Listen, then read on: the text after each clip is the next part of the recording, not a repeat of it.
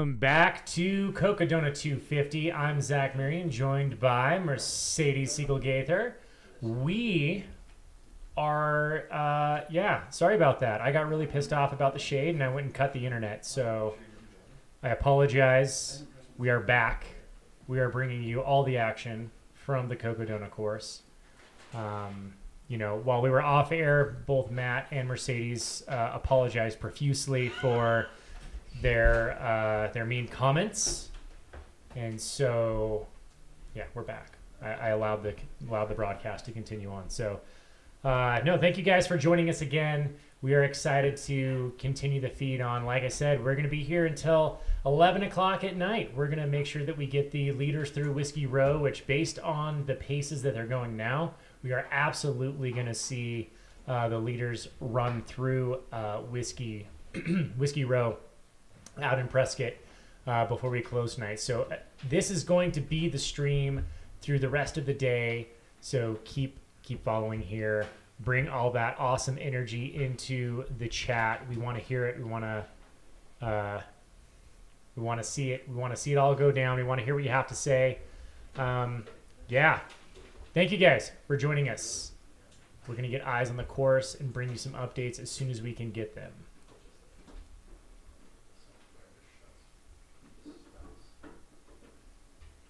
Mercedes, what did we miss while I was gone? You missed. What did you miss? Did anything happen? Anything fun things happen on the field? ladies left the aid station.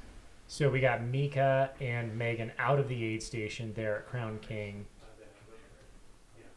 It looks like. Have we seen third place female come in yet? I don't think so. It's been down for a hot minute though. Yeah, we may have seen. We're going to get some information. Hopefully we see. Rachel is about just under 2 miles. Okay, so we've got our third. We have word that our third place female is 2 miles out of Crown King. It is downhill from Lane Mountain to Crown King, so it should be some quick work made of those couple miles. Let's see when she comes in here. And also we are going to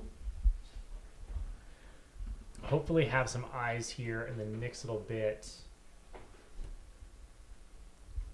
Bring you some information here as soon as we get it. Y'all don't need to see our faces anymore. Let's just pay attention to the beautiful views here on the course. Thank you for switching out to that. Look at that. Look at those amazing, beautiful butterscotch pines. As I affectionately have called them my entire life, butterscotch pines. They're right there. You could go redeem yourself and smell one. Told you I'm a former Boy Scout, Eagle Scout, nonetheless. I've smelt a pine or two. Mm-hmm. Might need to see some accreditation for that. Okay, who's this guy?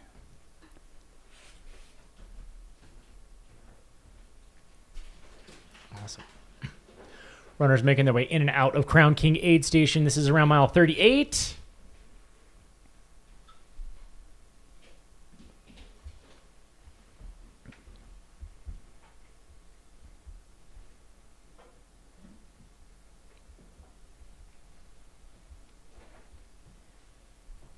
So from Crown King, they got themselves a nice hardy climb up and over the pass as they make their way into Arastra Aid Station at mile 53. So again, this is another large section of course between the two aid stations there. And then once they leave Arastra, they've got a nice big climb to one of the high points in the first half of the course at Camp Kippa. So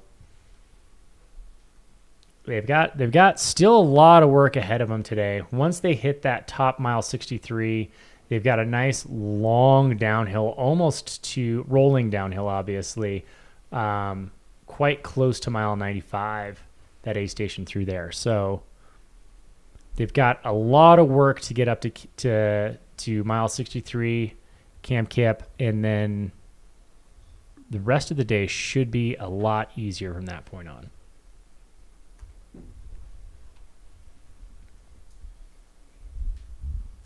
Okay, who do we have on camera right now?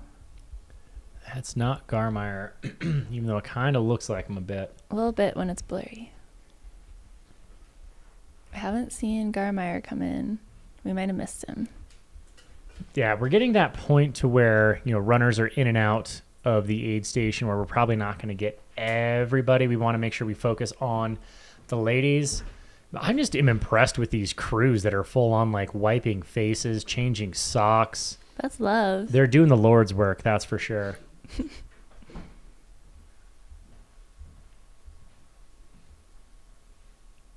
Yeah, this next section of the course, leaving Crown King,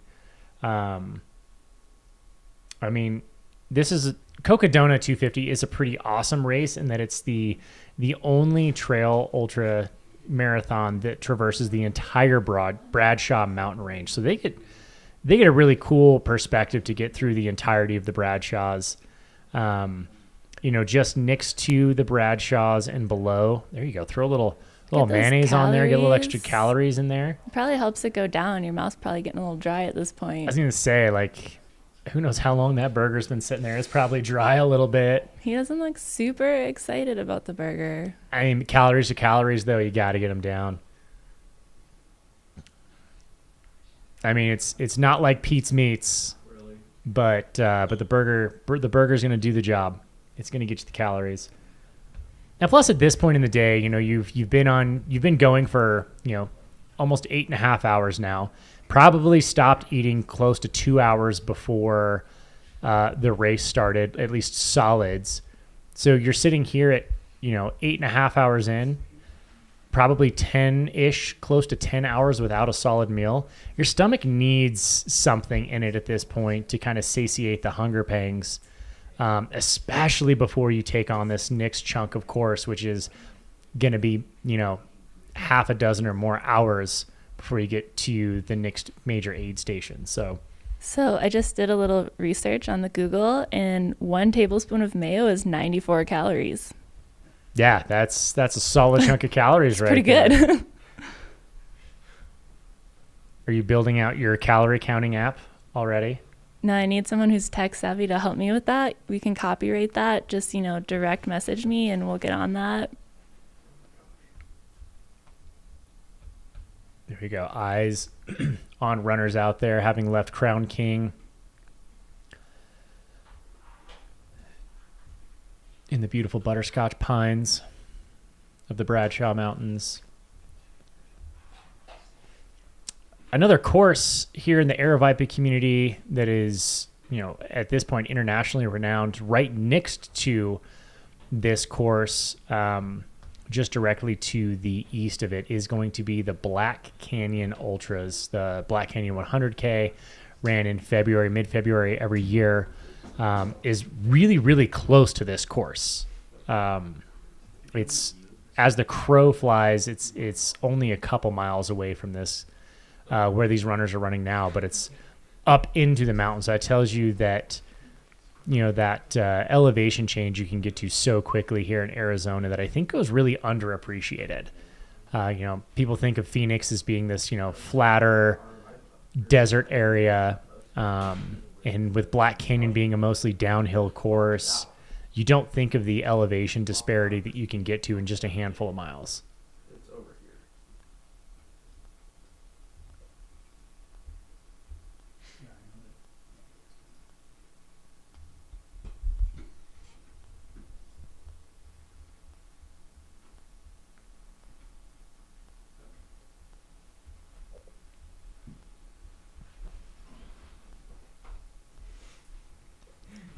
We got orange hat guy, orange shorts dude, and Mayo Man now on course.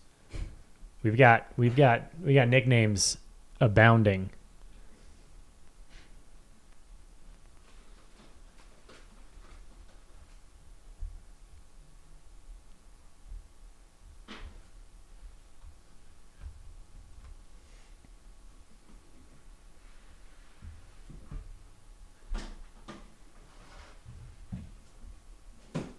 Oh, we also do have I think this is Rachel. Milkman, Mike McKnight.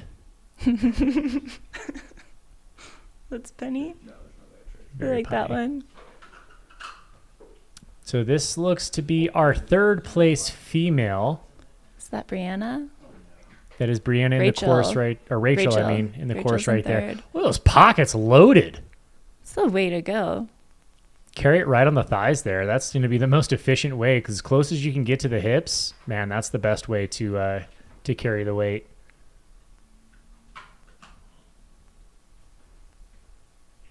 Don't forget the sunscreen. Probably feels so good to not have that pack on and just bounce around. I feel so light. This 20 is pounds amazing. later.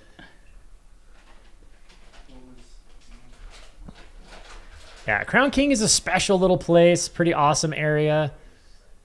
And really, this is kind of where the action starts to increase a bit. We're going to see the runners come through here at a much higher, significantly higher rate than we had seen in the past. We've got pretty decent coverage in terms of our reception out there, and we've got a team that's going to be getting the runners in and out. So hopefully able to bring you a little bit more of that, fun, in-depth coverage.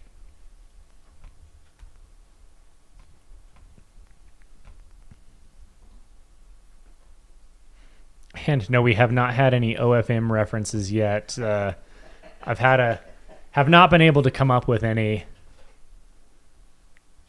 I'm also just deathly afraid of Jeff Browning, so I'm not going to make any comments on that.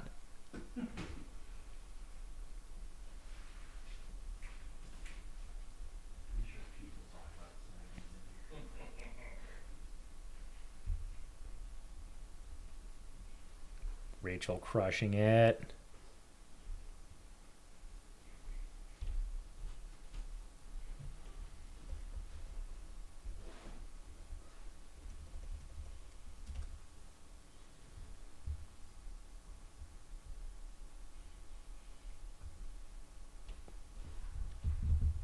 Oh, that's a really great question out there, that after Crown King, do they still need to have the 4-liter capacity, or is it just the first part?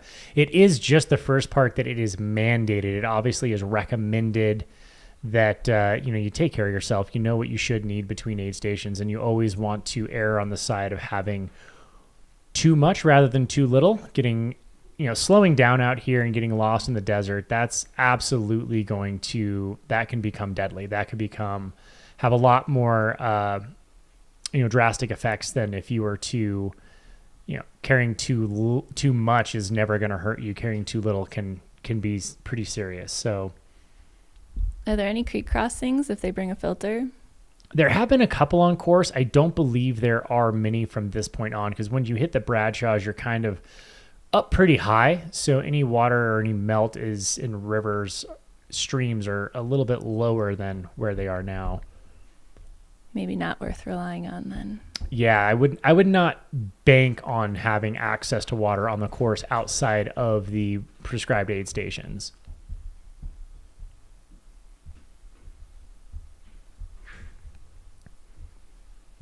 Drones today are doing the absolute most, bringing us some amazing coverage, beautiful views. You can actually see the course. For those of you who have not yet signed up, I don't know if you heard, but registration opened up at noon today. So you can sign up for Cocodona 250 2025 right now, right this very moment. Are you going to sign up? Absolutely not. I will not.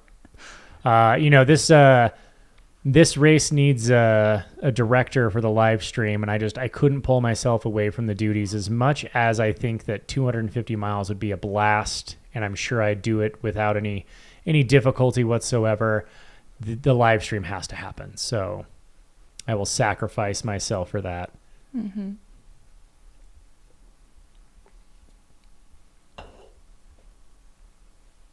On screen right now, we've got Rachel. This is our third place female. Having moved up a little bit throughout the day, she is just throwing on that sunscreen.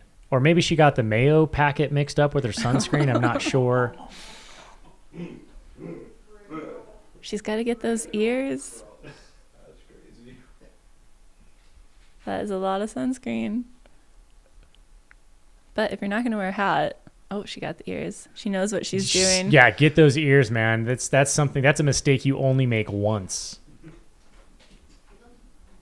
Just like forgetting your squirrel's nut butter. It is a mistake that only gets made one time. And then you learn. You learn valuable life lessons.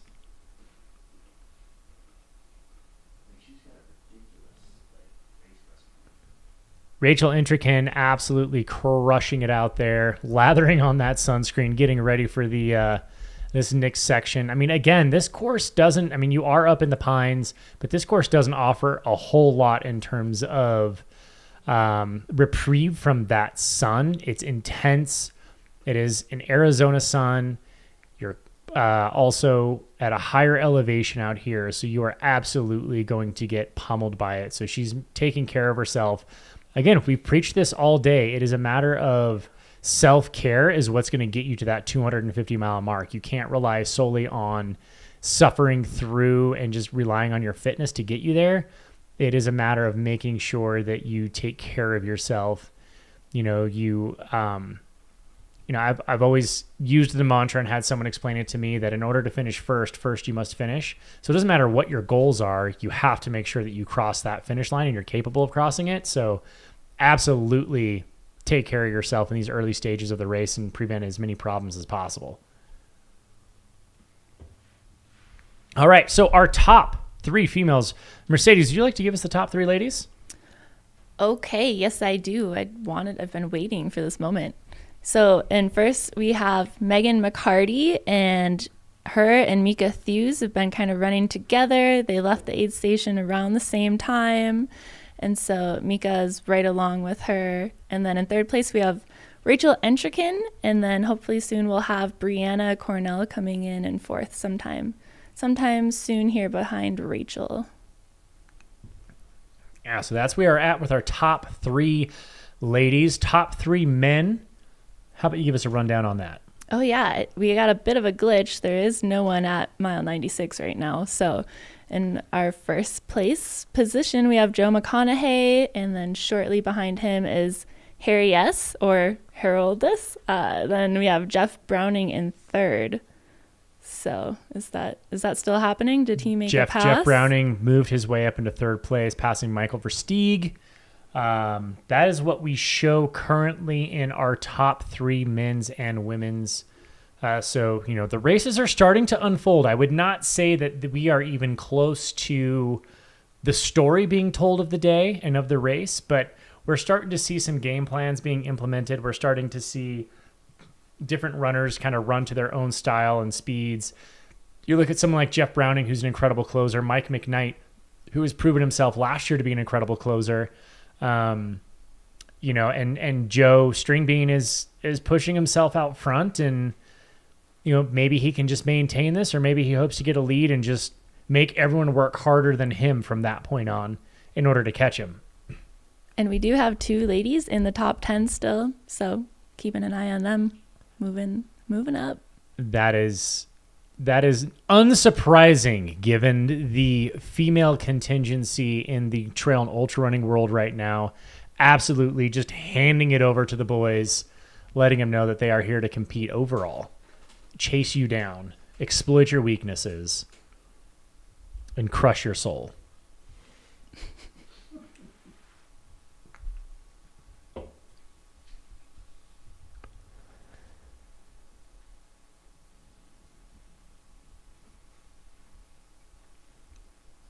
Yeah, and the leads on the men's and women's field, it's pretty much Mika and Megan with Harry S. and our String Bean out front. When both of those sets of 2 have a fairly significant lead on the rest of the field. So they have kind of broken away.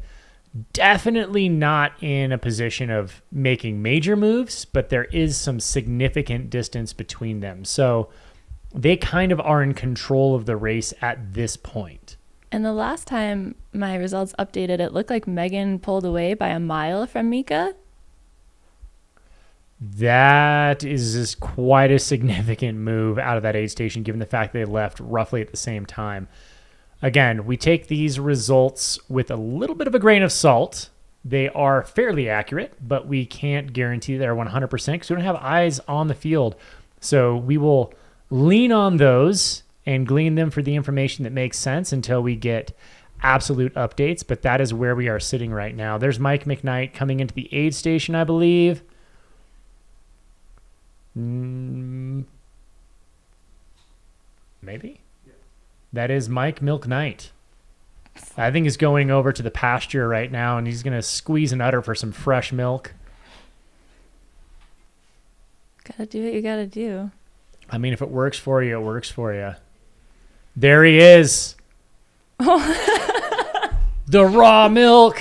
This is why we call him Mike McKnight, ladies and gentlemen.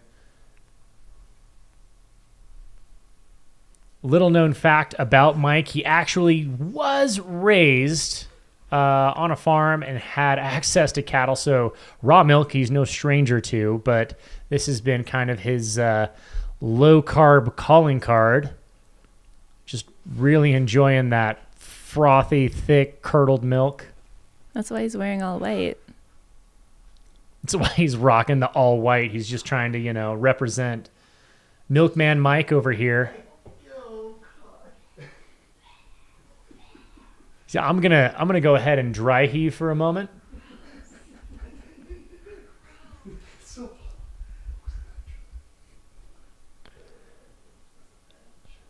I mean, how do you? Does he have like a milk sponsorship? Is that like a? Is he from Wisconsin?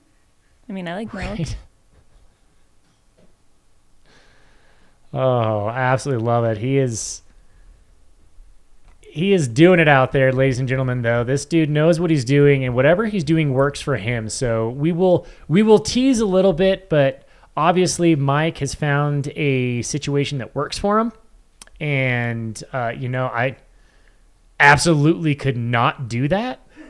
But hey, he would destroy me in this race. So got to give credit where credit is due. He's the current record holder on this course. So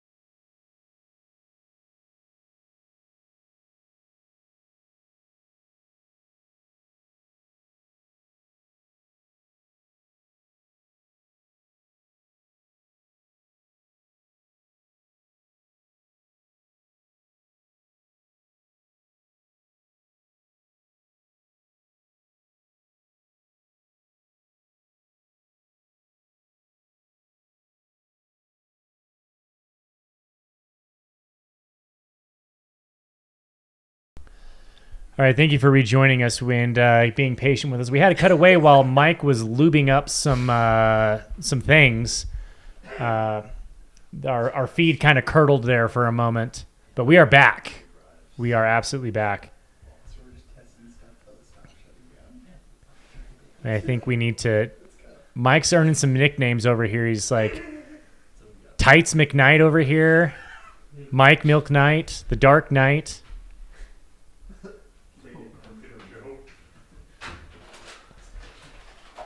taking the time he needs here in the aid station to get himself taken care of and get out of there. Oh, he does eat carbs. There are some grapes in there. Attaboy, get out there moving pretty well. So you got a nice little descent coming out of the aid station, so he'll be moving pretty good through there. A pack full there.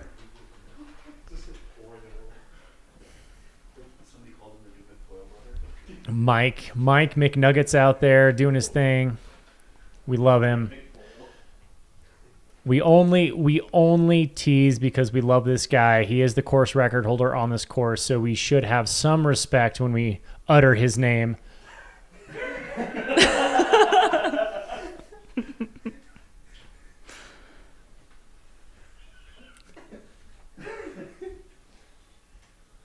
I'll be here all night, folks. I'll be here all night. All week. I'll be here all week. Mike Lube Wright. That's a pretty good one. I like that one. Brianna should be. So on to the rest of the field, so we don't just focus solely on this dude. We got Brianna coming into the aid station soon. We got word on that according to the GPS tracker. So we'll keep an eye out, see where she's coming in. That will be our 4th place female. It has her in 3rd right now. Might be a glitch. Yeah, we take these updates with a grain of salt or an ounce of milk, whatever you want to say. So we just I'm gonna keep riding this train until it's dead. But we definitely want to keep an eye out for 4th place female. We apologize if it looks like we have them out of order according to the tracking. That is based on their GPS. So again, that can get a little glitchy. We will bring you updates as we get them in real time. Did Rachel leave the aid station? Last we saw, she was sunscreening up. There was quite of attention in other places, so I'm sure she has gotten herself out of there. I don't see her in that Speedland tent anymore. So yeah, lots of runners enjoying some watermelon today.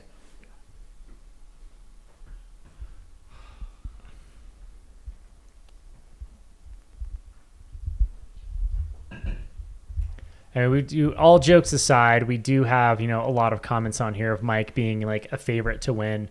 For those who are unfamiliar with his story last year, he was pretty far back in the race by this point. I believe he was in like around 70th place, moved himself up into 1st place, and also set the course record in that, heroic return from the dead, and absolutely just crushed it. So all jokes aside, he is a fantastic athlete, and we appreciate what he's done here on the course, and we know that he's sitting in a place he's very familiar with, and probably being in the top 10, top 15, he probably feels a lot more confident than being in 70th place. So we'll see how it shakes out for him. We anticipate he's going to move his way up in the field. Okay, that one wasn't nearly as funny. Do you think he ever drinks chocolate milk?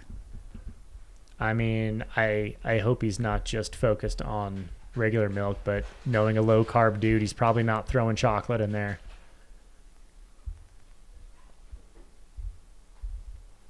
Some of that in the aid station action there, giving some love to everybody.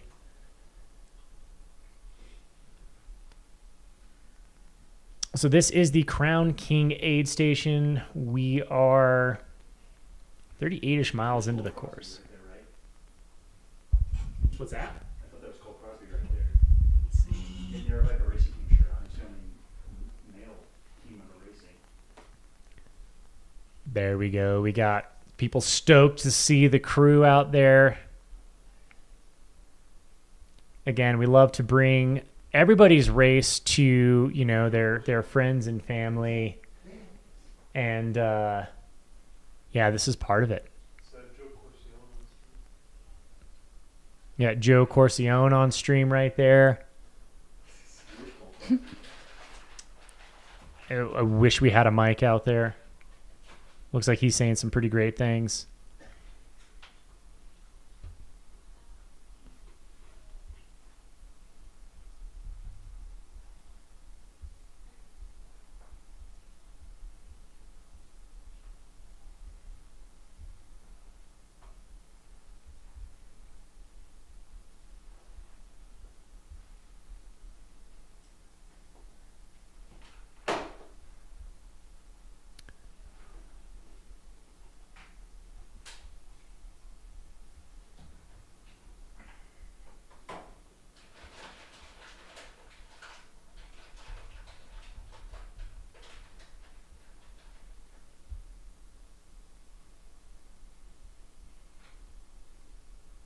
I see a guy in the back putting on some gaiters. How do you feel about gaiters?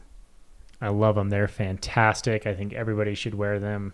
I probably won't, but they definitely do the job in terms of keeping crap out of your feet, out of your shoes. So yeah, comfy, happy feet. I'm not a huge gaiter fan myself. I don't like messing with them. In the past, I've had experiences where they kind of chafe a little bit and just aren't really comfortable for me. So, but again, I've never run a 250-mile race. So if I have, maybe I'd want gaiters. I've never worn gaiters, just extra stuff. It's extra stuff for me, things I don't want. My kind of thought is the more stuff I have to mess with, the more opportunities I have for things to go wrong or to annoy me. So I like to keep things as simple as possible. I know a lot of people who love gaiters. They're not the worst thing in the world.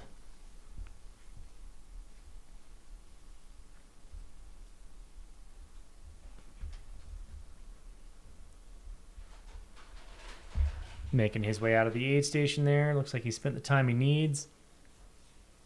Back on to Mr. Corcione. Looks like he's checking his Twitter feed.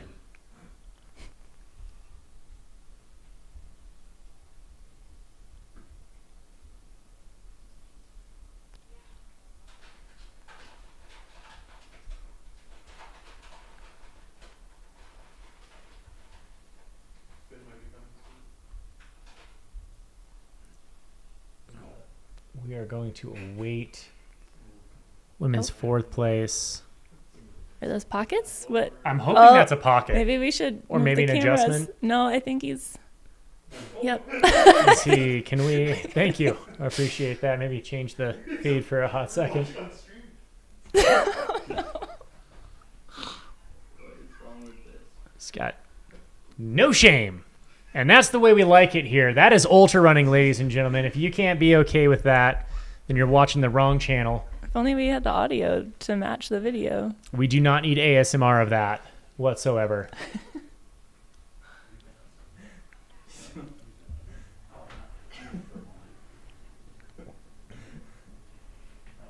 All right, so as athletes leave this aid station, they got a light downhill leaving the aid station. They have a climb up to their next peak where they descend down into Arastra with one little small bump towards the end there. But the next low point on the course will be Arastra. That's mile 53, that aid station there. So that's what they have ahead of them. And that climb is going to be a significant 1,000-foot climb in what appears to be like 2-ish, 3-ish miles. So it's not light. You know, they have made some significant climbs already for the day. You know, after descending Lane all the way down into Crown King, they do have to go all the way back up to about that same elevation that they just descended. So that's going to be an aggressive climb for them out of there. But again, once they hit that at mile 40, it is a nice descent, pretty aggressive descent to some rolling, flatter terrain with a little climb, little bump climb towards the end when they get into Arastra at 53. So a mostly downhill course from 40 to 53.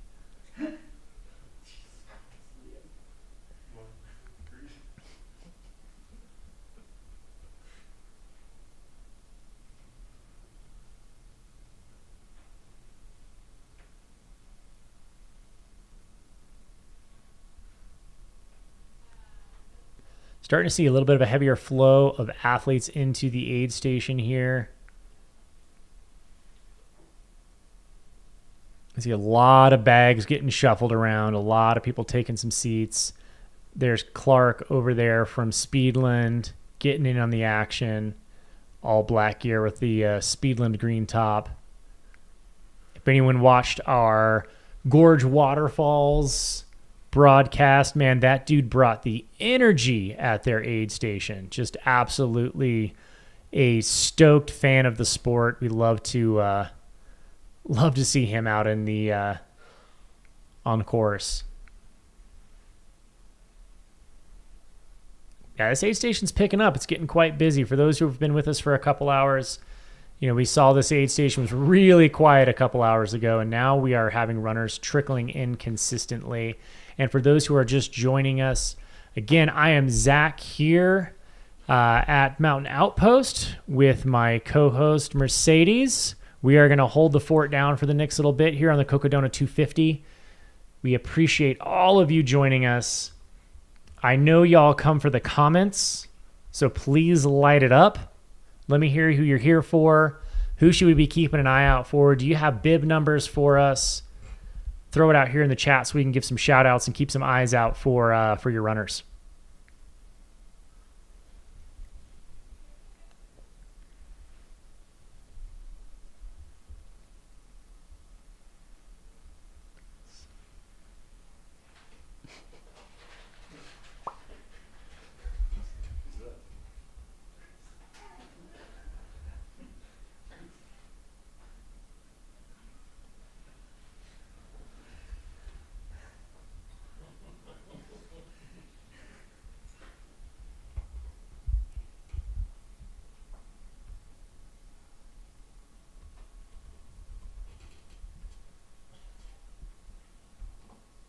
Heck yeah, we got some shout outs for Elsa Jarski, number 66. That gal who had herself a second place finish at Tahoe 200. Girl knows how to party. She has a great time. Recently walked into this race with a little bit of a bronchitis situation, but it seems to have cleared up just in time for the race. So hopefully she's doing well out there. We should keep an eye out for her. If you see Shrek ears out on the course, that is definitely her and her crew. They know how to have a good time and party, which I think really plays into her strength towards the end of the race. She just gets into it, gets that forward lean, that forward momentum attitude where it's just go, go, go, and you should be seeing her up on the feeds, moving up in the field throughout the next couple days. So keep an eye out for number 66, Elsa Jarski. Getting a lot of love for Finn Melanson right here. Here he is in Crown King.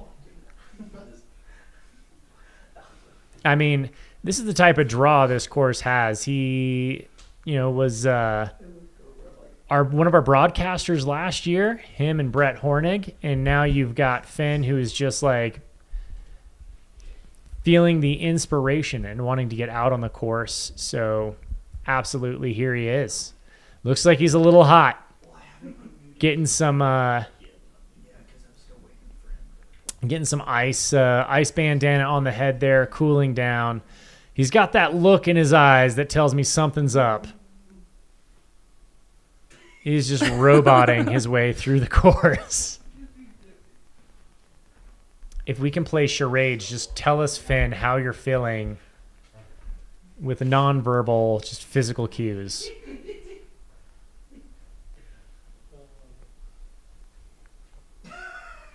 We got a thumbs up. That's good.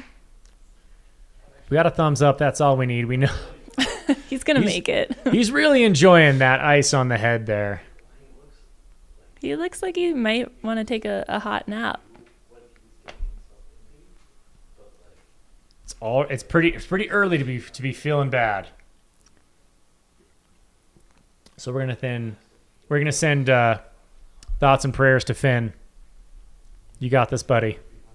He just needs some milk. He just needs a gallon of raw milk, and he should be out of that aid station in no time.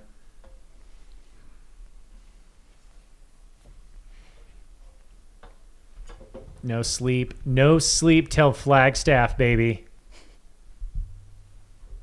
These runners got a lot of miles ahead of them.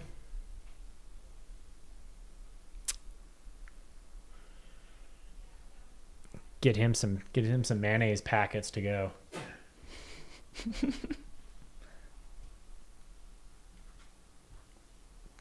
I don't know. Is this the race that you just kind of like throw everything out the window and just say whatever it takes to get me there? I'm trying all sorts of new things.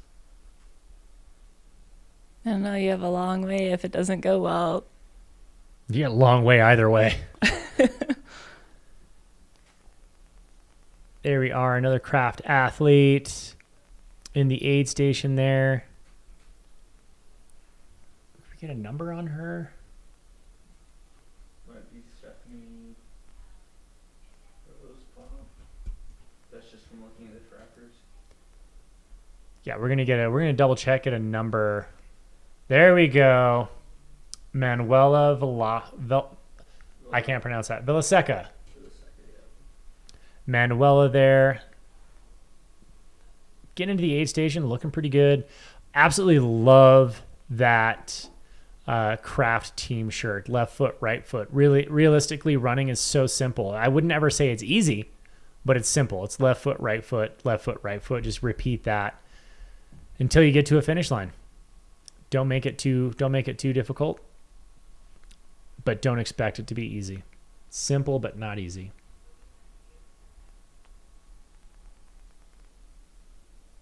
And she's our 5th place female, it looks like. I believe this to be our 5th place female. I think she's been moving up. As you would hope so at this point. Like, start conservative, be chill. You got a lot of time to make moves.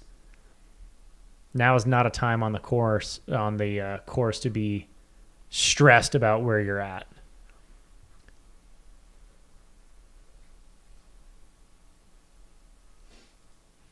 That is Elsa Jarski right there. Girl knows how to have a party.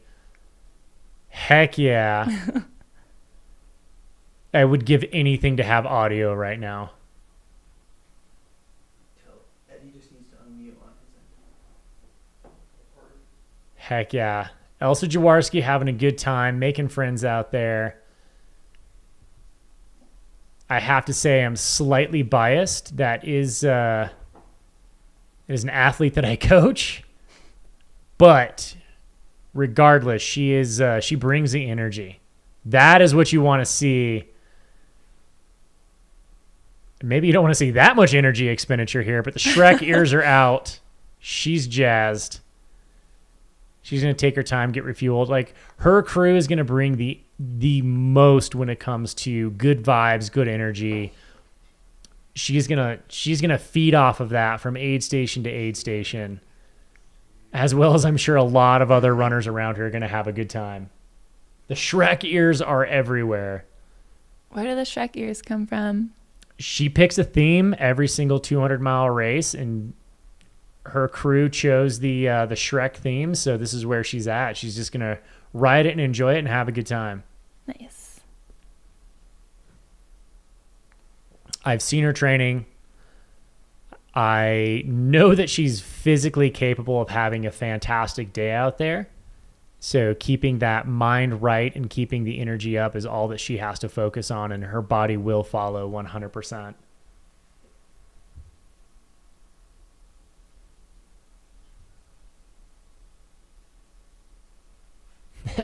Comments out there. As an introvert, that makes me tired. I tell you what, if you're an introvert, this is not the girl you want to have around. She's got energy for days, all good vibes, all stoke. I mean, I don't know if really you need much else to get through 250 miles. I think that's the most important thing you can have. Crushing the mac and cheese. Getting her hair rebraided. Well, she's got mac and cheese in her hair. Could use that later. I mean, she's just storing it for later, right? Just throw a little mac and cheese in there. Dude, crush those calories. I'm so proud of this girl right now. The pride of the Wasatch, women of the Wasatch, I believe co-founder. Don't quote me on that. Elsa just having a good time. We're going to get some audio in there to see how she's doing, so we can pick up some fun audio there.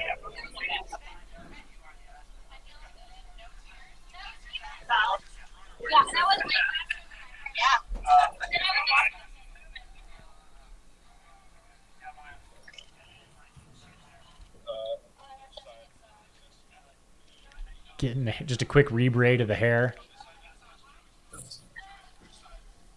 She's got the race glitter that makes you faster. She's got race sparkles, man. Apply liberally. Just always just push me out the way if I'm in the way. She's got moves. I don't think Is there music on? I don't think she needs music. She is the vibes. Now, I don't think I've ever been on a run with Elsa where she has not busted out like a mid-race dance routine.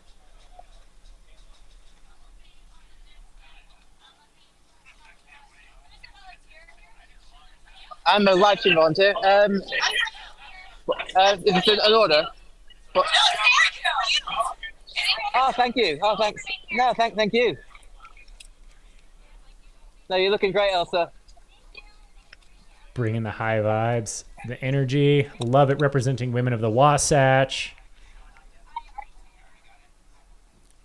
So she is a major part of a large women's focused trail running group out of Salt Lake City, Utah, Women of the Wasatch, a cornerstone of that community, and just absolutely crushes it out there. I lived in Salt Lake for a number of years, and after I moved, this Women of the Wasatch took off, and they have just dominated the trail running community out there, and making it a safe space for women to feel included and safe out on the trails. I really have to rein her in as a coach and make her not do double runs every day, because she's just created such a community that she wants to go out and just run multiple times a day, because she just has a huge crew of athletes out there. We got Bree Sullivan out there crewing her, a Phoenix original, yep. Phoenix native out in Salt Lake now.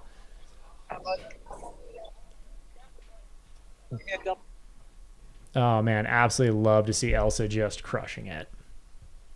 We're going to turn our attention out here to some runners leaving the aid station.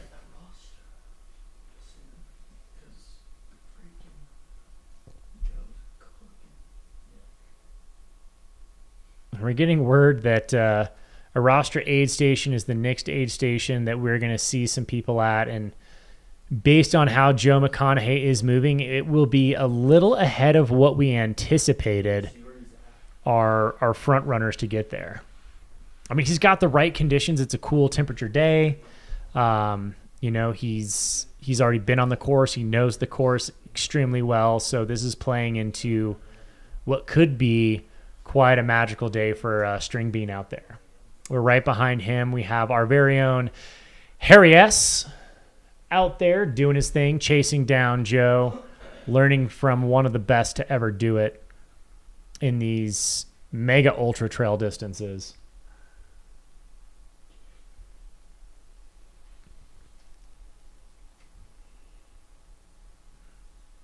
That looks like just some great road / trail. I don't know what you call that. Mining road. Technically an Arizona highway. Is this on public lands? Is it like an old BLM road? Senator Highway is what that is. Yeah, that's one of Arizona's finest highways right there. It's an old abandoned railway from a century ago. So do you have anything else? It looks pretty cruisy to me. At one point maintained, I'm sure, because you don't find a road like that in the middle of nowhere. Getting word that is a nearly century-old railway from Crown King down.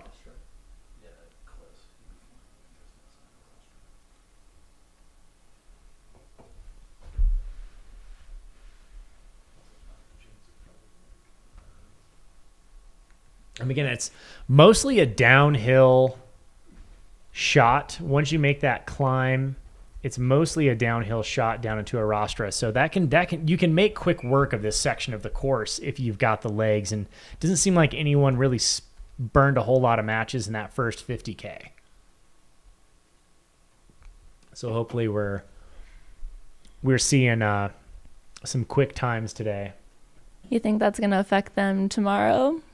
Yeah, I mean, that's the risk you take, right? Like, where do you want to burn your matches? Where do you want to put your energy? I will trust that Joe knows what kind of energy output he can expend over multiple days.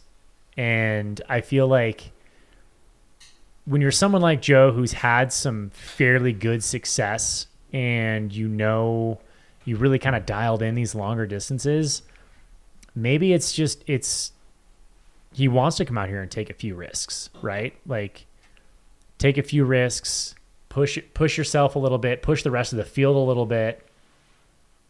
Time will tell whether it pays off or not. I guess so. And is he thinking like 20-minute naps? Did I hear that earlier?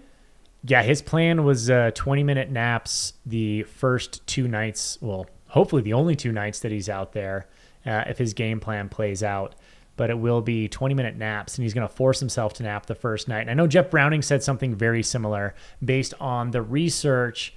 A 20 to 25-minute nap is like enough to get a good reinvigoration in the body and recover and rest just enough to be more mentally focused, because that's where you really run the loss, is not physically needing the sleep, but mentally needing the sleep in those 48 hours. Otherwise, you can get... Jeff said the first time he did this, he didn't sleep the first day, and it made him get just really kind of delirious into that second night.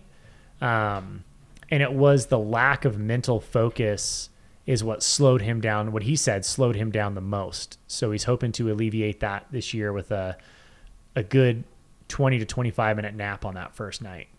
I would think that would just help overall trail running, so you're not tripping over your own feet. Exactly. That's, I believe, going to be the idea there. And wish we knew who that runner was that we were just watching back here at Crown King. So thank you for joining us here on the Cocodona 250-mile live broadcast.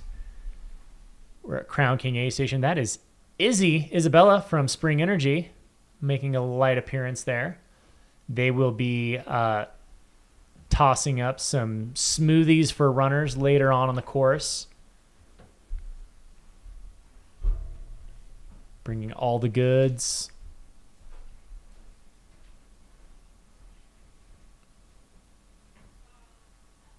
I believe we just had a slight sighting of... Was that Ashley, the pink hair? That was Ashley Paulson. Yep, Ashley Paulson there right behind the camera that everybody's got their cameras on. Let's see if we can't get some eyes on Ashley Paulson through one of our cameras. But... no stranger to long distance, the record holder at Badwater 135 and overall winner, I believe, within the last couple of years. So, she's no stranger to long and hot races. So, and also just in terms of energy levels, that lady brings it. She said she loves the heat. I'm curious how she'll feel overnight if it gets too chilly. Yeah, I mean, she's from St. George, Utah, so she is no stranger to hot temperatures, lots of sun exposure. It is a lower elevation. You're sitting at 3,000 or under feet. There she is. Yep, that is Ashley Paulson. She's not afraid of a camera, that's for dang sure. Speaking of extroverts, that is 100% this gal. I think she's on like a USA show that just came out. I believe she might be. She's also a trainer for iFit. Her and I are both trainers for iFit. And, I've had the pleasure of being around her quite a bit and sharing a lot of time with her. And she is literally one of the most positive people I have ever been around. And again, runners like her and Elsa having that positivity and that energy, like, it's got to be kind of a secret weapon. There's her partner right there to the left. He's at every single race that she does. He is absolutely just an amazing support system for her. One heck of a dude, that's for sure. We can get around the camera. There we go. That bright pink reddish hair, that is absolutely a calling card for Ashley Paulson. And I think she's super pumped. She's about to be a grandma. Yeah, this is no big deal. I think she's only a couple months away from being a grandma. So she's super jazzed about that. Make sure to highlight that whenever she gets the chance. Oh, taking her ketone shots.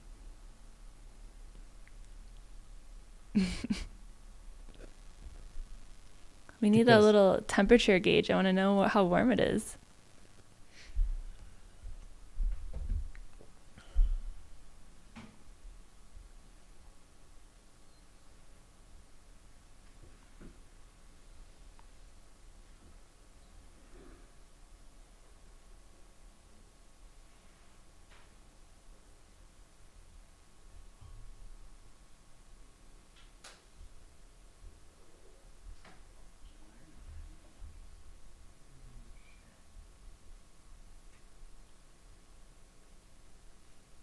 So we've seen a lot of these runners taking a little bit more time, taking care of things. We've seen them take care of nutrition. We've seen them take care of, footwear changes, cleaning things off, taking care of the naughty bits with some squirrel's nut butter.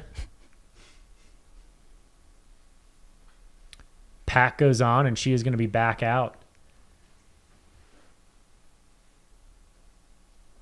I mean, Ashley Paulson is one of those athletes who's got just incredible leg speed, not just in the ultra running community and ultra distance type stuff, but I mean, she's got incredible marathon results as well. Was she a professional triathlete previously? She was a professional triathlete. Has a great aerobic base, I'm sure. Yeah, incredible aerobic base. She's got the turnovers.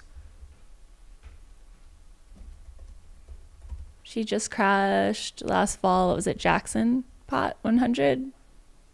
Did I mess up the name of that one? I cannot remember which one that was. Yeah.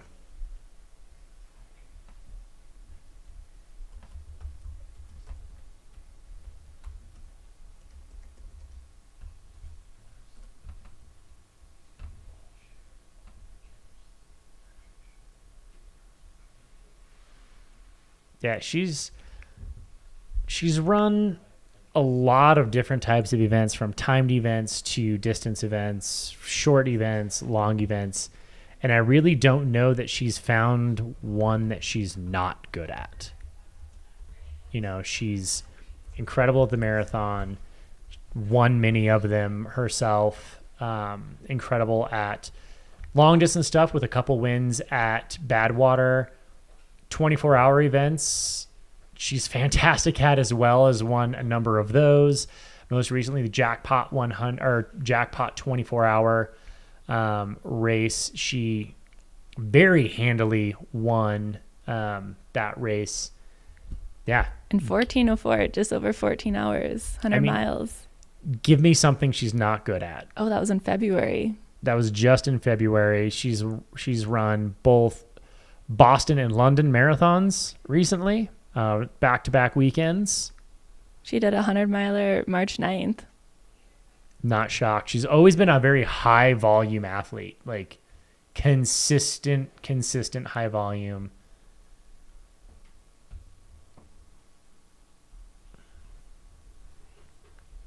Absolutely awesome. Go, Ashley. Keep crushing. Representing Utah. Between her and Elsa Jarski, you've got northern and southern Utah just covered in positivity and sparkles.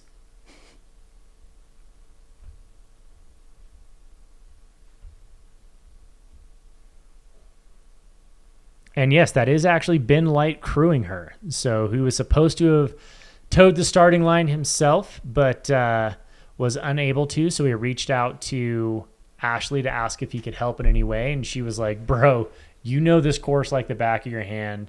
You've crewed it, you've attempted to run it, so yeah, I'd love to have you on my crew.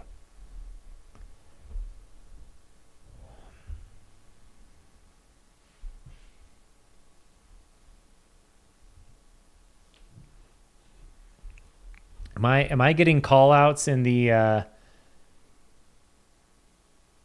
chat here for Jeff to make a Cocodona 2025 film? I think the people are calling for it.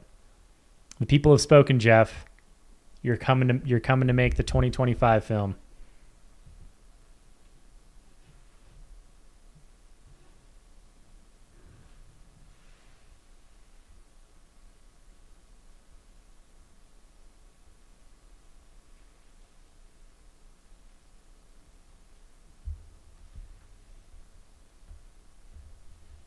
Some call-outs reminding us that Cocodona eats triathletes for breakfast.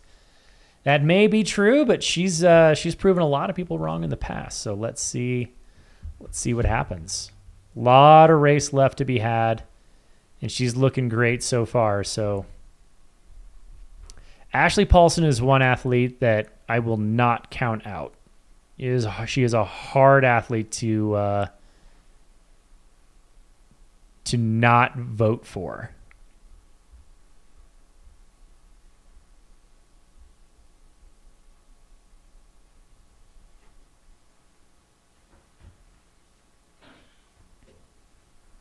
There she goes out of the aid station. Nice and smooth.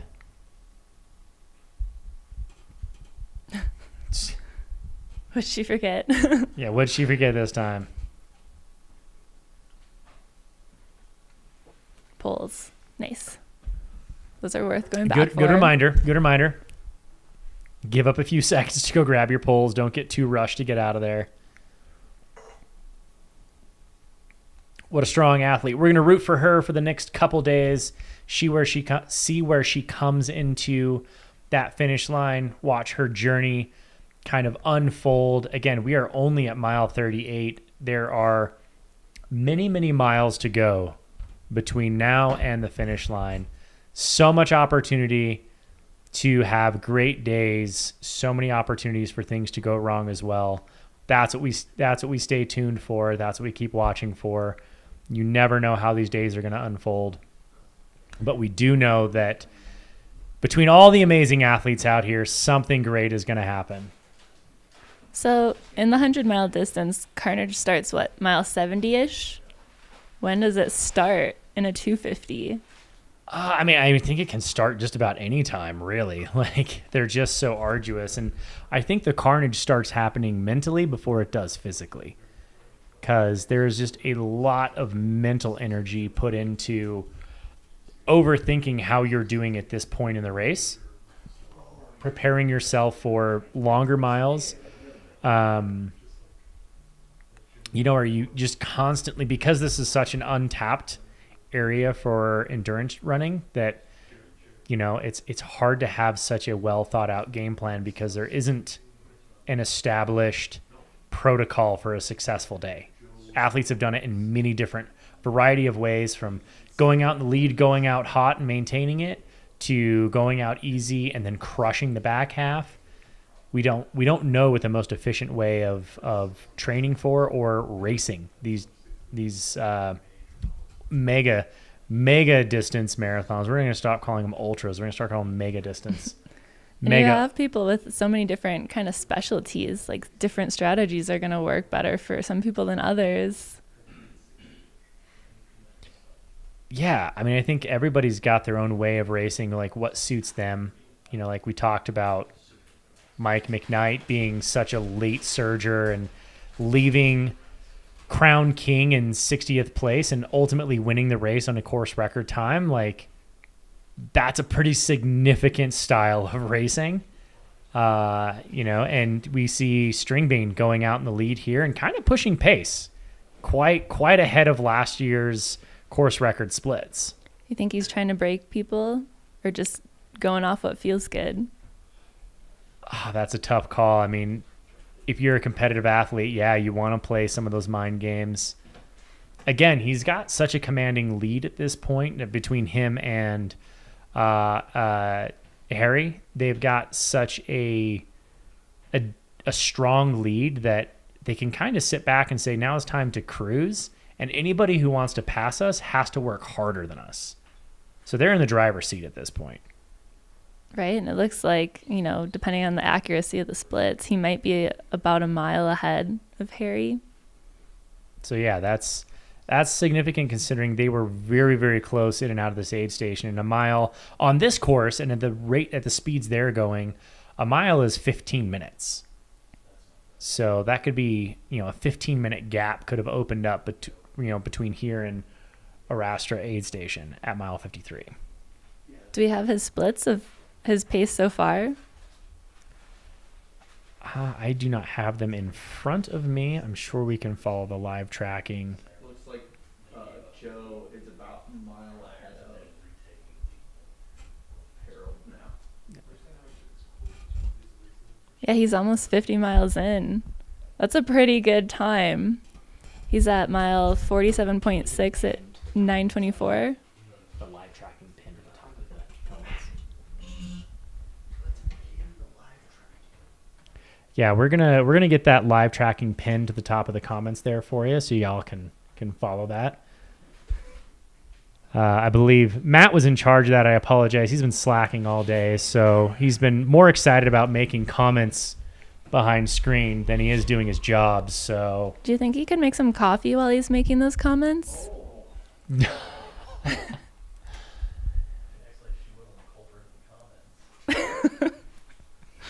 yeah, you started those comments, so let's.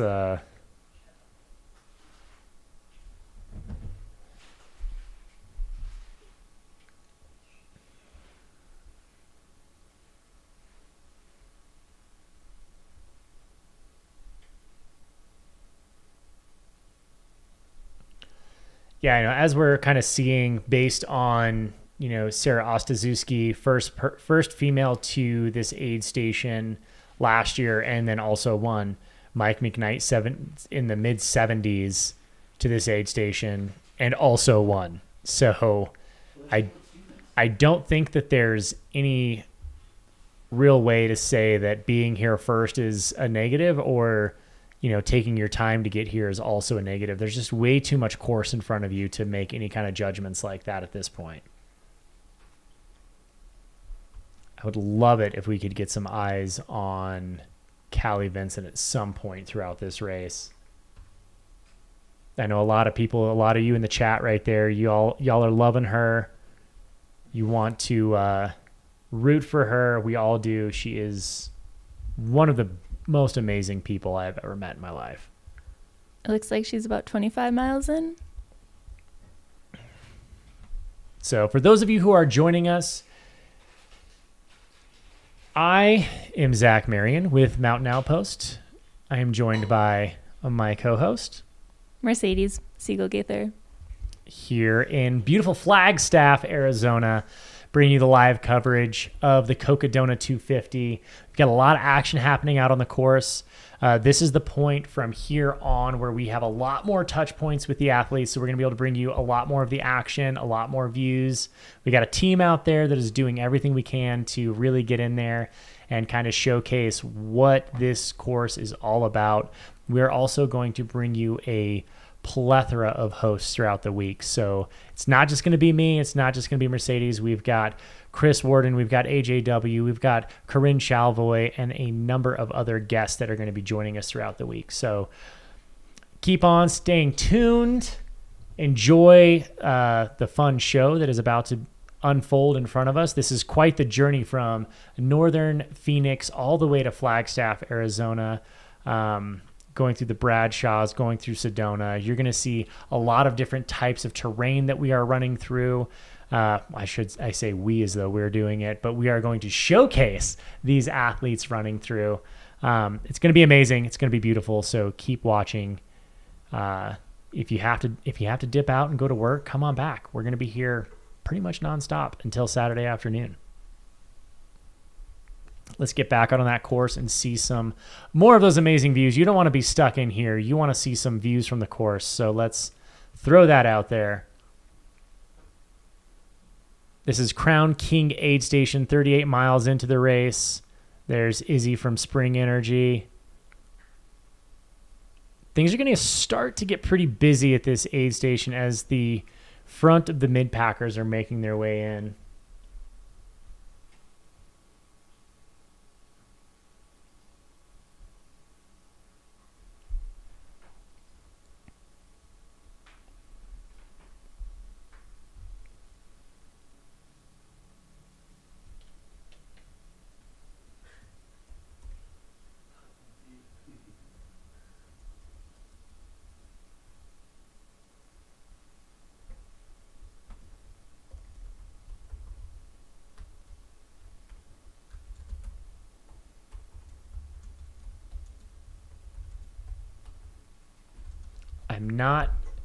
don't have any official DNFs at this point that we have record of, but we're going to keep some eyes out and see if we've got any official drops to this point.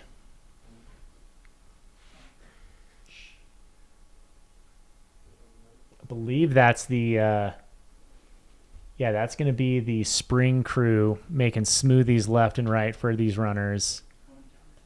What's the cutoff for this aid station? What time do they need to get through?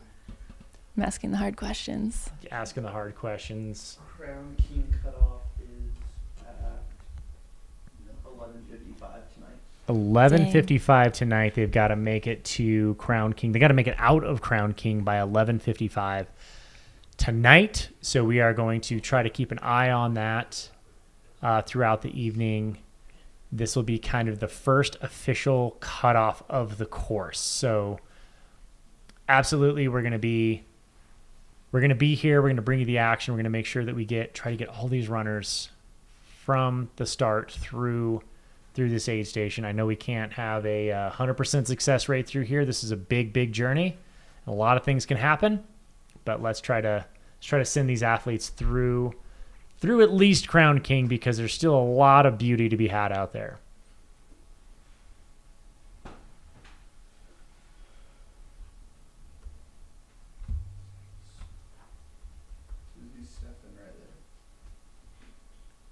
Susie Steffen is who we've got our eyes on right now. She's kicking those feet up, having a seat, enjoying some relaxing moments here in the aid station.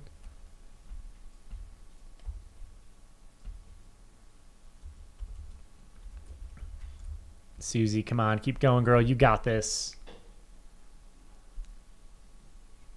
I think at this point it's safe to say we're just sending thoughts and prayers to all these poor souls making their way another 200 miles through Arizona desert. And their crews. You think And their their crews are crews. getting any sleep? Yeah, no, these crews have a pretty serious job ahead of them. It's that hurry up and wait game where, I mean, you can see some of these setups are like fairly extravagant. Have you crewed a 200? I have not crewed It's a 200. brutal. Absolutely. I could only imagine just the toll it takes on not only the athlete, but the crew as well. I think it might be harder than a lot of things I've done. Oh, I was absolutely serious when we rolled up on Saturday to get the broadcast set up, and Jamil, I was joking with Jamil that I would rather him give me a 250-mile bib than go through this broadcast, because this is some work. I mean, next year, sign up is open. How many runners do we have signed up for 2025? I know we got more than 25. So you could be the next one. I could be the next one, or you could be the next one. I'll crew you. Actually, maybe you can crew me. Yeah, we'll let you go do it. Rock, paper, scissors. We'll Rochambeau for it. We'll see who wins. Yeah, no. So for those of you who are interested, sign up has officially opened for Cocodona 250 2025 next year. It gives you a whole year to train. Anyone can do it in a year. Yeah, you most likely don't have plans yet for next year, right? Yeah, it's a whole year out. We know you don't have plans for that date, that week next year yet. You could be on the live stream. We'll get some cool drone shots of you. You can show your friends when you're done. You can start planning your outfits now. Ooh. Be perfect. And your snack game. Start working on that snack game. Absolutely.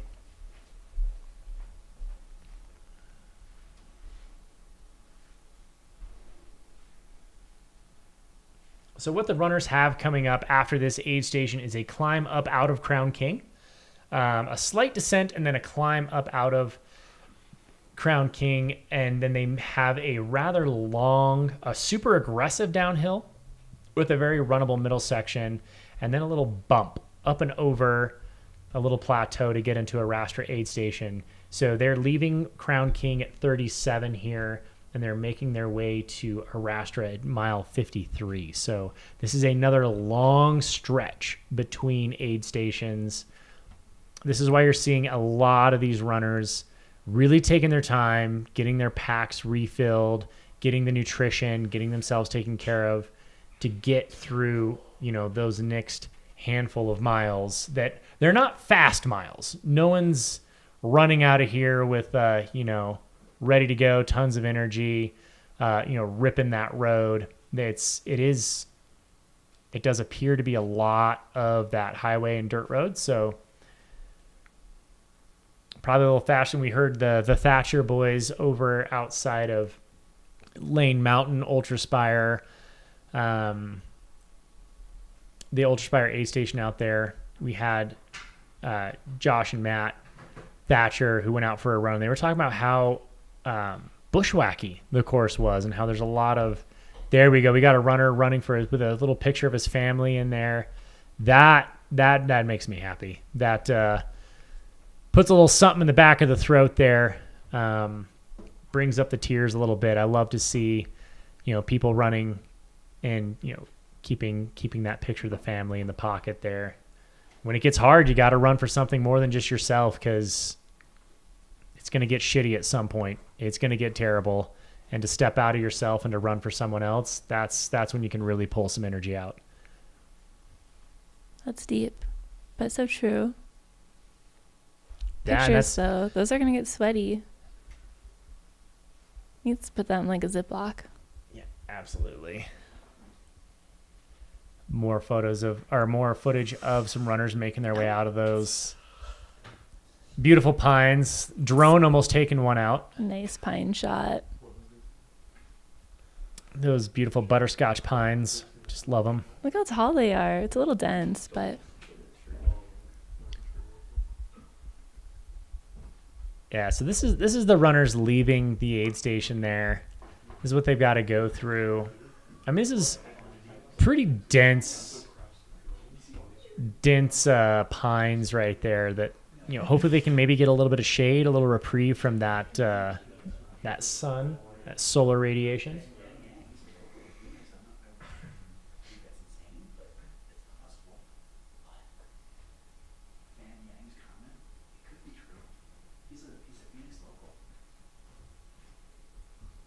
looks like people are naming their kids after this race. That's a pretty name, Cocodona. We got Fanny Yang in the comments there. Just named his newborn daughter's middle name is Cocodona. That's not a bad name. It's pretty. Does that mean he's done the race? Because if not, he should probably sign up. He did run it last year. He's a Phoenix native. That's awesome. So that's how tight this community is. You love it. There is somebody who named their daughter Jamelia. Seriously. They met through the Arastra running group and named their daughter Jamelia.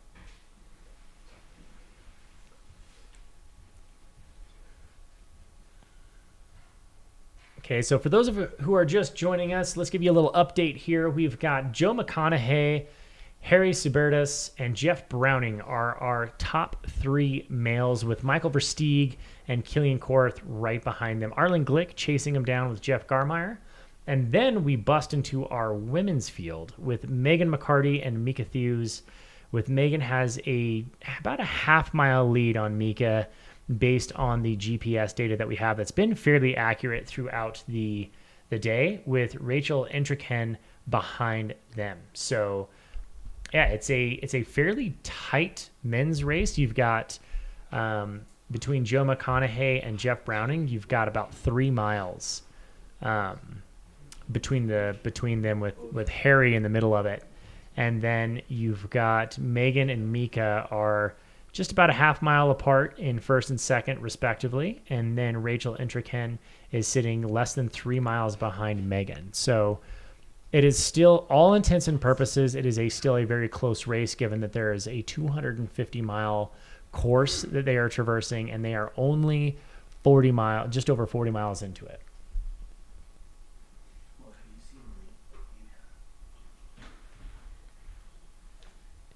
And yes, as some of you may have noticed, our top 2 women are in the top 10 overall.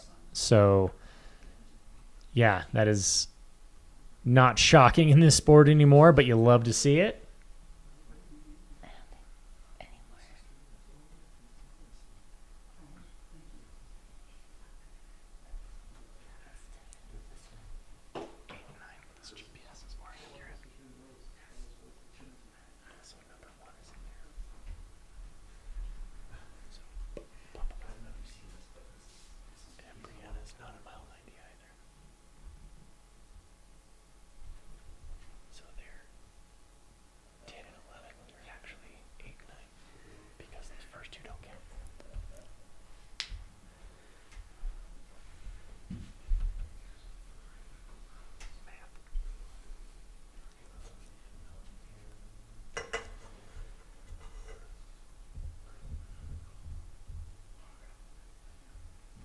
All right, what you're seeing out here is some of those beautiful pines of the Bradshaws. This is just outside of Crown King Aid Station. This is what the runners are going to be traversing for the next handful of miles. They've made their way up onto this plateau. They've been climbing quite a bit. They had a little descent down into the aid station, but now they got to climb up out of it, where they will then make a nice long descent into the next aid station. It's getting busy throughout that aid station there. You're going to see a lot of crews in and out. Again, there's a staging area at Bumblebee. Those of you who are familiar with Black Canyon 100K, Bumblebee aid station is the staging area for this aid station. So runners aren't allowed, or crew is not allowed to go up to their runners until they hit Lane Mountain aid station and make that descent into... Oh, no. We are getting a lot of Squirrels Nut Butter advertising here. Oh, that's a good shot. Let's go to that shot. But yeah, we've got that staging area out there in Bumblebee. Runners, crews are allowed to make their way up into this aid station at Crown King as soon as our runners hit Lane Mountain. So we're going to see crews trickling in and out. A lot of runners coming in. We're going to be hitting that mid-pack here in not too long. So I would expect the crowds and that aid station to get real busy. Spring Energy is going to be whipping up a lot of smoothies here soon, feeding all of those runners some high-calorie smoothies. Maybe.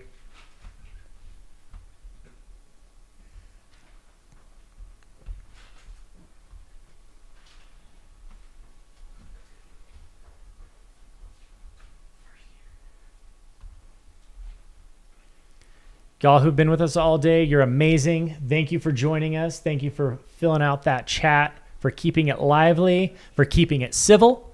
We appreciate those who are respecting not only the community, not only each other and the runners, but also the sanctity of these broadcasts. Keep it light, keep it fun. Be serious if you want, but don't ever be mean. There's no need for that.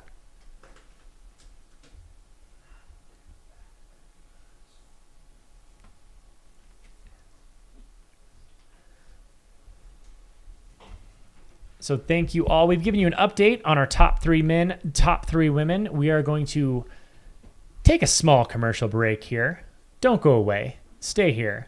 Keep tuning in. We've got some amazing, amazing partners who have allowed this broadcast to happen. So sit back and enjoy a few fun commercials. This is your machine. It is strong and fast. Tough beyond measure, brave beyond belief. It will take you high in the mountains, deep into the woods, over rivers and deserts, and further within yourself than you have ever dared to go.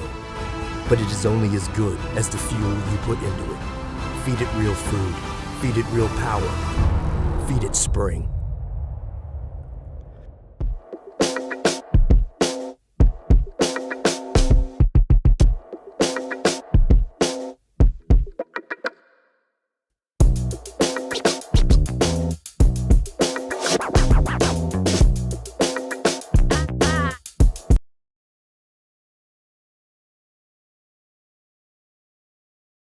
Today's broadcast is also brought to you by Speedland, the best trail shoes ever created. This is the brand new commission, the GS PDX, the 6th model in Speedland's short but illustrious history. You'll notice it's a throwback to the initial colorway of the first model, the SL PDX, though this is built on the GS platform.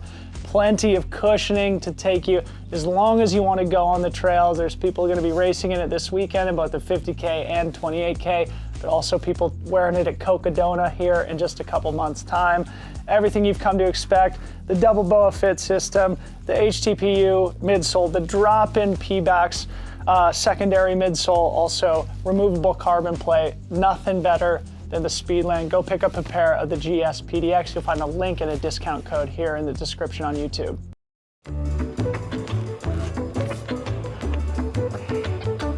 I know that you've been fooling around on me right from the start. So I'll give up and I'll take back my heart. And when you're tired of fooling around with 2 or 3, just come on home and fool around with me.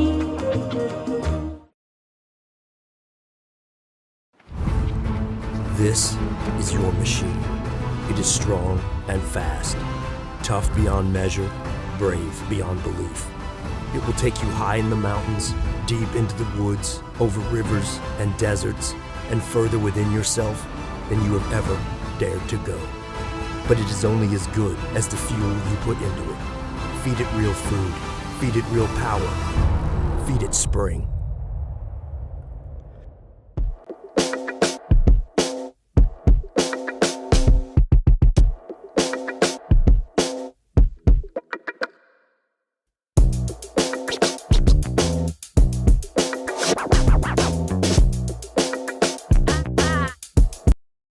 Today's broadcast is also brought to you by Speedland, the best trail shoes ever created. This is the brand new commission, the GS PDX, the 6th model in Speedland's short but illustrious history. You'll notice it's a throwback to the initial colorway of the first model, the SL PDX, though this is built on the GS platform. Plenty of cushioning to take you as long as you want to go on the trails. There's people going to be racing in it this weekend in both the 50K and 28K, but also people wearing it at Cocodona here in just a couple months' time. Everything you've come to expect, the double BOA fit system, the HTPU midsole, the drop-in P-backs, secondary midsole, also removable carbon plate. Nothing better than the Speedland. Go pick up a pair of the GS PDX. You'll find a link and a discount code here in the description on YouTube.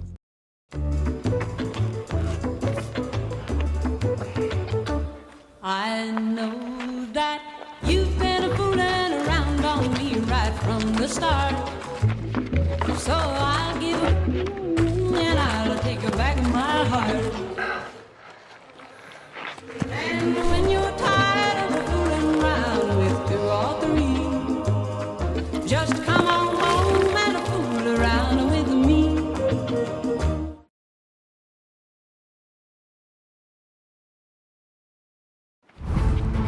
This is your machine.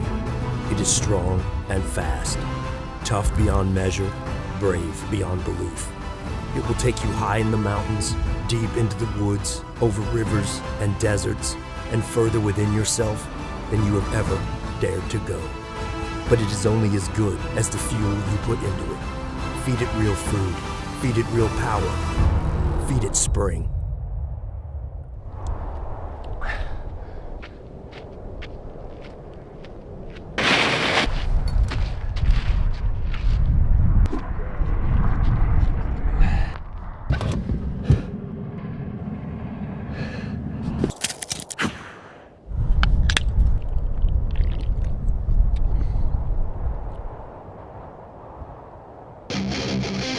Soda! Oh, the energy of soda.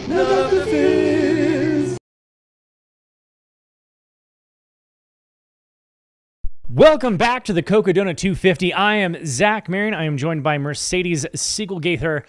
We are with Mountain Outpost, bringing you the best live coverages of the best races, ultra trail marathons in the world. I'm going to say it now.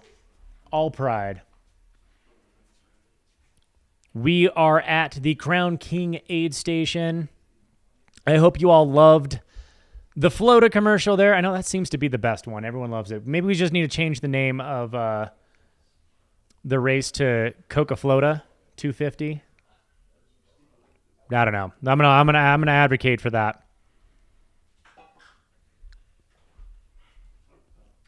Y'all are amazing in the chats. I love having y'all here. Thank you all for joining us. We are about 40 miles into the Cocodona 250-mile race, starting in northern Phoenix, making their way to Flagstaff, Arizona. My partner, Mercedes, is taking quite the extended break today, making sure she gets a little coffee to make it through the afternoon.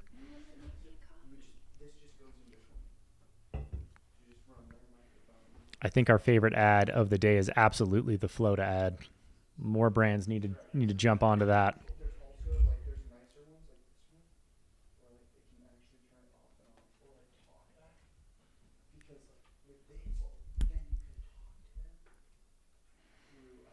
So where we are sitting at right now in the race, we have our men's leaders, Joe McConaughey, Harry Sabertis, and Jeff Browning, Bronco Billy himself, all about... let's make sure we are updated here. We have them about 50 miles into the race. There's about a 3 mile difference between Joe McConaughey and Jeff Browning, with Harry Sabertis in between. And then we're going to roll on to our women's top three, which is Megan McCarty, Mika Thews, and make sure I get this right. It's not Eliza's. On our GPS data, it shows Eliza Lapierre and Rachel Intrican as third and fourth. Rachel Intrican was who left the aid station in third. So we will keep an eye out for exactly what's going on there. But there is only 0.3 miles that separates the two of them. So a pass could have very likely taken place there. And in the top 10 overall, we do have Mika Thews and Megan McCarty in second and first, respectively. So our top two women are in the top 10 overall, with Jake Jackson chasing, and they are chasing down Jeff Garmeyer. So we've got a slew of top 15 athletes that are just really doing a lot of incredible work to get today, making their way out of Crown King over to Arastra aid station. That will be roughly mile 53 is where they're making their way now. So they've been out on the course and have left Crown King quite a while ago.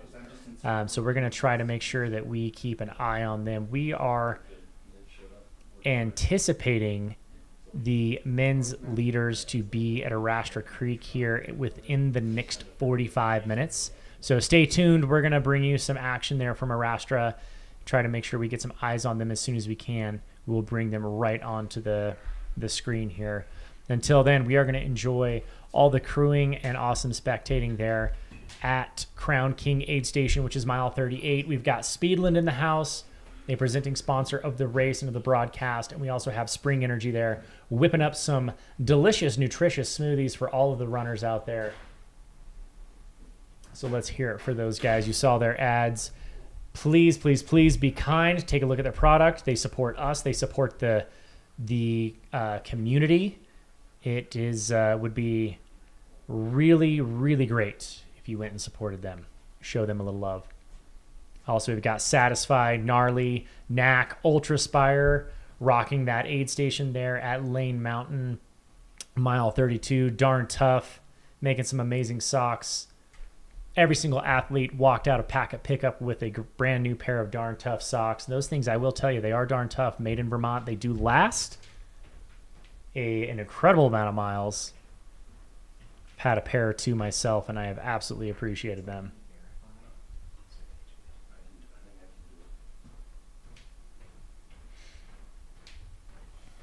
Mercedes, what do you think? What do you think about this 250-mile business? I don't know what to think. I think it sounds great, though. Like, all your friends are there to pay attention to you. You get snacks all day. People rub your feet. You get to go run in the woods. You don't have to go to work. It doesn't sound terrible. And really, there's like no pressure to have to run fast because it's not expected in this kind of race. You know, you just get to go enjoy it, right? Yeah, and you can just like go tag along and make some new friends and be like, hey, let's run 50 miles together. And then if they get hangry, you can go run with someone else. If they start to annoy you, then you can just run off and find someone else. Or give them snacks and maybe they'll be happy again. I like the idea of it. Yeah, I think I like the idea much more than I would probably like the practice of running 250 miles through the Arizona desert. But I will say, this is a really fun and unique course that I think is different than a lot of the other 200-mile courses in that you get so many biodiverse areas that you get to run through. You get to see a lot of different. I mean, we were down in the cacti and the saguaros down in Phoenix, and now we are sitting up amongst the pines in Crown King, Arizona. So we've got a lot of difference, but what you're running through just really feels like different stages and different types of races each day. Think anyone's getting hit by allergies real bad? I feel like you might not notice 200 miles in.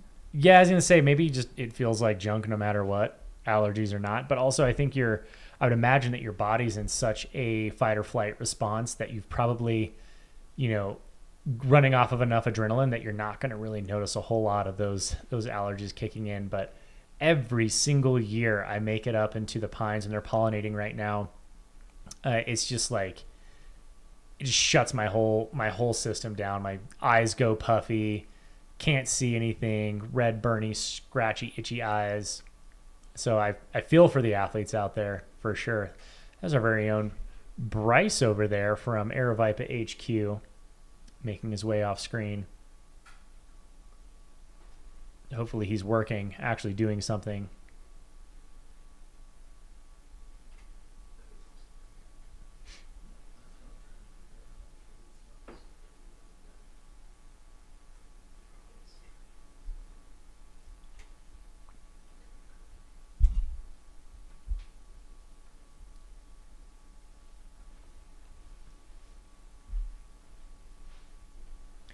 Yeah, I think a lot of people might have different strategies on this. I know personally, if I were out here running this race, I would probably just try to enjoy it, like enjoy the scenery as much as possible. I think you have to, right? Like you have to have the right mindset. You have to be in it for the right reasons. If you're just going out there to win, I feel like you're gonna have a rough day. It's a lot of, that would be a really long time, a lot of hours being in the competitive mindset, which, anyone who's been out there and tried to be competitive in a 100-mile race, it takes a lot of mental focus and effort to just be on and be performing all day. But when you come out to something like this and you can just enjoy your day and just naturally let it unfold, we talked about, like the energy of Elsa Jarski out there, in our women's top 5, who came to this aid station and had quite the dance party, right? Like she's just enjoying it. And that type of attitude is what's earned her podium spots at Tahoe 200. So I think you do really benefit from coming in and having that mentality and that kind of outlook and make the most of it. So yeah, that's how I would do it.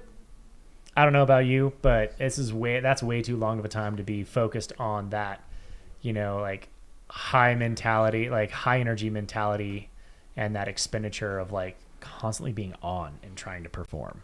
Yeah, I feel like that's a good way to burn yourself out. I feel like a lot of people have to like nature, right? Like you're out in the woods for hours. It's kind of a good sport for introverts. And then when you're ready again, you can come back to the aid station and see all these people. Right. You get little pockets of being in front of people. It's perfect. And you can like just disappear into the mountains for hours at a time. Quite literally hours at a time. This is the first crewed aid station. Or crew access aid station, I should say. And this is 38 miles into the race. For a lot of these runners, this is going to be the only time they see their crew this entire day. This aid station has a cutoff of just past 11 p.m. So we really got 8 hours. Yeah, we've got 8.5, 11:55 p.m. Yeah, it's 11:55 p.m. is the cutoff. So we got a lot of hours between us and cutoff. but I know a lot of these runners are going to really take a lot of time to get there. They're going to enjoy themselves getting to this point. It's too early to really push super hard, but if you can make it here in a really comfortable spot, I think you can really, I don't want to say make up time, but you can really have a successful next close to 75 miles because it's a very runnable terrain through that portion, and a lot easier than the climb they just made up into Crown King.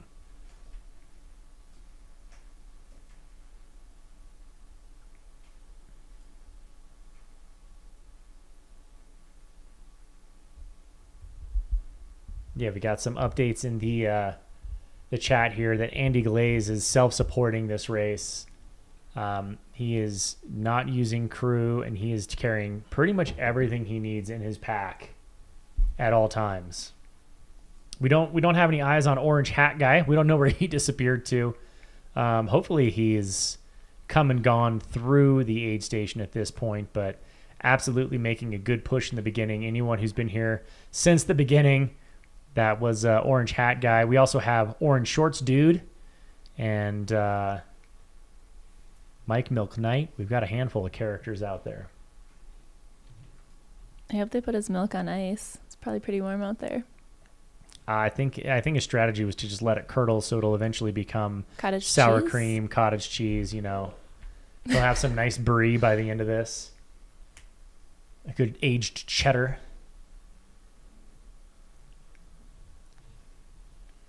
Yeah, Joe McConaughey is making some really, really significant times this early on in the race.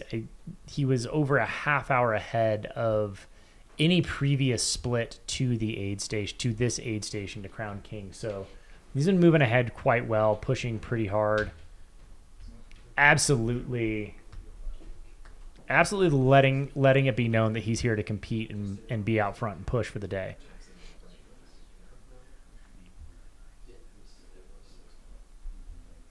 And for those who are interested, yes, the Cocodona 250 2025 edition is up for sign up. You can join, head over to aeroviperrunning.com, sign up for next year's iteration. It gives you a whole year to train.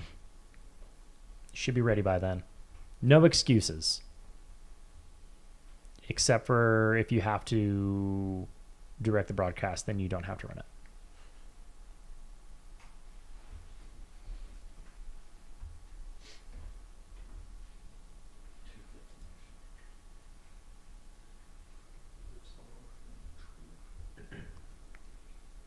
Can we get a name for Orange Hat Guy? A lot of people are calling him out and saying where he's at. What is Orange Hat Guy's actual name?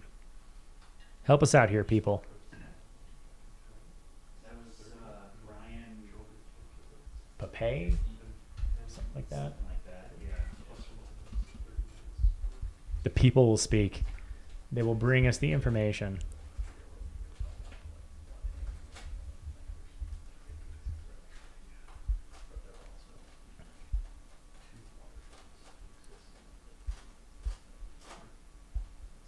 Yeah, little known fact about String Bean McConaughey. Back when he ran the race, he's actually incapable of burping when he won this race, and has since, I believe he had a surgery to correct that, and can now actually burp. So, well, that will help with the tummy problems quite a bit. Did that problem exist before he was running? Yes, that's a thing that he dealt with his entire life and made quite a few issues for him during that race. So maybe that's what's happening. Impressive. Probably making his mile time faster. Absolutely. All that digestion. Yeah, Brian Pape was our Orange Hat Guy. I hope I'm enunciating that last name right. I'm trying. I'm doing my best out here, y'all.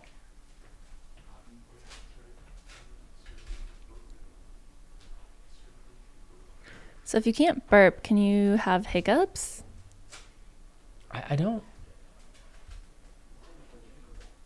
know. I don't know what it was about the system that didn't allow him to do that, but That's was not my source of education, but I would imagine that there's got to be some correlation there. Making our way through the Crown King aid station, checking out all these runners coming in, finding their spots, getting taken care of. Crews are trickling in as the runners come in. That staging area out in Bumblebee, for those familiar with the course, the Black Canyon 100K course, that is now a staging area for Crown King. Got to make that long drive up from Bumblebee up into Crown King itself.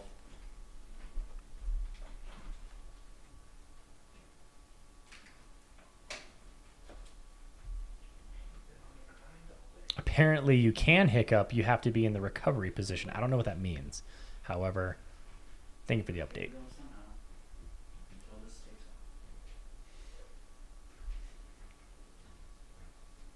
I would just imagine that if you can't burp, probably fart a lot, right? It's got to go somewhere. Body just doesn't absorb it. I feel like the live chat knows the answer to that.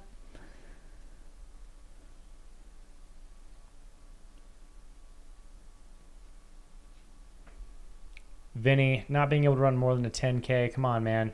You got a whole year to train for 250. This is just really essentially, so we've done the math. If you can hike at a consistent 2 miles per hour, which is a 30-minute mile, very doable, you can finish this race.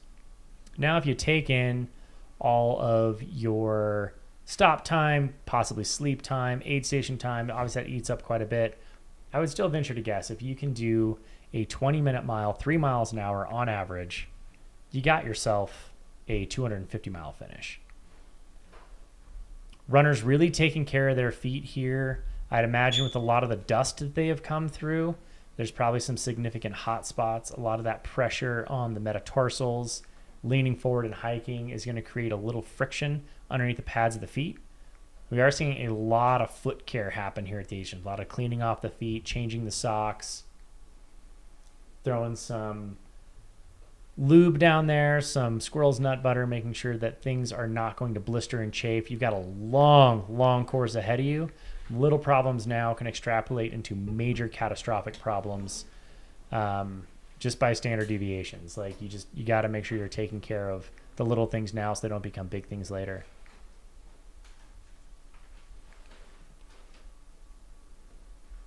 It looks like Joe is in Arastra. Joe Stringbean is in Arastra right now, so he is 25 minutes ahead of course record when we expected anyone to be there. We do not have eyes over there as of right now.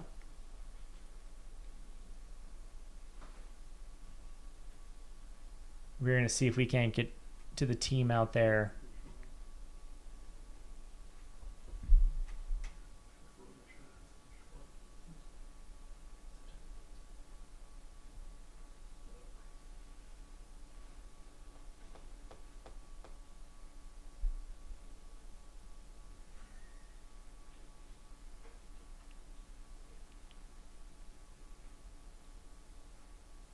We do have someone heading out to Arastra. Unfortunately, they're a few minutes behind, but we do have them working to get there, to get out there. Hopefully, we can bring you some drone coverage and some on the ground footage.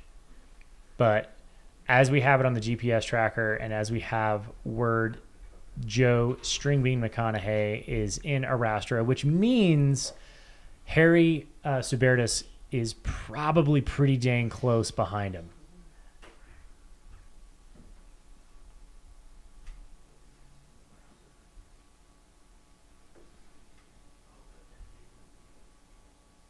Stringbean he's moving too fast for the cameras. There's some beautiful drone shots there. Runners making their way out into the aid station, into Crown King. Look at those beautiful Bradshaws. That's a really special, really, really, really beautiful part of the Arizona desert. This is the only race that traverses the entirety of the Bradshaw Mountains, so you get get to go to some cool places in the Cocodona 250.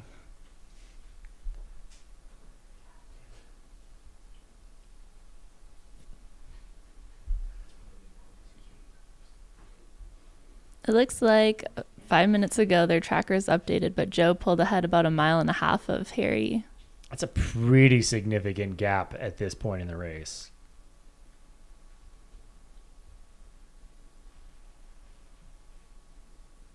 And if I know Jeff the way I've spent a lot of time around him, we have shared a handful of miles. Jeff's going to put the hurt on anybody in front of him, make him run scared for the last 100 miles of this race. He is someone who absolutely likes to close really, really hard and leave it all out on the course. But Joe McConaughey, also no stranger to speed. He's a low 4-minute miler. Dude can move. Jeff Browning also showing an incredible amount of durability and speed. Not to take away from any of the rest of the athletes, but it looks like Jeff and Michael Versteeg are running together, updated about the same mileage. yeah, I could only imagine the conversation between Michael Versteeg and Jeff Browning. To be a fly on the wall for that one would just be amazing.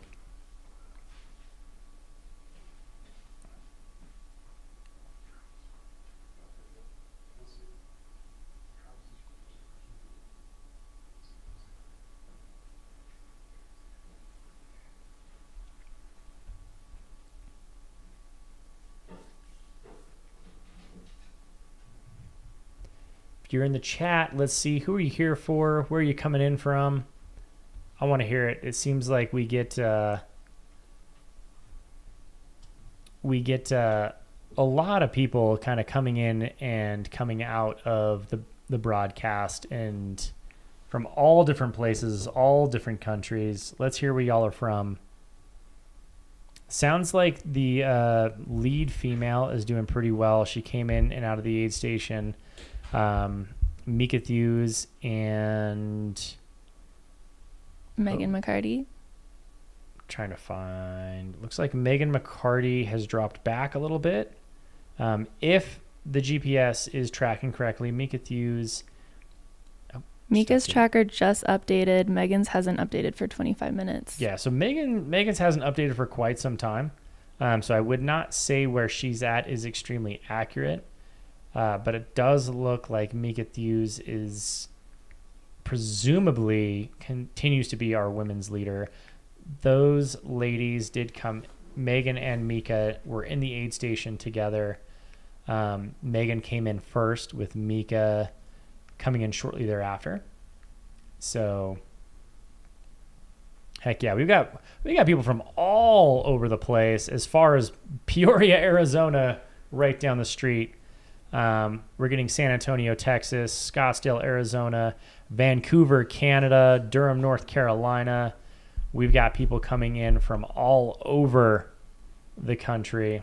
Southern the Utah, kitchen. let's go. Indiana. Lots of people in here for Ashley Paulson, who we just had eyes on a little while ago there at the aid station. Really kind of taking her time to address all the little things, get nutrition, get rehydrated, get ready for that big, long section up into Arastra. They had a pretty decent climb leaving this aid station, then a long descent over to Arastra. So definitely need to top off everything, carry lots of water, lots of nutrition. We've got the heat of the day just kind of pounding on the athletes. We saw a lot of lathering on and spraying on of the sunscreen, which I think is going to really, really pay dividends to those who are taking care of the little things now. As you've heard me just harp on incessantly throughout this, but that is really the key to this stage of the race, is just stay comfortable and stay moving forward. From Lubbock, Texas, Panama, Arkansas, San Diego, our chat is the best chat in the game. Y'all make this what it is. Thank you so much for continuing to join us. I'm going to try my hardest to make sure you do not get sick of my voice between now and I will not be here the entirety of the week, so you only have to suffer with me for another 2 days. Or I should say suffer me for the next 2 days. In the studio, I am Zach Marion. I am joined by my co-host, Mercedes Siegelgaither, putting in our own clinic of what ultra broadcasting is all about.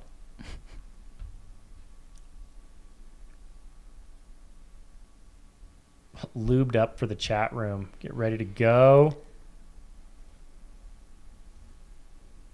Did you pay Nick Miller? Technically, he pays me. He's one of my athletes. I'm coach. So thanks, Nick. Love you, buddy. We've got an incredible crew here in the studio. It takes literally an army to make this happen.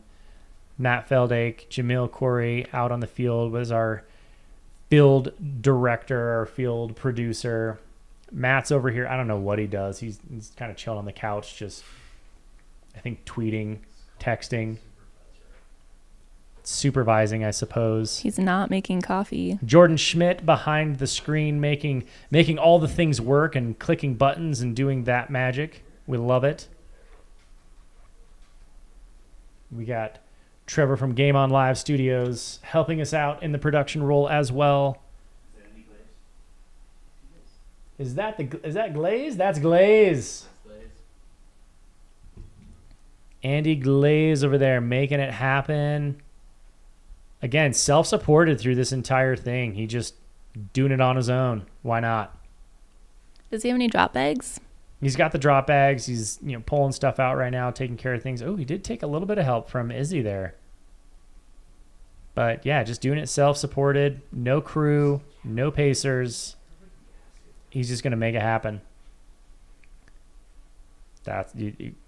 Andy, the crew is absolutely loving you, my dude. Our Mountain Outhouse minions, just loving them in the chat.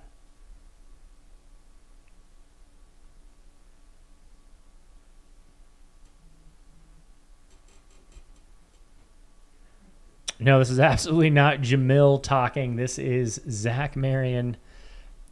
One of these days, people are going to be able to differentiate between Jamil and I. You guys should talk together at the same time. We did that at Jack. So we've got some backseat drivers over here commenting on like Jamil and I should host at the same time. We did that at Jackpot. And we were both off screen, and literally people thought that Jamil was having a conversation with himself overnight. There's just a slight difference between the two of us, but yeah, it's a dang good time. I'll take it. I'm a good company if I'm being compared to the ever affable, ever amazing Jamil Corey.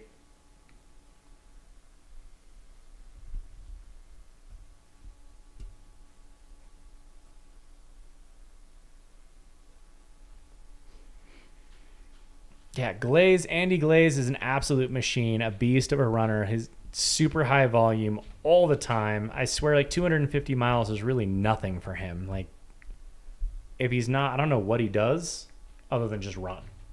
That's his whole thing. Google says he's an internet personality. He's a firefighter. Oh, he's a firefighter. That's what it is. Yeah, he's a firefighter. Oh, and he's big on TikTok. He is big on TikTok. He's got quite the TikTok following.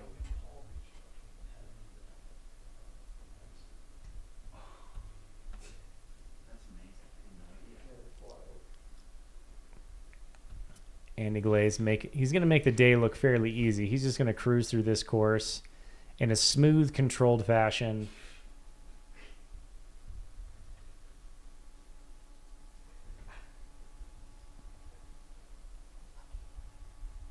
At this point in the race, we have Joe McConaughey in first place, almost to 54 miles. We have Harry Sabertis, who is about 51 miles. And Jeff Browning at 50.2 with Michael Versteeg tied for third place. So those are going to be our top three, well, top four technically, men, with Kilian Jornet, Arlin Glick, and Jeff Garmeyer following them. But then we turn the attention to Mika Thews and Megan McCarty in the women's race, rounding out the top 10 overall with a 46.5 miles and 45.5 miles. So there's about a mile that separates Mika and Megan, who came into this aid station at Crown King together. So are within seconds of each other, really. So virtually together. And now there is a mile that separates them, which, that's a decent gap that was made, considering these miles are averaging on the 15 to 20 minutes per mile range. So, I would assume there is a solid 15 minutes gap between those two ladies. But behind them, we have Rachel Entreken, who is our third place female at about 43.5 miles. So she's a couple miles behind Megan McCarty there, roughly 2 miles behind her. So that's going to be our top 3 men and women here at the Cocodona 250.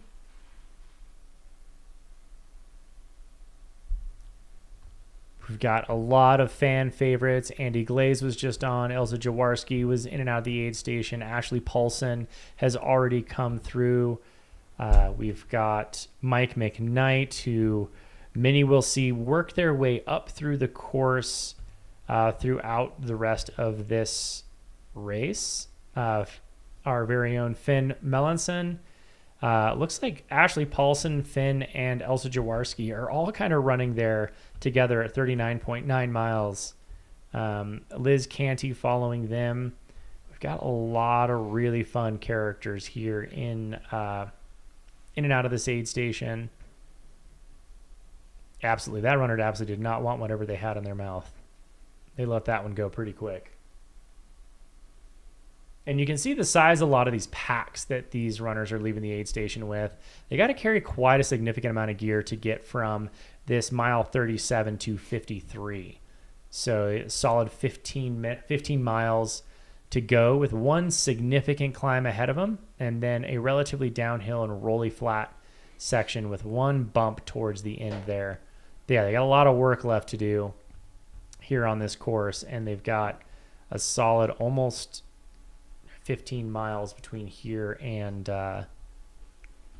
here in the next aid station in Arastra, which we have word that Joe Stringbean McConaughey has already gone through. We're getting a camera crew there as soon as possible. Again, like I said earlier, it takes a village to make this stuff happen. So bear with us as we try to navigate. These courses are also very off in the middle of nowhere. It takes some time, people. It takes some time and effort.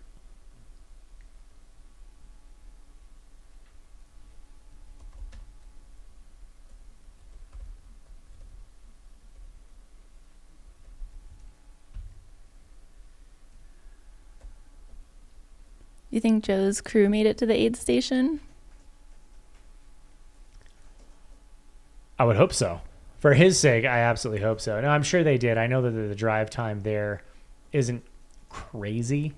It's significant. So it is one of those things where once they get out of this aid station, they gotta go. They gotta make things happen. Yeah, I would assume that they had made it there. They should be able to with the drive time. I feel like timing for crewing the 200s or 250 is so much harder to predict, because you might be 4 hours late or like 8 hours early. Yeah, I mean, there's such a swing of disparity between like your over-under on your goal time, right? Like, you got to keep it as an easy effort. When there's a 15-mile section, you've got to go. An easy effort can easily add an hour to 2 hours in that section, especially when you're talking about moving 3 to 4 miles an hour. We're not going super hot off the gates.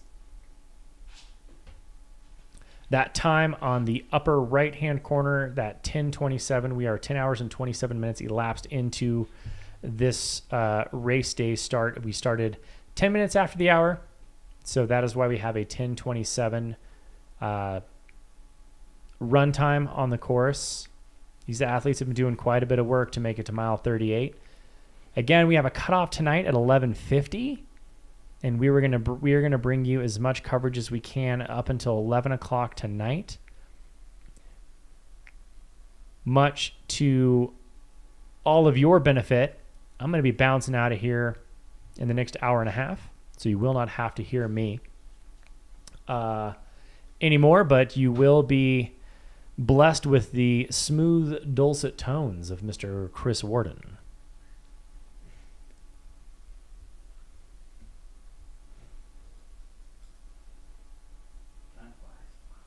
And special guest, Pete Mortimer tonight. We got Pete in the house. Pete bringing his meat to the house, hopefully.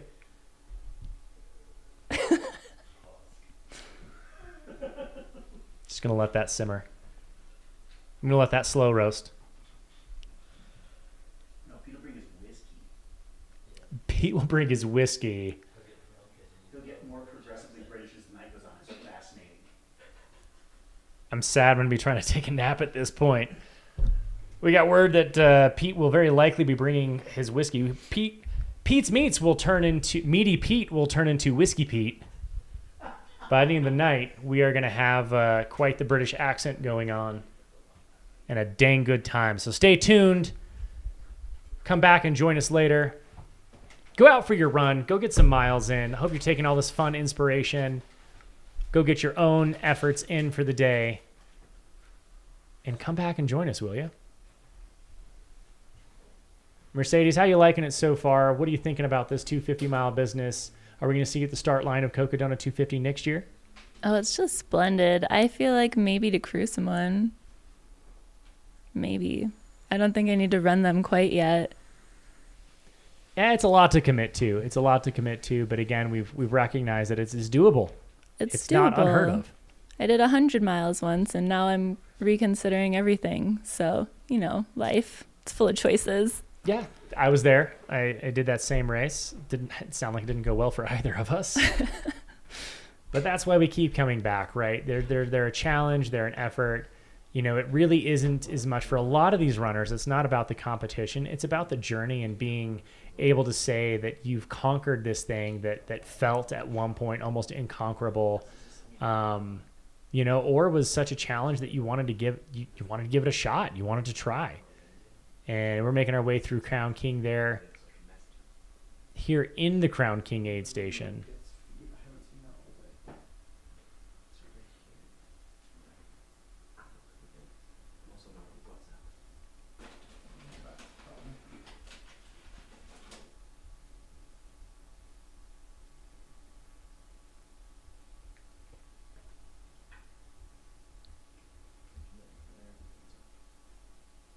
Good foot lube shot. He knows he's on camera.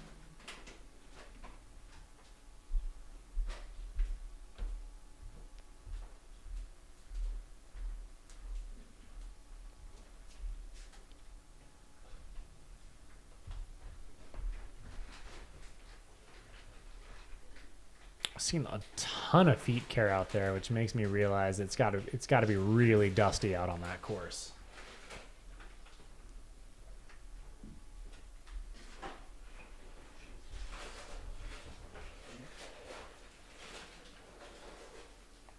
Nice. Zoom in on the blisters.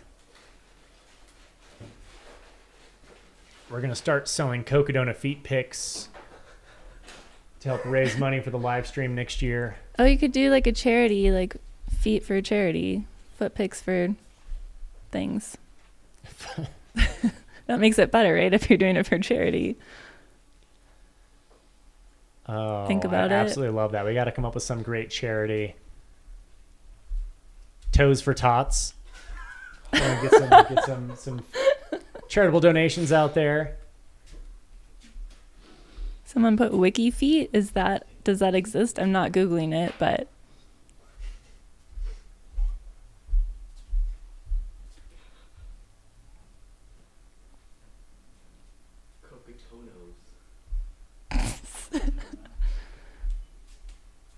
follow our latest Instagram hashtag Cocodona. Hashtag Cocodona.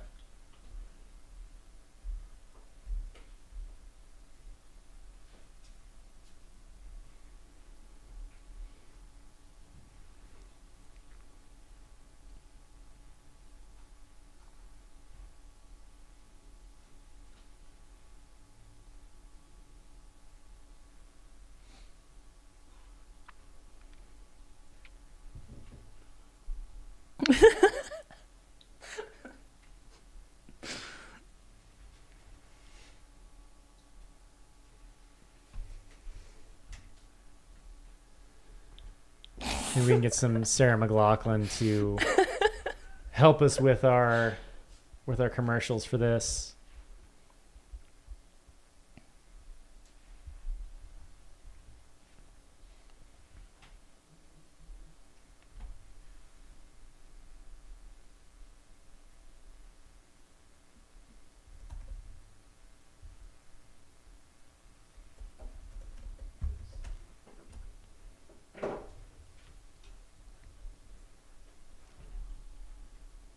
I think that's going to be we're going to have to get our social team out there and just clicking feet pics. That's all we're getting right now. Just so many feet out there. I think we could probably like auction off like a crew position for the people who want to help other people running with their feet.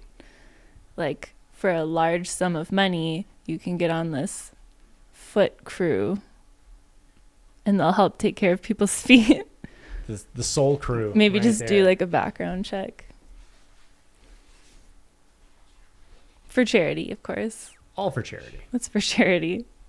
We've got some great views here of Crown King. For those of you who have never been to Crown King, this is quite literally the town of Crown King. Not a very large town whatsoever, but awesome to be able to run through this, historic section of Arizona. Got the old school saloon there. Runners making their way up through Crown King. Also the finish line of Crown King Scramble. An Aerovipa 50K that starts down near in Anthem, near the Black Canyon trailhead, all the way up to Crown King, which is pretty much virtually an all uphill course. Mercedes, that's like your bread and butter, all that uphill stuff, right? Maybe I should come back for that. I don't know anymore. It sounds fun though. I'll do the uphill.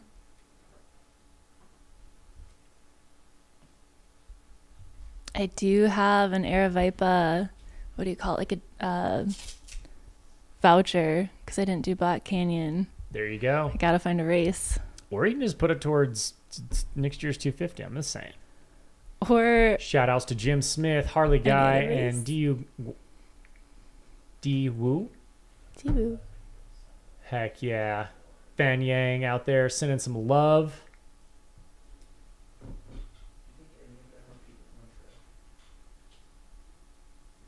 There's Speedland Clark over there. There's our dude from Speedland. Clark just bringing the energy, bringing the stoke, cheering everyone on. Some amazing footage there. That's a good shot. Yeah. Nice beard.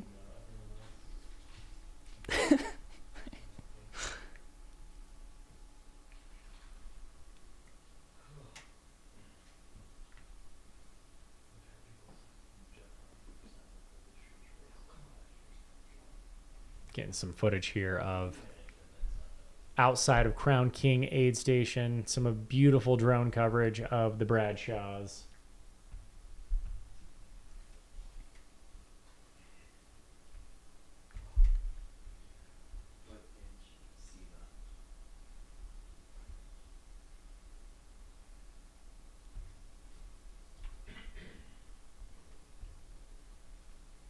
All right, so it sounds like what we've got going on out at Arastra is we're having some Starlink issues connecting to that.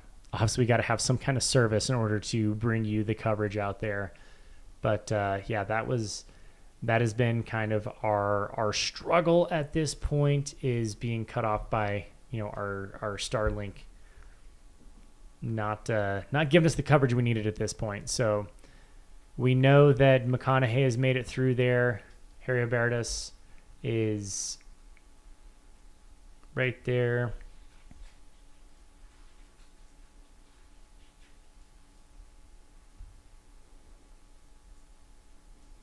Yeah, it looks like Michael Versteeg updated a minute ago, but Jeff Browning hasn't yet. Oh, he just updated.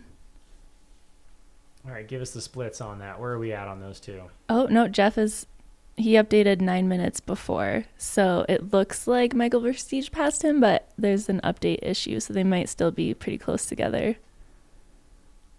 Yeah, and each of those those dudes are pretty well versed and well experienced in this, and they're pretty comfortable running their own race and not really needing to run together. I could see him wanting to do it for this first day, just to have a little bit of camaraderie is always kind of nice, having someone to chat with for a bit, because especially towards the front, the longer this race goes on, the more time you have alone, and it's definitely going to play into kind of the mind games out there.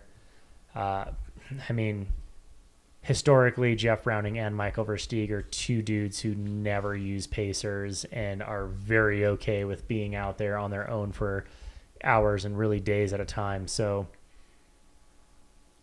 yeah, it'd be interesting if they ended up running together, to be honest. I mean, they're all pretty close together between Jeff, Kilian, and Arlin. They're within half a mile of each other, maybe, give or take. Yeah, based on kind of like where we have some markers, depending on when they've updated it, all within a very short amount of time and distance from each other. I mean, again, this race is way too early to say that any, real moves have been made, but there are definitely some gaps that have formed.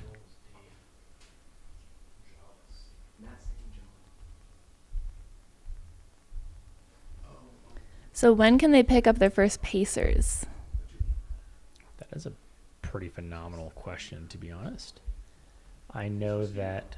Whiskey Row? Yeah, you're able to get pacers at Whiskey Row, which should be sometime this evening. We know that our leaders are going to be to Whiskey Row around 10:30. We plan on ending our stream and going dark at 11 o'clock until 5 o'clock in the morning, at which time we will resume here at Cocodona 250 HQ in Flagstaff, Arizona. But we are going to at this point, we are definitely going to be getting our leaders through the race our leaders are going to be coming through Whiskey Row absolutely before that. I'm trying to see who we have on course on the course right now.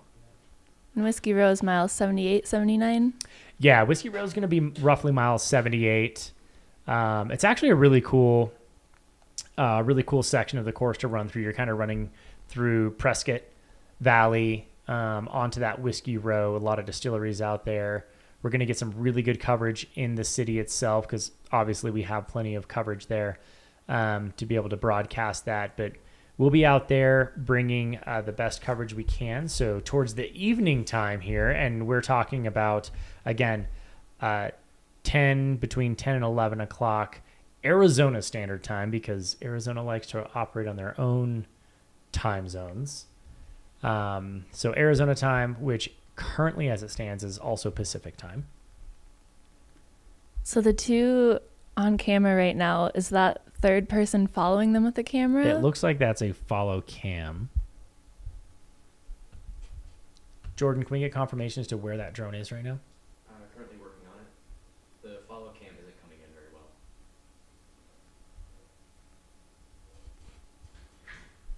I know that we just got updated that our Starlink should be up.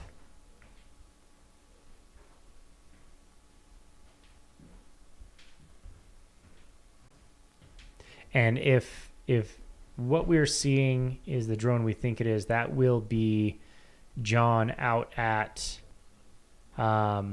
just outside of Arastra. So, which does look... So is that looks kind of like Versteeg? Oh, on the left. And Jeff Browning. That is Versteeg and Jeff Browning right there. Nice.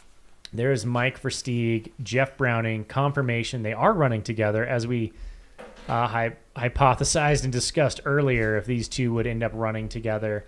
I mean, pretty fairly intense and strong personalities, but very different from each other.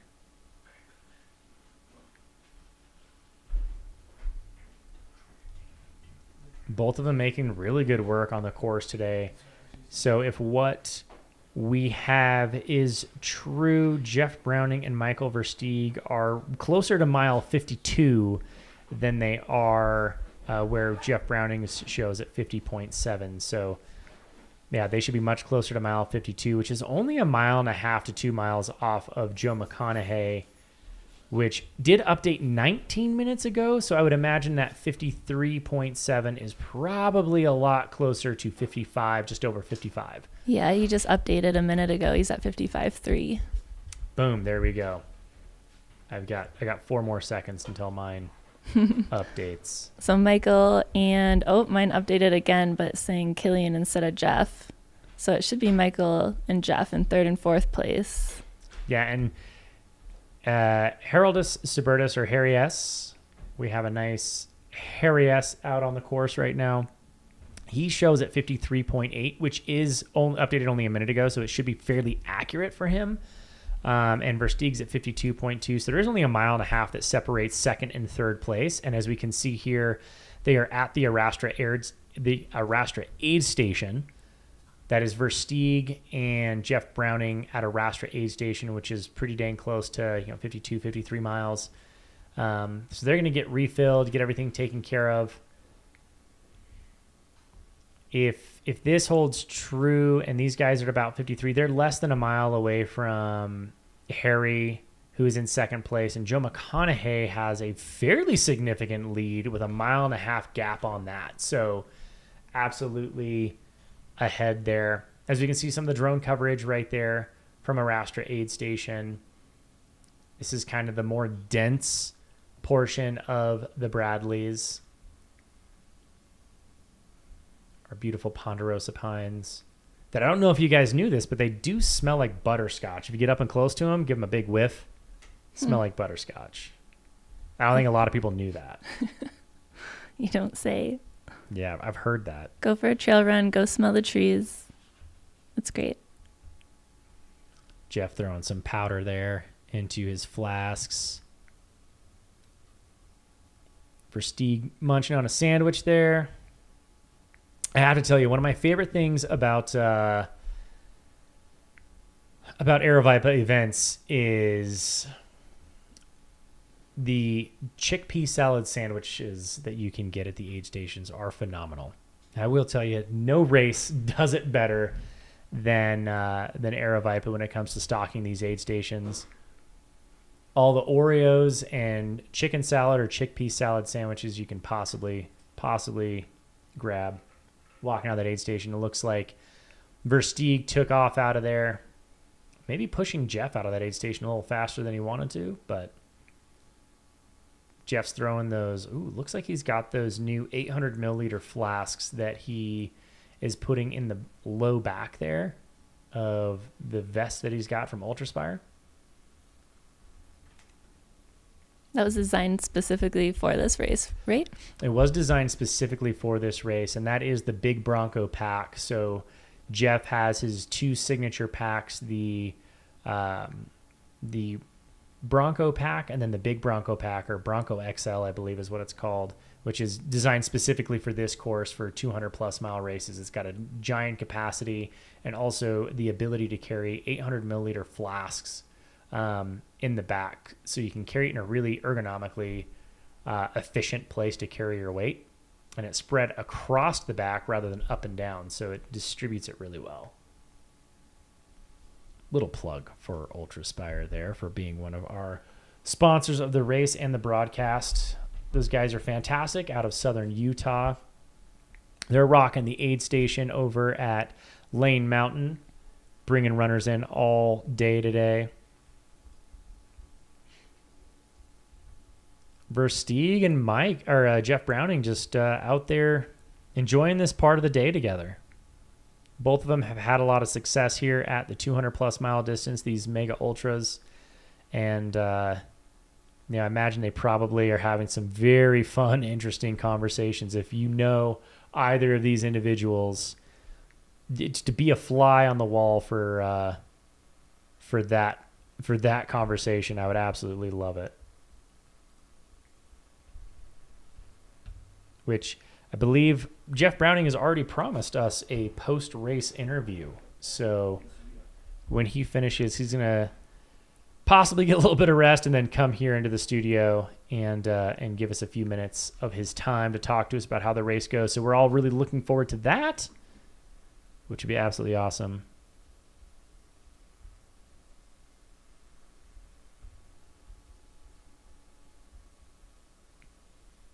We're here back at Crown King Aid Station.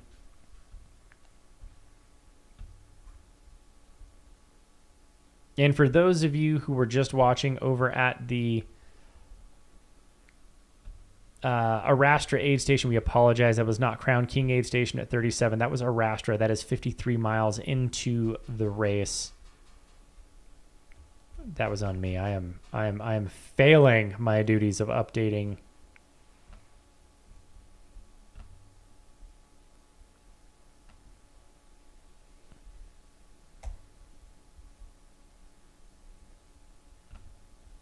We are now at Crown King, mile 37.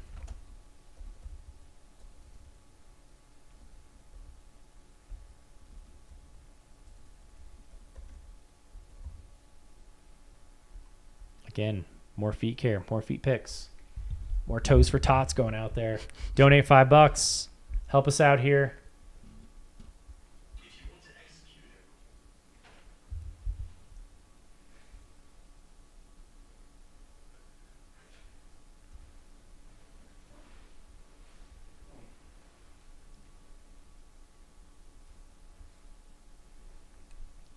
Got some action there in the Crown King Aid Station. Runners kind of slowly making their way in, enjoying the day. I mean, really, if I were out here and I had no aspirations of competing, I would spend a majority of the day making my way leisurely up into this aid station with no rush, just kind of really trying to take it all in so that I can have a much more successful next couple days out on the course. This could be you next year. This could be me. I don't know if I could rock a mustache quite that fantastic. It's really the mustache mullet combo, but there's only one way to find out. Start growing it out now. Maybe you can make something happen. Some more runners out on the course here. We've got our aid station cam. Looks like that runner's enjoying some of our Spring Energy smoothies that they're whipping up there. I know Isabella over there at Spring Energy is just manning those magic blenders nonstop, whipping up all the good stuff. I could go for a nice little banana smoothie right now. After watching Mike McKnight, I just kind of want a milkshake. You know, I wonder if his milkshakes bring all the runners to the aid station.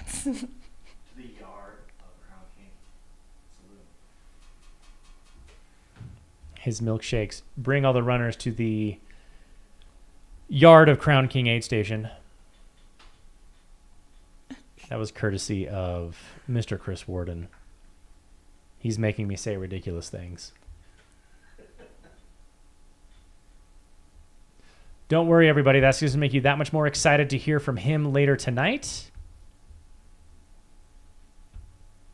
As Mercedes and I are going to dip out here in the next hour. But until then, you've got us carrying you through the Crown King Aid Station. Mercedes, how you holding up? I know you're not quite used to endurance events this long. Ouch. Are you? Very much so. I mean, some good action going on. Yeah, things are actually starting to get a lot more fun out on the course. Was that Jen Quilty that we just saw crewing? That may have been Jen Quilty. But yeah, we got a lot of fun action going on here at the Crown King Aid Station. During the day, there was a nice big break in the action. We were grateful to have Jamil Corey, who hiked out a drone for us and set up a static cam out on the course, like 6 miles away from the aid station, and provided us with some great coverage, some amazing drone coverage in between Lane Mountain and the Frozen Grapes aid station ran by Mr. Ken Rubley out there. And now we got the runners kind of trickling into this Crown King aid station, making their way through, and we're kind of starting to see a lot of the middle and getting towards the back of the pack there. We're hoping to see some more action towards the front. A lot of our runners have made it to Arastra aid station, which is what we can see here. Kind of a very, out there aid station, not really close to anything. We were having some Starlink issues earlier, so we did miss Joe McConaughey, our men's leader, followed by Heroldus Subertus, or Harrius, as we have been affectionately calling him, throughout the day, followed in short order by Michael Versteeg and Jeff Browning, who are running together, who we just saw leave the aid station a few moments ago, which means if all things hold true, we should have eyes on Kilian and Arlin, and even Mika pretty soon. Yes, we should have. I mean, Mika's making her way up there and putting down a pretty impressive women's go here at the Cocodona 250. Really comparative to previous year's splits, she's right there. And so we'll see how that carries throughout, the rest of the day. Again, this race is still young. At this point, when they leave Arastra aid station, they still have 200 miles to go. So I would not say, normally when we're doing these broadcasts, when we're talking about mile 50, we're like, man, we're halfway through the race. Things are going to start heating up. But here, this is really just 20% of the way through the race. So a lot can still happen. The current course record is 69 hours. I believe that is going to go down. I will put money on it. And I think it's going to go down significantly. I'm not going to say I don't know who's going to take it, but I know we've got 4 athletes who are putting themselves in a really great position and are capable of bringing that course record down by a number of hours.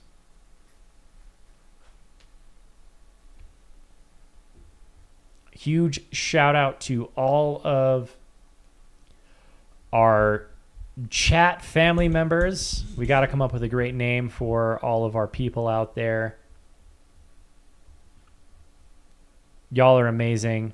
Thank you so much for keeping the chat alive, giving us some things to poke fun at, have fun with, asking the good questions.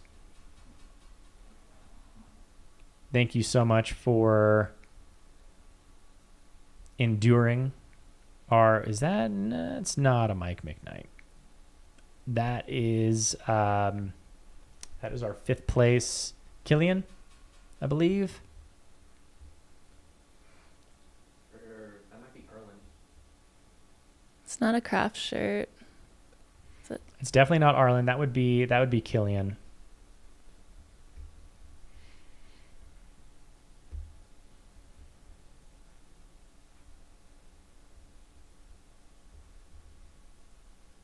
Kilian is already through Arastra.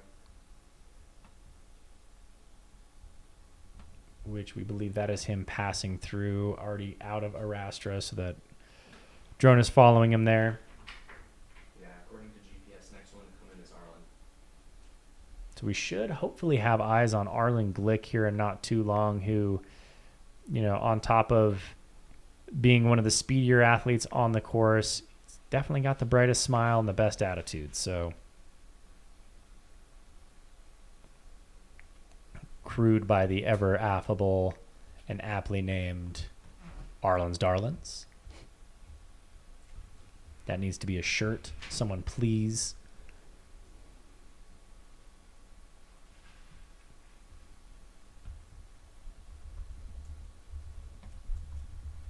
So we got that drone coming down here.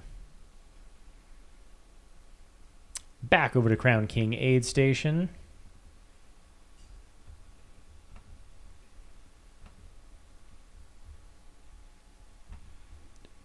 More salacious feet pics going on.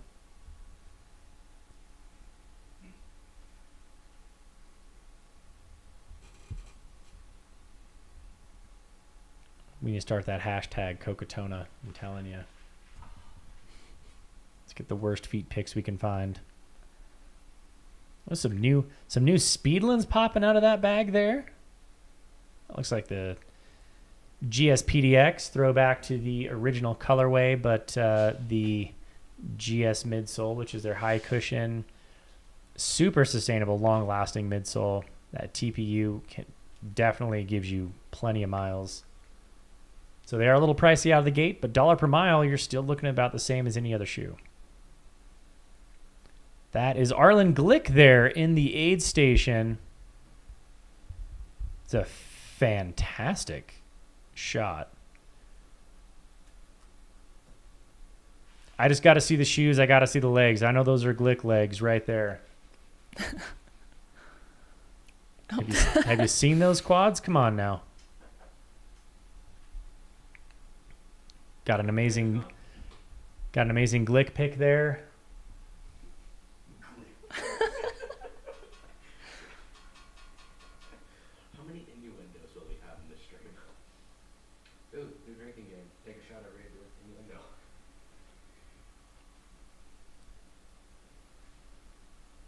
Back here at Crown King. Checking out some of that aid station action. Look at those volunteers just totally crushing the nutrition game, giving you anything you want. Walking to that aid station, you want some ginger ale, you got some ginger ale. You want some Oreos, you got Oreos, you got it all. You got the Ruffles. I saw some sandwiches rolling around there.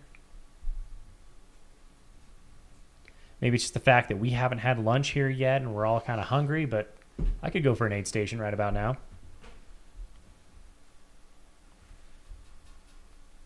Mercedes, what is your favorite thing to eat in a race? Potatoes, any form of them. French fries, baked potatoes.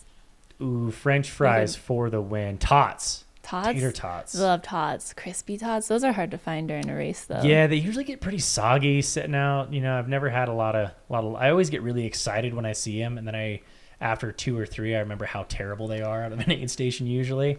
I mean, potato chips, mashed potatoes. When I ran Leadville, my very first race back in 2013, not this last year, but 2013, I mixed the ramen with mashed potatoes. So the noodle soup with mashed potatoes to kind of thicken it up and give it a lot of extra calories. Man, that brought me back from the dead at mile like 68. Yeah.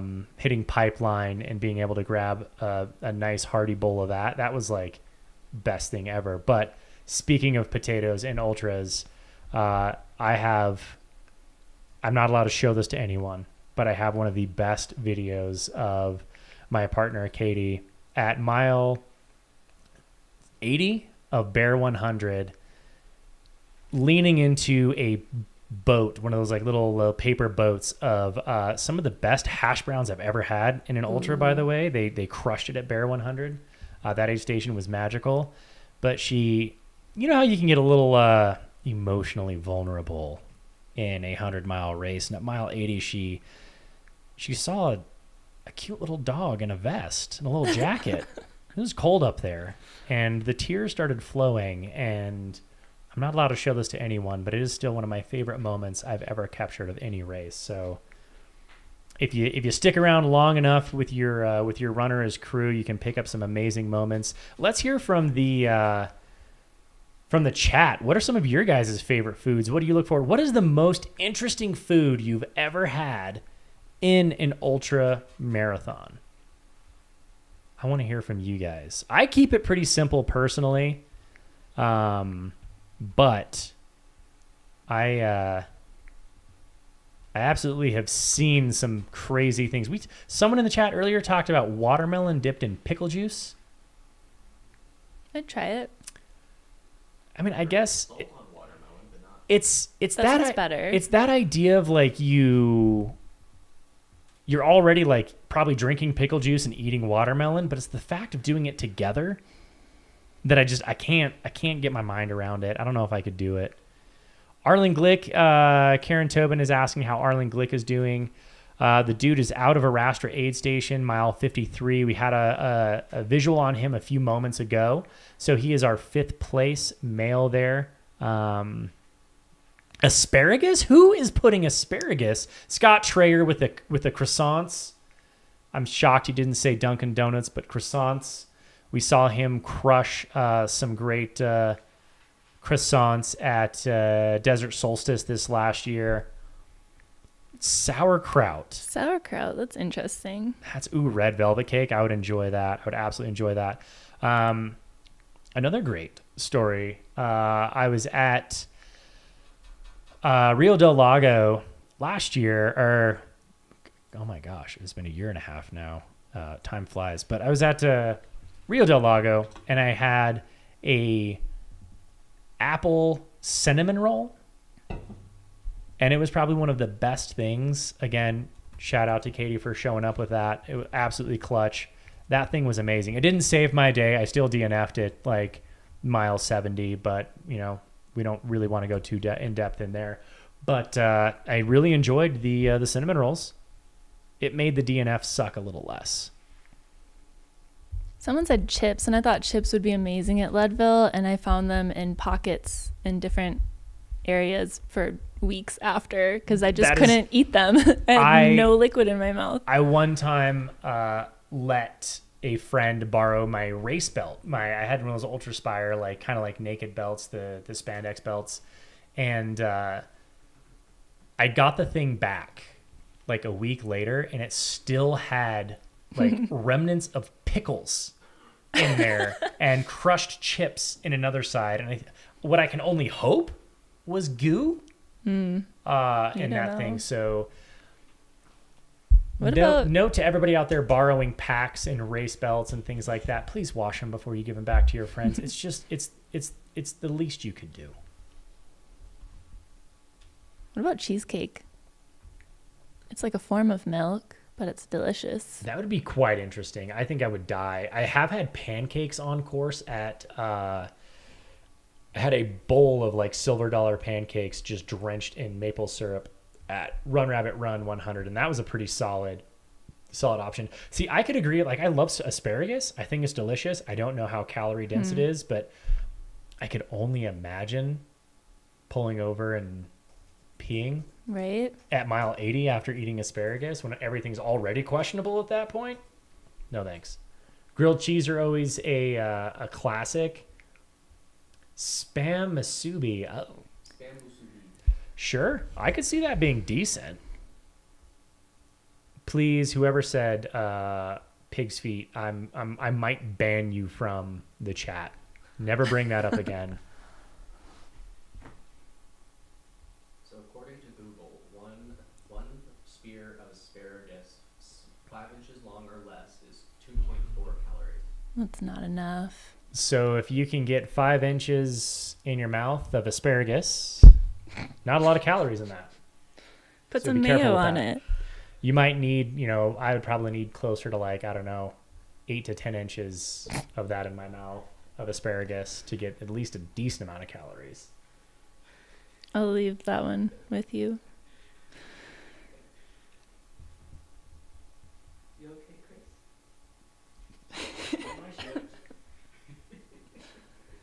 What time is it? 4:16. You only got 45 minutes of me left, people. Enjoy it while you can, because Chris is going to be a lot more professional. 3 hours of sunshine. Quebec Mega Trail has cheese curds. Oh, you know what I would Yes, love? fried cheese curds Fried cheese curds would be fantastic. from but Wisconsin. I want to throw down some like poutine. I'm gonna race in Canada just for some poutine. For those in the chat from Canada, I've seen a lot of you guys from Canada, from the Calgary area. What race can I do that has poutine? Please figure it out for me. Canadian Let me know. Death Race. I promise you I will sign up for it. I bet the Canadian Death Race has it. Canadian Death Race. We've got like what, Squamish 50, Canadian Death Race, Ultra Trail Harricana, Minotaur. Mentor. Ooh, Yeah, no, you that don't want one's- that- poutine there. No, that's too fast, too furious for me. I need something long and slow. I'm an endurance guy. I'm not a speedy dude. Oh, I did have Domino's Pizza at mile 80 of Tarawera 100 this last time I did it in 2020. Domino's was a sponsor of the race, and rolled into that aid station. Absolutely, pizza was the last thing on my mind. But man, that was friggin' delicious. I'm getting Fat Dog 120. I'm getting a lot of love we're getting a lot of love on the poutine. Canadians, y'all are doing something right. You need more ultras in your neck of the woods. Give us some things to show up to, but definitely make sure that there is poutine, and you will get plenty of Americans to show up. It's high in carbs and protein. You can't go wrong. It gives you everything you need. Throw enough gravy on there, and you can just slurp it down. You don't even need to chew at that point. Yum. You can save your chewing for your asparagus. Leave that one alone.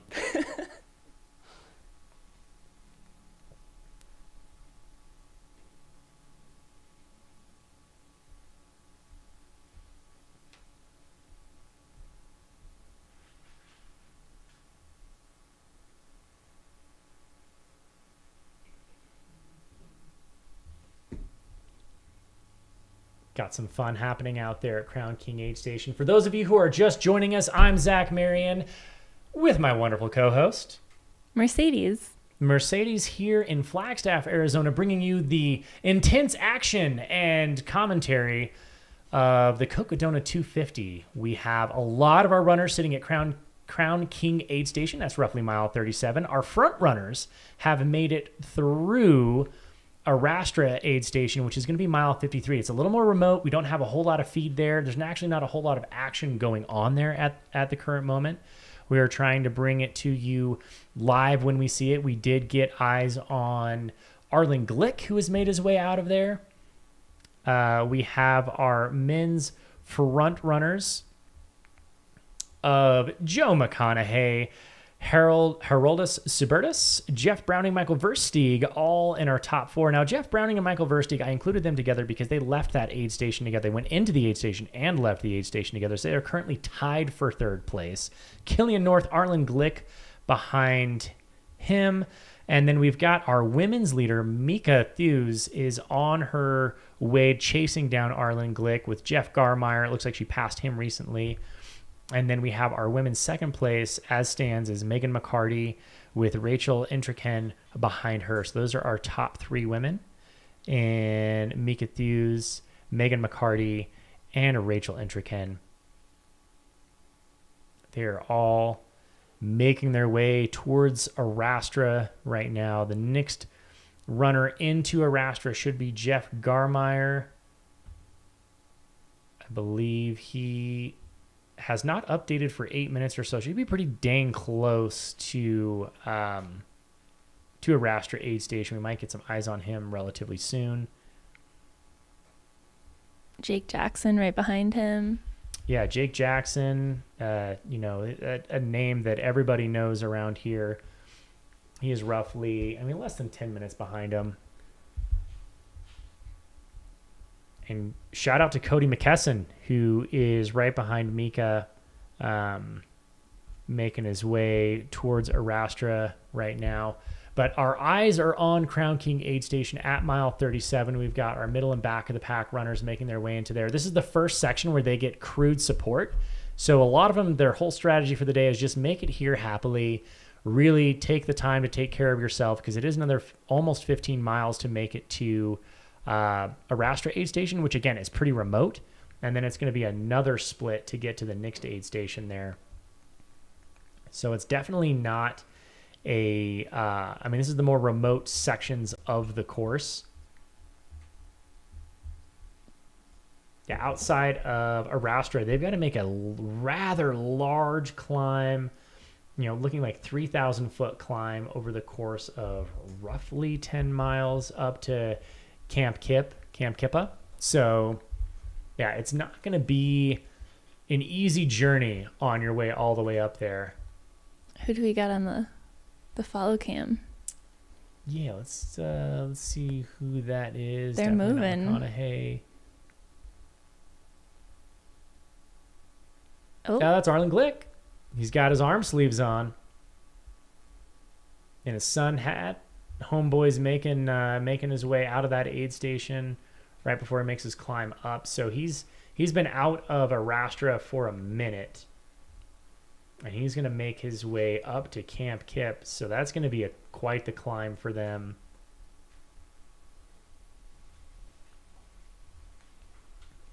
Arlin Glick, one of the favorites in the entrance list here.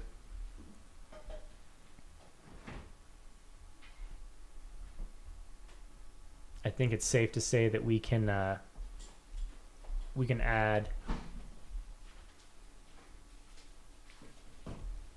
a pretty significant gap there that Joe McConaughey has taken. Harold Subertus is just a few minutes behind him, trying to keep up, but Joe McConaughey was last updated 11 minutes ago, so I would assume that he has just about a mile on where his last timing split was, which puts him a mile and a half, almost 2 miles ahead of second place. Basing that on his average times for his last couple splits.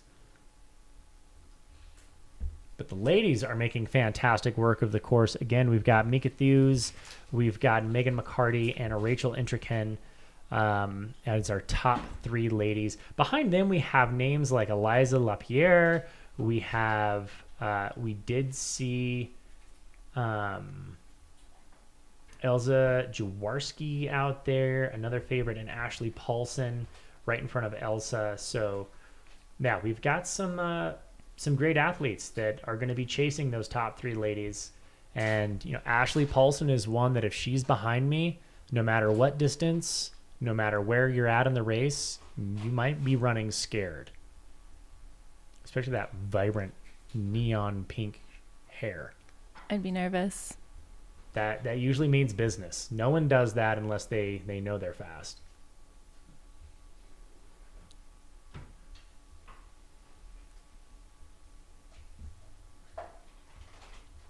So we have pinned the live runner tracking at the very top of the chat, so you can check that out. We're going to try to bring you as many updates as we can throughout the day. But please check that. If you have specific runners that you are wanting to know where they're at or asking about them, check that out. That'll give you the most up-to-date information that we have. I know there's going to be a lot of favorites out there who aren't in the top 3 or top 10, like Mike McKnight. He's currently making his way to mile 48.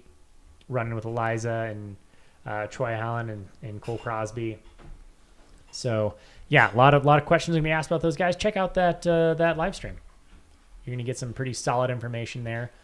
We'll try to keep our speculation to a minimum and bring you the most accurate information we can. But why not have a little fun with it, right?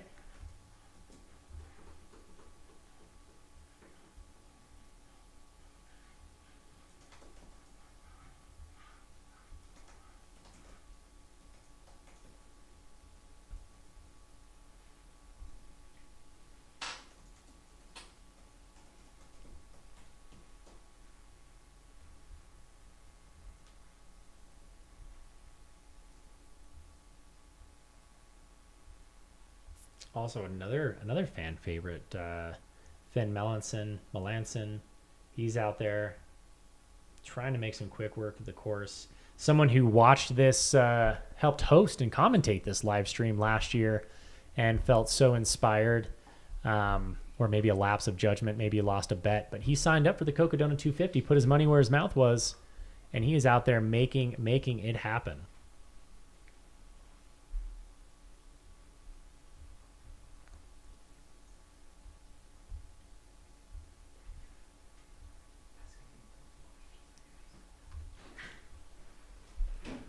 And for those of you that are so inspired or interested, we did have the registration for Cocodona 250 in 2025 already open up. Go hit up airviperrunning.com, find Cocodona 250, and go sign up. I believe last we checked, we are over 25 entrants. So already some people stoked to enter the race for next year. If you're thinking about it, just do it now. Don't even think about it. Just do it. Just all action. I don't want to hear about thoughts. thoughts and prayers ain't going to do it. Let's have some action over here.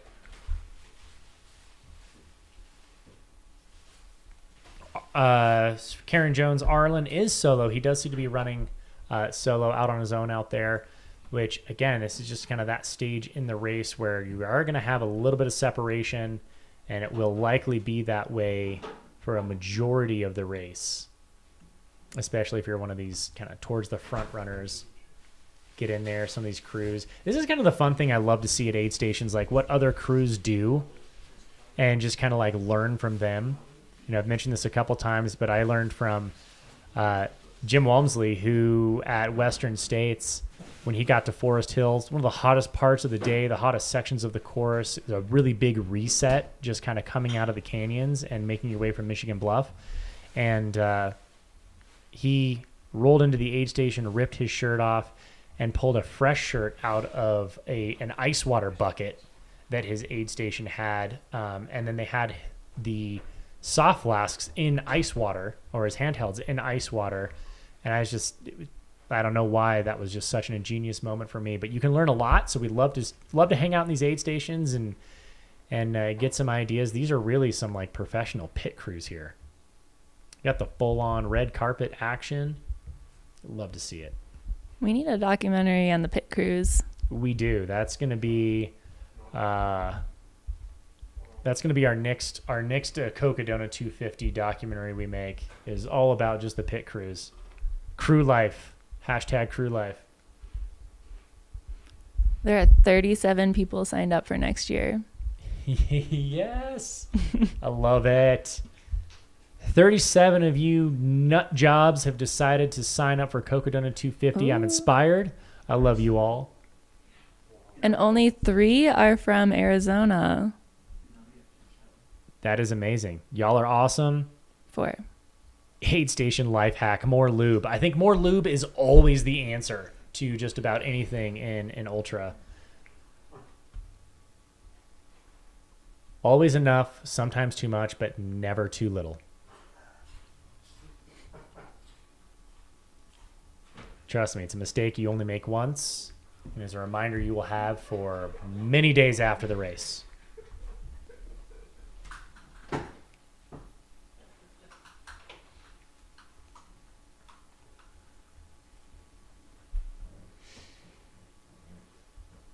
Only a few more hours until the Dark McKnight comes out to play. That is a fantastic. Aaron, it's a great little quote. Yeah, definitely. Mike has done a lot of his best work later stages into a race. Again, last year he was 70th here at Crown King and ended up being a course record run. So, yeah. Again, if it were me racing, I would probably take the days pretty chill and really do most of my work at night when the sun's down. I'm being more efficient with my energy expenditure. Also wanting to increase my heat output during the night just so I can stay warm.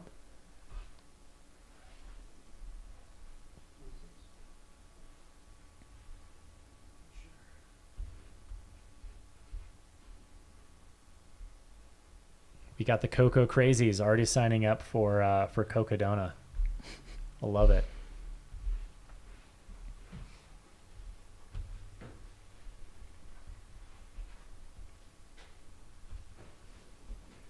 I don't know. I feel like I shouldn't have Ultra sign up. It's just that much more tempting. Did you know you can actually sign up other people for races? Oh, that is like the worst. I always thought it was kind of fun to sign up friends for like those free magazines just to like send them some junk mail. But when I can sign them up and send them to Cocodona 250, yeah, it's a very expensive prank, but it's probably worth it. Chris Warden's going to be running Cocodona 250. You heard it here first.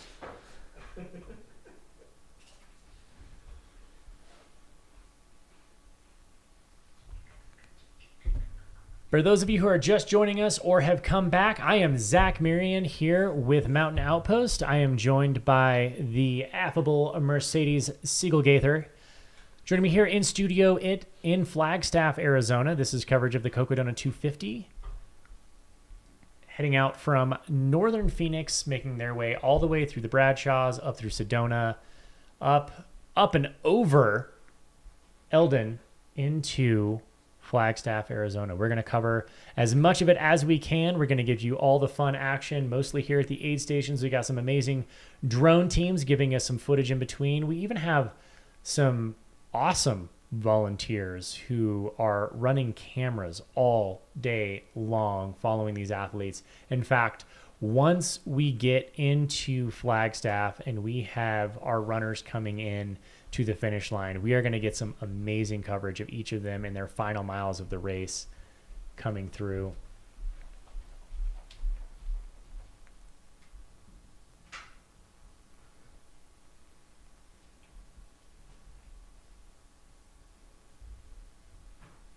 You do get that, what's it, a $50 discount if you sign up now. Woo-hoo. Worth it. Worth it. I mean, you're gonna do it anyway. That $50, that's a lot of it's a lot of nutrition. It's like 10 gels. I mean, unless you're buying Morton, it could be a lot of nutrition. I really like the new carbs gels. 200 calories for $2. Ooh, yeah, they're not bad. They're not bad. They're unflavored. They're low marketing. They're not putting a lot of pizzazz into their wrappers and whatnot because it saves them money. Not adding any flavor to the gels because again, it's all about that cost efficiency.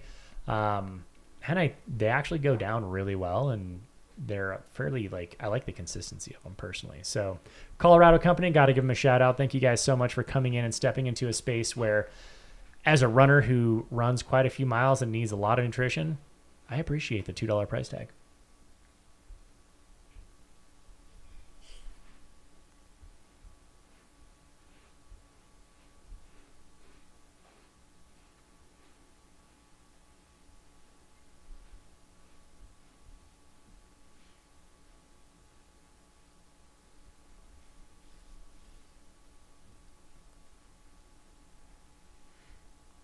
We do need to make some Debo dollars instead of Dogecoin. We need Debo bucks.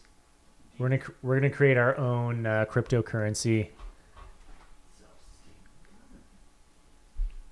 Dylan Bowman, if you're around, just know that some Debo bucks are going to be made of you with your face on that coin.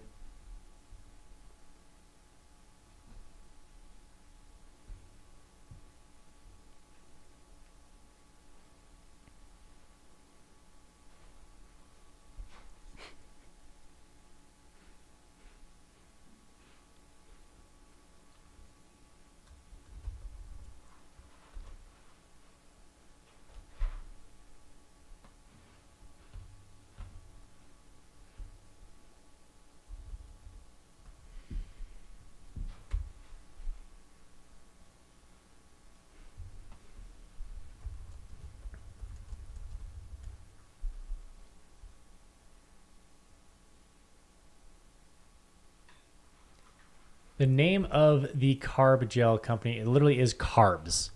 Carbs gels. Again, $2, 200 calories. That's 100 calories for $1. That, dollar per calorie, that's a pretty solid option right there. Go check them out. They're actually out of Golden, Colorado. They're a brand new company. I just happened to walk into BP Run Co. And the crew over there turned me on to those gels and were like, hey, let's give these a shot. They're brand new. Took them out to a race the very next day and have to say they stayed down and I enjoyed them. So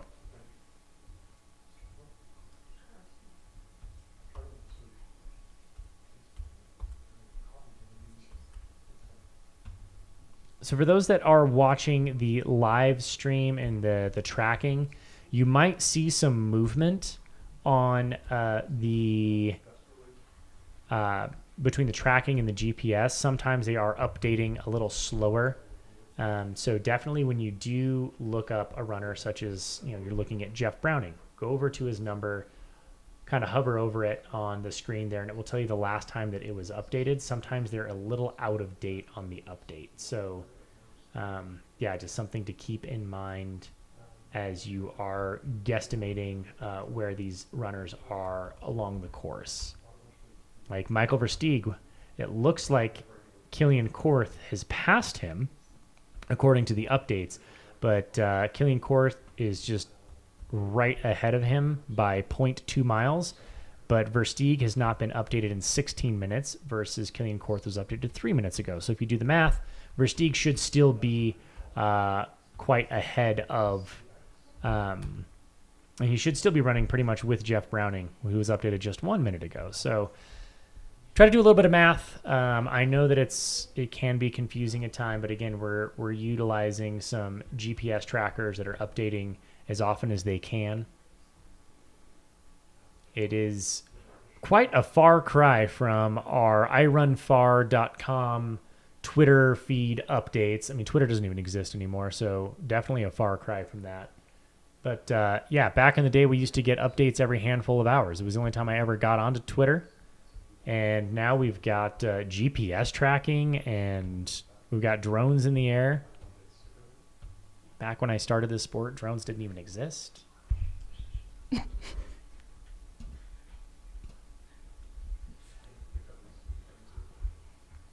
Chat, my chat crew, y'all are the best. Keep it going. Absolutely love it.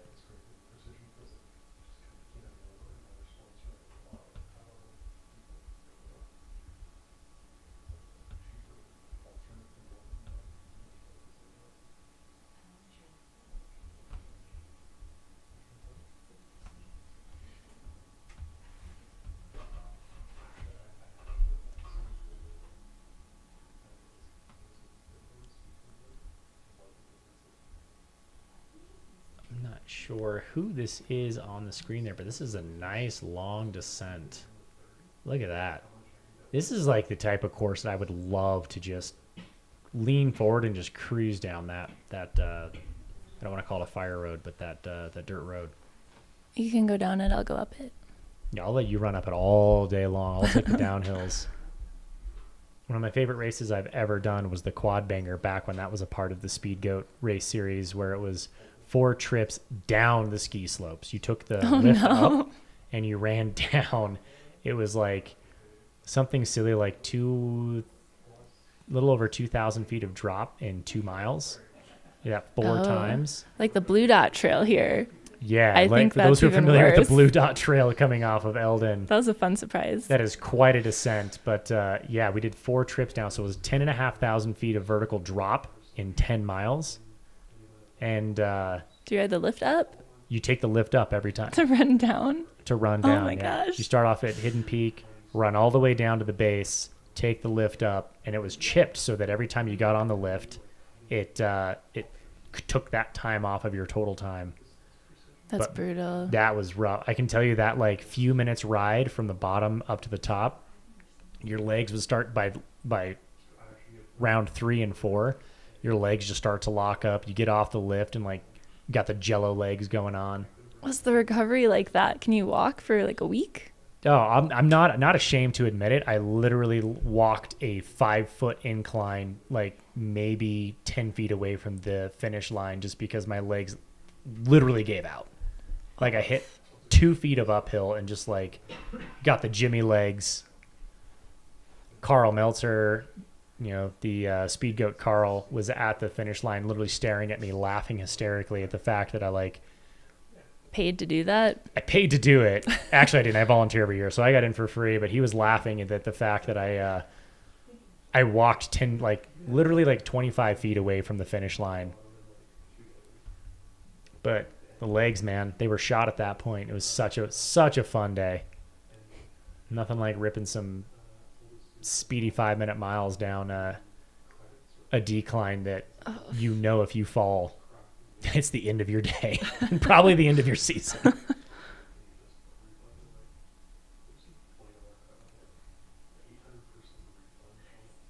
I'm totally cool with these Debo bucks as long as we can put in Debo we trust.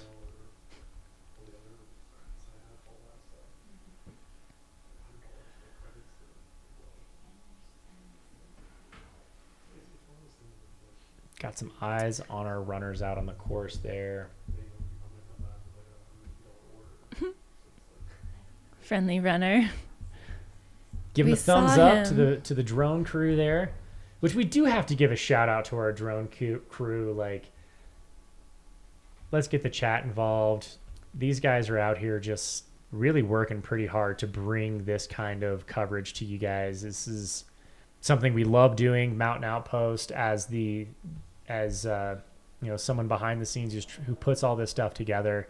This is like so enjoyable to us to be able to bring you the craziness and the fun and excitement. And not only that, but like the journey that these runners are all going through, being able to, they can share that with their families that don't have to be here. So huge shout out to all of our drone pilots, our volunteer cams, our field reporters who are going to be working tirelessly throughout the rest of this week. Give them some love in the chat, guys. They absolutely deserve it.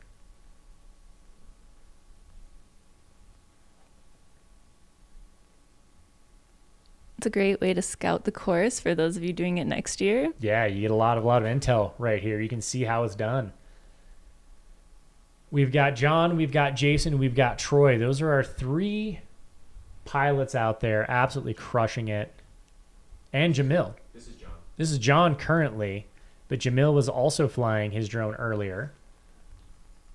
So what you got eyes on is John. And if that is not our women's... Megan? Is that Megan? That is Megan. The all-white gear with that flowy ponytail, just making her way on down this descent. So that must be up and over our peak outside of the Arastra aid station. So they've got this long, pretty aggressive descent out of here. And then they're going to be kind of rolling along the bottom of that and have a little, I would call it a baby bump, but it's still pretty significant, a few hundred feet of gain. And then they drop into the next aid station as they make their way over to the Prescott Valley of Arizona. So Arastra is mile 52. Arastra is 52, 53. So Mika should be there any minute, and then Megan is behind her. So she hasn't made it there yet. Yeah, so they must... Oh, so this is outside of Arastra. So this is as they make their way into Arastra aid station. I apologize. Do not listen to me. I've been doing this for far too long, and my brain is not fully committed to the mileage at this point. I'm getting things mixed up. But, yeah, that would be going down into Arastra aid station. A little descent there, and then they've got to make the climb up to Camp Kip. We'll give you a break. You're on what, hour 13? Hour too many. Oof. Thought about getting my own run in today, but I can tell you what, man. I don't know. I might need a nap first. But then I'm over here complaining, and you've got Megan McCarty just absolutely crushing it 50 miles into a 250-mile race. She's not taking a nap? No, she's not taking no nap. All right. I stopped complaining.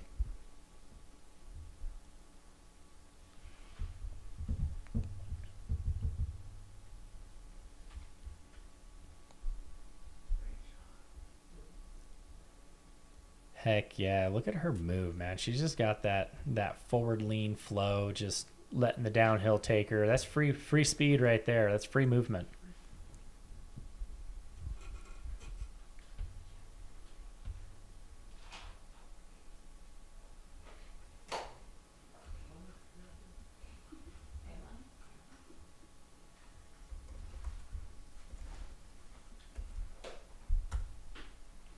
It takes a lot of energy to talk this much. How much mental energy it takes to just spout nonsense for hours on end. You're doing great. Thanks, I appreciate it. Mm-hmm. Heck yeah. So for those who are joining us, that is Megan McCarty, our women's second place, making her way into a Arastra aid station. Mika Thews should be our women's leader based on the information that we have.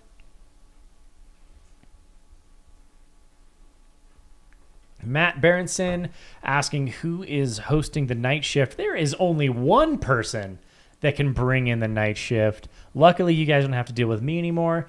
You are going to be graced by our very own Chris Warden, who will be co-hosted with Pete Mortimer, Meaty Pete, Pete's Meats. He'll have an aid station up on top of Eldon. By the end of the night, I'm going to guess we're going to be calling him Whiskey Pete. I might have to join for that, guys. You might have me as a guest, taking a few shots. If you thought the comments have been questionable at best so far, you wait till Whiskey Pete shows up.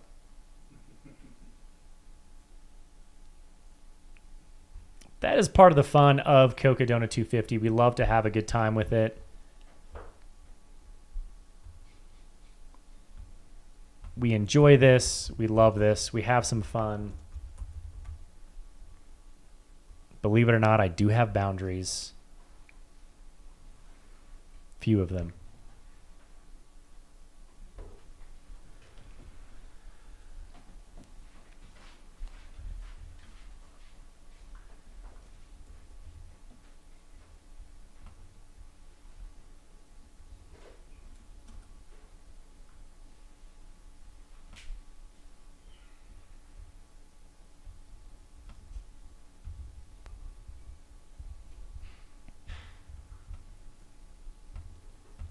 Some pretty awesome shots out on the course there, making their way down to Arastra.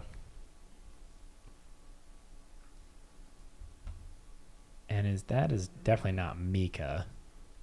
But that our third Oh, that place was female? Rachel, yeah. Yeah, Rachel's in red. Yeah, that was Rachel. Mika was wearing the greenish colored sun shirt. The John G sun shirt. I have one of those. They're pretty sweet. I think they're actually cooling. I want one. I need to talk to John G. Come on, y'all. They're in the chat. They were in the chat earlier. They were. Come back. Come back. We Don't need leave you. us.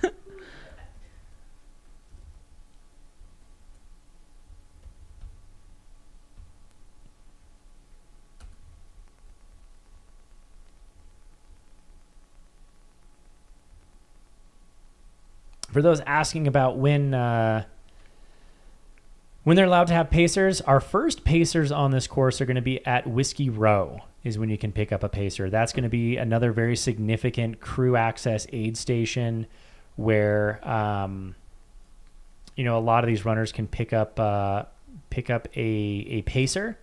That's going to be out in the Prescott Valley of Arizona. And it is there's a significant amount of mileage that takes place to get there. You're looking at 78 miles to get to that aid station. And so for a lot of these runners, that's not going to happen until the early hours of the morning, who are really pacing themselves for this 250-mile journey. So it's going to be a little bit later in the day that they are going to reach that Whiskey Row. We do know that the front runners today, and Joe McConaughey specifically, if he can maintain this effort, which we believe he can, everything is pointing to the fact that he is absolutely going to be shredding it. He will be there ahead of course record pace.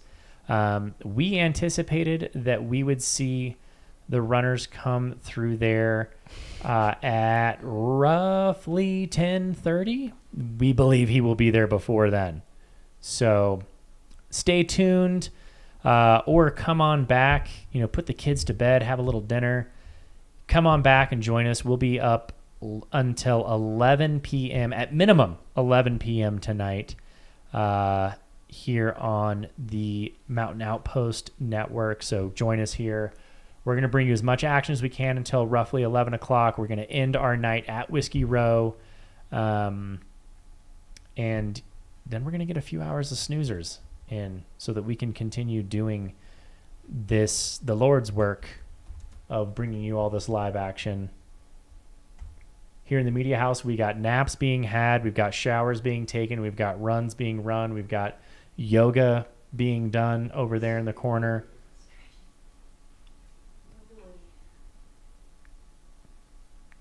Do you know if that's Rachel? Rachel's in the orangish reddish, pretty sure. Yep. Yeah, that is not Megan McCarty. That is Rachel out there. Megan is in all white.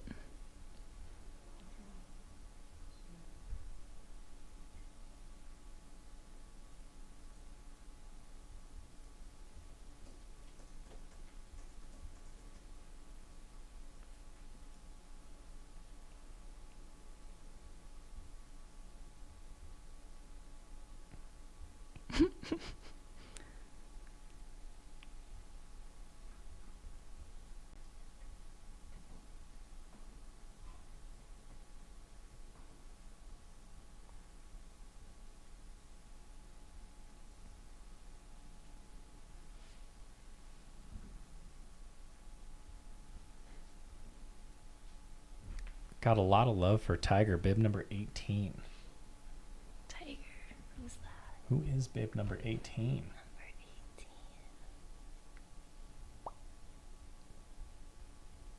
I don't have my handy dandy spreadsheets on me right now.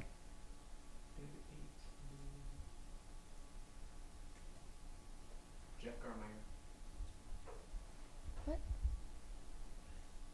Oh, makes sense. Jeff Garmeyer. Okay. All right. He's a tiger. Tiger King over there.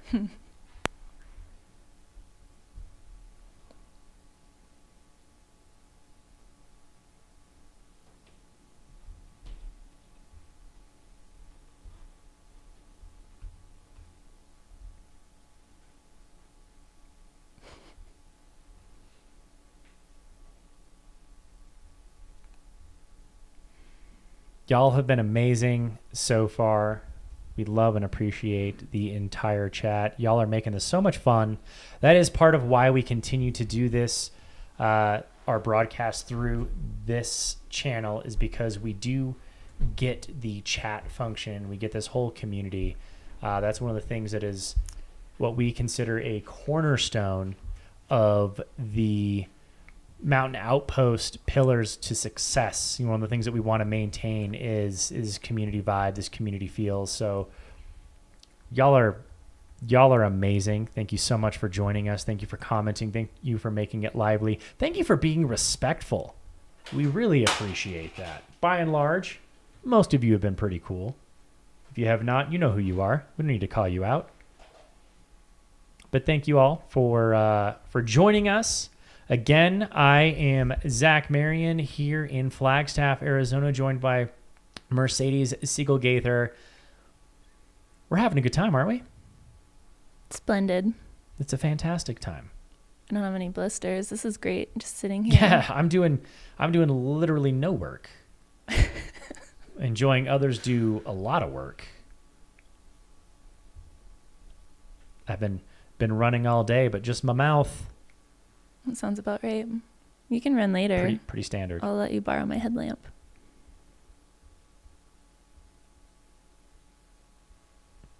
We're getting call outs to call the trolls out. Nah, we love it. Let them come here. We'll let you guys take care of that.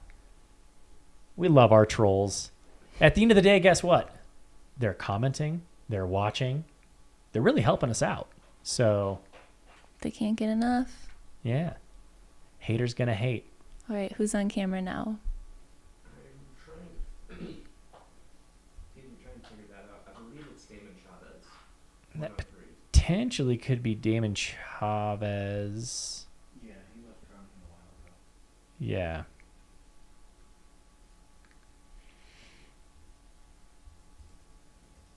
We did have eyes on Andy Glaze earlier. He was in Crown King, taking his time, enjoying some of that, his giant drop bag there. The glazed Cocodona. I absolutely love it. Y'all come up with some clever names. Now I just want donuts. Yeah, now, for those of you who are in the chat or either from Flagstaff or have been to Flagstaff, where's the best place for donuts? Because now y'all made me hungry. I've already been to Pizza Clutta. Those guys are amazing. We love Caleb and the crew over there. I've been to the standards. Diablo Burger has always been fantastic, treated me well, but I've never actually looked for donuts in this town. The bagels, Biff's Bagels, amazing. Got to say that. Oh, where did you tell me to go get coffee? I think I went there. Single speed? Yeah, Yeah. it was good. Joint's legit. Macy's is also a fantastic place.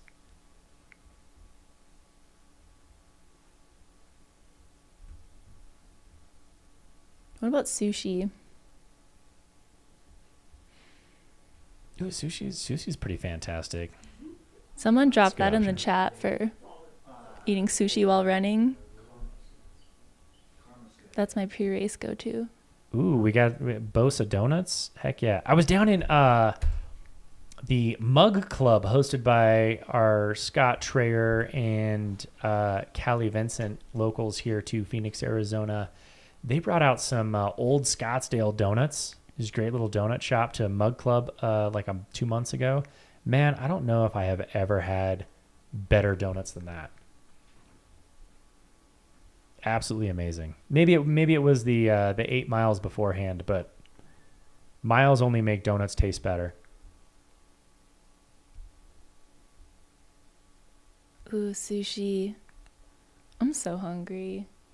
Imagine having ran 60 miles. Everyone's saying Karma Sushi is the place to go, so I think you got a place to go there. You got your list, and it is that is a lot of Karma Sushi votes right there. Nice. That's a good sign. John G, we agree, man. Mug Club is absolutely fantastic. We love what Scott and Callie are doing out there.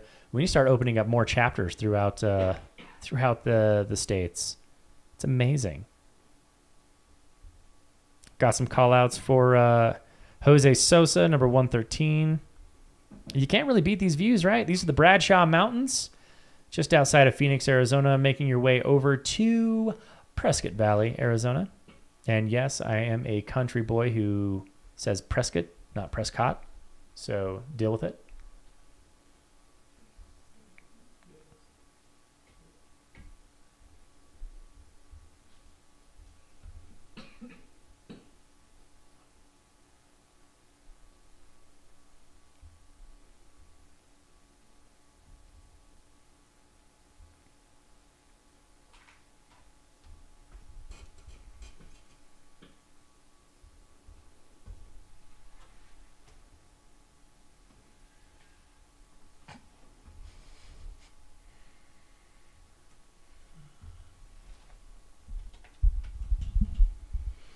Oh, just enjoying the views. Just take it in, y'all.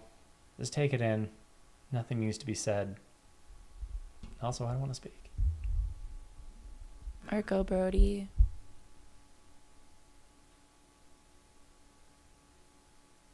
Well, there's a runner. Enjoying their last couple hours of sunshine. Yeah, they got a few more hours left. Roughly, three and a half hours left of sunlight until 2.5. 2.5. Oh, it is a little earlier here. 2.25. Yeah, they're definitely going to be getting into the cooler hours of the day. We know that our as the sun's obviously you can see the shadows are getting longer. The temperatures are starting to decrease, so that hot heat of the day is starting to dissipate. So a lot of these runners are going to be coming back to life as we move into the night hours, especially those who are able to kind of manage their own circadian rhythms really well. I know a lot of people who are amazing, strong athletes, but they kind of get the nighttime weepies and the sleepies, and it just happens to where they can't adjust their circadian rhythms very well. I don't know if it was grad school or what, but I became very accustomed to being up late hours. So running through the night to me is like a really welcomed respite from the heat, and I enjoy being able to kind of do some of my best work. Again, if I can throw on like the Lumen 600 from Ultraspire, a nice little waist belt that has an incredible battery life and 600 lumens of light in front of me, I don't ever worry about the terrain in front of me. It never slows me down when I have the right lighting system, but I can do a lot of really great work.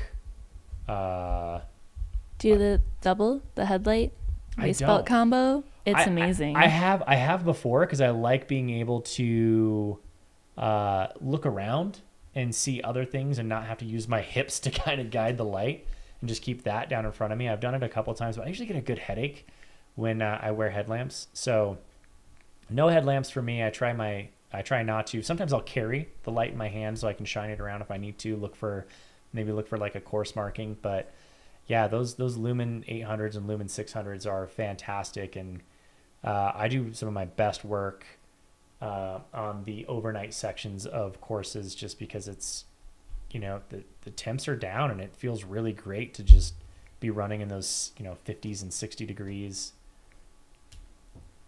Absolutely amazing.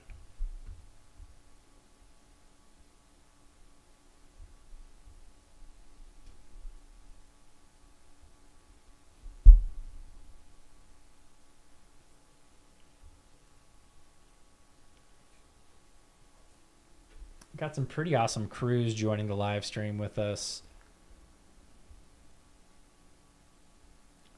Sarah Newberry asking what part of the country. Okay, so I grew up in rural southern Utah on a 45-acre horse ranch, so I'm allowed to say I'm a country boy. Had 30-plus horses on a ranch, so yeah, I can say I'm a country boy. Lived in Salt Lake City, Utah, which might not be country. Now Denver, Colorado, enjoying it out there. So I'm enough of a country boy. Ain't got that southern drawl, but I say mountains and Prescott and cricks. Is it a creek or a crick? It's a creek. Yeah, it's a crick. What about Bag? Oh no, Bag. Bag is like way more of like a Fargo, Northern Territories issue. It's Wisconsin. Close enough. Flag. Bagel. A bagel. Bagel. Get yourself a nice bagel. I'm so hungry.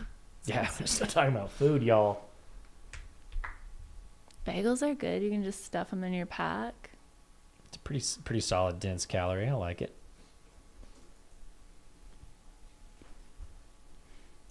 So for those who are just joining us, we will give you a nice little update. We like to give you a little update every 15 minutes or on the hour. And right now, our top 3 males. Mercedes, I'm going to let you take it away. Give us our top 3 males and females, please. Alrighty. Our top males. We got Joe McConaughey in first with Harry S. or Heroldus right behind him. And then Jeff Browning.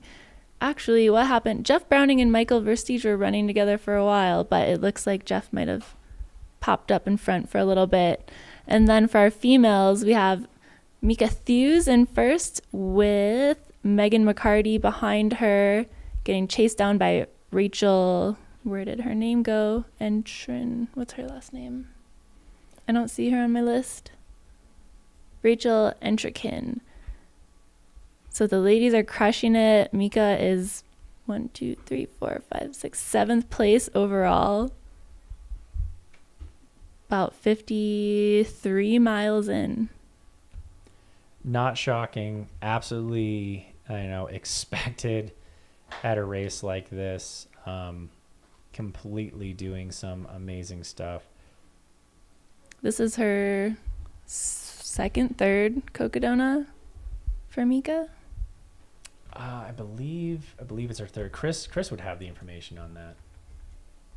What? That she is. Mika has a pretty much all the 200s under her belt at this point. She knows all the courses. She's done well at most all of them. Mika Thews rocking the John G kit, doing her thing. She got third last year at Cocodona and fourth the year before, 2021.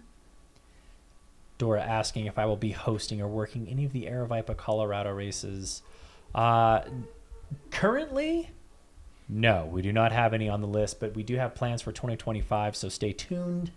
A lot happening with Mountain Outpost. As we mentioned earlier, we're trying to bring you some of the best races around the country.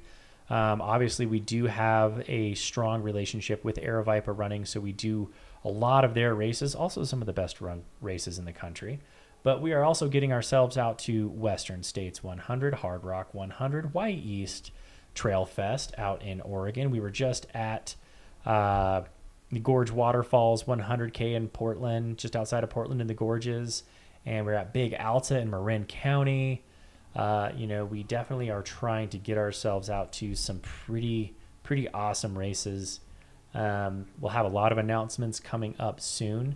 As far as our Aravaipa events in Colorado, we'll be at some Colorado races this year, but not at any of the Aravaipa ones. So I will not be emceeing or hosting any of those. Might give one of them a run. Might go out there and give them a little joggy jog just to get some training in. For those of you who aren't familiar with Aravaipa races, man, get out and enjoy some. They've got some great ones. They don't all have to be 250. You can do some of the more accessible courses, some good training weekends. We just had a couple races out in Colorado on the weekends, and early season races are always a fun weather game, but we get them done. We have fun with them.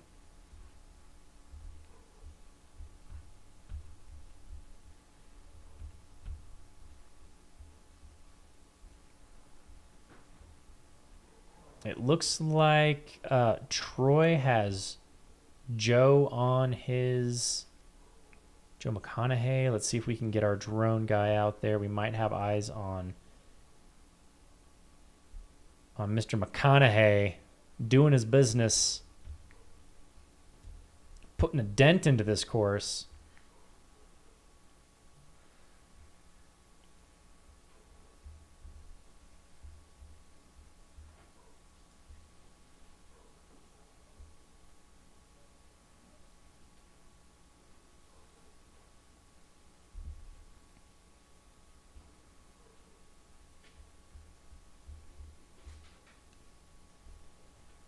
Our drone pilots out there literally doing the absolute most to carry this broadcast. Okay, so it's a little glitchy right now, but that is Joe McConaughey, according to our drone pilot. Again, he was wearing that super bright, vibrant Brooks kit, that bright reddish color.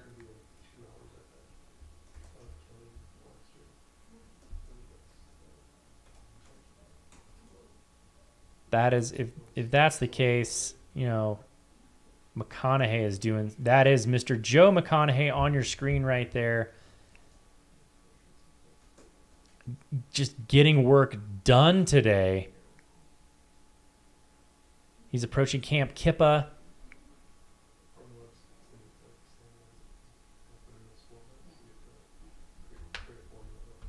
We had eyes on Mike McKnight back at Battle Flat. But our eyes right now, our drone in the sky is following Joe McConaughey, our men's race leader for Cocodona 250. He is moving significantly ahead of the predicted splits that we had. Kind of jogging what he can, hiking what he needs to, being very efficient and aggressively moving forward. I mean, he will be, at this point, hours ahead of our predicted times. I told you all a course record was going to happen this week. I don't know who's going to do it. I don't know if McConaughey is gonna hold on to it. I don't doubt that he could. I don't doubt that he will. It's no slight on him. But we have several runners who can take down this men's course record. And it looks like Mika is making a very big dent on the women's side of things as well in the lead over there.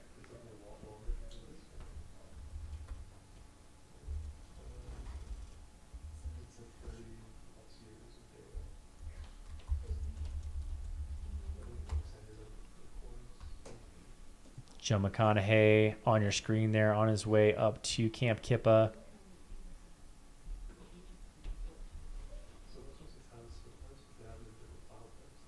Many thanks to Troy Wicks, our drone pilot, capturing some of this great footage out there.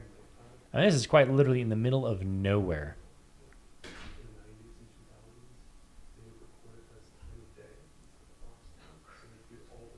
We are 12 hours and 2 minutes elapsed into the race here at Cocodona 250. We've got eyes on men's race leader Joe McConaughey.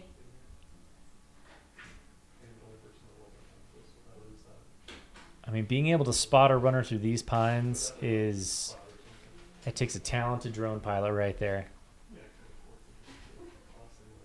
So he's got a bit of a climb. Is that what he's doing right now before he gets into what is it, Camp Kite at 62? Camp Kippa, yeah, he's Camp definitely Kippa. got quite a hike ahead of him to get up there. I mean, it's no joke getting to Camp Kippa. Then it's like a 40-mile downhill. Yeah, they've got a cruiser downhill after this.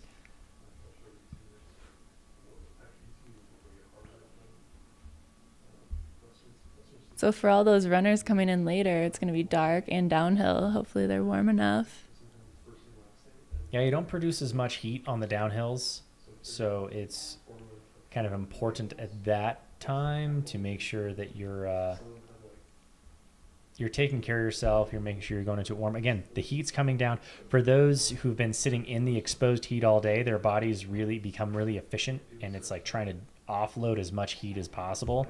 That process carries over for quite some time after it cools off, because it's working off of core temperature, not superficial temperature. And it also takes a minute. Once your core temperature drops to the temperature it needs to, your body is still offloading heat for a significant amount of time afterwards. So that's why a lot of times you'll finish a race feeling fantastic, and 10-15 minutes later, all of a sudden you've got the shivers, you're freezing cold. And that's because even though you've stopped and you've stopped producing that heat, your body hasn't recognized that yet. So it's still just heat dumping, and it's just kind of getting rid of as much as possible. So that will carry over into the night. So you want to make sure when you leave these aid stations, you've got warm gear with you so that you can mitigate that and try to recorrect it, because your body will still try to cool itself down quite a bit, and you'll end up getting, kind of getting that hypothermic stage, or you maybe not get quite hypothermic, but when you get to these sections where you're going downhill, where your body's not producing as much heat and the ambient temperatures drop significantly, you're definitely running the risk of slowing down quite a bit, because all of your body's blood is rushing to the core to try to keep it warm versus keeping it in the extremities that you're delivering all of your oxygen and blood sugar to keep the legs moving. So yeah, really important to make sure you're managing not just your cooling tactics, but also your rewarming tactics going into the evening hours. Is this a fire scar we're looking at, or just beetle kill? Ooh, that is likely I believe that's the fire scar from the years ago when they had to redirect the course, do an alternate course not through this section because of the fire.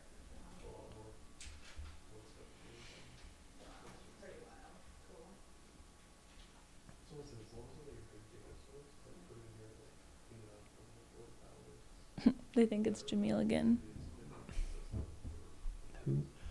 Who on earth is on? I mean, come on. Jamil, Zach Marion, y'all should know by now which one is which. Matt over there cracking jokes. You're silly, Matt. You're silly.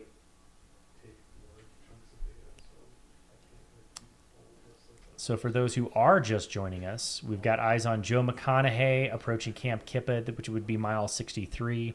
And if he's approaching it this early, he is an hour and a half ahead of schedule. So he has put a significant dent into the course record already at would be mile 63. So a lot of race left to have. He's playing his cards. He's not shy at all about making the moves early on in the race, letting everyone know that he's here to run his own race, do his own thing, and get himself to that finish line in a course record fashion. And, for those who don't know, Joe Stringbean McConaughey has an extensive background in FKTs and long through hikes that are multi-day FKT attempts. And so he knows how to aggressively move forward through multiple days. He does plan on getting a decent little 20-minute nap tonight, and he's going to do 20-minute nap tomorrow, and he should be done after that. So yeah, amazing. Also, let's not forget the women's side. Mika, Megan, and Rachel also on track to beat the course record. And we know it's early. We definitely know it's early. But at this point, they are at that position to where they can attack that course record. So women's field crushing it, men's field crushing. This could be a historic Cocodona 250. 2024 might be the year that course records go down and we establish a pretty significant bar to be crossed in the future, I'm sure.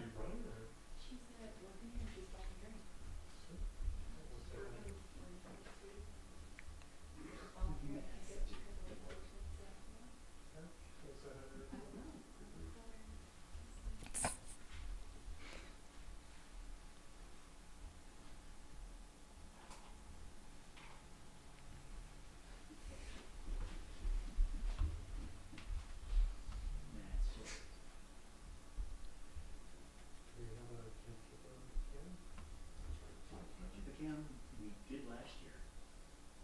This is the real wild. I didn't see this last year because it was dark. Where is this area?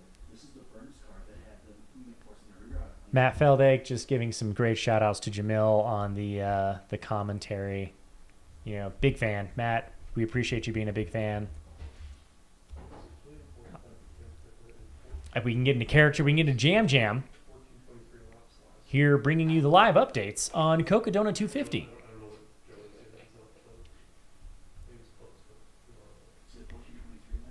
We've had a lot of things happening here on the course today. We've got Joe McConaughey approaching Camp Kippa at mile 63. Our women's course record is currently being attacked by Mika, doing a fantastic job on the course.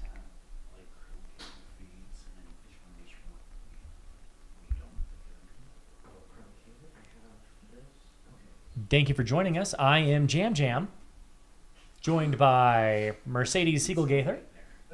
When you say jam, you sound like it. How does she do? Kind AI Jamel. Al Jamel.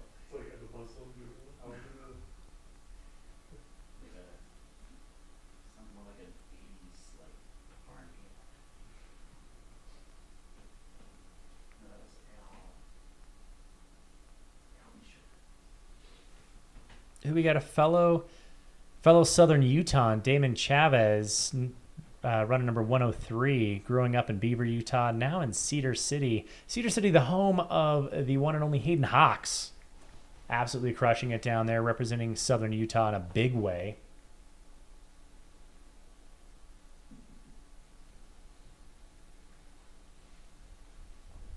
I really feel like I need to grow my hair out again. Get a perm.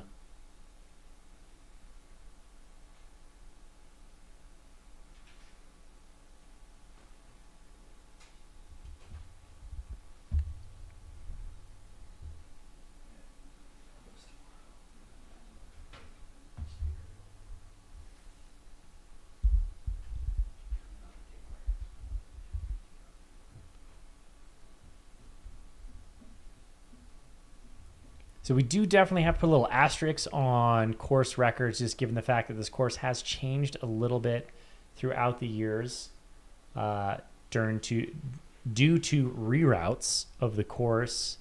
We've had fire years, we've had some reroutes that have needed to be made. So we do want to say that this is an asterisk course record attempt here. It's definitely going to be an exciting next couple days. I am stoked to be able to bring you guys a little bit more coverage from myself, but we do have some other great, amazing commentators who are going to be with us throughout the week. You guys are going to enjoy Mr. Chris Warden for a little Aravipa After Dark.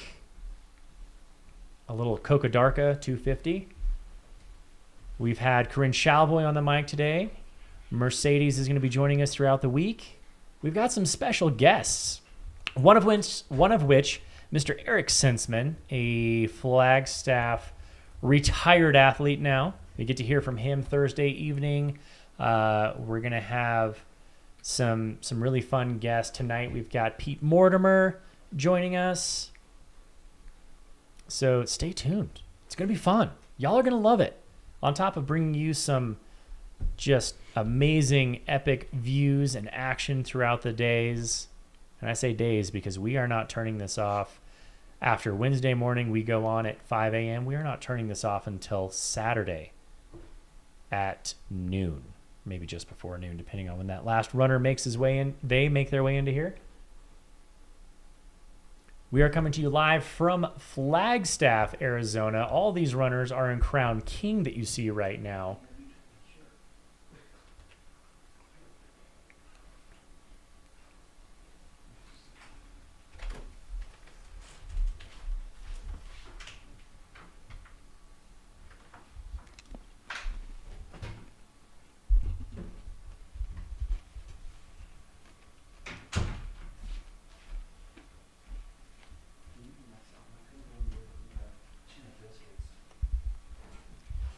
Thank you all for joining me while Jam stepped off the commentator booth. I'm Zach Marion, joined by Mercedes Siegel Gaither here in Flagstaff, Arizona. Thank you for joining us for the Cocodona 250.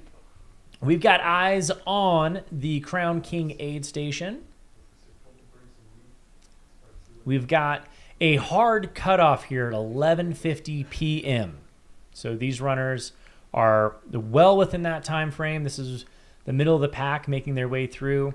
We've got our top 5 male, or top 3 males, top 3 females have made it through here, and they're on their way. The females are on their way to Arastra. Men have made it through, and it looks like Joe McConaughey is almost to Camp Kippa, which is going to be a significant jump on previous years. So he is doing some heavy work with Harold Sabertis, or Harry S, out here on the course. Behind him, we've got Jeff Browning and Michael Versteeg. Were last seen working together, leaving the Arastra aid station in a combined third place. Our ladies, Mika Thews, we've got Megan McCarty in second place, and Rachel and her name is so hard. Entrinken. You'll get it.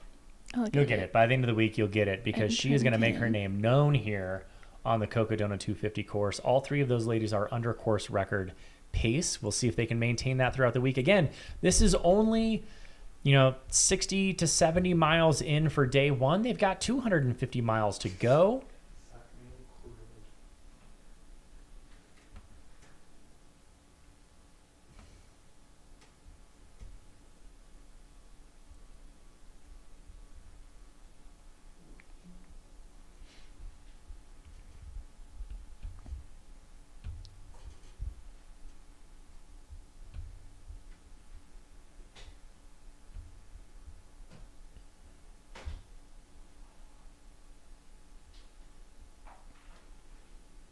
And it looks like Eliza Lapierre is making her way. She's pretty close to Rachel.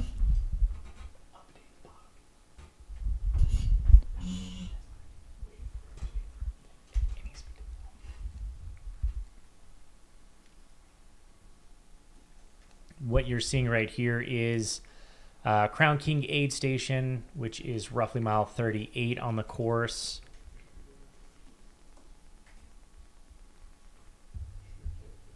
We know that Joe McConaughey is on his way to Camp Kippa.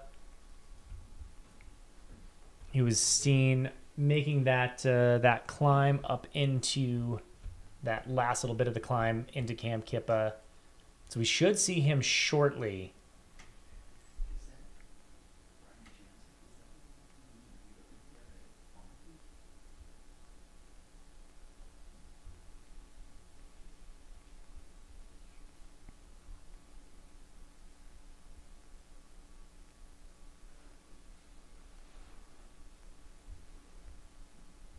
Again, we've got the live updates attached to the chat at the top there. We have it pinned at the top so you can find your runners there or any runners that you are interested in. We also do have them in our leaderboard as well. So just be conscientious when you do look at it. Definitely make sure that you're looking at the last updated time of the runners as well, because it might look like some runners have made movements and passes, but there could also be a lag in time of the update on the GPS tracker. So take it all with a grain of salt. We will try to bring you the most updated, accurate information that we have, not only using the GPS, but also our team on the ground, bringing you some amazing drone coverage, some runner cam coverage. We're going to try to get some field reporters out there throughout the week. It's going to be awesome. You guys are going to love it. Work productivity is going to dramatically decrease. Work productivity of all these runners is going to dramatically increase, as they've got to make a rather long journey from northern Phoenix, Arizona, up through the Bradshaws, up through Sedona, into Flagstaff, making the glorious 250-mile journey that is the Cocodona 250.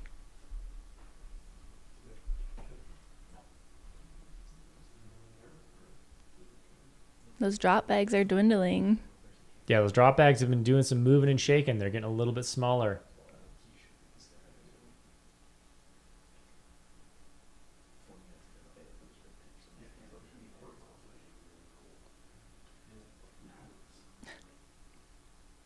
If you guys didn't see it earlier, we've got some amazing footage. You can scrub back to Mike McKnight just crushing a gallon of raw milk there at the aid station. I mean, I've craved milkshakes after a run, but I've never craved raw milk in the middle of the afternoon at 38 miles into a 250-mile race. But hey, to each their own. I can't say a whole lot. He is the current course record holder of the Cocodona 250. So, man, if milk does it, all you, buddy. It's high in protein. Isn't it like a base or something? Like Pepto-Bismol? Is it good for your stomach? I might have made that up. You're spouting out nonsense at this point, but I love it. Let's roll with it. It would be basic in terms of its pH content. So, yeah, I would imagine it probably calm the tummy pretty well. It tastes way better than Pepto-Bismol. Get it? Way. I don't even think you meant to do that, and that was fantastic. Oh, I did it. We'll go with I did it. Oh, my goodness. We got Meaty Pete in the house here.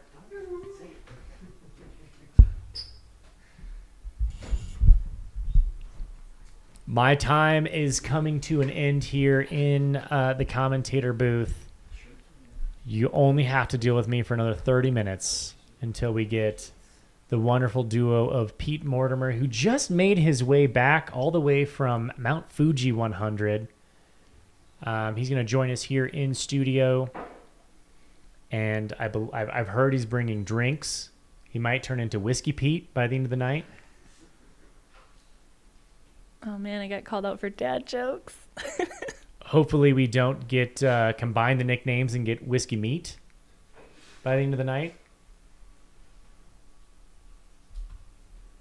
I'll be here all week, folks.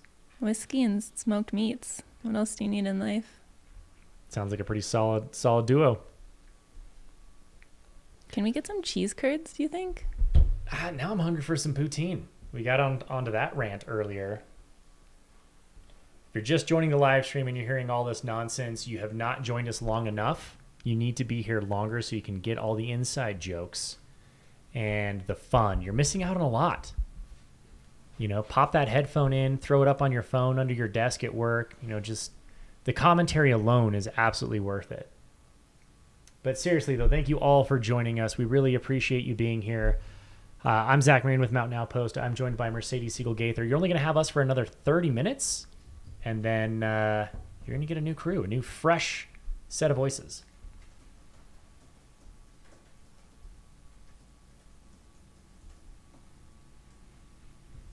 And we can see what we can do about getting some closed caption on there. We'll see if we can't pull that up. Doesn't look like we can. We apologize. We love you. Still.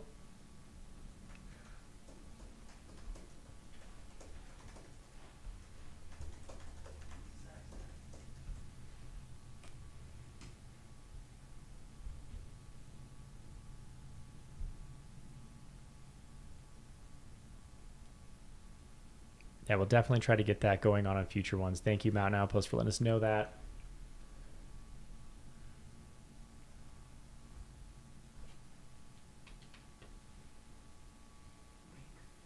Be committed to being useless this week. Either you're running Cocodona 250 or you're watching Cocodona 250. Either way, you ain't doing work. Well, let's not kid yourselves.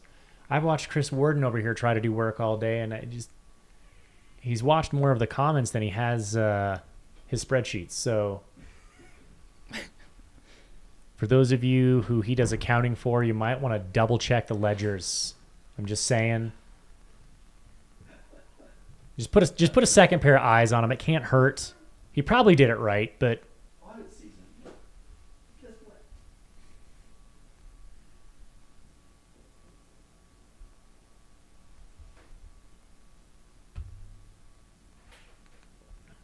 we got eyes currently right now on Crown King Aid Station. That's mile 37.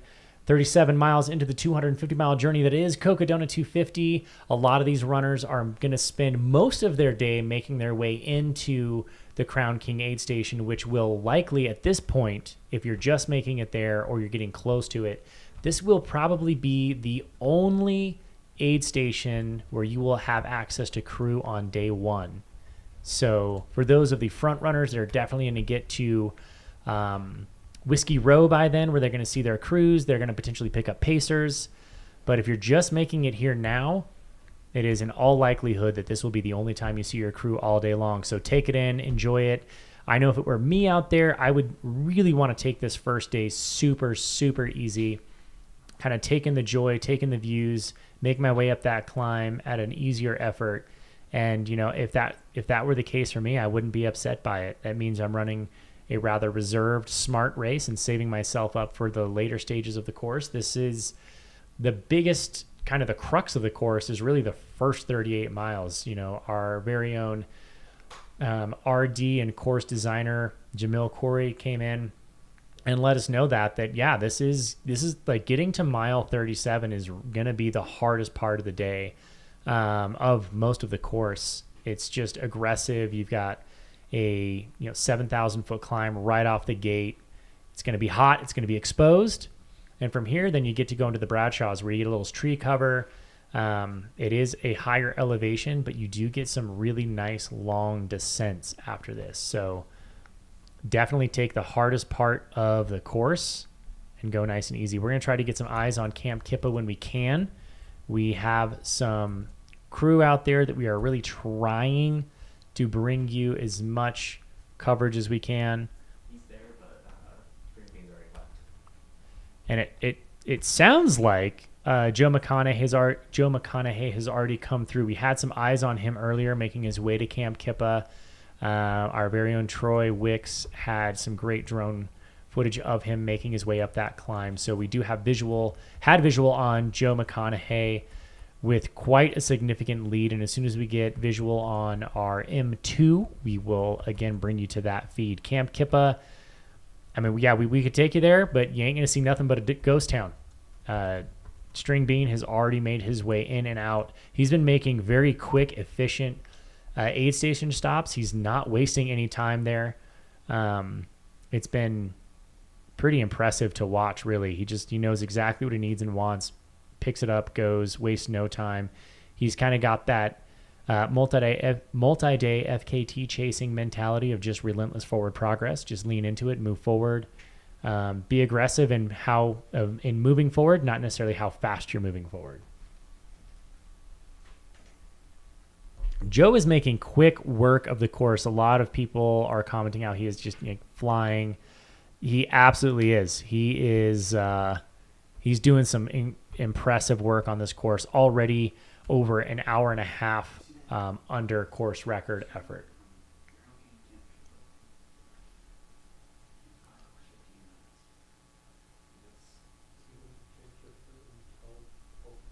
So for reference, A Station Fireball bringing in the news that he went from Crown King to Camp Kippa in 5 hours and 15 minutes, which is over an hour faster than the race leaders did it in 2023. So he's making some rather impressive movement.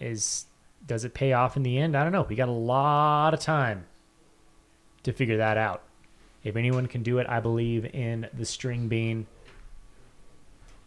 And he's got a murderer's row of dudes behind him who are really going to be pushing it. You know, you got Arlin Glick, who is no stranger to speedy courses and some high turnover. You've got Jeff Browning, who, when you have a focused and fit Jeff Browning, who has experience on the 200-plus mile distance now and has learned a lot of things, that's a scary individual to have behind you. And then, of course, we have Michael Versteeg, who just cannot be voted against. You got to keep him on that top 5 list. Absolutely. I don't know who is crazy enough to not put him into your top 5, but that would be a mistake. I don't know. I think they should be afraid of Mika. Which they all have to be afraid of Mika at this point. Mika Thews making a fantastic surge onto the course record, but she also has Megan and Rachel behind her. Intrikin. Rachel Intrikins. Nailed it. So yeah, we've got ladies and men. I mean, Mika's only 6 miles behind Joe. That's not bad for 12 and a half hours. Absolutely. I mean, if you look at what 6 miles can be, I mean, on a good effort, especially a downhill, that's going to be an hour, which if Joe McConaughey was an hour ahead of the race leaders, Mika's running about what the race leaders were doing last year. I'm just doing quick math, so let's not count that as the gospel truth. But, yeah, we've got some exciting things happening here on the Cocodona 250 course.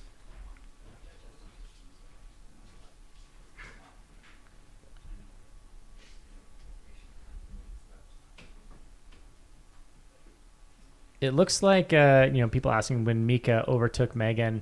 They were in this Crown King aid station together. They left relatively close, and Mika just decided to open up a little bit of a gap between there and the next aid station, so at Arastra. So that's kind of where the moves were made, would be on that section of the course. We don't have an exact time as to when it happened, but we know that they left this Crown King aid station that you're seeing right now relatively close together. And it looks like she's running within about a minute of Jake Jackson. Yeah, she'd be running with Jake Jackson around there, who left in front of them. So she definitely has made some move on the field overall. She's just trying to make some new friends to run with. Yeah, she just wants to go find more runners in front of her.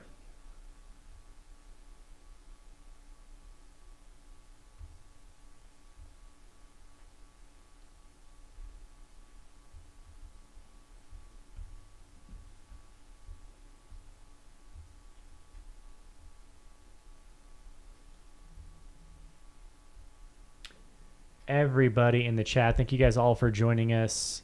One thing you can do, which would be amazing, and I'd really appreciate it as the director of live streams over here at Mountain Outpost, but we are dedicated to bringing this to you guys for free, and one of the ways you can help us out, which is also free, is go ahead and liking this broadcast.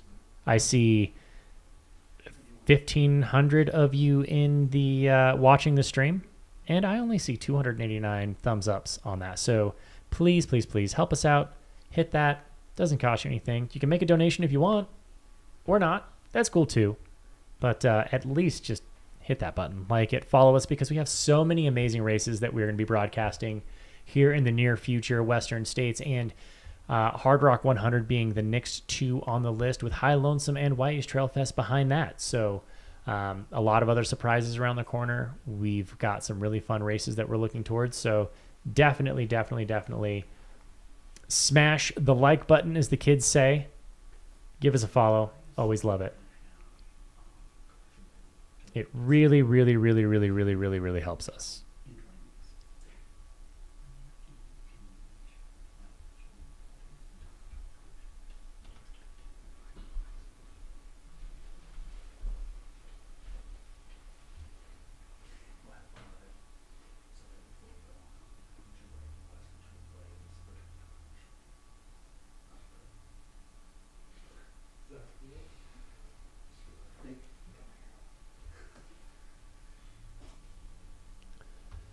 We love it. We absolutely love everybody in the chats. Thank you so much for joining us. Thank you for keeping it lively. Thank you for keeping things respectful and kind. We always do appreciate that more than anything. You're allowed to say whatever you want. Just don't be rude. That's all we ask. Set a little boundary there.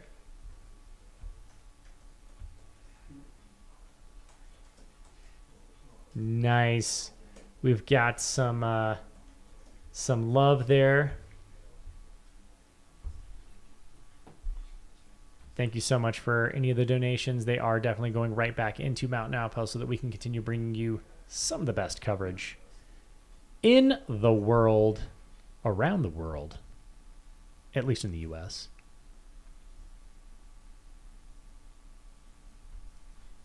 Got eyes on... We got a Harry S on the screen right now. That'd be Heroldus Suburtus, or Harry, as we like to call him around here. Doing some great work, making his way up the course here. So this is close to Camp Kippa. This is kind of the final bits of the climb on their way up. That Harry S is making moves. He's cruising. We got a mobile Harry S here, doing some hard work. Absolutely love it. You see, making his way through that burn scar there. Again, that's part of the reason why the course had to be rerouted years ago. Thanks to that. Allison Smith, thank you so much. We love you. We appreciate you. You guys are friggin' fantastic. We got the best chat crew, the best community here in the sport, all the way from New South Wales, Australia. Ooh. Yo, check it out. New South Wales, I studied abroad there. It's a nice spot. I have been out there. I did not study out there, but I visited. I visited Australia. Absolutely loved it. Down in the Melbourne, Sydney area. Went and hung out in Tassie for a week. That was pretty awesome. Did you see the tiny penguins? I did. I Aren't did they the little blue penguins on the coast. My little heart. I loved it. Absolutely fantastic. Thank you for joining us all the way from Australia. We love you.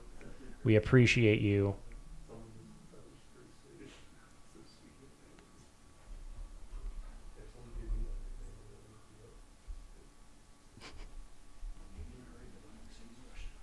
I'm sorry, y'all, but you only get roughly 14 more minutes of me and my antics. So soak it up while you can, because I apologize, but you have to deal with Chris Warden after this.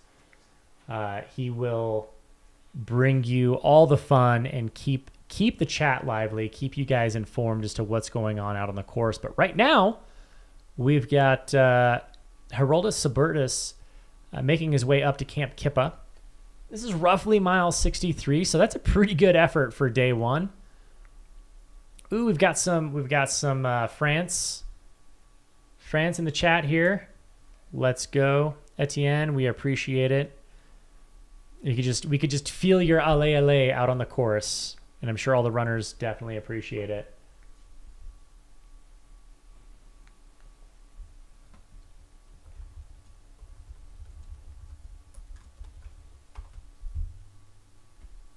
We've got. I think it might be Jeff Browning actually.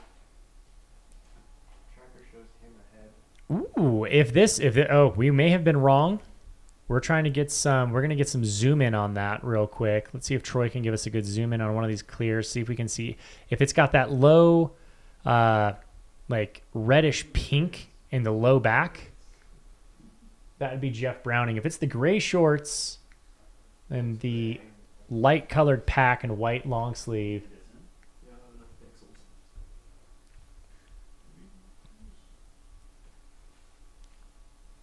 The Cocodonuts, we love it. We love you guys all for being here. We got some shout outs to Ashley Paulson. Go Ash Kickin'. She's crushing it out here. She's in a really great place to have a fantastic race. Girls got wheels, so we can see what she does here. We might stand corrected. We know for sure that this is M2 on their way up to Camp Kippa. It might not be a giant hairy S on the course.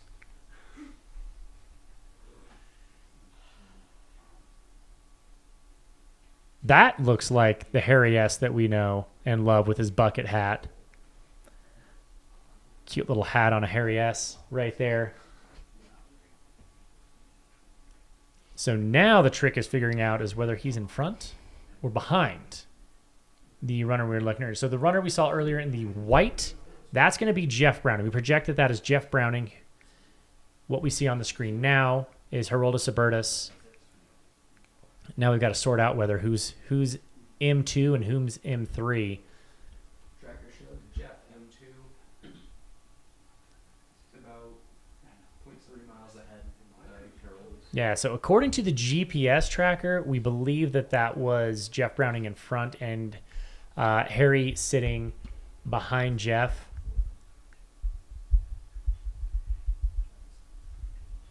Jeff's got a Harry S right behind him, chasing him down. Gotta run faster with him chasing him. Only at, hour and a half of daylight? Yeah. Harry S behind you. Night. It's quite the combo. So that would be Jeff Browning right there. Just cruising. With Heroldus not too far behind him.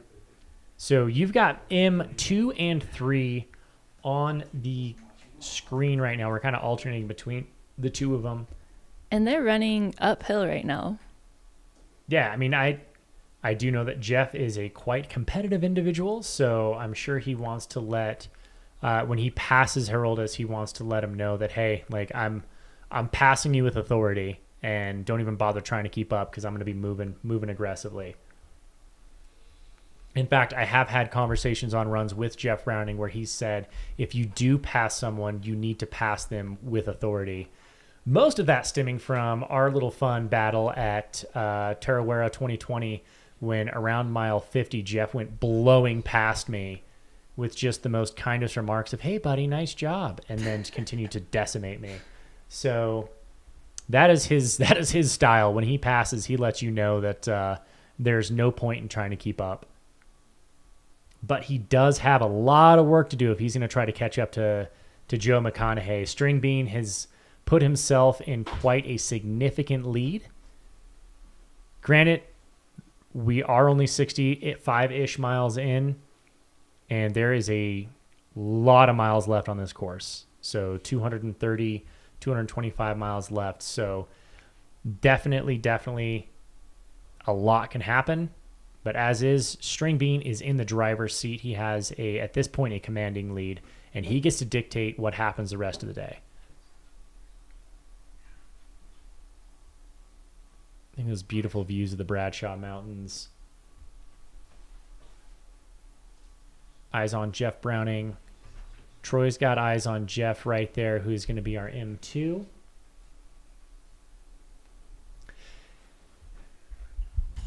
Look at those beautiful butterscotch pondos glowing in the sun. Or depending on who you are, they could also be vanilla scented. Root Depends beer. on which one you're giving a hug to. I don't know if y'all knew this, but those things smell like butterscotch and vanilla. So You should go smell them. go give them a big hug. Go for a trail run. Smell the trees. No, that is not. I mean, Heroldus or Harry is making quite an effort there, and let's see if we got any runners behind him. He is running up that hill. Yeah, he's making it. I mean, is it too early to start making? He didn't those go efforts? over the gate. He went around it. Good choice.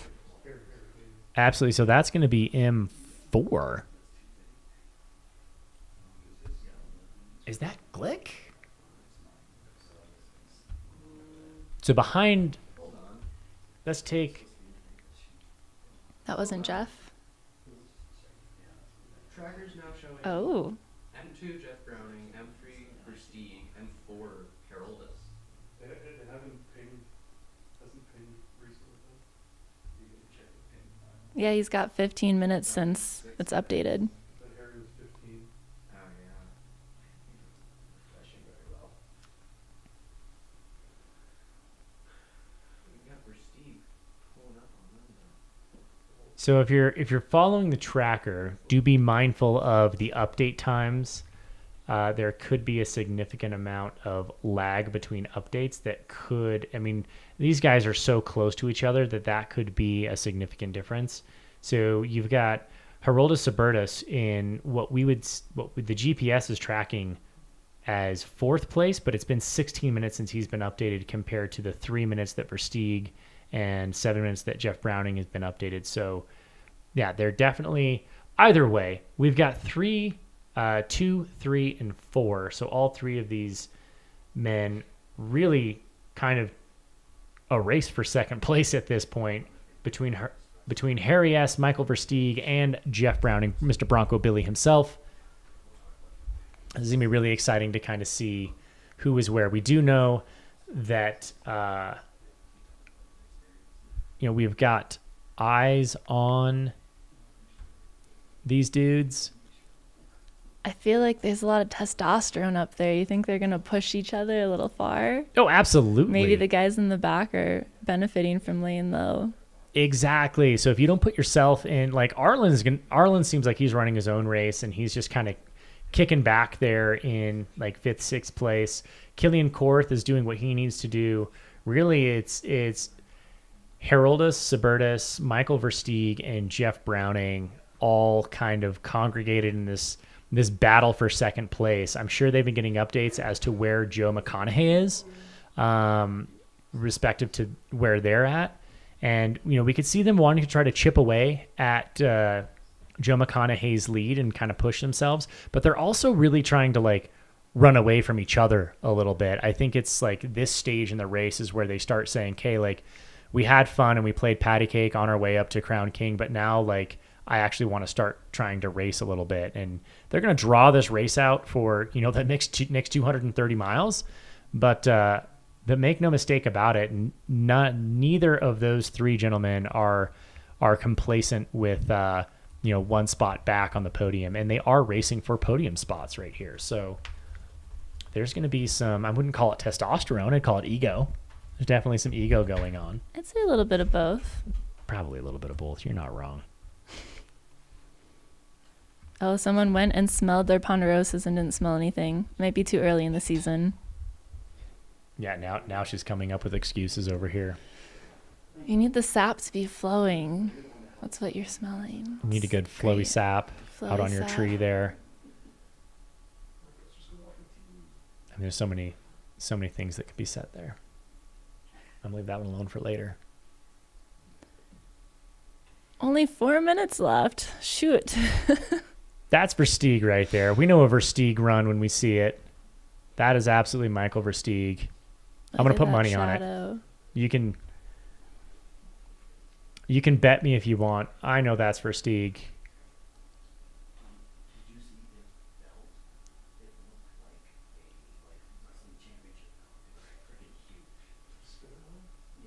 This is too exciting. I'm not getting off yet until we see exactly where everybody is at and we can kind of clarify who's who and where we are. I'll be interested to see if we've got eyes in Camp Kippa itself. So we do have eyes in Camp Kippa. We will be able to let you guys know where these 2, 3, and 4 are respective to each other and who's where.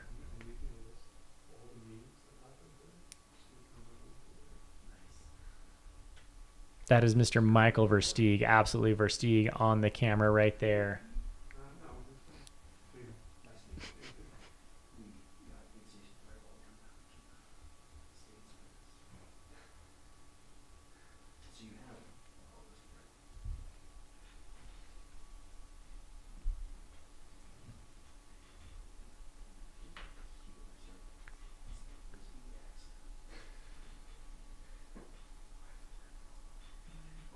Man, moving so well up that hill.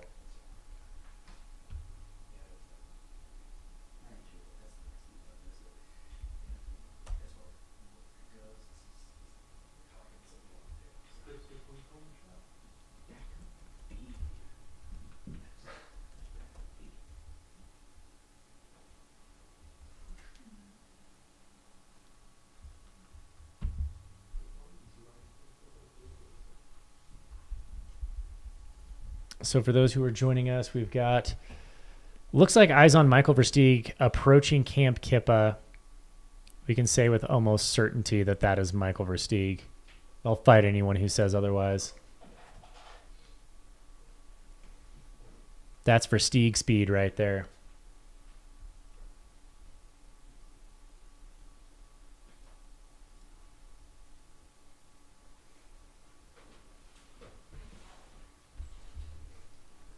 It's like watching a bad episodes of Backwoods Cops with a helicopter in the air right now. Which would be very fitting for Michael Versteeg to be the one being on that. I mean, I think I know why Michael Versteeg is moving so well up that hill. It's probably the Flota. I'm going to guarantee it's the Flota. Maybe that's what you need before you go run. I think we're going to rename this course the Coca Flota 250. No, that's no doubt Versteeg. That is crystal clear. That is Versteeg over there. Shirtless Versteeg doing his thing. You know, I love to see me a shirtless Versteeg.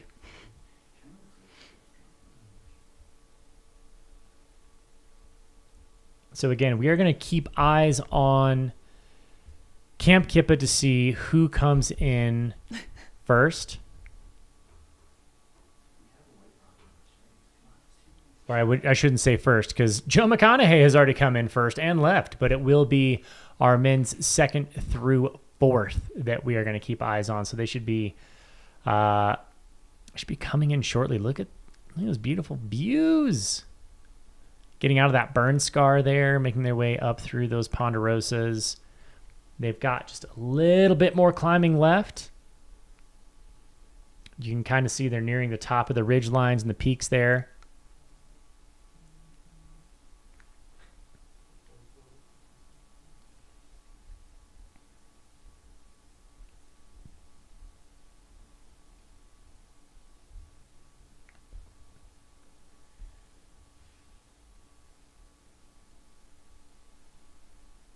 Yeah, I mean, based on the GPS data and the elapsed times from their last pings, Michael Versteeg, Jeff Browning, and Gerolda Subertus are extremely close with one another. This here is coverage of Camp Kippa, so we should be able to see who is making their way in here. There's a Dylan right there on cam. We've got some fun things in the work with him. He's creating a great film of the race. So, yeah, absolutely some great footage he's going to be capturing here.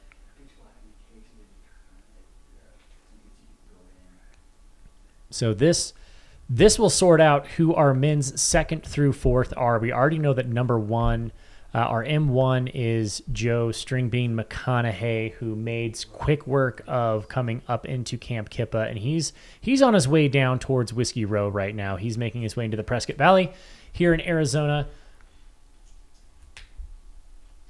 This is kind of like the fun part of the action, right? We are just like waiting with abated breath to see who is going to make their way around that corner first. The suspense. Let's put some money on it in the chat. Who do we all think it is? Do you think it's going to be... Do we think it's going to be Versteeg? Do we think it's going to be Jeff Browning? Or do we think that Heroldus... are you going to see maybe a Harry S. make his way around that corner? I'm going to put 3 flotas on Jeff. We've got 3 flotas on Jeff making his way around that corner first. I'm never going to vote against good friend and pal Jeff Browning, so... I'll say that we're going to see him before anyone else. Also, Bronco knows how to climb. That dude just is a little powerhouse. What do you think, everybody? Who do we think is going to get it? We got a lot of Harry S's in the chat right now.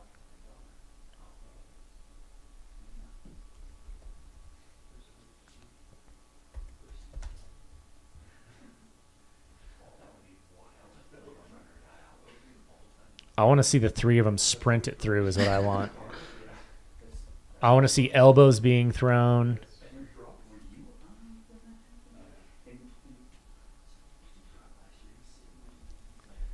Y'all lose. It was the Nissan.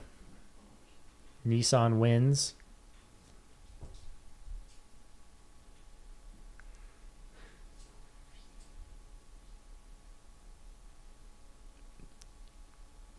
So as it stands, we have Jeff Browning, Michael Versteeg, and Harolda Subertus making their way into Camp Kippa. This is going to be a live feed from Camp Kippa itself. We know that they are coming into, roughly mile 65 at this point.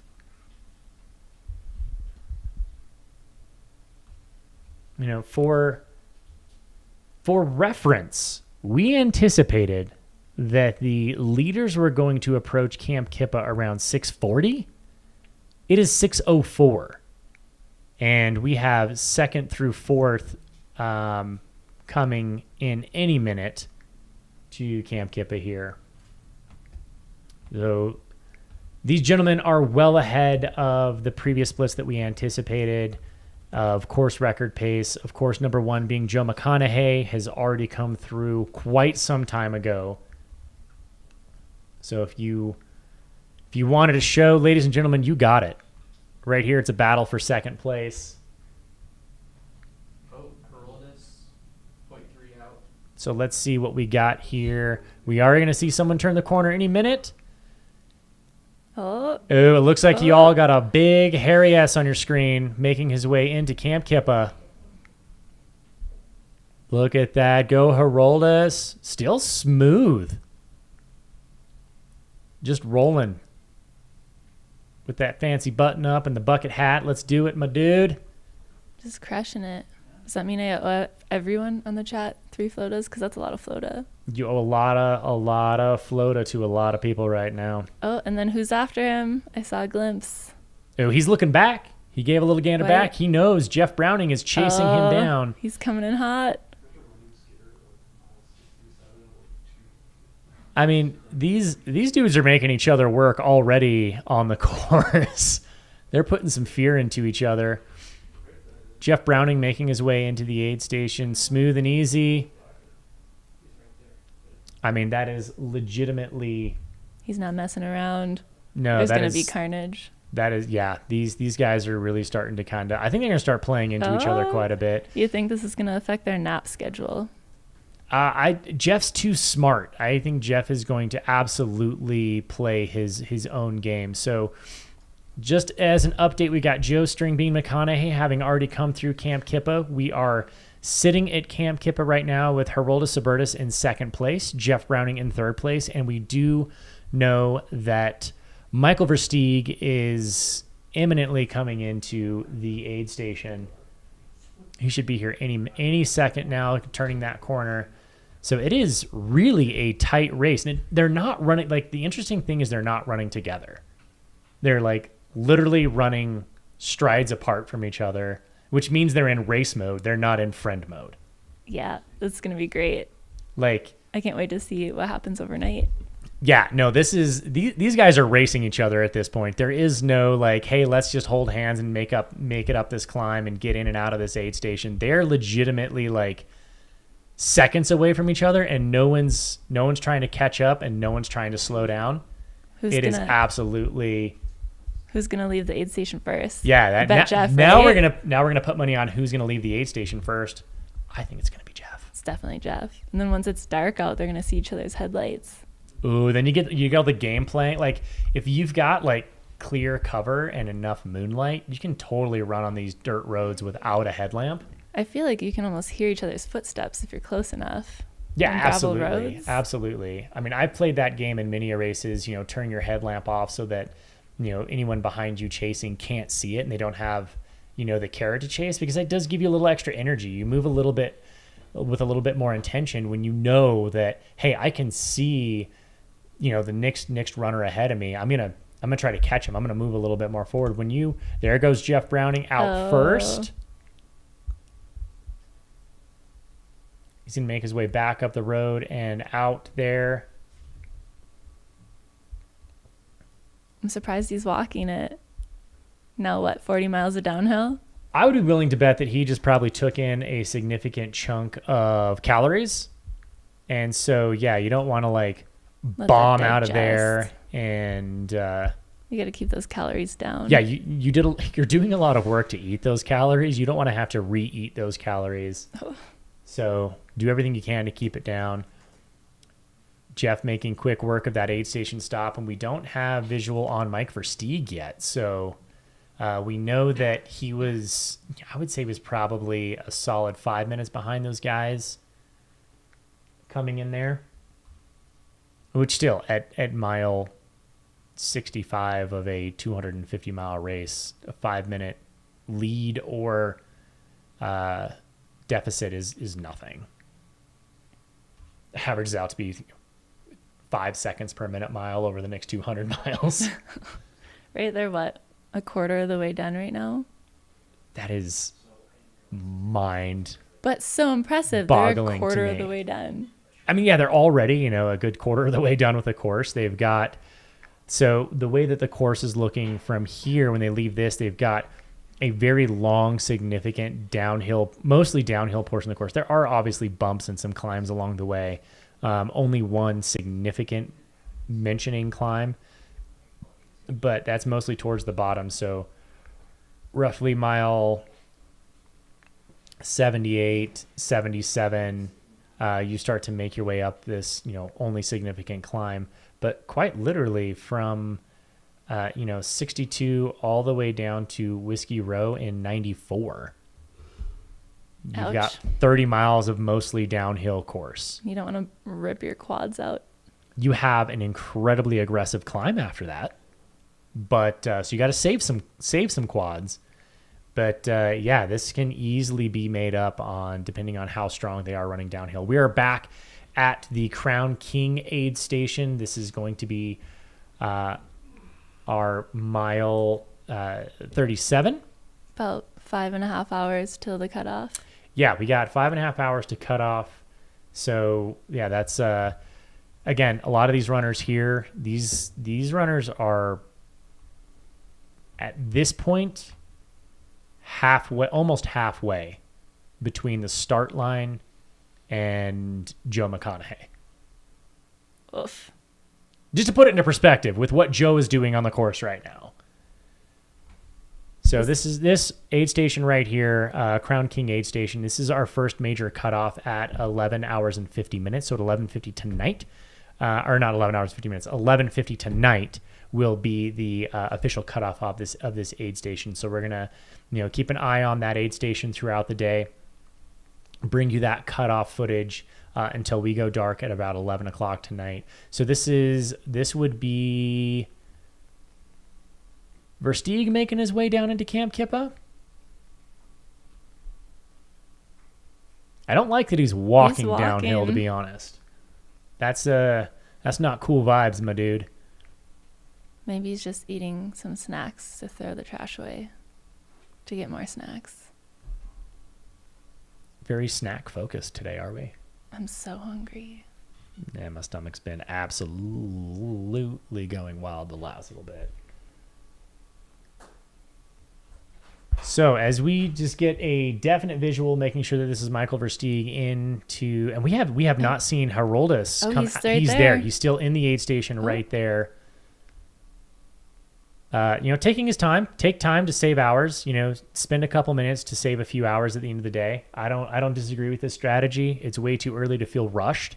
So take care of yourself out there. He was moving really well into the aid station, and we got Versteeg, who we believe is Michael Versteeg, on his way into the aid station right now. So we will see Jeff Browning having made quick work of going into and out of that aid station at Camp Kippa, putting a roughly 5-minute gap on Haroldus Albertus.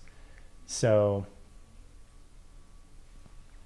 and we anticipate that it will be Michael Versteeg coming in very shortly into that aid station. Any second now. Yeah, so here comes, we got eyes on Harry S. making his way up the climb as Versteeg is making his... Where'd he go? Versteeg disappeared. Did he skip the aid station? Was he ever really there? No, there's no way he made Switch. a switch in that aid station. So, that being said, we know our men's top 3 currently, as stands, is Joe Stringbean McConaughey, having made quick work of that aid station hours ago. And we have Jeff Browning in second place, having just left Camp Kippa a few minutes ago, with Harolda Subertus in third place, leaving Camp Kippa. And to recap where our women are currently on the course. Also, we have Mika, who should be here in a few miles. And then behind Mika Thews, we have Megan McCarty and Rachel Entrekin. Rachel Entrekin in third place there. So that is our top 3 men and top 3 women. Our women are making their way to Camp Kippa. Men have made their way into Camp Kippa and are on their way out or have left. And yeah, so we are going to make a bit of a switch here on in our commentary team. So thank you so much for joining us. I'm Zach Marion here with Mountain Outpost. I am joined by Mercedes Siegel-Gaither. We really appreciate you allowing us to commentate and to bring you all the action here on the course today. It was a pleasure. We are now going to turn the time over to our next 2 guests, but until then, we are going to have a quick commercial break. So stay tuned. If you leave, come on back, because there's so much action to be had when our men make their way into Whiskey Row, and you will find out soon who our top 3 women are coming into Camp Kippa.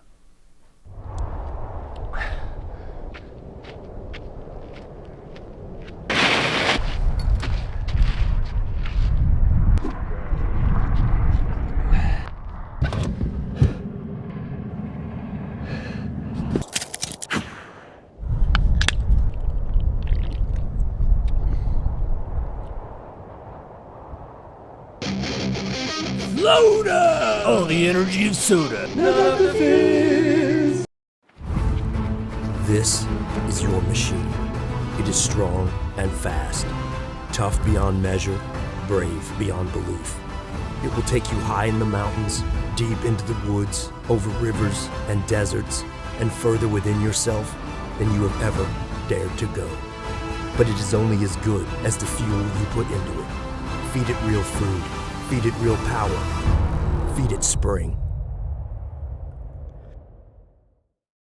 Today's broadcast is also brought to you by Speedland, the best trail shoes ever created. This is the brand new commission, the GS PDX, the 6th model in Speedland's short but illustrious history. You'll notice it's a throwback to the initial colorway of the first model, the SL PDX, though this is built on the GS platform. Plenty of cushioning to take you as long as you want to go on the trails. There's people going to be racing in it this weekend in both the 50K and 28K, but also people wearing it at Cocodona here in just a couple months' time. Everything you've come to expect, the double BOA fit system, the HTPU midsole, the drop-in P-backs, secondary midsole, also removable carbon plate, nothing better than the Speedland. Go pick up a pair of the GS PDX. You'll find a link and a discount code here in the description on YouTube.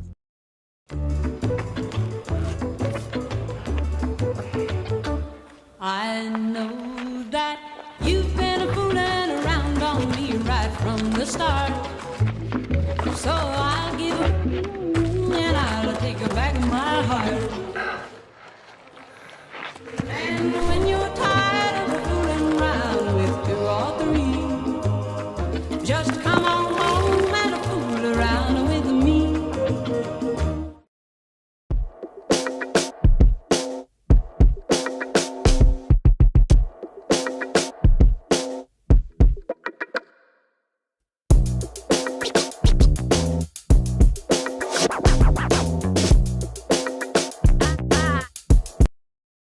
Look at the growth of ultra running the past few years. In fact, now they have 200-mile races, 240-mile races, 250-mile races. They're growing exponentially. I've been involved in all of this along the way, and everything has been the same. Athletes, truly inspired by athletes, want to go farther and faster in the mountains. What an incredible journey this has been. The joy that people experience when they're in the mountains. The personal growth that is obtained through going faster and farther in the mountains. The journey that an athlete has to go through, going from the ups and downs and the highs and the lows, and how the products that they carry and the systems that they put in place, the training that they put in place in order to accomplish what 35 years ago I thought was not possible. But now it is possible. And it is possible because all the great innovation that is going on in this world, in all the areas of the industries, and now they are obtaining things that are incredible. With Ultraspire, we are truly inspired by athletes. And as I reflect back on my years, going from there to now, I am so happy to be a part of this journey.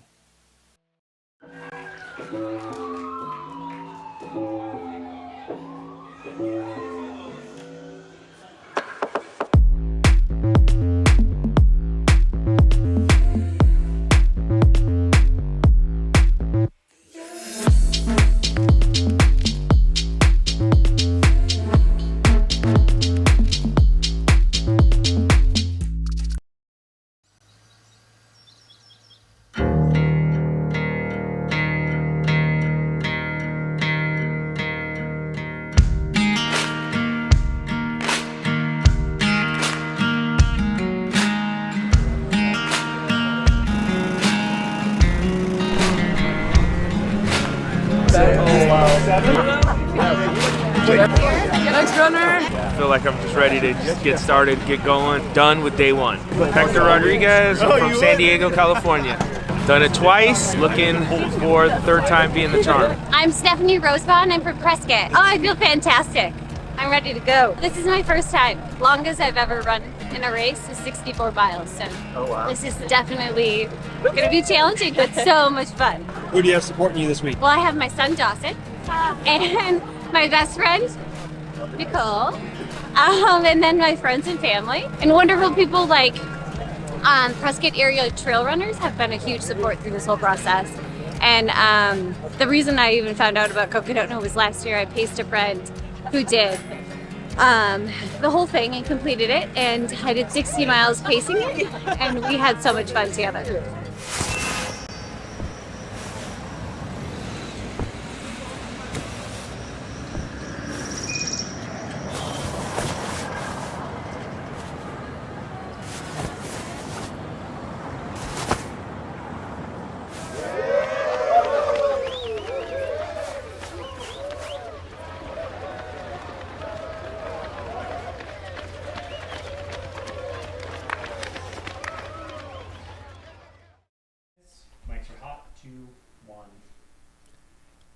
Wait, were you look like the guy that was just in one of those commercials. Nope, trail bro. That's not me. You, dead ringer. Flat out dead ringer. I swear. Maybe Folks, me in a former life. thanks for joining us tonight. This is Aravaipa After Dark. I'm Chris Warden. Peter Mortimer. Nice to see you guys again. Of course, Pete is no stranger to this race. And for the next few hours until at least 11 p.m., we're going to talk about his experience, our experiences viewing the race. You have either been on the commentary team or in the race field every year of this race's existence. Yeah, it's something special to me. Obviously, that first year with all the craziness. Mm-hmm. And this finishing in my hometown of Flagstaff. Well, not hometown, but where I live currently. And it's something special. So seeing all these runners come in and give it a shot, and some of the returners come back and battle it out. This is going to be one epic year, I think, with the weather, and we're already seeing it. Well, that's one of the things. If you compare this year versus the year you ran it, the one thing that I would say more than anything is it was so much hotter that year. Oh, absolutely. You folks look like you were roasting out there on your way to Crown King. As some of these runners are still making their way there now. No, absolutely. And we didn't have a lot of water options either that year. So many, like myself, found ourselves napping on the trail without water. So that's why we have these kind of strict regulations of carrying at least 4 liters with you. It's treacherous out there. But thankfully, this year, the weather has been on their side. Well, I'm looking forward to talking to you about your experiences. I think that there are going to be people that are going to have some really fascinating questions for you based on your knowledge, expertise, your familiarity with the trails in the area. Of course, what have you been up to lately? Well, I just got out of the Grand Canyon, 4 days. Did a big backpacking trip there. First time backpacking. And a couple days before that, I just got back from Japan where I ran the Mount Fuji 100. How'd that go for you? Well, don't run with your arms. It's not a bowling glove. Yeah, it went well. I mean, not as well as I expected, but I managed to finish, in the top 40. Mm-hmm. So, I always just say, just try and do the best you can that day and see what happens. Well, for those that were following you on social media, it looked like you were having a blast out there. So, of course, we talked briefly because we did the live stream covering the race, and it was really cool to actually see you out there and kind of follow some of your journey and actually have a chance to talk to you about it. Because when I talked to you, you were literally at a theme park. Yeah, that's right. We were kind of just taking it easy the day before, and we actually ran past that theme park in the race. And the race was absolutely spectacular, beautiful, well run, managed, had its highs and lows, literally. Extremely tough race. Well, we're looking forward to tonight. For those that have never been around during Cocodona and Aravaipa After Dark, we do things a little bit differently. As long as we've got camera feeds, we'll bring them to you. This is probably the most you'll see of us on the screen at any given time. We might talk about what's here between us at some point fairly soon. But as the night approaches, we kind of have to pull the drones out of the sky for the most part, and we're kind of limited in our views. We are going to definitely follow what happens at Crown King because there are going to be cutoffs as the midnight hour approaches. I don't know if we're going to be able to stay on until those runners come in. We have certain obligations, deadlines, and frankly, we need to sleep a little bit because we're both on the air tomorrow as well. Yep. But we're going to do our best to tell those stories. And of the runners here, as you can see, let's jump right to it. That's Kilian Jornet right there. Is Kilian the 4th or 5th runner out of Camp Kippa here? I believe 5. Okay. So, of course, you can actually follow the action as well with the live runner tracking.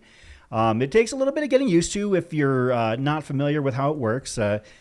Sometimes you have to click on some of the runners and do a little bit of digging to make sure what you're watching is entirely accurate in terms of somebody's GPS tracking, pinging. It might look like somebody's ahead of somebody else, but it all depends on when their satellite tracker pinged. But yeah, that's Kilian Jornet right there, who was leading the race for a lot of the first half of last year. Yeah, things went sideways. He was a machine last year, and I believe it was around Kasner Canyon that things started to unravel a little bit for him, but he's looking good today. Yeah, he did rally and end up with a top 10 finish. Actually, both of our early leaders last year on the men's side, both Kilian Jornet and Michael Versteeg had things kind of go sideways for them after the first couple days. Of course, Versteeg pulled out entirely, and Kilian, I know, had a rough second half of his race, and it sounds like the next few days and weeks weren't necessarily great for him either. That's a story for him to tell, not us. But yeah, of course, we have our first men through, and frankly, I don't think it's going to be very long before we see our first women through Camp Kippa either. Of course, Camp Kippa is the first sleep station on the course where they've actually got cots and everything ready for these runners. That's not to say this is the first place where somebody might take a nap. I know we've had runners take a nap before they hit Camp Kippa. As you can see, filmmaker Dylan Harris right there. I'm a huge fan myself. One of these years he's going to run this race, and he's going to document it himself, and it's going to be fantastic. Oh, definitely. Dylan's a great guy. He created the inaugural year film that encapsulated the story of the first Cocodona 250, which you're a part of. Yeah, it's a fun film. The nice opening scene, vomiting in That's the woods. Right. I forgot about that. I honestly forgot. Yeah, Pete at his finest there during a moment that he would have probably liked to not share with the world, but when you got to go, yeah, sometimes it just happens. Puke and rally. Folks, this is actually, this view right here is one that I'm really appreciative of, because I think this explains why we had to change things in 2022. As you can see, there's a whole lot of evidence of burn scar right there.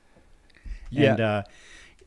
And so the race actually started in Prescott in 2022 due to the burn that happened here at that time. Yeah, the Bradshaws, I mean, they're really no stranger to that, unfortunately. I mean, there was definitely a burn scar for that first year, and, that was my first time running through there, but it's just so remote back there, and there's not a lot of maintenance going on. There's probably a lot more mountain lions than there are people, so yeah, it's sad to see, but part of nature, and it's really cool to see when you start, even when you going through those tree graveyards and you start seeing little sprouts and kind of life coming back. Yeah. When it starts to heal, it's such a better feeling. As I don't know if you can hear. Oh wow, that's a lot. Pete pouring that's ice a mainly glass here. The ice makes it look like it's more, of course. What do we got here to kick us off here at Aravaipa After Dark? We got a nice single malt Scotch, Glenlivet, 12-year. In the double oak cask. And for those of you just tuning in, Pete's been trying to help me expand my palate and get me to appreciate good whiskey for at least 2 years now. Yep. And he's really not succeeding all that much. But I give it a shot. I give it a try. It's better than when Trail Gangsta Roy Monahan brings in Fireball shooters. That's for sure. So well, Scotch is a stretch from Fireball. That's for sure. Yeah, it's definitely not quite the same animal. As you can see right here, this is Crown King Saloon Aid. This is about mile 37. Runners that are getting here now, the story has changed for them. When you're a front of the pack runner, you're trying to do heat mitigation when you're there, when you're at Crown King, especially in a year such as when you ran it. It's hot. Even this year, it might have said it was, quote, only 78 or so in Black Canyon City or along the way up to Crown King. But the sun hits different out in Arizona if you're not familiar with it. It's all exposure, staying covered no matter what the temperature. And, for those first, 33 miles, you don't really have any shade. Yeah. It's just kind of, shrubs. Yeah, then you finally get to the top of Lane Mountain, and your reward is actually a couple miles of relative shade as you enter Crown King. These runners are actually potentially pretty cold because when you're in Crown King and the sun has not even started to set, but just started to no longer be at the high point in the sky, it drops quite quickly there. As somebody who has spent the last 6 or 7 years spending a weekend in Crown King as part of the Crown King Scramble, I can tell you from personal experience that 6 p.m. or so, it starts to get really chilly up there. Yeah, and they're these 30s most likely, especially, and if a wind kicks in out there in the Bradshaws, then. Did we lose some video or? Okay. All right. Just want to make sure. I saw something in the chat. Somebody mentioned Glenlivet's good, but they prefer Heady Topper. They both have the same amount of alcohol. Are you familiar? I am not familiar with that one, but I'll add it to the list. and folks, that's pretty much how you explore your scotches, right? Basically, just anything you can try that's just new, or yeah, it's I'm not one of those that just likes to go out and buy the most expensive and just have a shelf of it. I mean, you could die tomorrow, so I want to enjoy a scotch. This is a moderately priced one, so it's accessible for a lot of people and an easy way to get into it. Monkey Shoulder, which we've had in the past too. Yes, it's another one of my favorites. You're a big fan of that. I am. Folks, what are you raising a glass with tonight as you're watching Aravaipa After Dark here at the Cocodona 250? I'm Chris Warden here with Pete Mortimer. And actually, I missed my alarm, but by the bottom of the hour, I wanted to start giving a leaderboard heads up in terms of the top 3 men and top 3 women. Let's do that right now. In terms of the top 3 men, it looks like our leader is still Joe Stringbean McConaughey by a significant margin. I believe Jeff Browning has moved into second, and Harry Schubertus has moved into third. On the women's side, Mika Thews, we're hoping to see Mika hit Camp Kippa here fairly shortly, followed by Rachel Entrikin and then Eliza Lapierre in third. Now, Rachel and Eliza are extremely close together, so that could be an issue of track or timing. So I would assume those two are fairly close together based on what I'm seeing here. So, one of the things that we're going to explore here, so by comparison, these runners are running extremely fast. Yeah, they're. I mean, we were talking about off the air. I mean, we're thinking that we may see our first runner maybe around 10. Do you think? Yeah, typically into Whiskey Row. Yeah, typically the first runners are usually about midnight, but we might see one before 10 p.m. As a basis for comparison, our first runner last year, Kilian Jornet, hit Camp Kippa at the 14:23 mark. This year, Joe McConaughey hit it in 12:30. Wow. So that's a huge chunk off of that stretch. The women's course pace holder from last year, Sarah Ostaszewski, got to Camp Kippa in 14:58.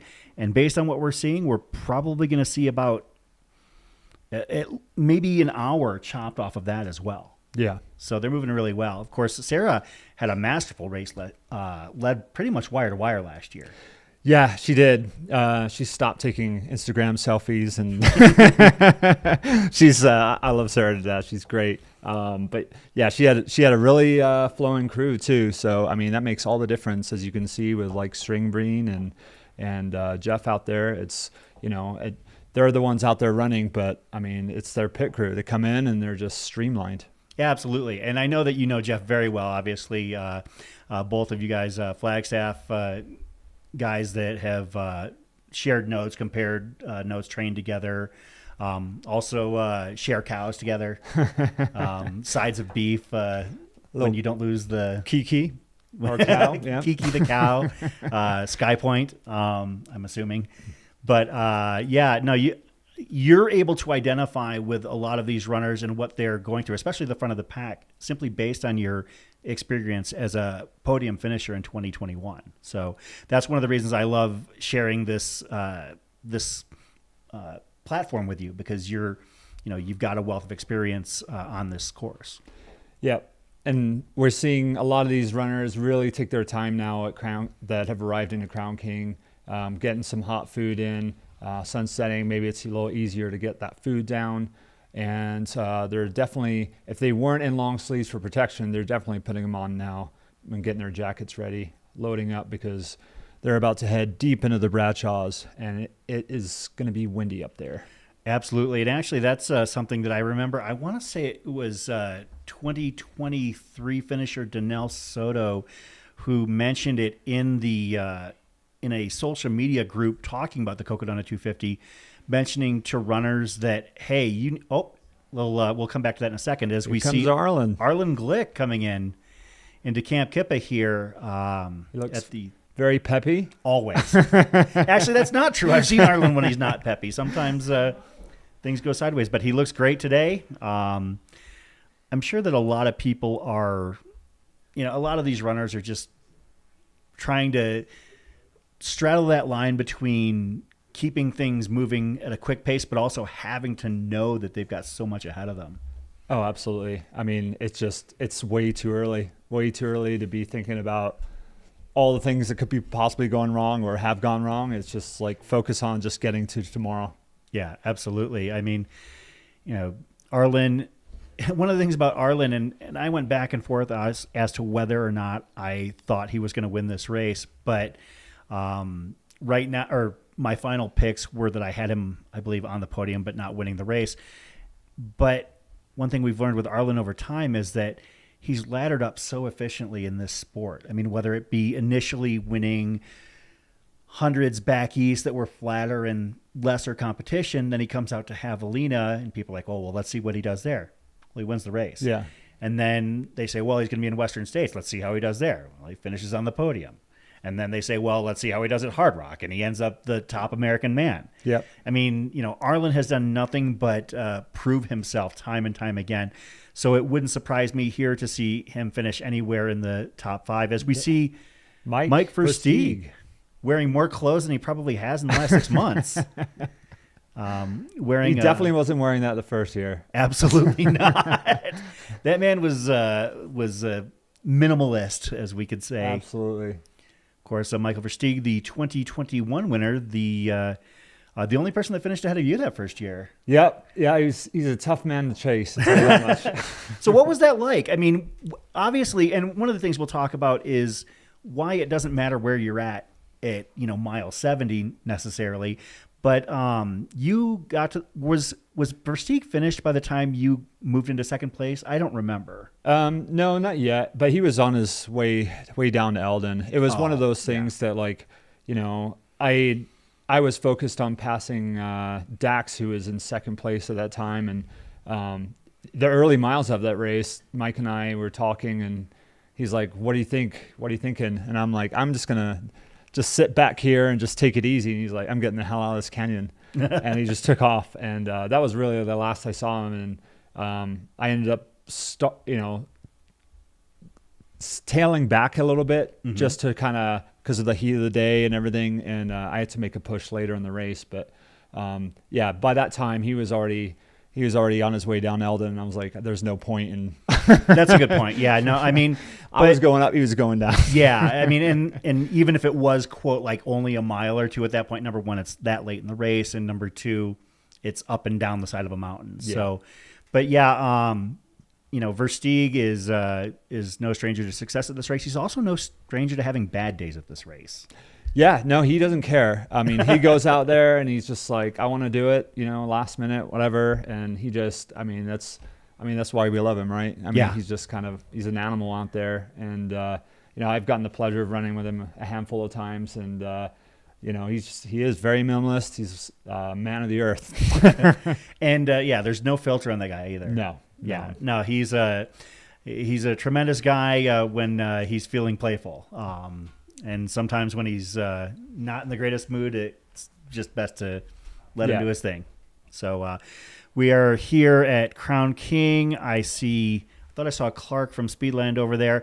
I think we're going to try and scare Clark into coming into the studio here later this week to join us to talk about Speedland and also his experience being, oh my goodness. Okay, so we've got String Bean. Which aid station is he at already? Is that Wamatochik? Oh, wow. That's String Bean McConaughey at Camp Wamatochik, and that's moving. I mean, he's laying waste to everything we know about this course at this point. Camp Wamatochik is about 70 miles in. Yeah, it's he's got a little bit more downhill and some undulation before he hits the town of Prescott. Looks like he's loaded up. I'm kind of shocked he's wearing, shocked and not shocked, but he's wearing that fast pack he's got there. It's kind of interesting, just considering the aid stations are so close for him in retrospect, when you're running these, when you're a through hiker. Yeah. Yeah, of course, you mentioned you had your first backpacking experience this weekend. So, there's a little bit of correlation there. Of course, now String Bean making his way out of Camp Wamatochik. I'll see if we can pull up how far ahead he is of prior splits. I know we've got Aid Station Fireball, not just in the chat, but in the house as well. Pete, we are so blessed to actually have not only Aid Station Fireball, but Travis Lenkar from Free Trail Fantasy here as well. Absolutely. So they're going to help keep us from being dumb here this week. So I'm grateful to have him here. But String Bean's okay. So that's 10 miles to Whiskey Row from here? Yeah, he's cooking. Wow. You could see him at 9? Maybe 9 o'clock. Yeah. Wow. Yeah. He looked like he was getting the calories down. He was up on his feet moving. So he's going to keep pushing. But yeah, how much further is he ahead of Jeff though? I'm curious. Let's take a look. It looks like Jeff Browning hit Kippa about 35 minutes behind Joe. Okay. So, somewhere in that realm of is the likelihood. But yeah, 35 minutes. Harry Schubertus was about 6 minutes behind Jeff, and Kilian Korth was about 11 minutes behind Harry. So that's your top 4 men with regards to where they were at Camp Kippa. But yeah, as we mentioned, String Bean is just absolutely hauling out there, and might get to Whiskey Row shortly after dark. Yeah, I could definitely see that happening. Yeah, that's wild.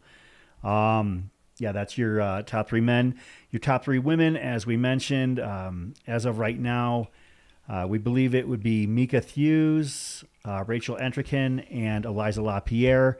And as I said, I think that Eliza and Rachel are fairly close together, so I don't want to... I'm assuming that they're probably within a couple minutes of one another, and we're hoping to catch all 3 of them all get to Camp Kippa shortly. Hey, Jordan, we lost our monitor in here, so I don't know if there's anything we can do to... I'm just on cramping. Oh, okay. Okay. Trying to get some stuff fixed. All right. We're just... one of the nice things about these live streams is that we still... It's still a grassroots sport, so we can communicate with our producer, right on the fly on the air. It's like an old Harry Carey game calling the Cubs when he was half drunk and talking to Arnie Harris. And growing every year. I mean, I wasn't, I was on the other side of the glass, on the first year, but now it's just like just watching the race progress, and the amount of drones and media and volunteers and everything that goes into this to make it better each year is just astounding. Also, we brought the studio to you. Yeah. That's so much nice. easier than just down the in Phoenix. street. So actually, really quickly, cheers. Cheers, mate. Thank you. I'm going to give this a shot. And, whoops, assuming I don't wear it.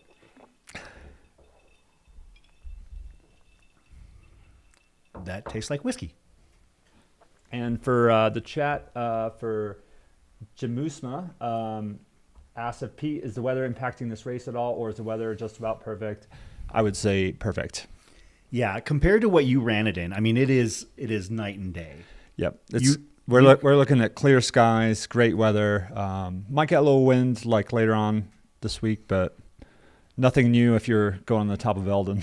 Well, and that's actually one of the things that I've been kind of keeping an eye on. Obviously, here in Flagstaff, it's been highs in the 50s, maybe up to 60, lows around the mid to low 30s. And that means if it's around that temperature here, the top of Eldon, anything can happen up there. Oh yeah, it's gonna be winter wonderland up there.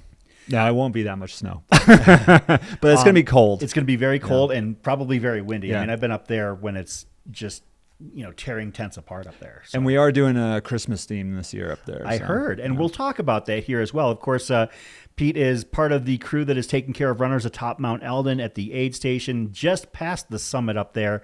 We'll talk about what is available to the runners, and we'll highlight some of the people who you're working with up there. I heard that this year Claire and Julian are in charge up there. Yep. Yeah, actually, they've been up there pretty much every year. And that first year, they helped me at the top, and then I kind of went and helped them afterwards. And I've just kind of joined in for fun over the years. So, big shout out to Julian and Claire, because they're when I'm not there, they're still there. They're still helping the runners, and we'll have all the meats and veggies and all the great food for you guys when you get to the top of Mount Eldon. Yeah, and talking about the food atop Mount Eldon, as we are still keeping an eye on Crown King Aid, tell us about what you do up there and why you decided to do it.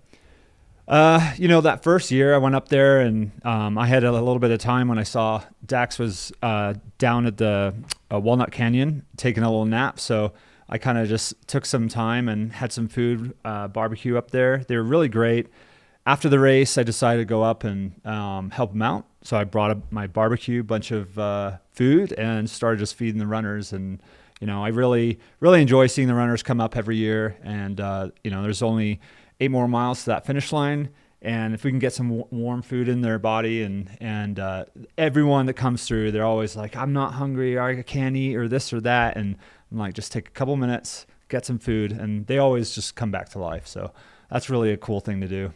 Yeah, when I found out you were doing that, I thought that was one of the coolest things, and I think it's great. Obviously, we coined a term. I don't know if it necessarily caught on, but we called you and your crew the three amigos. Yeah. The ones that actually, of course, Like that is you, Julian Galuzzi, and Nick Panich. Yeah. Basically putting together a huge spread. How much food did you cook last year for all the runners? Oh, I mean, I did I can't even keep track. I mean, a couple briskets, sets of ribeyes, pretty much the same thing that's on the menu this year. Brisket, steak, tri-tip.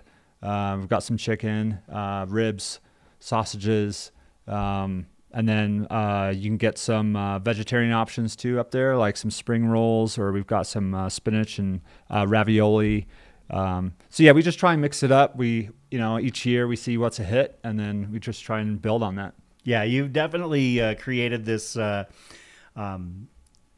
this view of what an aid station can be, and it's far and above and beyond that. Pretty much anything you'll find anywhere. Of course, you've also done this at Javelina as well. Yeah, I just like to barbecue, I guess.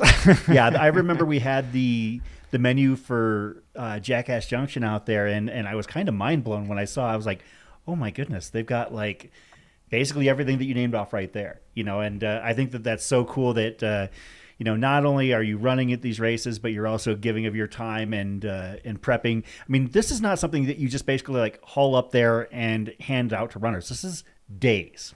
Oh yeah. Julian's already been smoking the meats and stuff, and then I'm gonna start probably tomorrow. And yeah, it's balancing, smoking a brisket, going to work, doing live streams, pacing, and crewing, whatever it is. It's just I don't get a lot of sleep this just week. Like a week and a half after Fuji to boot. Yeah. So who needs sleep? Yeah, no, I think that's great that you do that for these runners. I want to give a quick shout out Sure. to my buddy Jordy Throw at Crown King Aid Station. You can see him in the orange right next to the Speedland tent there. He's gearing up, and he's a good friend of mine. Great guy. I remember when he did his first ultra. I paced him at Black Canyon City to his first 100K. Paced him at Javelina 100 for his first 100 mile. He did the Canyons 125 last year, and now he's doing the 250 mile trek. And it's pretty remarkable because this guy paced me back in 2017 at Bigfoot 200. And I mean, I think at that time he was like, no way I'd ever do anything like this. And now I'm staring at him on the screen as he's gearing up, heading to the Bradshaw. So that's I really appreciate cool. you recognize him. Yeah, that's Jordy on the left. I've known Jordy for years. He used to run with us at our old Camelback track workouts back in the day. And he's a great guy. And when he's not... I've tried to get him to come on to the live streams to talk with us. He's too humble. He's a very shy guy. Oh yeah, he's super humble. He's like, oh, I'm not like good at this and that. He's out there. He's out finishing the race just like the rest of them. So yeah, and good on him. I don't know where he lives, but he lives fairly close by me because I've seen him out running when I've been out running as well. And he's been training hard for this. So yeah. So of course we have the same coach, I believe. So well, yeah, loosely, yep. But yeah, of course. Jordy Throw is one of those stories that we're going to be following over the course of the next 4 days here on the Cocodona 250. Jordy is a solid, mid-pack, bust his ass type of runner, and we're hoping to see him at the finish line here between now and Saturday morning. Moto the Road asks, what would be a good aid station to volunteer for Cocodona?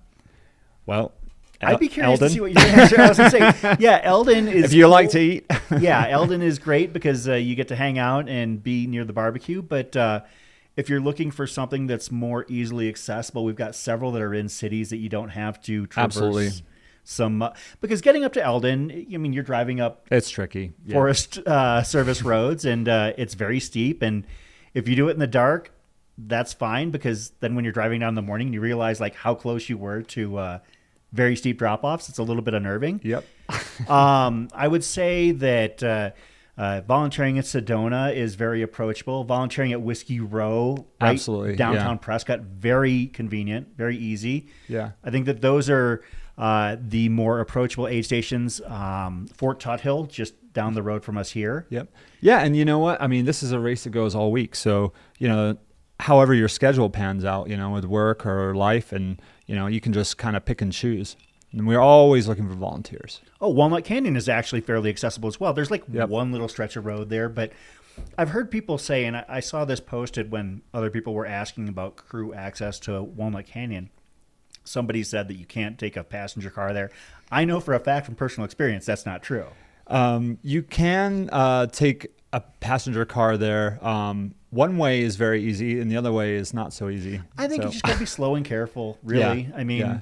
I don't think it's that bad. One way of doing it, it's just a fire road, a little graded, but the other way you might need a little bit more of a 4-wheel drive. Yeah, Kelly Canyon is right off the highway, Munns Park as well. Those are both very accessible. So if you're interested, I believe that there's actually still an ability to volunteer. I'll check actually and see where help might be needed here later this week for Cocodona. I would love to see some of you out there jump in and volunteer. You can earn some race credits and, potentially, save up some race credits to join us next year for one of the distances.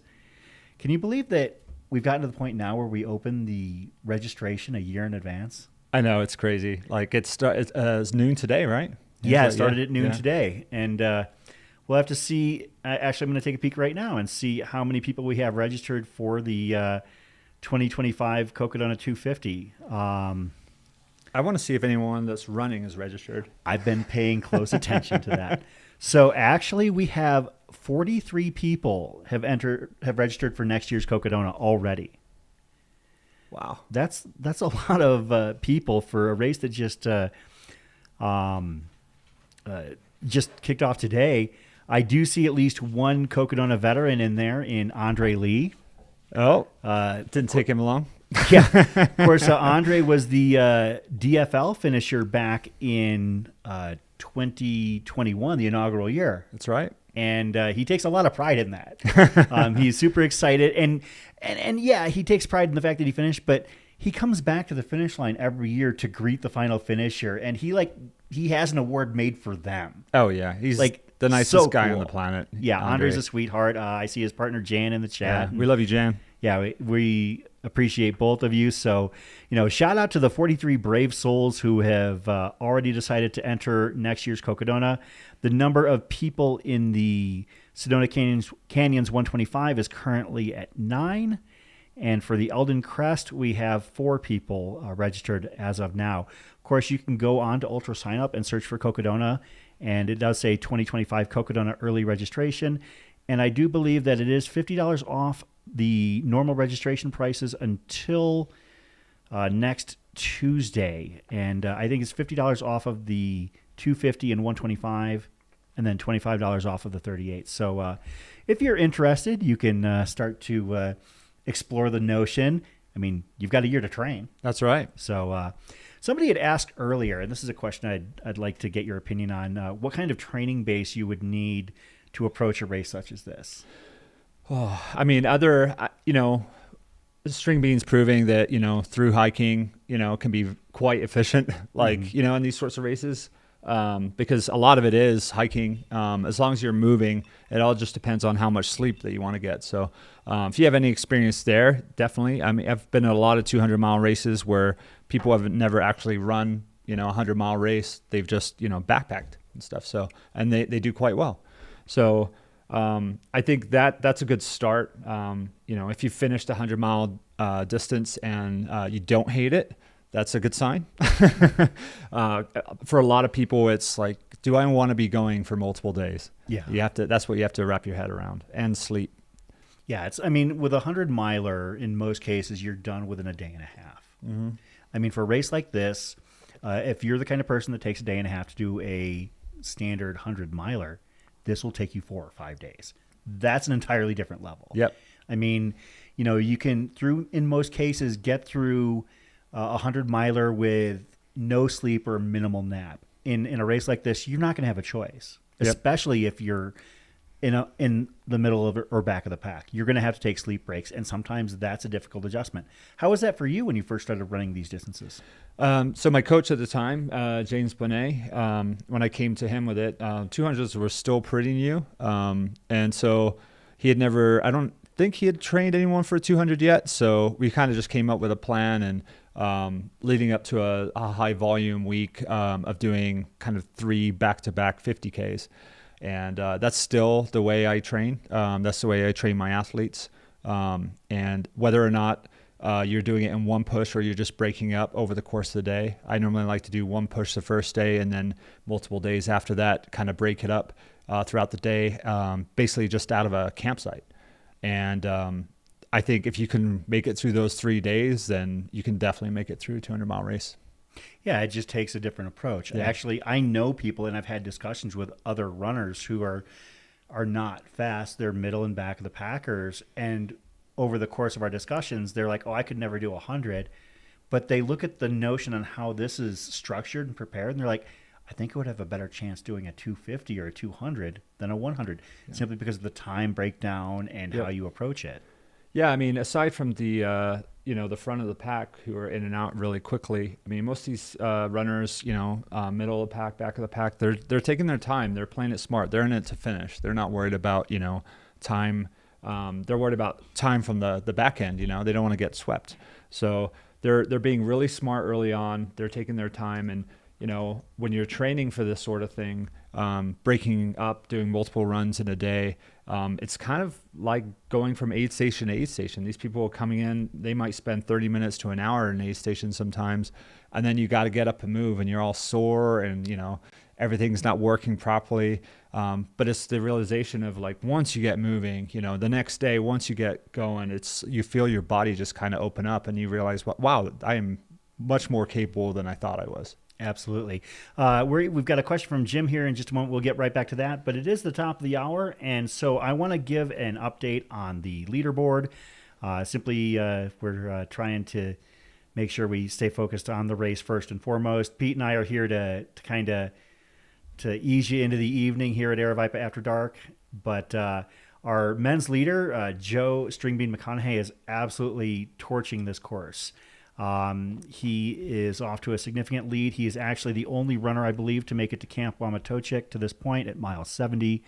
At last sight, Jeff Browning and Harry Schubertus are in second and third. At Camp Kippa, Jeff was about 35 minutes back, and Harold was about 41 minutes back.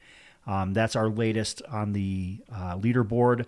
I'm sure the runner tracking is a little bit more dialed in.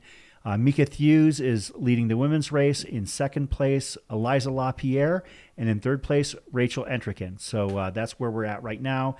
And with regards to Rachel and Eliza, I think that they must be quite close together. So we'll be keeping an eye on that as the night unfolds. We're going to be going here at least until 11 p.m. If things go a little bit later, I'll let Pete go home and get some well-deserved rest, and we'll call it in if there's a point where we've got runners close to Whiskey Row. I mean, you're more than welcome to stay if you want to, but I know you'll want to get some sleep. I was like, fun.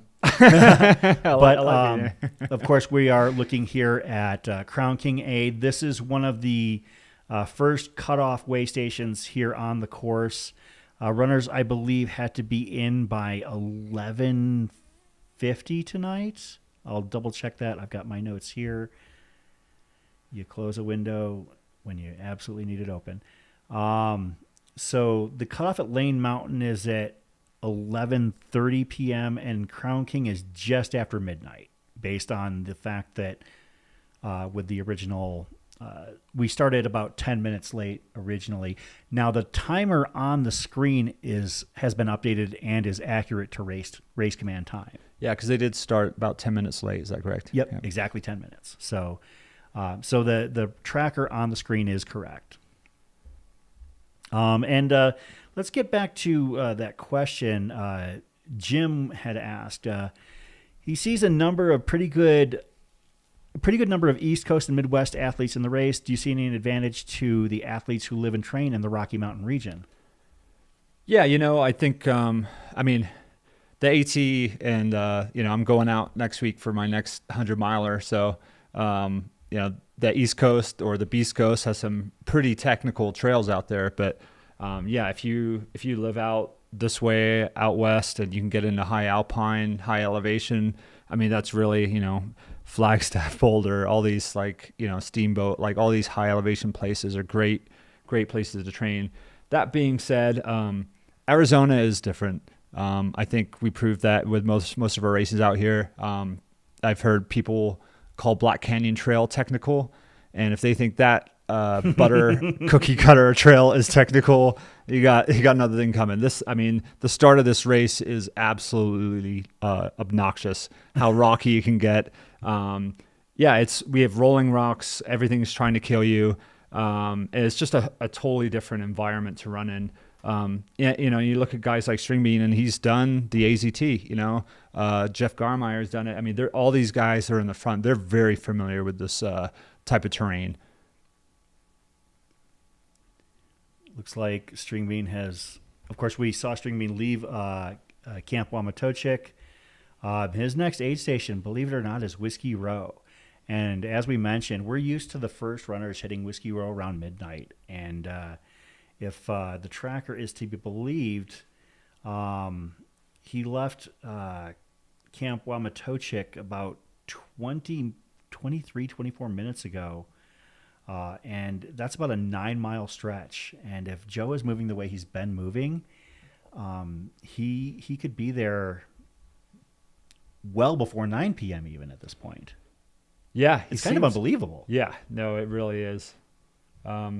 Jeff seems to be moving a little bit slower, but I don't know if he was having any.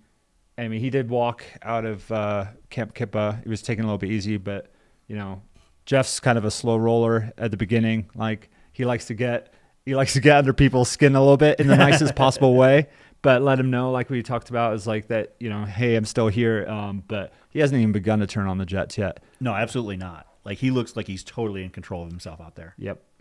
One of the runners that somebody was asking about, Cody McKasson, a teacher in Sedona High School. Cody rather is known as Orange Short Guy at this point. That's how we kind of learned to identify people the first day that we're not totally familiar with. We had Orange Hat Guy, Orange Short Guy. For somebody actually called Michael McKnight Orange Sock Guy because he was wearing orange socks at that point. That's kind of how it rolls. I'm a big believer that we need to coordinate with a lot of these runners to post their kits the day before the race to social media so we have an idea of what they're wearing. Oh, yeah. But then people change their minds. People, like in this race, you're not wearing the same thing for... Yeah, what does Versteeg's Flat Stanley look like? Yeah. Well, with Versteeg, all you got to know is like he's wearing something black. Like that's the first thing you look for. Yeah. David with an excellent question. And actually, I'm curious about this too because I've done the Crown King Scramble many times, but never this climb. How does the climb to Crown King in Cocodona compare with the Crown King Scramble 50K? It's not even comparable. Really? No, it's not. It's Crown King is so runnable. A little cooler as well, a lot more water, but it's fire road. You have a nice single track. You do get to share some of the Black Canyon course early on, but that ends after about 5 or 6 miles, and then you're in the heading towards the deep Bradshaws. So yeah, it's just rocky rubble. Pretty much. And as Courtney DeWalter said to me years ago, slow is smooth, smooth is fast. And that's the best way you can get across that terrain up there. I'm actually really surprised that you note it being so significantly different.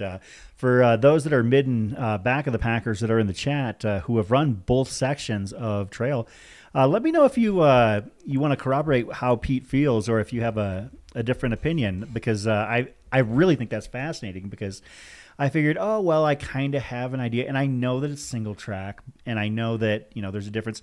I mean, yeah, Crown King is a Jeep road, but it's a gnarly Jeep road. Yeah. I mean, there are some times where you are almost hand scrambling. I mean, I have such vivid memories of having played leapfrog with Jeeps that are like trying to make their way up there, and somebody passes me, and 5 miles later, the passenger is holding like a beer in one hand and turning his arms with the other, trying to explain how to, out in front of the Jeep, trying to explain to somebody how to get up a certain stretch. It's gnarly. Yeah. When going up Crown King, you do get some, you do get a little bit of downhill here and there, but it's normally just several hundred feet. Whereas, going on this course, going up, you all of a sudden you get to a high point and you realize that the high point, miles and miles in front of you, you have to go all the way down. Yeah, that is true. That is extra true. 3,000 feet of climbing there. Yeah, this right here, folks, for those just tuning in, is the Crown King aid station at mile 37. I think Callie Vincent just came in. That's what I'm hearing. I don't see her on the screen. She was wearing. Oh, is that her? Like in the center, a little bit set back. Yeah, I think that is because she's wearing bright pink shorts, and if that looks like Scott Traer is wearing a onesie, that's probably of some animal character. Yeah, like I wouldn't be surprised. Run faster, because that would be definitely something Scott Traer would wear. So yeah, it looks like we've got a shot on crowd favorite Callie Vinson here at Crown King, taking a break, having a seat there in the middle. So yeah, that's where we're at. Callie had run this race previously and did not have success here, so this is a redemption tour for her. So, and in the interim, she's done a lot to improve her work. I mean, she has the FKT now in the Maricopa Trail. Yep.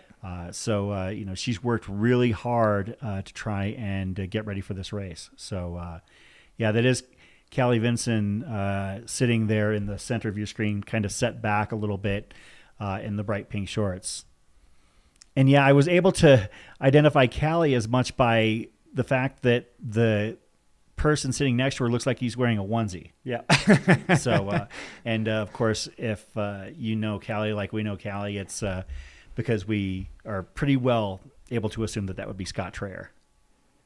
Yeah, and if she's crewing or spectating in a race, she's generally in a onesie as well. So. That's true. And when they're both out on a trail somewhere cheering people on, it's fantastic. They coordinate their costumes. They're out there cheering people at the front of the pack, the back of the pack. Last year at Haviland 100, they did a Ken and Barbie thing. Yeah. That was awesome. But a lot of times they'll be wearing coordinated clothing. As we can see, that looks like Mika Hughes, right? Coming out of Camp Kippa. Wow, that was quick in and out for Mika. That was very quick. Yeah. So Mika Hughes, our women's leader at this point, having left Camp Kippa, I believe about 6th overall, give or take one spot. Of course, this early in the race, it is way too early to think that a lot of these positions will hold. I know it's fun to prognosticate. I mean, that's why we're here, to watch and potentially handicap how things go. But again, it's still so early. As we mentioned, you made your last pass with about 10 miles to go in the race, right? Yeah, I think something like that. Yeah, and that was of Dax Hawk. And both of you guys had some, how should we say it, reversals of fortune earlier in the race.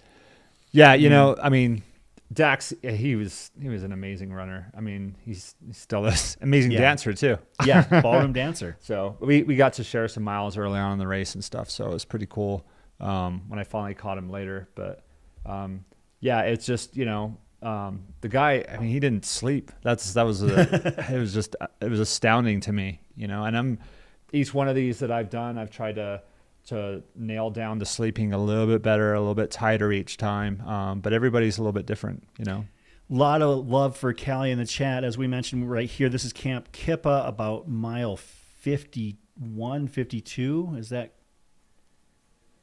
Yeah. I'm sorry, no, mile 63, rather. Arastra Creek is at 53.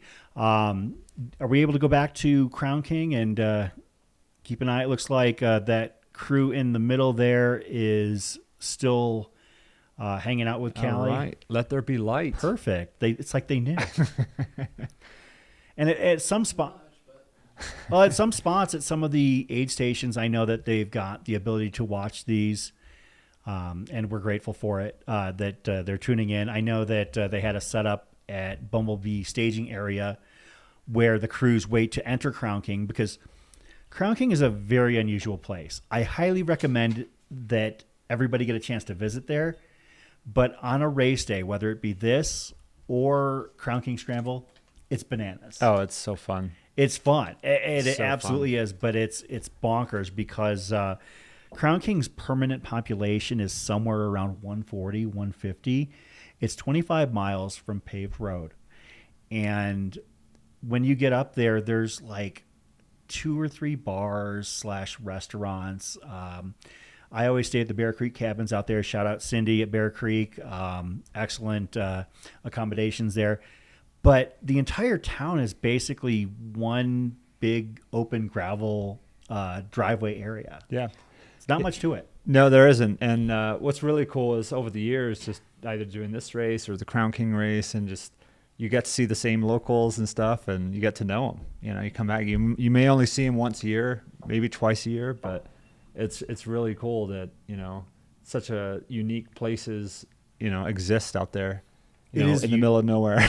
The first time I went up there, I was actually picking up a runner. I want to say it was the first year that Aravaipa had revived the Crown King Scramble, and I couldn't believe a place like that existed. Yep. Had no clue. So it's a type of place when I was a kid I would have been bored shitless, but I now as an adult I love it.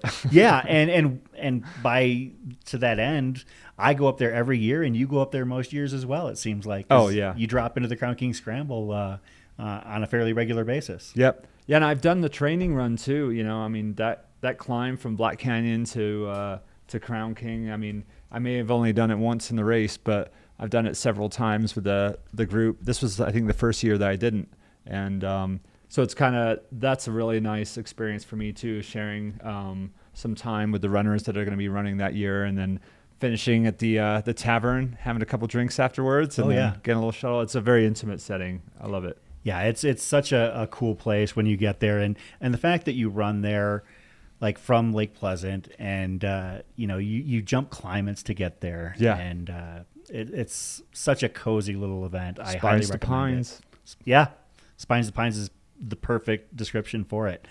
I was given a heads up that I was incorrect. The person in the onesie was not Scott Traer. I am a little bit surprised because, frankly, half the time I see Scott, he's in a onesie. He's either in a onesie or like crushing a race, or maybe he's crushing a race in a onesie. But that's just kind of how he rolls. The Crown King aid station is around midnight. That is going to be shut down. We'll be keeping tabs on this as much as we can. We are going to kind of do our best to follow along with the front of the pack. I know, at least I heard, that we have Spider Pena on follow cam duties at Prescott. We've had him on follow duties now for every year of this race, that on the quote normal course. And if I mean, Spider's a great runner, very solid runner, but if String Bean keeps moving the way he's moving, then Dan's going to have a heck of a task ahead of him. Yeah. I mean, I think the only reason Dan might have the ability to keep up with him is simply because Joe is 80 miles into the race at that point. Yep. So we'll definitely see if we can connect with Spider Pena when he gets ready to follow the first runners into Prescott a little bit later on this evening. Yes, Trail Gangstas, there was no beer mile at Crown King this year. I would take responsibility for that if I was actually not trying to suppress that particular event this year, because I didn't want to be responsible for it. So, Spider Pena is also notorious, as Aaron Berger mentions in the chat, for getting lost in in every single possible fashion. Is Shad going to be following into Prescott as well? That would be fantastic. Shad does a great job. Shad Burkholz, for those that aren't familiar, has been part of the Cocodona broadcast coverage for years, I think since the inception. And he has had multiple years where he's logged 80-plus miles following runners through the streets of Flagstaff after the finish. It's incredible. Yeah, he basically what he does is he starts at the finish line and he starts just running out the course in reverse until he catches somebody, and then he'll start just following them in, and sometimes he'll end up like making his way from Heritage Square to Buffalo Park before he finds somebody, and then he'll just follow them in from there. Like, it's it's amazing that he keeps coming back to do it, and we're so grateful to have him. It's a good way of getting your time on feet and your training. Well, it worked. I mean, he's run UTMB. Yeah, you know, I mean, yeah. he's Constantly moving. He's I a love beastly it. runner. So yeah. I don't know if we can do anything about the light situation at Crown King. It is a very dark sky type community out in 25 miles from pavement, and you don't want to make anything uncomfortable or upsetting for the locals there, because we are grateful that they allow us to be there to begin with. They're such a great community, and really take good care of the running community that actually heads up there on a regular basis. So I don't know if we've got the ability to get lights out there, but if we do without upsetting anybody, we'll see what we can do. I've already asked, so. Okay, so that's about all we can do there. Do we have any other eyes out there in the course that we can potentially take a look at? Do we have any other vantage points? At one before camp. At Arastra? No, maybe just Camp Kippa. I'm talking about camp. Oh, okay. Yeah, if we've got a Camp Kippa cam. There though. Christopher at camp, at the actual camp, but again, nothing. Okay. Yeah, there are a couple of communities that that view and embrace the concept of a dark sky community, and Crown King is one, and we're sitting in another one as well. That was something that took me a little bit of getting used to when I started coming up here on a regular basis. We like to see the stars here in Flagstaff. And you can especially see them just even steps outside of the city too. Oh yeah, it's beautiful out here. Yeah, it really is. It's gorgeous. So trying to enjoy him on top of Mount Eldon as well. Yeah, I haven't been up to the top of Eldon since I think it was actually Cocodona 2021, and it was gnarly up there. The wind was just kicking real hard up there. Yeah, I lost a good tent that year. Yeah. I think I saw what was left of it when I left in the morning, because I slept in my car. Is that? Oh, it's Jeff coming in. Is Wamatochik? Yeah. Okay, that is Bronco Billy. Good. Jeff Browning at Camp Wamatochik, the second runner to hit that point, about mile 70, give or take. Looks like Jason Baum helping him out there. Jason Baum, a veteran of this race, actually has a great little film about his experience at Cocodona. So if you're interested, you can check out what he has done with his experience here at Cocodona. And that's something we'll actually talk about a little bit as well. There are a lot of content creators running the race this year, and I'd like to give them their shine a little bit later as well. But yeah, that's Jeff Browning. So did you talk to him very much about, as this race approached, did he come to you for any sort of intel or details? Or we've both been so busy. I think the last time I may have saw him was we were actually at Crown King, actually right after the race, the day after the race. Okay. Crown King Scramble. I went out for a run and just kind of randomly ran into him, so shared some miles with him and catching up. But we've both been kind of like busy with work and just kind of cramming in our races. But I've been watching his approach to it and stuff, and Jeff, he's all in. Everything he does is like very meticulous. He just goes over and over and over. He's one of the most dialed in runners you can encounter. So, and he's a threat. Absolutely. For sure. So, the only difference is, String Beans ahead right now. That was quick in and out for Jeff. Way to go, buddy. String Beans got 20 years on Jeff. Jeff's, I think 54 now, 53, 54. I know he's got like 10 on me. So, String Bean was, I think we looked it up. 32. So, but the one thing, Jeff will say every time, OFM, baby. He's like going out there and he's just a slow moving freight train, just gets faster and faster and faster. And he'll know when the time's right. Yeah, and I'll be honest, knowing and having seen Jeff race many times, I think that one of the things that I would expect is that Jeff isn't concerned with what Joe's doing right now. No. He might get concerned by Sedona, like maybe with 100 miles to go and have to assess whether or not he's going to have to take risks. In this stage in the race, a couple of miles is nothing. No. And even as well as Joe is moving, Jeff is looking like he's not all that far behind. I'll get the exact number in terms of their timing. Shout out to the volunteers there. Doing a great job. Yeah. Of course, as you mentioned, Jason Baum there. How's it going? Glad to have you. I wonder if they've got us on in there somewhere. If not, I hope they're watching on their phones and being highly productive. Is that the Prescott area trail runner sign? I got some audio, it sounds like now. Who we got? Oh, yeah. Do we have audio of the aid station? Can you hear me? Yeah, we got you. Is that Christopher? Yeah, that was Jeff Bronco came through, crushing. String Bean came through. What was he, about a half hour ahead? Something like that. So, yeah, things are set up here at Camp Wamatuchik or Wamatuch, whatever. Camp Did you notice anything? Were they pretty much business and dialed in, or was there anything that you noticed from either one of them that made you raise an eyebrow? Well, I'll just say Jeff's my coach, and that's the most dialed in I've ever seen him. He's just like focused. He said he's heading for Whiskey Row, and he's going to be there as fast as he can. So he grabbed what he needed, got some fruit, and kept trucking. Yeah, he looked really good. There was no small talk. Yeah, he didn't spend a lot of time there. It looked like he spent maybe a minute at most. All right. I mean, normally Jeff, will have a little conversation with you. There was no small talk. He's on a mission.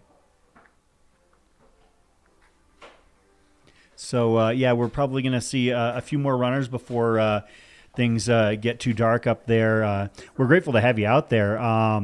Last I checked, actually, you're probably going to get your next runner in sooner rather than later if things are holding to form.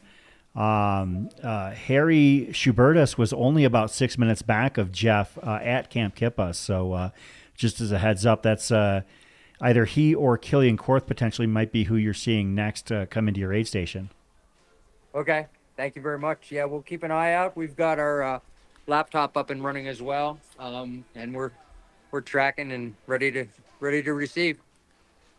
All right. Well, thanks a lot, Chris. I appreciate it, and Pete appreciates it as well. And we'll check in as soon as we start to see some other runners head out that way.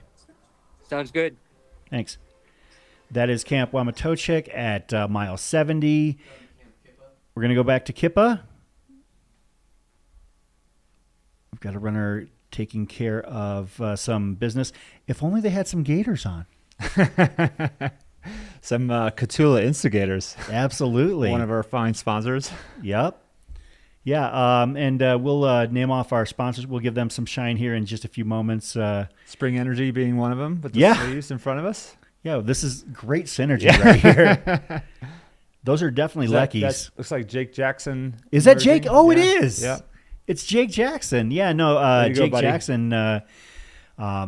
If you're not familiar with Jake's game, he is an amazing runner. This is definitely out of his wheelhouse in terms of his experiences, but Jake is a multi-time member of the 24-hour national team.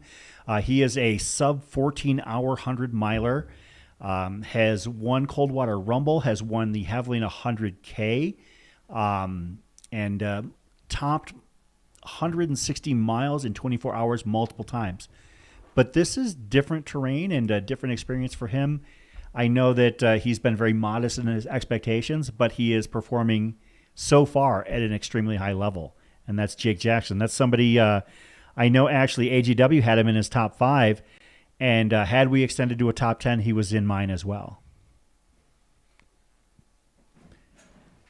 Hey, Pete, did you actually make any picks for this race? Did you have any thoughts as far as who you thought entering was going to win the Cocodona? I mean, it's hard to bet against your friends, right? But, yeah. I definitely think we're going to see a little battle between Joe and Jeff. So, although, I would like to see how Kilian does too. hopefully, I met him last year on top of Eldon, and he actually offered to pace me at Ure. So hopefully that still stands for this year. If you can hear me, Kilian, but save some of those legs, climbing legs especially. But yeah, I'd like to see how Kilian does too. I think he learned a hard lesson last year about how fast he went out, but he seems really well composed this year. Absolutely. I think that there are a couple of runners that probably learned some tough lessons this year, and I think that both of them are going to benefit from them. One of them being Kilian Jornet, the other one being Eliza Lapierre. Mm-hmm. Like if you were watching the live stream last year, or if you were around the race, when she got into Fort Tuthill last year at about mile 2:15, she looked really, really miserable. Yeah. And she held it together to finish strong, finish second, but hopefully she took that as a learning experience and is able to dial it in and either maintain or improve how she did last year. Yep. The biggest thing on all the, all these, amazing athletes out here, excelling in all the different distances, it comes down to sleep. You can be fast and like Eric Sensman and spend half your time sleeping and then playing catch up. Or you can, be like String Bean who doesn't sleep at all. And it's just, he does, but his naps were like 8 minutes, 10 minutes, 8 minutes. Yeah. It's like pit crew. He comes in, he lays down and someone shoves food in his mouth and he's out. And while he's out, they're working on him. They're massaging him. They're changing his socks, his shoes, whatever. And he's just like, he's got it dialed in. Jeff's got some 200-mile experience doing, Moab and winning that one. But this is a stacked lineup. So we're gonna see guys. There's gonna be ego in there. Everyone's gonna be pushing each other, and that's what makes races like this fun. I'll admit, Pete, I think that this might be the deepest 200-plus mile field on the men's side in American history. I don't think that that's necessarily a stretch. There's some amazing from all levels. So, and I really like a lot of these guys that come out and, maybe doing a 200-miler for the first time, with such, rich 100-mile history. It's a different breed, Absolutely. It is at the bottom of the hour, and I want to give a quick heads up. On the leaderboard on the men's side, Joe Stringbean McConaughey is in first, Jeff Browning in second. Harry Schubertus, who we expect to be the next runner into Camp Wamatochik, which you can see right now is currently in third, unless something crazy has happened. Mika Thews is in first on the women's side. Second is, I believe, Eliza Lapierre, and third, Rachel Entrikin. I'll double check that here real quick. I've got Arastra Creek splits here so Mika has hit Camp Kippa, and at Arastra, it was Megan McCarty. I apologize, and Rachel Entrikin in third. So that's currently where we're at right now. There was a little bit of a shakeup in the front of the women's field at Arastra Creek. So after everybody left Crown King, things did shuffle a little bit. Jason asks in the chat, who do we think will be faster up, Eldon, Joe, or Jeff? Oh, Joe ran up that hill in 2022. Oh yeah. Well, in the scope of things, when you're doing like, the AZT, which is 800 odd miles or whatever, and 250 miles, that's just like, you're a third of the way going into the race. He's like, he can move a lot. He knows he can move a lot faster than he normally does. And, he's an incredible climber. The guy, did Barkley, for crying out loud. So, yeah. But yeah, Jeff, Eldon's is in his backyard. He knows that trail a lot better than most of us. Yeah, absolutely. And that's one of the things that, talking about runners coming from the East or, those who run out in the West, I think that being intimately familiar with the course just is a benefit in and of itself. Is that Versteeg coming into Camp Kippa? Wamatochik? No, that's not. No, that's not. No, can we go back to the previous shot? I had that on the preview. Okay, thank you. Is Harry? Yeah, that's Harry Schubertus, the Alaskan runner, has hit Ooh. Wamatochik. I'll have to hit him up. I'm going to Alaska in July. Oh, that's right. Yeah. You're running a little race up there. 5K. But it's only a 5K. Yeah. Yeah, folks. Pete here is running Mountain Marathon on the 4th of July. So super excited. That's I bet. Yeah. That's the kind of thing you actually like to do. Yeah. Yeah. Run down a volcano. Sure. Yeah. As we see Harry Schubertus, currently the third place runner on the men's side, getting some things taken care of by our volunteers at Camp Wamatochik.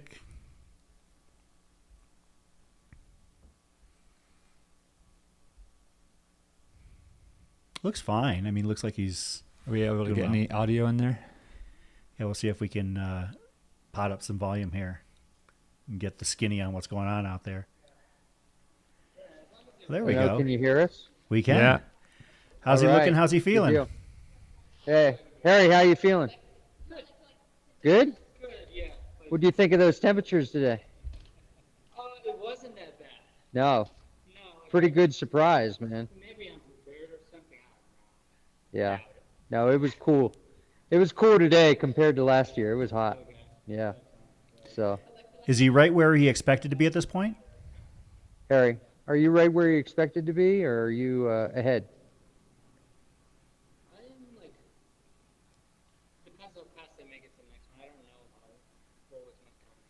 Yeah. Pretty accurate on where you wanted to be? Yeah. Excellent. Well, he's looking Nice. pretty good there. Yeah, he looks fantastic. He looks good. Of course, that is third place on the men's side, Harry Schubertus. The Alaskan runner, no stranger to running 200s. We're going to follow his story as the race progresses. Finished 8th at Run Rabbit Run last year. Won the Tahoe 200 in 2022 and also won the Crazy Mountain 100 in 2022, which I've never been, but the reputation is extremely tough. Yep. Another one on my list. I bet. Of course it is. So, yeah. Yeah. Oh, now we've got Orange Bag Guy, OBG. Yep. I like OBG better than the other nickname that we had. Can I tell you guys something about how I met Harry at Tahoe in 2022? Go for it. Sure. Yeah. So Harry crushed that race and then came back and volunteered at the last aid station. What was that? Stephen Jones, right? Love it. Yeah. I love that, man. And I DNF'd that race, and Harry and I spent the night together at Stephen Jones, and then I went actually out and paced somebody into the finish, and yeah, Harry was like, yeah, you need to go do that, man. Go get some redemption. So it was an awesome night we spent together. Have you went back? No, I'm going back next year, man. Next year, not this Yeah, not this year. What part No, of I'm doing Alaska more this year. is Harry from? Harry, where are you from in Alaska? Haines. Haines. Yeah.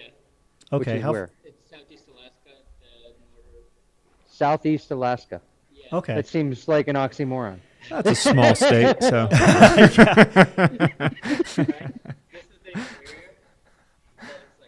We're getting a geography lesson. Yeah. Okay. Oh, okay. There you go. There you go, man. Oh, that's Well, awesome. Thanks for the geography lesson. We're on Google Maps right now. Yeah, we're trying to figure out where Haines is. Man, that's a haul from, of course, our co-host here on Air After Dark is running Mountain Marathon, and yeah, that's not very close. No.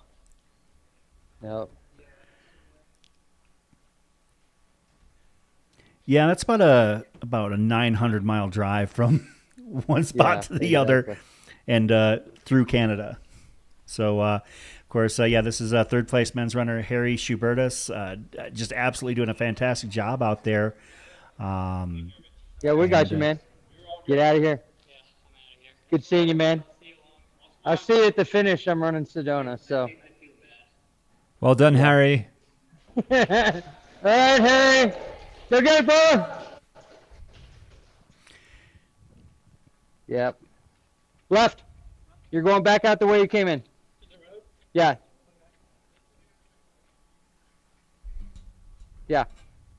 No, I'm not gonna take any issue with us having a moment to chat with him there, because frankly, he didn't have to stay there any longer than he had to. He knows the drill. Right. So, I mean, on one hand, we have people asking if we can get audio on the aid stations. On the other hand, we are having people telling us that we're monopolizing their time. I'm cool with what we just had right there. But no, he looks fantastic. And that is Camp Wamatochik at mile 70. Next stop for those runners will be Whiskey Row, about mile 79, mile 80. Do we have word on Megan McCarty? They're asking in the chat. I don't know if that's a bad ping, but she does look to be a little off course there. We'll take a look. And one of the things about this race is that we have a race command that is monitoring all of our runner tracking and is in connection. They have access to reach all of these runners. If they do tend to go off course, do we have somebody who looks like they're significantly off course? You said Megan McCarty? 3.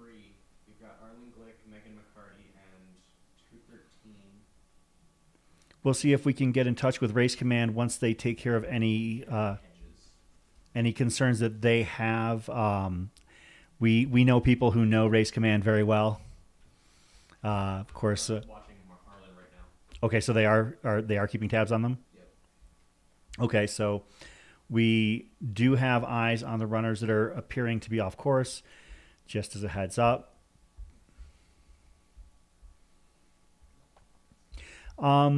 You've run these trails and you've run this race. Are there areas where you might get a little bit turned around or possibly head off an incorrect spur potentially out there, say between Camp Kippa and Whiskey Row?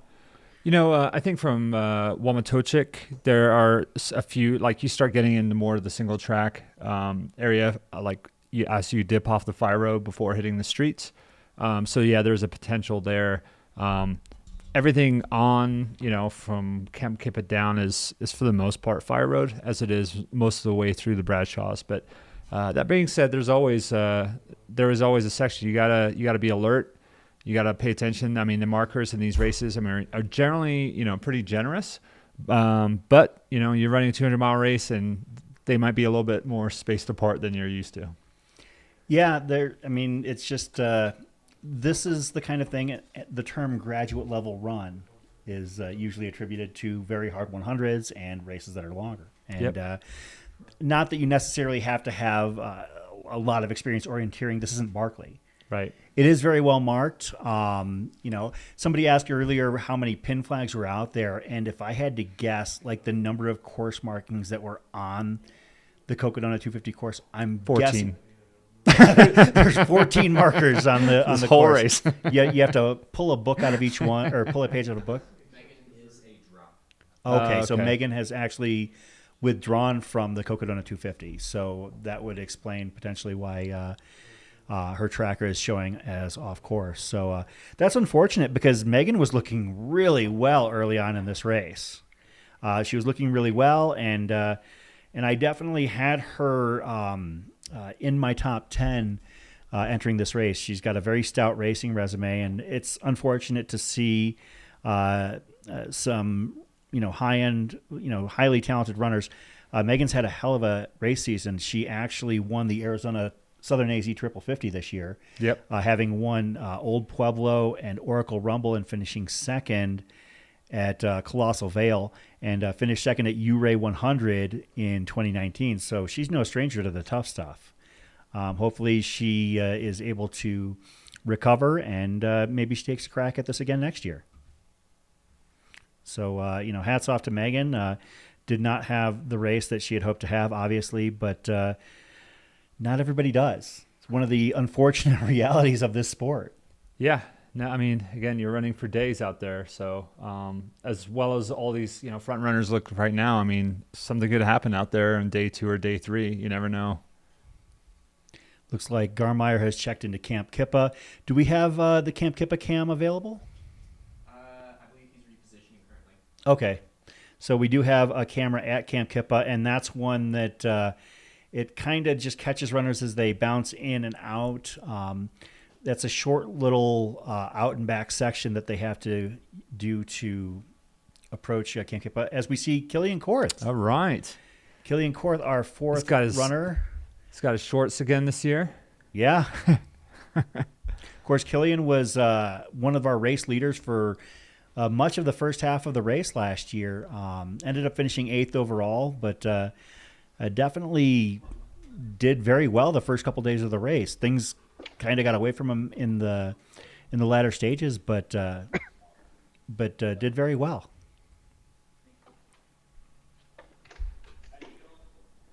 Kilian hailing from Ouray? Is that I think correct? so, yeah. I know he's a Colorado guy for sure. There's some tiny little mountains out there. Yeah. Yeah, Kilian is no stranger, as we mentioned, to this race. Has finished in second at the Bigfoot in 2023 and also has a podium finish at Ouray 100 in 2021. You're running Ouray this year, correct? Yes, I am. My white whale. Third time's a charm. I know you have some unfinished business out there, so yeah, we'll be rooting for you out there to have a good day. Part of my Pete's Peaks challenge that I'm doing. So 3 back-to-back 100 milers, and which the next one will be, I did Mount Fuji last week, Cruel Jewel 100 next week, and then Ouray 100 in July. And all training races. Yeah, they're all training runs. Then that's one thing we want to qualify. Of course, what is your big race for 2024? Tour de Jean. So amazing. A little 200-mile race through Italy there. Yeah, Tour de Jean is a legendary race, and I can't wait to see how you do there. I think that I can't argue against your training. I mean, you're doing the big, tough, hard stuff that's going to get you ready for it. So. Well, the way I look at Ouray this year is just it's only half of what I have to do in September. So it's a good point. It's a good training race. And you're very familiar with the Ouray area and the San Juans, so I have no doubt that you're going to knock it out here this year. So, and I'd be I'm really we got hoping, video evidence of you wrestling with that pack. It's kind of meta right there. Kilian's from Grand Junction. Oh, okay. Thank you, Jason. We appreciate it. Yeah, I think that Mika might be one of the next runners we see coming into Camp Wamatochik. Kilian's from Grand Junction. Yeah. Yeah. He's a Colorado boy.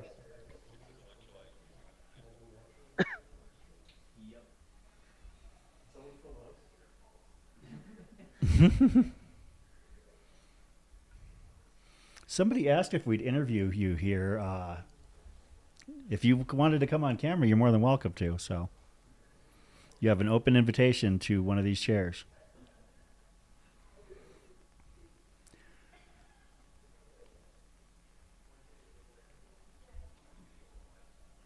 I like the chat's heating up here. Is it getting spicy in there? Yeah, it's always gets better every year. I love it.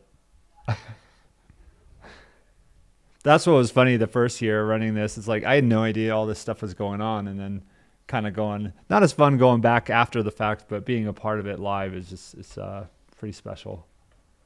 Yeah, it usually is pretty good and pretty upbeat. I know that sometimes things get a little bit wild, but we try our best to make sure that we keep everything positive on the up and up.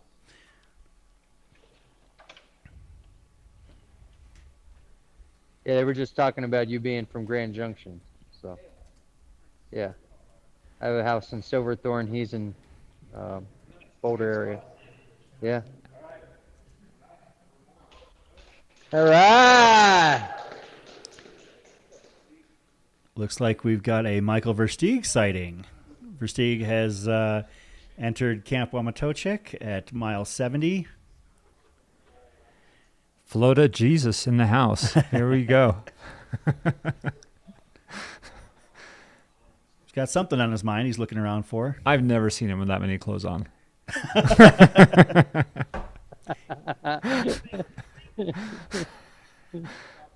I think we're just going to let Versteeg do his thing. I don't think we need to. It's looking good. Interview him. If he wants to come into the studio after his race, he's more than welcome to. But I usually Mike, they said they've never seen you with that many clothes on. Oh, and there's Arlin Glick. For Oh, those that nice. were concerned that you didn't tell us Arlin was there with him too. It's chilly out today, huh? Oh, okay. Compared to what we're used to here. Yeah. Somebody was asking earlier about the potential for a conversation between Arlin and Kilian. Well, I mean, between Arlin and Versteeg. Well, I guess that they've had that opportunity. Yeah. Maybe we'll have to ask about about that later after the race. Did Arlen just head out? Looked like it. Oh, he's coming back in. Yeah. Yeah, so we've got, looks like Arlin and Versteeg right there.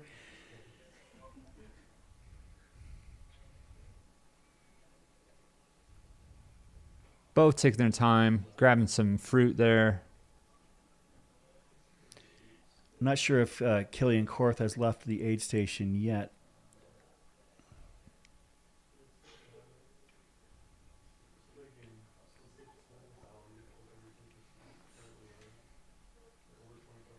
Can we get a close-up of Arlen eating that banana? We're kidding.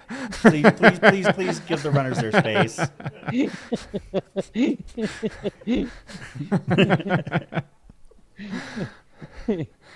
Be careful what you ask for. Boots on the ground. All right, thanks, guys. Go get it, Mike. That Have a is good one. Mike Versteeg heading out from Camp Wamatochik at mile 70. His next stop, home base, Whiskey Row in Prescott, Arizona. And for the first time that I think it might be the first time with the quote normal course or close to normal course that he won't be the first person there. Yeah. Yep. Because he was in 2021 and he was again last year. Of course, 2022, the race actually started near Prescott, so it was kind of hard to compare the 2022 fire-affected year. So, yeah, last year, I mean, it started very fast. Or I'm sorry, not last year, but the year before, the year of the fire, that was a very fast year. So.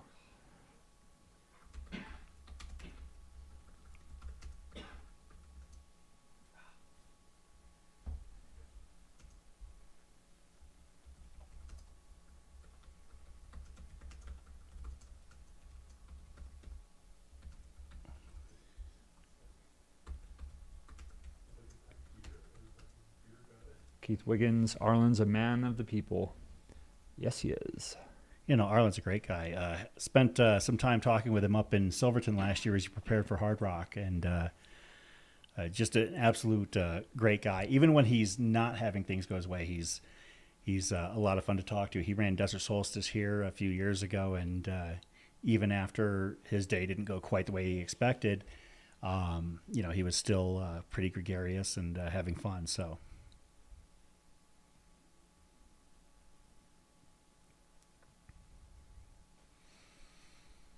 yeah, that is Arlin Glick, who currently, I guess, would be settling into fifth for right now.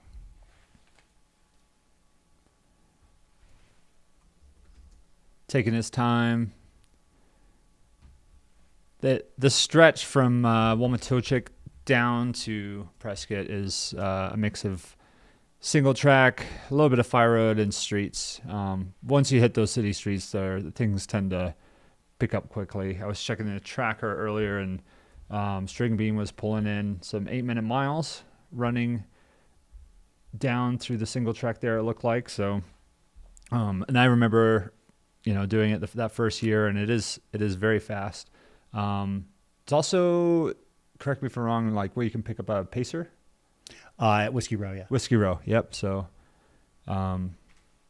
yeah. So I think, you know, a lot of these guys, I mean, they look, you know, a lot fresher than, you know, people that we've seen in the past, yeah. Especially coming in way earlier. So, I think there'll be some records on this race. That's for sure.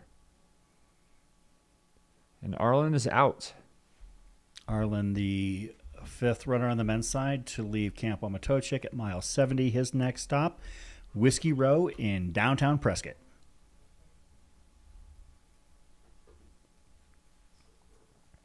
Give a quick update. As we mentioned, our lead on the men's side in first place, Joe Stringbean McConaughey. Second place, Jeff Browning. Third place, Harry Schubertus. Fourth place, Kilian Jornet. Actually, fifth place would be Michael Versteeg, and sixth would be Arlin Glick at this point.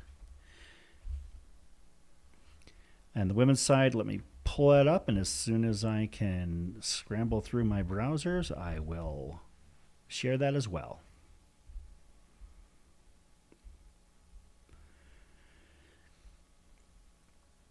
Currently, our first woman is still Mika Thews. We believe that our second would be Rachel Entrekin, and our third, Eliza Lapierre. I think that we've had one of our most significant withdrawals from the race at this point in Megan McCarty, who I think a lot of people had in their top 10 or even top 5s. Excellent runner.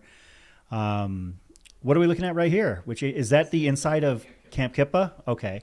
I've never actually been allowed inside Camp Kippa like this before. It's actually pretty neat. Some nice taxidermy going on there. Yeah. Mountain lions that have been caught around the campground.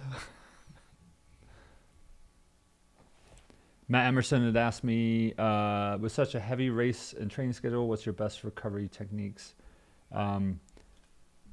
Rest, eating well, and just being active. With these back-to-back hundreds that I'm doing, I'm out there. I just got back from a hiking trip. Wasn't worried so much about the running, but just moving every day. And again, like we talked about earlier, it's amazing what your body is capable of. You just keep pushing day after day. Jeff's one of those guys. I mean, you see it all the time. He's 53, 54, and he's still just going back to back to back and winning. So it's amazing what the body's capable of. Ken Rubley in the chat mentioning that he went to this camp 42 years ago and that it's nice of them to make the dining hall available. For those who were not, or for those who were tuning in earlier, Ken Rubley was the grape aide at mile 11, making sure that runners were able to get that last refill of water before they headed up into the Bradshaw Mountains towards Crown King. So shout out to Ken because he does that because he wants to do it. Yeah. That's his thing. Last year he brought popsicles. He learned from that. He said it was a little bit tricky. So this year he did frozen grapes, and it sounds like they were quite popular. We'll see if we can figure out who this runner is that is taking a minute at Camp Kippa. If you're filming and you have the opportunity, maybe just shoot us a message on the backside. Is that... Okay, that's not who I thought it was for a second there. No. Is that Cole Crosby? That looks like an Air Viper Racing Team shirt. Can you confirm? Oh, okay. Yeah. It's like a light green. Is that what the kits are like this year? A lot of us have different shirts this year, so...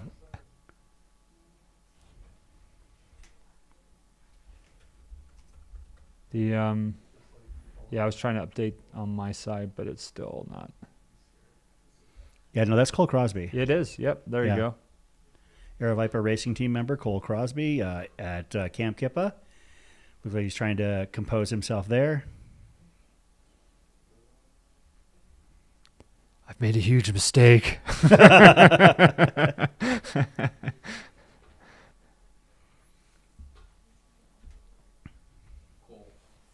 Yeah.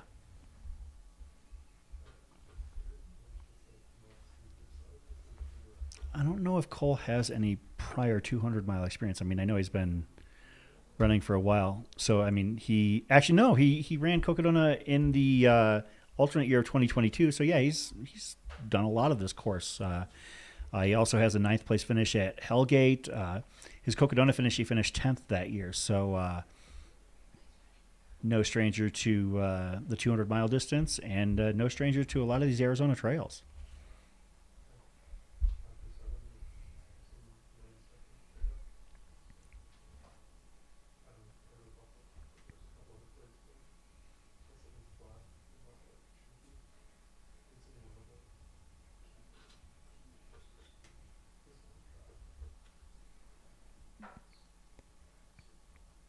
Do we have audio in there? Do we know? Or I don't know if you have audio at Kippa. I don't know what his setup is. Okay.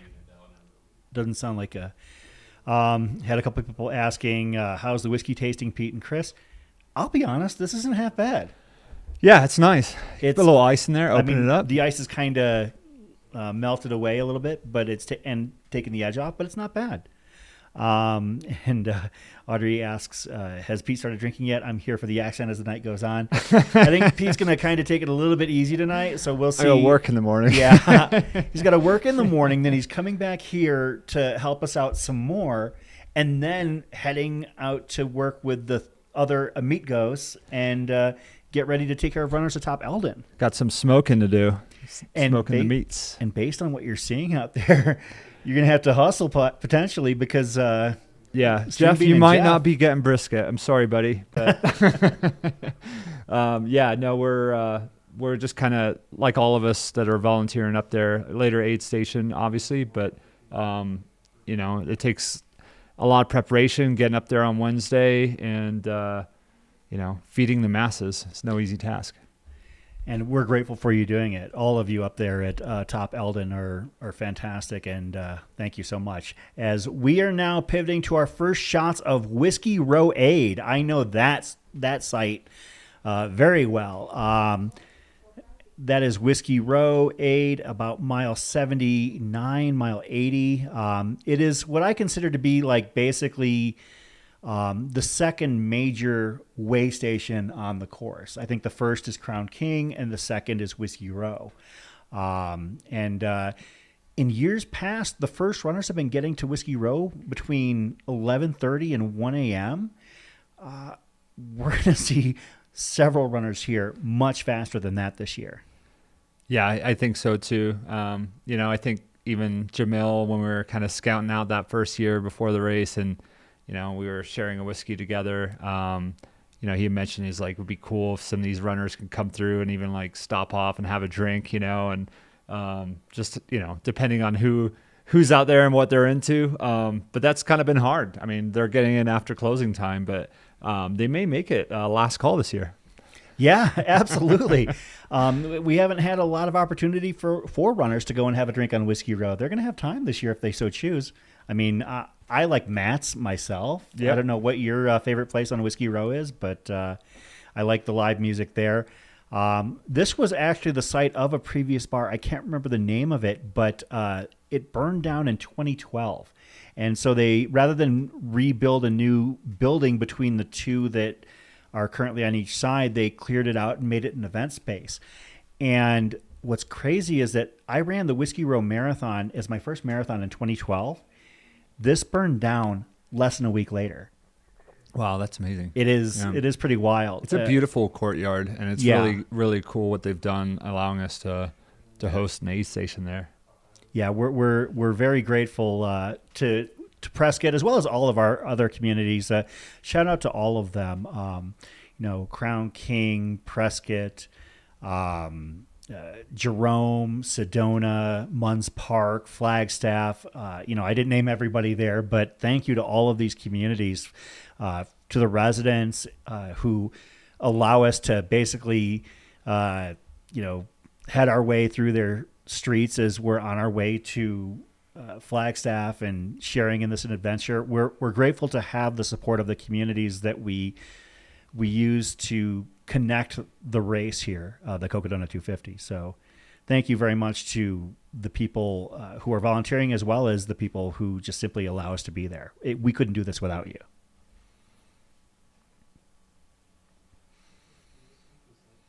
Yeah, we'll be... Get the heat lamps going. There we go. Yeah, it's been a while since I've been up to Prescott and the Whiskey Row area, but it is a favorite place to go. I do kind of tend to turn my attention when I'm around that area to Jerome and Cottonwood a little bit more now. But I do like Whiskey Row itself. So Yeah, Prescott's a really cool old historical town with just amazing trails out there. We've got the Whiskey Basin, the Whiskey Marathon out here. Everything's whiskey. Ken Rubley in the chat again, giving us a heads up that it's been decided: frozen grapes, turbo rockets, and on-demand snow cones for the Cocodona 2025 mile 11 water only station. And I know he'll get the green light from Race Command for that, because we're grateful to have Ken as a part of the Cocodona experience. And plug for Ken right now: if you're interested in getting to know this guy, go run Beyond Limits Ultra in Southern California, because he puts that on. He and his wife Stephanie are both class acts, great ambassadors for the running community, and they put on Beyond Limits down in SoCal. And so thank you to them for everything they do for the trail and ultra running community. Jan is saying that Broncos tracker has died. It just can't keep up. Yep. Yeah, we'll be keeping an eye on our first runners to hit Whiskey Row here. I have not heard or seen anything from Spider Pena here, and that's making me a little bit nervous. I hope he's getting his warm-ups in, because he's going to need them. The way that... he's got long legs. Yes. Yeah, that's the one thing. He's he keep up with String Bean for a bit, I think. Yeah, for a bit. I mean, yeah, Dan Pena is a legit runner.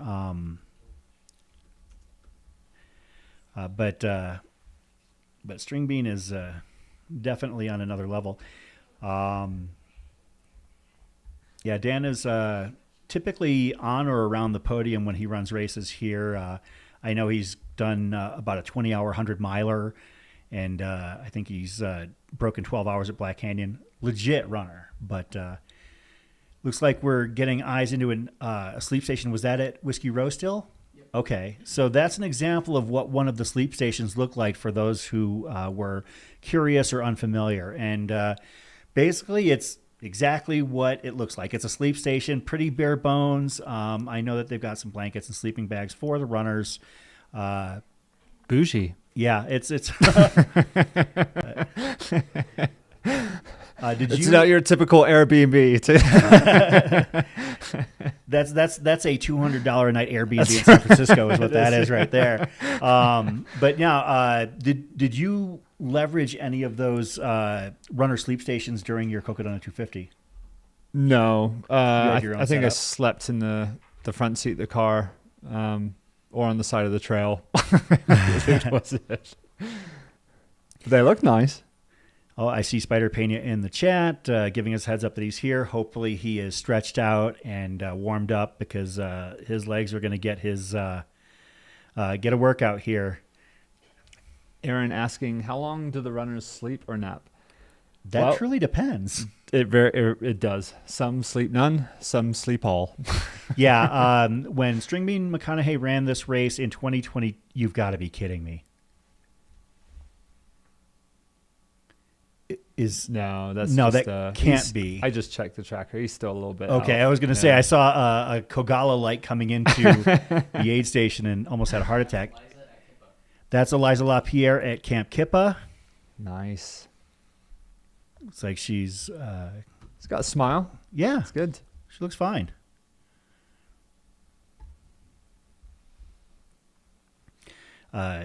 Pena, affectionately known by some of his close friends as Magellan, for his innate directional skills, or lack thereof.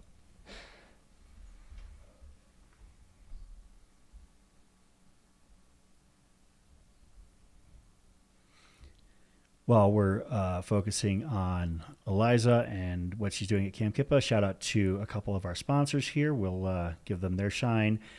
Tannery Sunscreen, Lecky Poles, Knock, Squirrel's Nut Butter, Sundog Running, Drinking Horn Mead Hall, Lumberyard Brewing, and Uptown Pub House.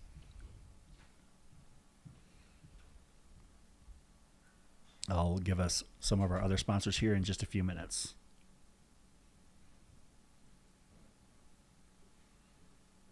Yes, Vicky, the Birdcage is another excellent place to hang out in Whiskey Row.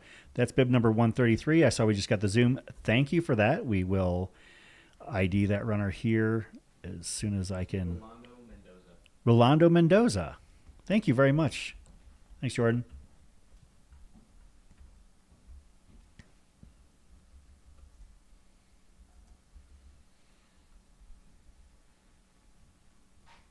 Rolando Mendoza, no stranger to running in Arizona, ran the Black Canyon 100-mile challenge earlier this year, finished on the podium at Coldwater Rumble, ran Mogi and Monster last year, ran Cocodona last year as well, finishing in under 88 hours.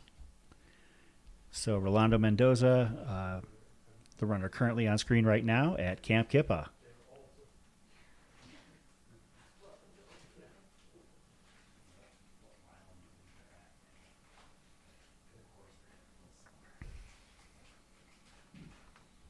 Yeah, Ryan, when we were talking about sleep, String Bean slept for a total of 37 minutes in 2022, and that was broken up into 8 minutes here, 9 minutes here, 8 minutes here, because we were looped into his coaching and crew. Connor Holt gave us some information and let us know what was going on. So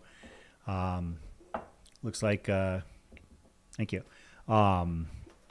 So, yeah, I mean, there are other runners who decide they want to take a full 4 to 6 hour nap. It all depends on the runner.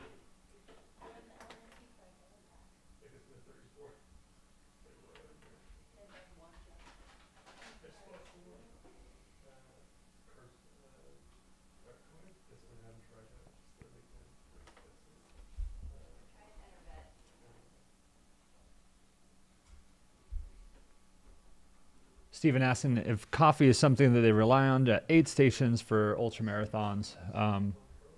Maybe not so much in the day, but at night it's great. Have a little caffeine and certainly keep you awake and something warm.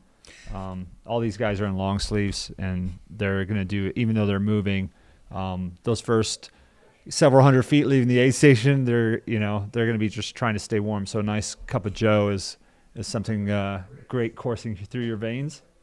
Yeah, I think that caffeine in general is definitely a tool that's leveraged in 100+ mile races. I know I have known friends who swear their bodies off coffee for a week or two leading up to a race, or minimalize their intake just so when they actually do take in some coffee on the course, whether it be within a gel or in a cup of coffee, it just hits them and they get that boost. Is that Matt Smith that we saw in the Camp Kippa house? Mind Over Matter asking, how String Bean's so good? If we knew, we would replicate it. We would box it up and sell it and keep some for ourselves.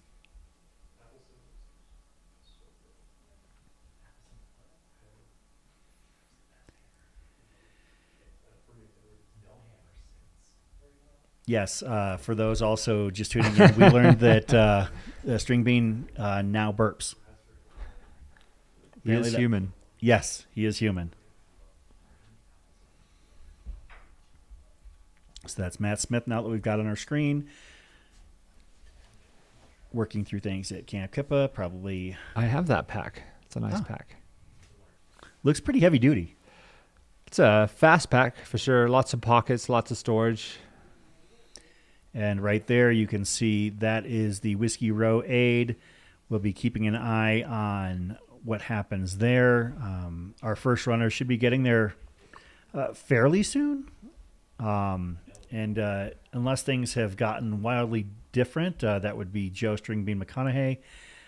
It seems right now he's actually on the outskirts of Prescott, passing the Goldwater Lakes just south of town, if I am to believe the runner tracking. He's almost to Hazley.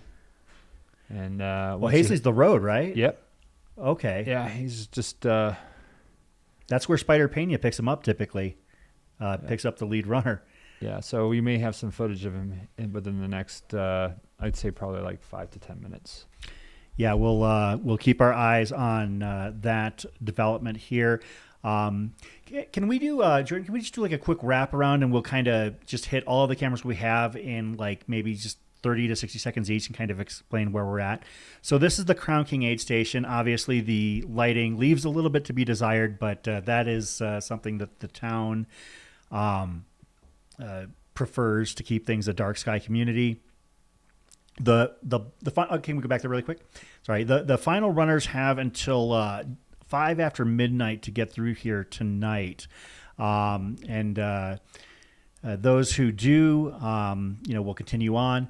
All right, now we can pivot to the next one, please. Okay, that's Wamatochik? Yeah, that's Camp Wamatochik at mile 70. We've had a handful of runners come through there. And this is the last aid station before Whiskey Row. That is Camp Kippa. And shout out to all of our filmers and our the people that are making this possible, the volunteers for the live stream. So thank you so much. As we mentioned, that's Matt Smith working on things at Camp Kippa. That is about 60 miles into the race.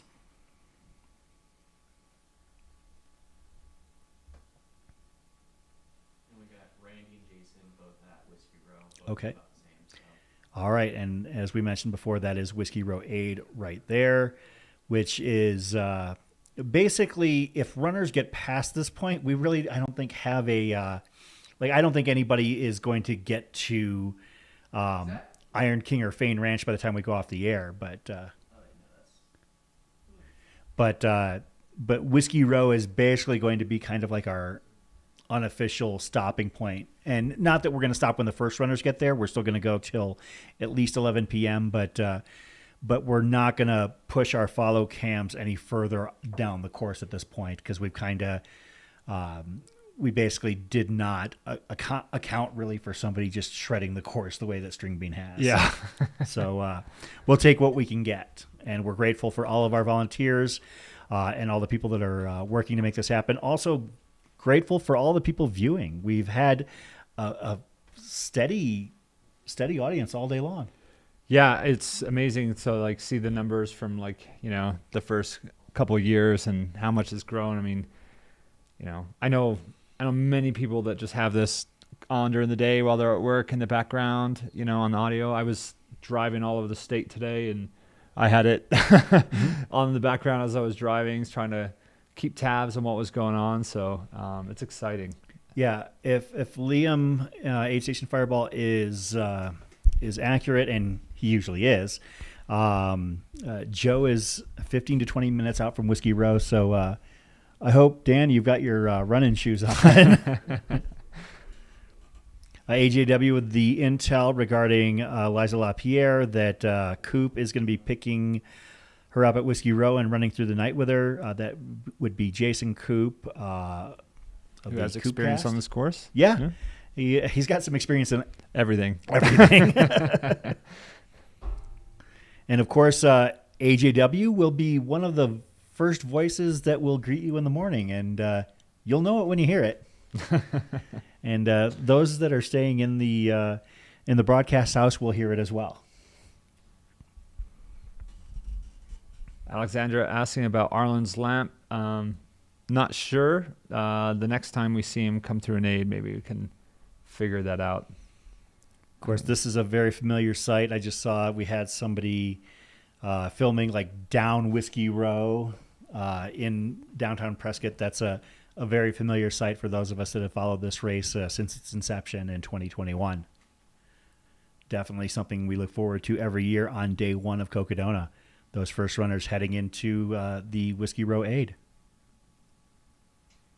This is showing Joe about 1.6 miles from Whiskey Row. How far? 1.6 miles, Joe. 1.6 miles from Whiskey Row is what we're hearing with Joe regard is on to the Joe. Senator Highway.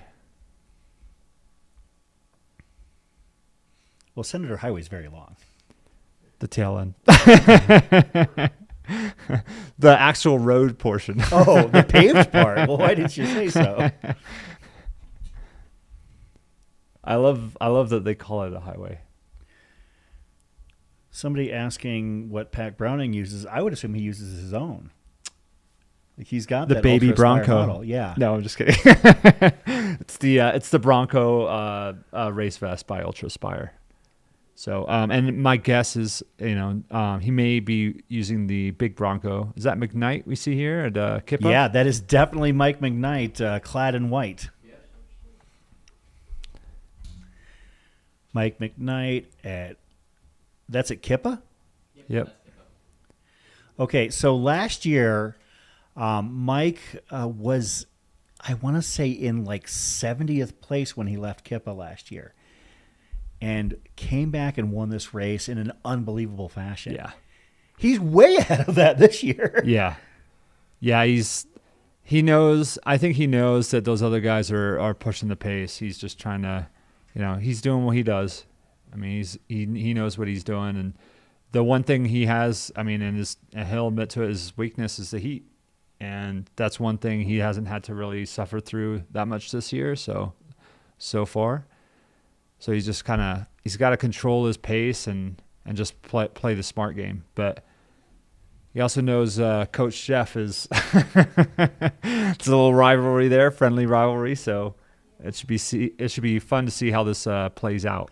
Well, I'm sure they also share and compare dietary notes as well. Oh, yeah. I mean, I've seen Jeff crew McKnight at races before, Yeah. so they definitely know each other quite well. Yeah.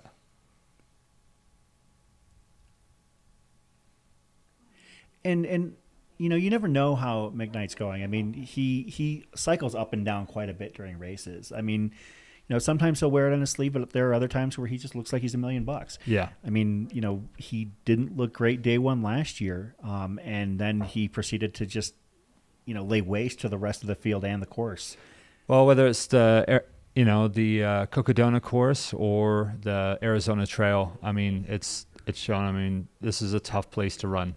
So he comes down here. He's been putting in the work year after year, trying to get more exposure down to our trails and the way you move through the heat and managing that. And right now he looks pretty well composed. Obviously, I'm sure he wishes he was a little bit further ahead, but he's playing the smart game. Somebody mentioned in the chat Mike McKnight with the white McTights.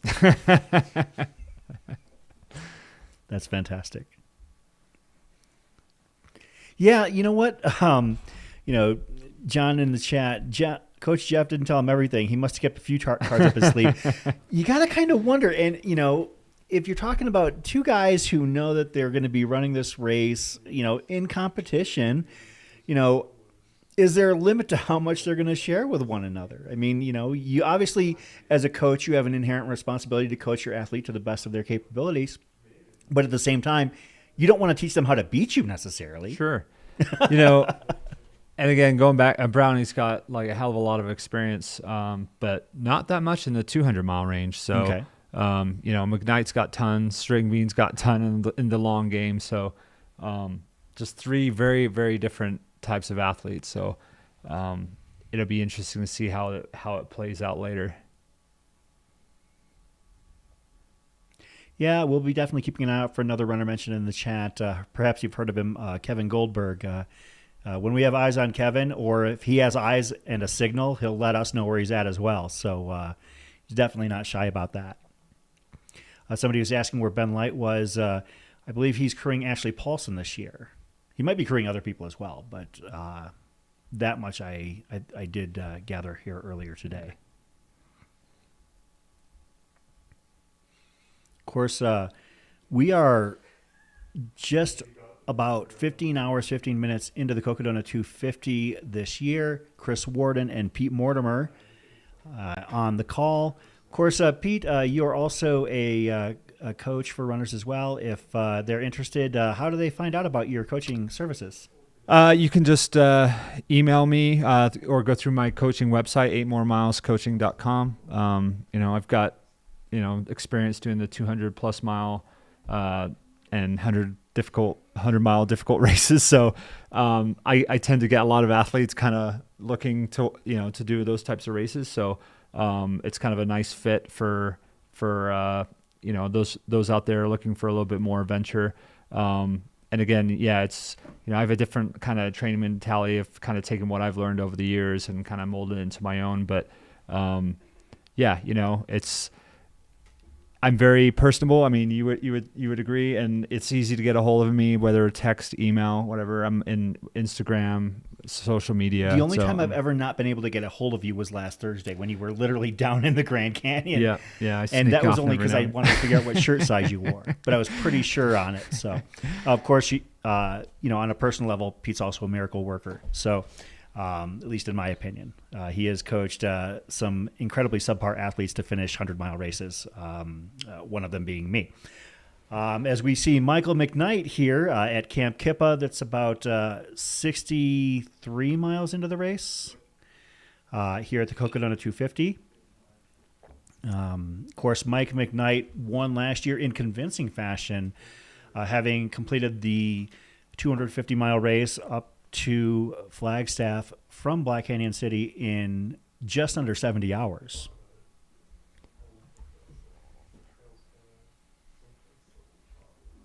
Yeah, I was wondering those first few years. I mean, if anyone would break 70. I mean, Mike did it, but I think we may see something else this year.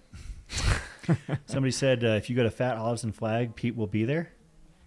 What's that? You're not a Pizza Clutter guy? I'm a Pizza Clutter guy. Not much of a Fat Olives guy, to be honest.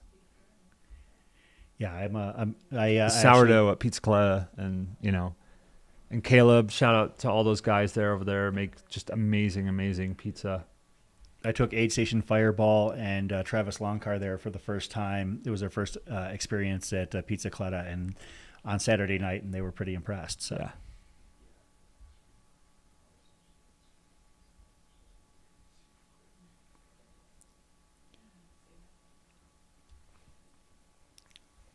Yeah, we're going to keep an eye out. Obviously, this is 2023 winner Mike McKnight.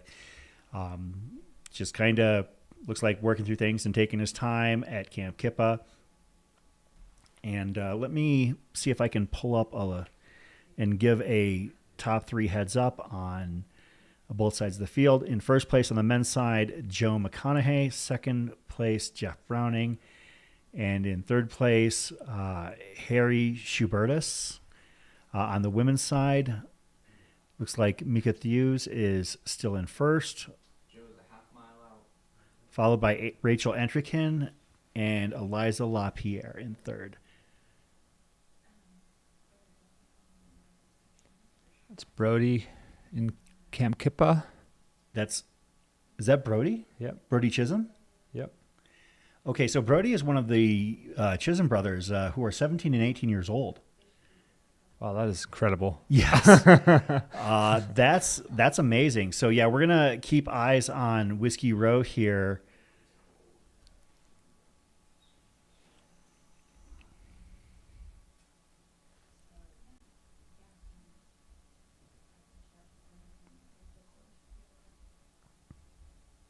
Samuel Elkins asking, how do you prepare for humidity of Cruel Jewel in desert? You run in Mount Fuji. You go across the world to find yourself some humidity. That's right. Was it pretty humid there? So it was pretty humid there?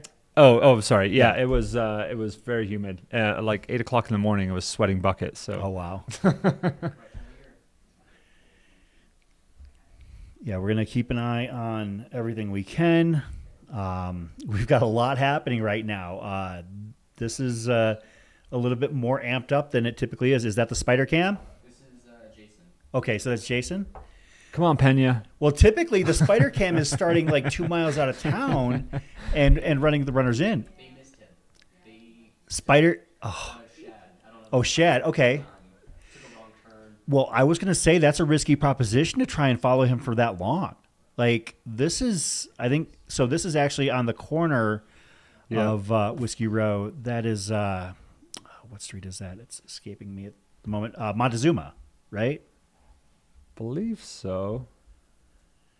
Google Maps. I mean, there's is your friend. looks like the courthouse there to your left. Yeah, the courthouse is. Yeah, they need to be going a little bit further down, I think, because that's past the aid station, right? That's if they're coming. Yeah, so they're going to actually come down. Dells. You come down that street, right? Yep. Okay. Yeah. So yeah, they're going to come down that street and they're going to take a hard right on their direction, left on your screen. What?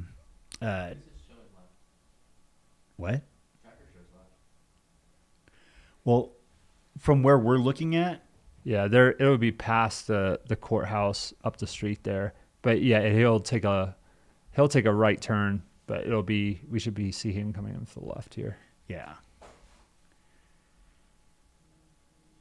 We got some runners. Yeah, this is by far the earliest we've seen runners potentially hitting Whiskey Row. Liam, I don't know if you can give us a heads up on when Kilian Jornet and Mike Versteeg hit Whiskey Row Aid last year, but I do believe it was somewhere around midnight.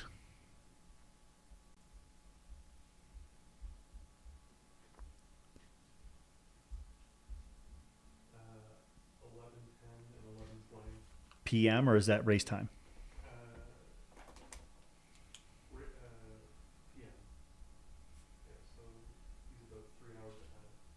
So I'll do some math here, but it sounds like String Bean is about 3 hours ahead of That's crazy. last year's pace in getting to a Whiskey Row. We'll confirm that when we have an opportunity, as this is Crown King Aid. Oh, there he is, String Bean. Thanks. This is String Bean McConaughey, the first runner. And throwing up the Nixon peace signs. Gonna take a right hand on to Whiskey Row. He Nice. is now on Whiskey Row. He's got a little pickup. Now he's back in civilization. Everyone's chasing him down. Looks like Shad and Spider are trying furiously to try and keep up with him. That guy's booking. And he is He's in Whiskey Row Aid, the first runner to hit Whiskey Row Aid, which is just about mile 80. So moving very well. Like I said, typically the first runners hit this aid station about midnight. It's 8:30. I mean, this is absolutely impressive. So it's like 15 hours and change, right? I mean, yeah, I'm going to try and do the math here really quick, so bear with me. And there's this. Okay, so 3 hours exactly ahead of last year. String Bean immediately knew what he wanted from his crew. This is exactly the way he operates. He lays down on a mat, and they just immediately start working on him. Yeah. And he's got a pretty experienced crew. I know that he's got some people who regularly work with him. I know that one of them is Whit Weisbrom this year. Whit is a great guy. If you haven't met him, he's a great dude. And String Bean made his life miserable in 2022 by constantly dropping him as Whit was pacing him.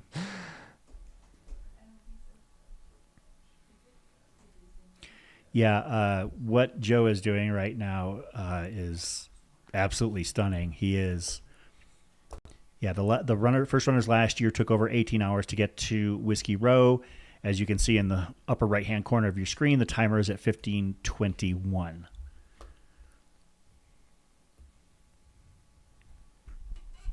Yeah, the weather is definitely nicer and more favorable this year. However, I don't think the weather causes this 3 hour split in what's happened last year versus this year. You've got Mika at Camp Wamatochik. Okay, so this is our women's leader, Mika Thews, at Camp Wamatochik. We'll go to that shot here as well, making sure that we've got eyes on the women's leader. So looks like she's working through getting her shoes adjusted, retied.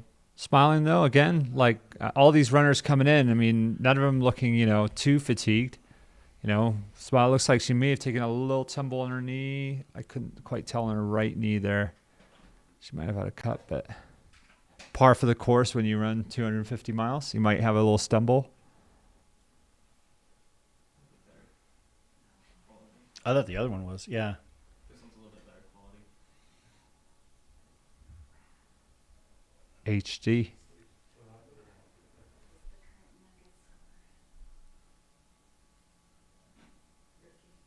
Of course, Mika has won multiple 200-mile races, having won Bigfoot last year and Tahoe 200 in 2022. Had a third-place finish here last year, and somebody at her caliber might consider that race result somewhat disappointing. And she came back here, I would assume, for finishing business. Redemption, for sure. Yeah. And she had a great race last year. She did. She did. But you run this and then you come back and you learn, right? You learn from your mistakes and stuff. And like I said, a lot of these runners have they do have the weather on their side. I mean, it's not going to change their entirety of their race, but it certainly helps on day one. Absolutely.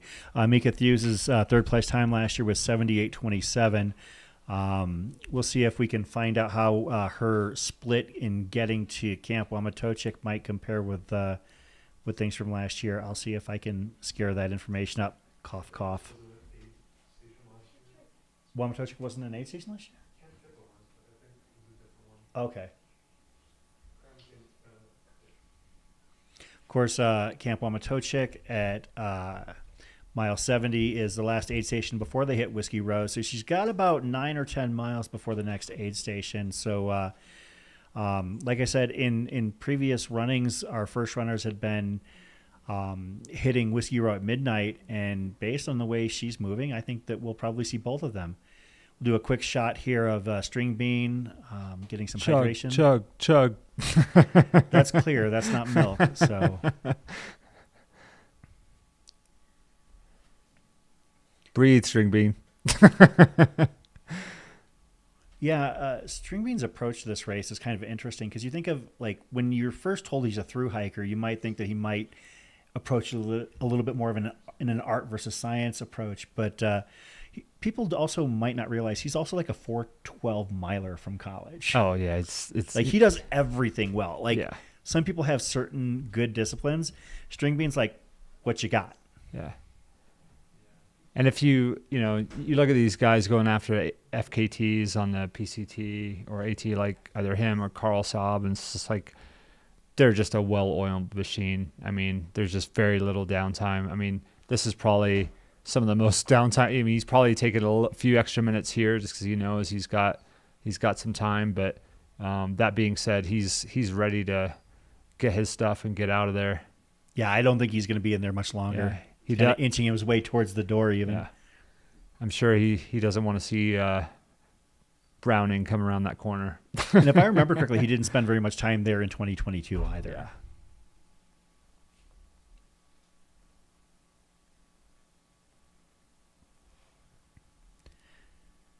As Aid Station Fireball pointed out, Versteeg had the fastest split from Crown King to Whiskey Row last year in 9:53. Joe did the same section in 8:04.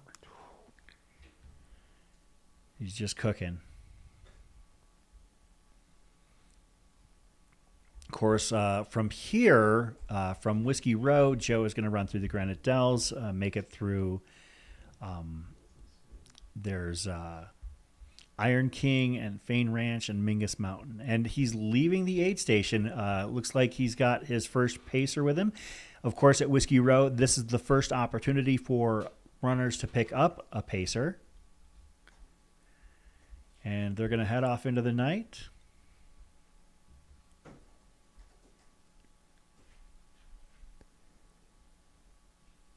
And there he goes. Heading off down the streets of Prescott into the Dells. Yeah, the Granite Dells, of course, very picturesque, but that's not going to affect him this year. Yeah, I like him. I saw it at night.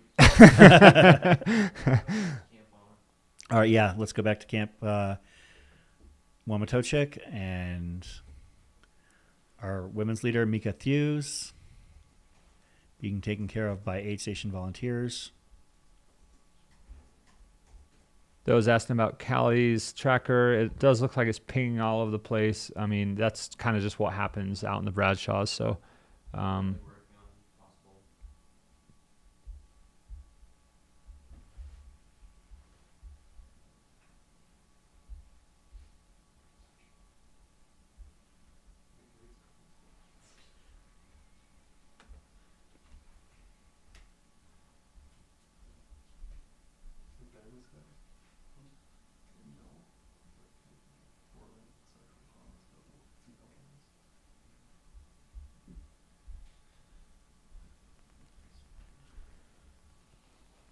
Mika looks to be getting her final things together here at is that Wamatochik?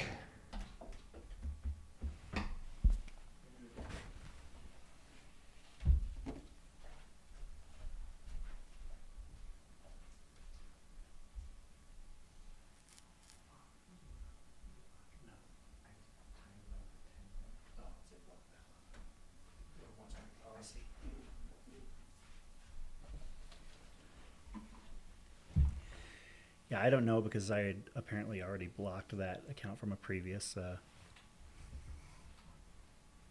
experience.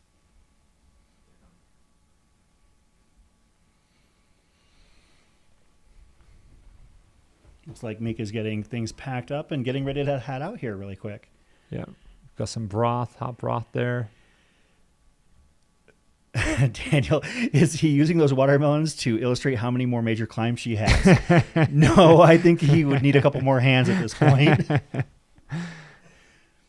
But no, that's funny. First you have this one, then you have this one. Well played. That's Mount Mingus and Mount Eldon. Yeah. Well, yeah, but then Eldon would be like held up much higher. Yeah. Awesome. Thank you.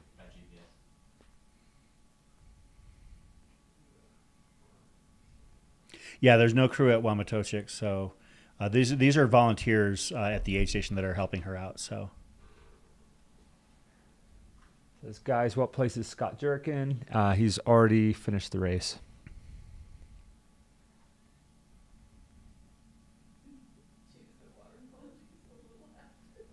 He really wants to give it away, that what watermelon. do we guess? Like, is she going to take the one on the left or the one on the right? Please take it. Or does she take them both?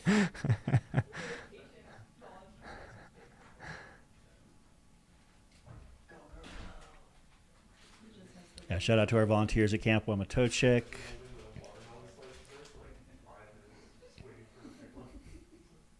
He's going to be devastated if she just turns away and doesn't take one. Folks, this is the scintillating coverage you get on Aeropipa After Dark. Great coverage here, folks.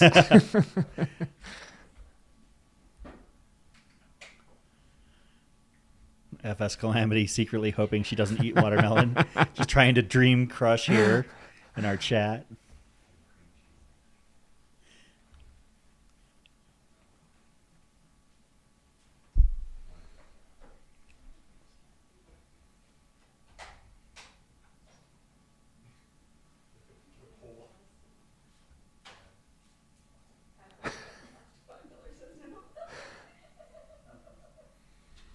People taking odds on the slice of watermelon. Riveting watermelon talk here, folks. And you folks want drones? And That's right. You want follow cams when we've got watermelon hand cams or what? I mean, we've got 1,400 people like waiting on the moment where she chooses. I hope there's vodka in that watermelon. Checking that light before she heads out. Of course, you definitely don't want things to go out on you as you are making your way to Whiskey Row because there is not a lot of ambient light out there. No, it's dark out there. You got to watch out for the killer owls as you make your way down to Whiskey Row. Oh, well done. The live stream is rejoicing. Yes. I think that the... Oh, another. And she took both.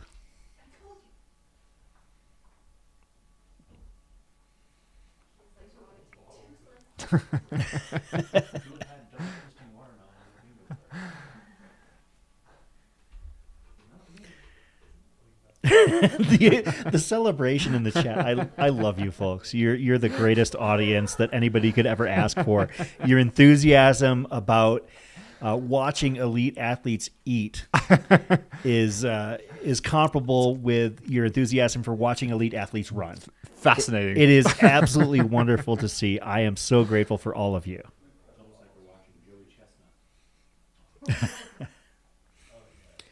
Yeah, we're gonna stay here with Mika until she heads out from Wamatochik, and after that, we might take a quick sponsor break, but that is just assuming nothing else crazy happens. If we have eyes on somebody else making moves, we are not going to go until we capture that. Okay. Well, you never. We don't know until she leaves, so we're gonna stay on things. Looks like that might be some ramen or some broth or something like that as well. Probably something to warm her up. Audrey, phew, I feel like I need a cigarette now after that watermelon tension release. Was it good for you? When it comes to working in an aid station, when you're not this is not a crew aid. These are volunteers. Right. Do you ever find yourself, it doesn't look like she's really rushing. She's being efficient, but she's not hurrying. Yeah. Do you find yourself accidentally slipping into a hurry, or maybe slipping into maybe being too casual at aid stations where your crew isn't there to keep you maybe rolling or on the, on the go? Not on day one. That's for sure. All these guys, they're all these athletes that we've seen so far are well composed and they're well experienced. So they know exactly what they're doing. They know they've got days ahead of them. So just taking the time now and there she goes. Mika Thews heading out from Camp Wamatochik. Watermelon power on deck, and she is out. Oh, wait, he's in the chat, so he's got a signal. Do we have a camera at Kippa so we can potentially check in? Oh, it just went down. Okay. Well, Goldberg. We'll see if we can get house. something back here, but okay. We'll see if we can get our text on that. Oh, something's here. Okay, so all right.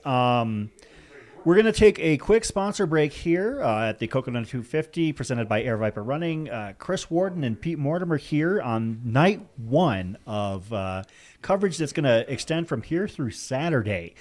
Stay tuned. We're just going to take a quick chance to grab something to drink as you can see some of the crew vans that are lining the streets in Prescott at Whiskey Row. We'll be back in just a few moments. Wilderness Volunteers is the official nonprofit partner of Cocodona. The mission of Wilderness Volunteers is to engage people in meaningful service that conserves and protects America's wildlands.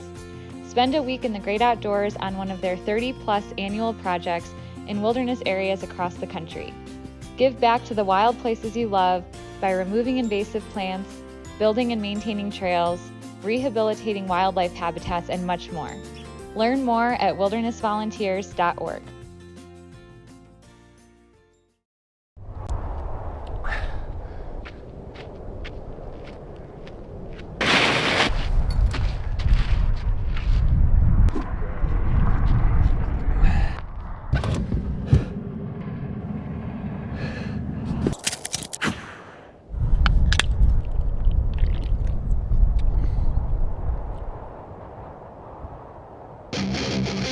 Loda! All the energy of soda. Love the fizz.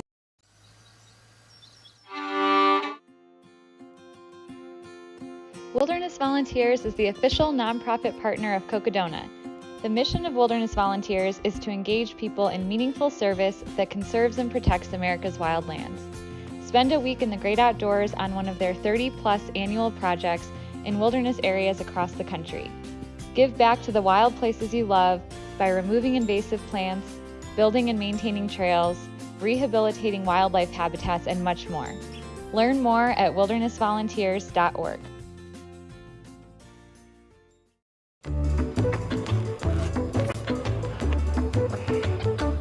I know that you've been fooling around on me right from the start. So I'll give up and I'll take back my heart. And when you're tired of fooling around with two or three, just come on home and fool around with me.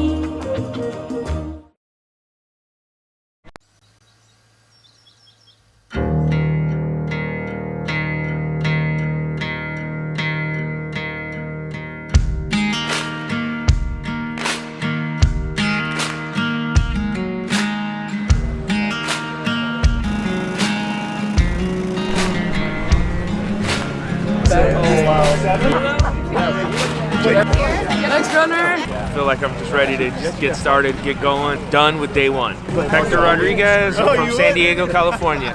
Done it twice, looking for the third time being the charm. I'm Stephanie Rosebond. I'm from Prescott. Oh, I feel fantastic. I'm ready to go. This is my first time. Longest I've ever run in a race is 64 miles. So this is definitely going to be challenging, but so much fun. Who do you have supporting you this week? Well, I have my son Dawson and my best friend Nicole, and then my friends and family and wonderful people like Prescott area trail runners have been a huge support through this whole process. And the reason I even found out about Cocodona was last year I paced a friend who did the whole thing and completed it, and I did 60 miles pacing it, and we had so much fun together. So after I paced him, I was like, this is what life is about, and I need to do this whole race. So that's how I found out about it.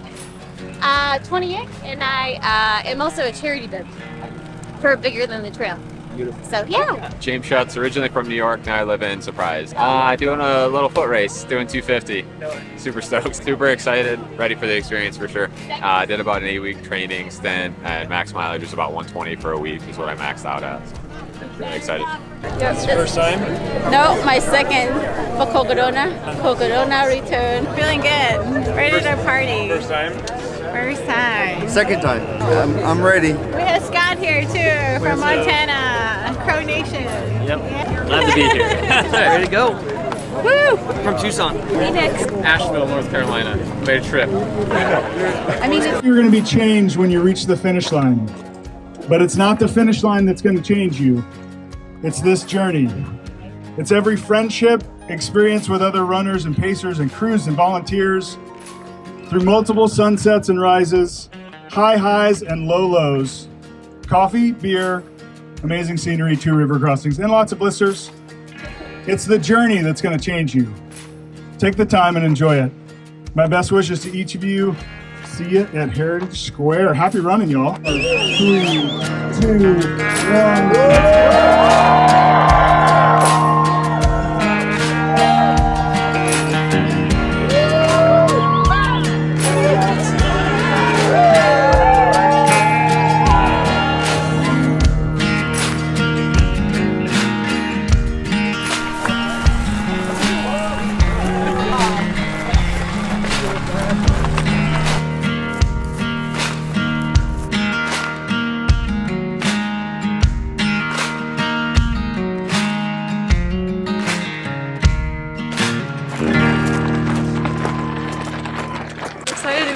It still feels surreal. I mean, I'm a minute into it, but so many memories of last year just flooding back and how I'm doing it different. And I hope to hang on to the excitement of shivering this morning as I go through the heat of the day.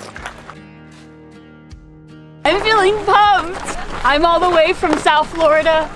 I signed up for the first year, then my father got cancer and I couldn't come out. And now I'm here. It's amazing. I'm doing it for my dad and my whole family. Amy, 27, Banana Champ, South Florida representing.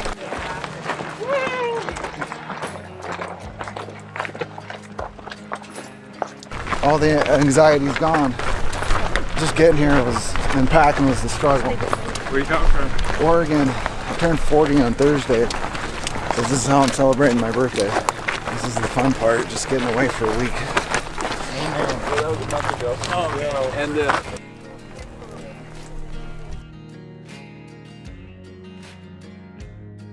why are you here? Just to test myself, mostly mentally. I think it's all mental, 90% of it anyway.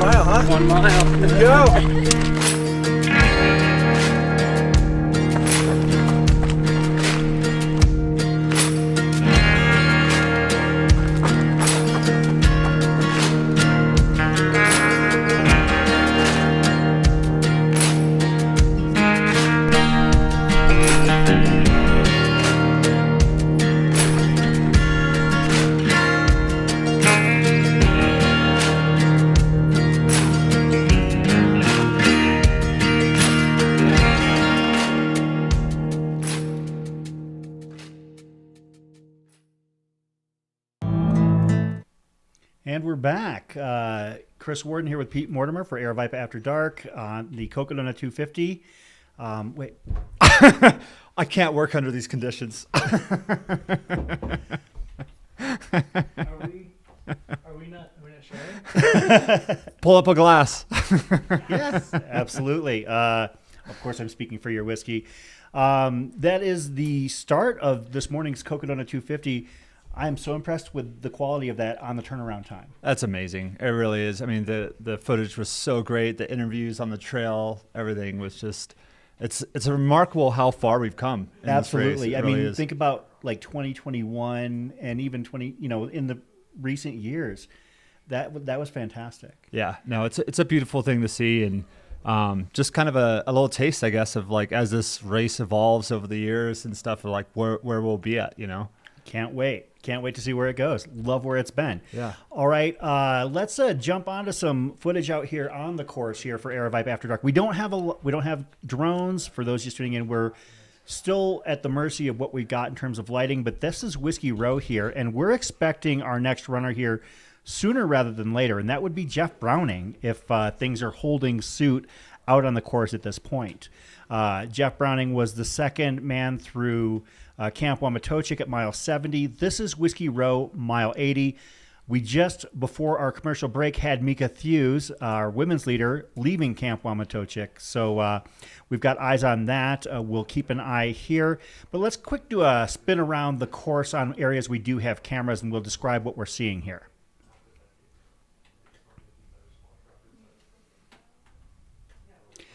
That is Camp Wamatochik right there. The last aid station before Whiskey Row. From here to Whiskey Row, it's about 9.5, 10 miles, give or take. Not the most difficult stretch of trail. It's pretty runnable, correct? Oh yeah. I mean, once you hit Kippa, it's downhill for the most part, all the way to Prescott. All right, let's take a. Looks like do we have a runner in Wamatochik that we can ID and shout out? Yeah, Mike, isn't that insane? We have runners we already have one runner, Stringbean McConaughey, who left Prescott roughly 3 hours earlier than McKnight. It was Mike Versteeg last year, who was leading the race at this point.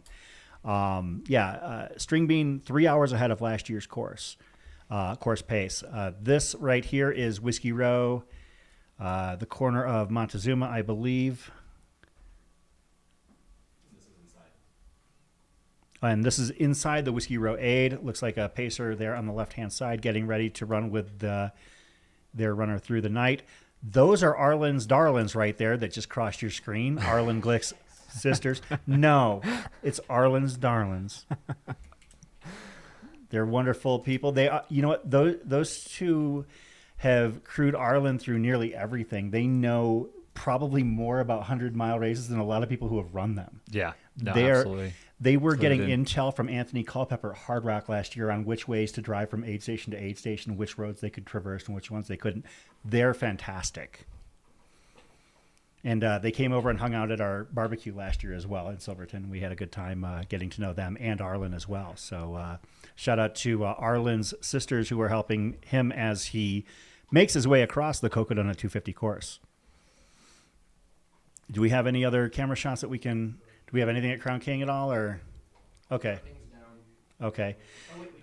Oh, of course. Okay, so you're not seeing much here, but what you've got is the Crown King aid station. We're under strict directive in terms of like putting lights up in that aid station. Otherwise, would bring you, a fully lit area. This is the yard next to the Crown King Saloon. For those who have run the Crown King Scramble, this is the finish line right there. This is the first major aid station, the first crew access aid station on the Cocodona course. Those runners who have not yet reached this point have until 5 minutes after midnight to get there this evening. So they are about 3 hours shy of their cutoff here at Crown King. I don't know how many runners are out on course that have not yet made it to Crown King. We'll see if we can get that information. But at this point, they're about 15 hours, 45 minutes into the race. And if it sounds like runners should be past mile 37, as they approach the 16-hour mark. Well, this race is pretty hard. It's slightly hard.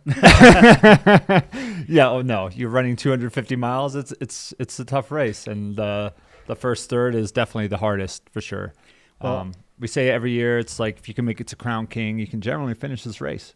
That's if you can make it there in a decent time. Yeah, it's one of those situations where all it takes is all you've got. That's right. Jean Ives, first of all, shout out to Jean for joining us in the chat here. So he lives in Japan, and he was giving us a lot of intel in terms of cultural notions and some of the trail.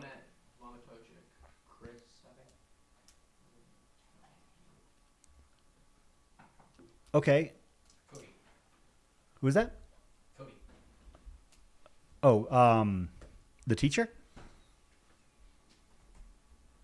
Cody McKasson. Yes, Cody McKasson, the orange short teacher guy, or orange short guy teacher. Orange short guy. From Sedona.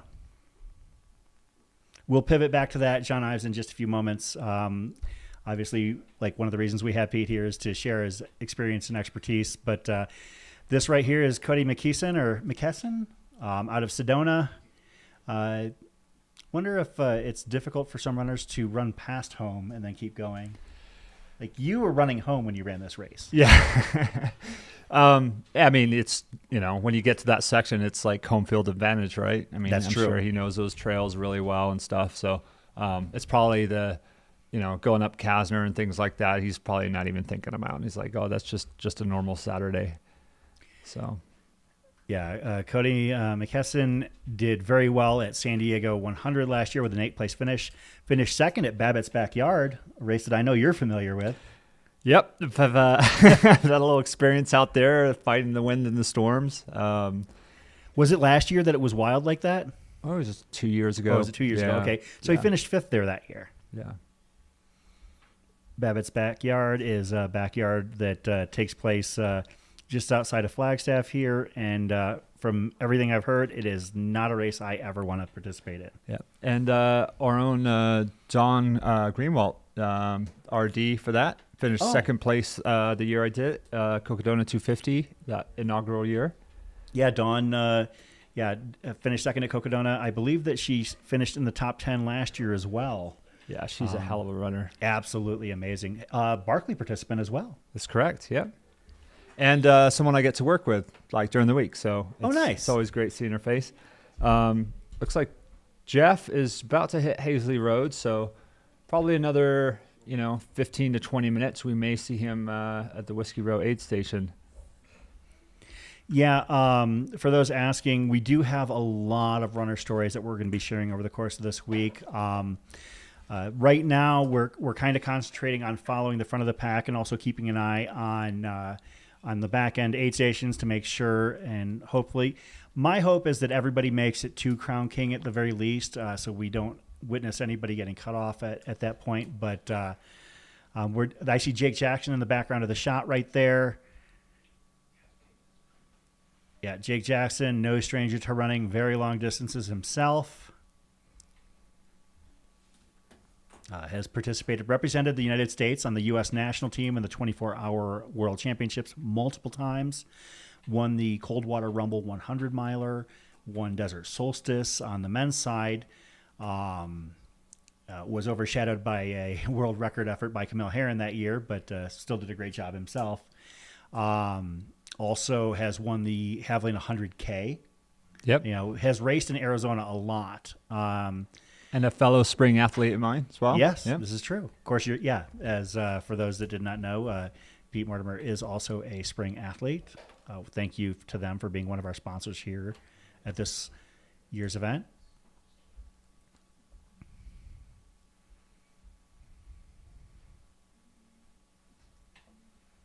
Yeah, and Jake's you want to talk about an everyman. I mean, Jake he documents his efforts and his training on Instagram all the time. He's creating videos. It's almost more often than not that you see him with a 360 in his hand. Oh, yeah. He's very much like you in that regard. Yeah. Always carrying a 360 camera for runs and at races. And Jake, I think that one of the things that he loves to do is make people realize that if you put in the time and effort, you can do this. Oh, absolutely. It's again, starting as a middle to back of the packer, all those years ago, it's just it's a slow build. You want longevity in this race. You do the slow build and you just get out there and you train, you work hard, and you just try and better yourself. And you start seeing the progress. I've always kind of looked at guys like Rob Carrar and Jeff, and as these guys are older than I am, and they're still out there like crushing these amazing things. And I keep saying, I'm like, well, I hope in 10 years time I'm doing what they're doing. Yeah. Shout out to Missy in the chat, Missy Jackson, Jake's partner.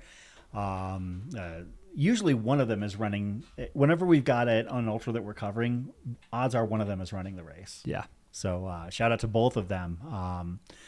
They definitely pair up well together.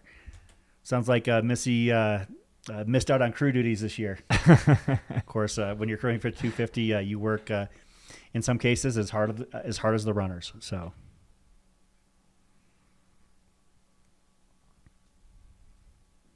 And Jake, like everyone else coming in, just kind of taking their time, for momentum, but not being too hasty. Many miles ahead. And many miles at night ahead. Yeah, DJ Keen, Jake is one of the nicest guys out there. You can't find a better ambassador for the sport than a guy like him.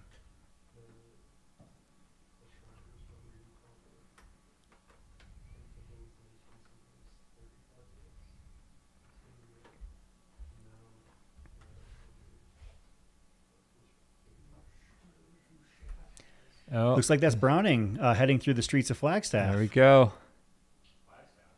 Or not Flagstaff, sorry, don't mean to cause any alarm. He's already in Heritage Square. Not Flagstaff, jumping ahead a couple of days. No, this is Bronco Billy himself, currently running second. Is that Spider or Shad? As they pull the whiskey from the table. Is that the Spider cam or the Shad cam? This is Shad. Okay. Shout out to Shad Burkholz, who is keeping up with Jeff as he's making his way through the streets of Prescott. Yeah, he's probably got like another mile or so before he hangs that left towards the town there. Jeff getting his gloves on.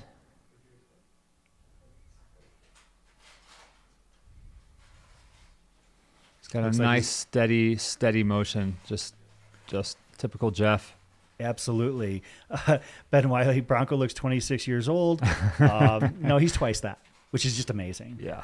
And John, apologies for setting off the alarms by saying that Jeff was in Flagstaff. No, he's in Prescott. He will be in Flagstaff eventually. Because even if things were to go sideways, which they won't. He's got to get home.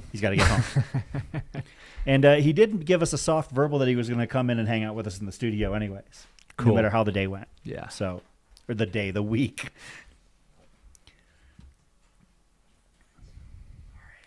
Yeah, we're going to be following all of our runners here as Jeff Browning makes his way through the streets. We're going to follow on this camera. But I want to identify and shout out a couple of categories of runners that we have. One of the things that we talked about was content creators. And I've seen a few people ask about certain people in the chat. I want to give them their shine. You've got some very talented podcasters in Finn Melanson and Joe Corcione. You have some content creators that create full-blown films sometimes, like Wes Plate, Simon Gerard. You've got people who are very talented in terms of making reels and creating engagement, such as Andrew Glaze, Callie Vinson, Caleb Stevens, and Eli Webby. I mean, you've got people that are going to be creating content, and that's one of the cool things about this race is that there are going to be several films and short stories that come out of this race that people are going to share after documenting their experience at the Cocodona 250. Yeah, and hopefully, I've already read a couple times in this chat, there's some people that have signed up just because they're kind of glued to this and they're like, you know what, screw it, I got a year. I can train for this and, that's what, no matter how you're doing it, getting out there, I do the same thing with my videos. It's like you just try and inspire people to get out and get outside and, 250 miles, it's daunting to think about, but you got to start somewhere. And, you work your way up, and then one day you might find yourself at the start line for the Cocodona 500. Oh, wow. You know what? The people have talked about it. People have talked about the idea of it will be done. Yeah. But, Jeff Browning making his way through the streets of Prescott, on his way to Whiskey Row. Thanks to all of you that are sticking with us here through the chat. I mean, it's amazing to me that we've still got, a sizable audience here, even though we're limited in terms of the filming we can do and the coverage we have. Our job is to try and tell the story of these runners. And when we catch eyes on somebody, we have camera on them. Yeah, we're going to go to it as quickly as we can. But there are going to be a lot of times where we're basically trying to tell you about these runners, their stories, and maybe tie in some of our own personal experiences as well, whether they be our relationship with these runners, or maybe, or experience on these race paths such as you have. That's what we're here for. I've got some good Jeff stories, that's for sure. I bet you do.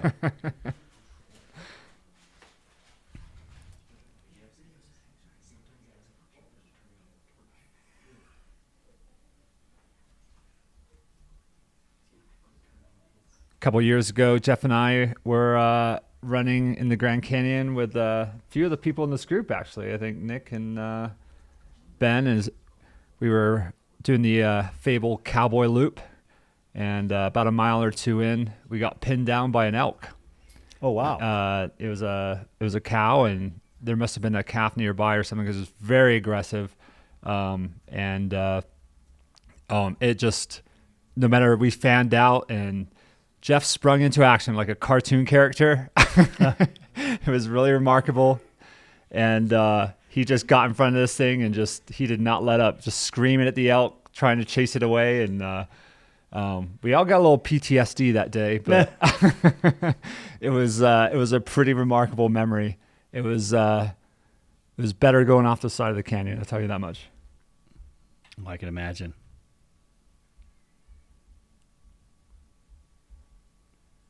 Jeff's smiling, feeling good. Do you know who that is talking to him right there?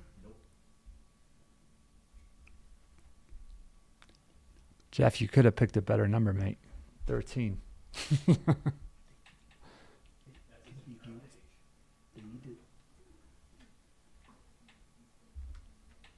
Thank you. Of course, that is where Jeff is headed.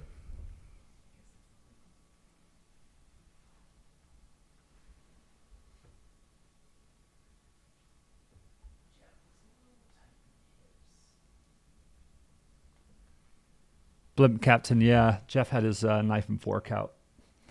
Of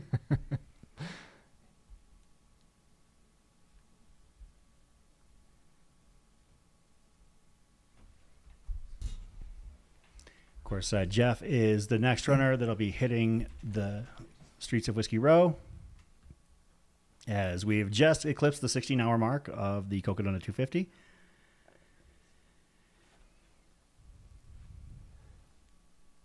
I don't think anyone's done shots at Whiskey Row yet, Ben, but you know what? Jeff might be the first. I'm sure that runners have in the past. That man loves his bourbon. See, another one of your amigos in the chat, Nick Panich. Shout out, Nick. Midwestern kid like myself. We grew up like 40 miles apart from one another. Yeah.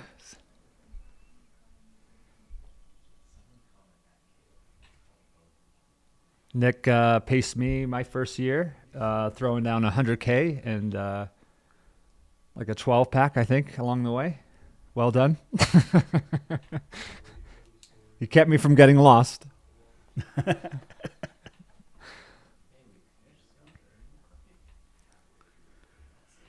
Glaze has a story on Instagram claiming one of the water stops had half the water stolen. Is that accurate? I cannot confirm nor deny. I haven't heard that.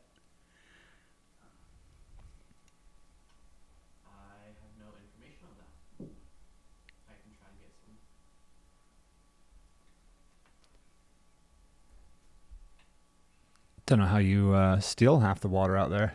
Yeah, I mean, who's why out in would the you? mountains?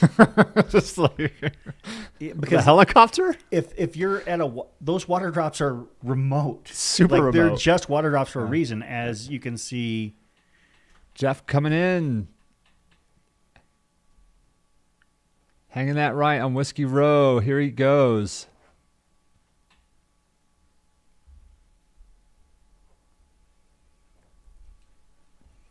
Of course, Jeff is going to be coming in here in just a few moments.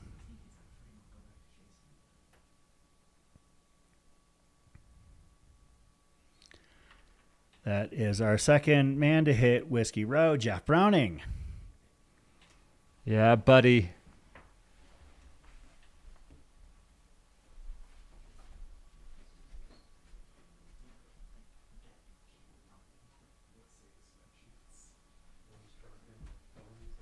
Jeff looks like he's checking his light there, just his Ultraspire waist lamp, which I have one of those. Beautiful, beautiful waist light. It's got a nice battery signature on there. So heading off into the night in the Dells, you want to make sure you have a well-working battery. You don't want things to go out there. It gets pretty dark.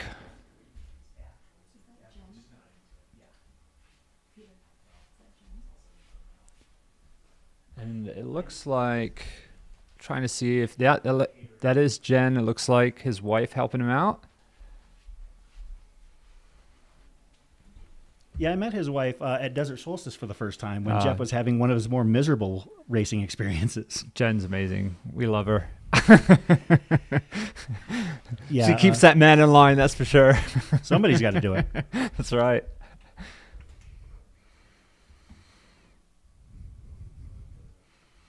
Jeff Browning with who's pacing him for this first section? I'm not sure on that.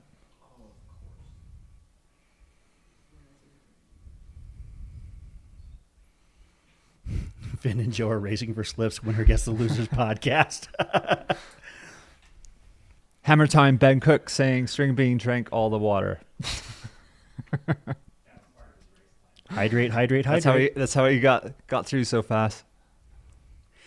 Ben, Aid Station Fireball told us that String Bean was roughly 3 hours ahead of Michael Versteeg's pace as the first person in and out of Whiskey Row last year, which is just stunning to me. It's remarkable. Jeff looks like he's doing some foot care there. So Joe is 45 minutes up on Jeff right now at Whiskey Row, which means that Jeff is 2 hours and 15 minutes ahead of the winning pace from last year. Yeah, I wouldn't be surprised if we see a few people break course record this year. And we thought it was amazing last year. Yeah. Somebody asking if Jeff is the most efficient / dialed in when it comes to aid station stops. I'd put him in the team photo. Oh, definitely. Operate, a little bit differently than the way String Bean does things, but both super efficient in their own right. As you can see, he's not worried about his bottles or whatever. Like they're taking care of that for him. Daily, strip downs of your socks and changing your shoes. This is a good thing, especially at this point in the race. He's going to go to a more flatter terrain now, a lot more asphalt. And then, going into the Dells, which isn't, so bad. A little bouldering here and there, but then on the way up to Fane, it's going to be, a lot of repetitive motion, a lot more, flat miles. So he may switch his shoes out, something a little bit cushier. We'll see. But changing those socks, keeping those feet clean, that's, feet are what'll take you out. Yeah, fastest. absolutely. You don't think about it, but but a couple of really bad blisters will end your day, or make the rest of your days, in this case, much more miserable. Yeah. Okay, so I have information on that water stop. Okay. 24 gallons were stolen from the 24-mile water stop. Okay, so what we're hearing is 24 gallons were stolen from the mile 24 water stop. That just doesn't make any sense to me. I mean, that's a remote location. That has to be someone. I mean, that amount of water. That's someone in an ATV that is cruising by and had to have loaded up. I mean, that's just kind of quote vandalizing, basically. Yeah. And maybe just, I'm sure that they emptied out the water jugs and just took the empty water jugs with them or something. Yeah. That's that's unfortunate. Well, get those drones out and start looking for some video coverage. water jugs flowing through the forest. Somebody asking, it'll be interesting to see how much rope Jeff gives to Joe. Do you think he would surrender more than an hour? No. I mean, I don't think that at this point, I don't think Jeff cares, but he's not going to alter what he's doing. No. I think, like most of these guys, it's kind of get through this first section, get to Whiskey Row. The next big thing is, get up and over Mingus. But there's a lot of room between Whiskey Row and Mingus Mountain. Yeah, the water stop in question is about mile 24, so everybody is past that point.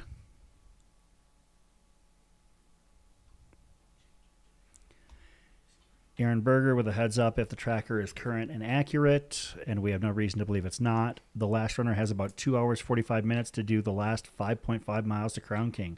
Looks like we might not lose anybody else, at least on the way to Crown King. Now, there might be a few people who opt not to continue their week, their Cocodona journey, but it looks like we might have everybody accounted for potentially by the time we go off the air tonight, which would be really nice. Yeah.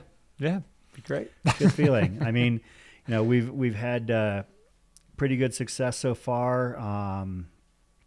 Just a handful of people pulling out at this point.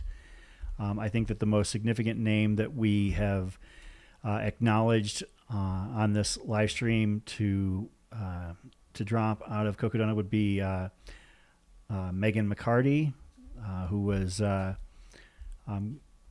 pretty high up in a lot of people's expectations, like top 5, top 10. A very talented runner out of southern Arizona. Unfortunately, did not have a good race experience. I don't know what happened with her, but hopefully she's able to recover, and we'd love to see her take another crack at this.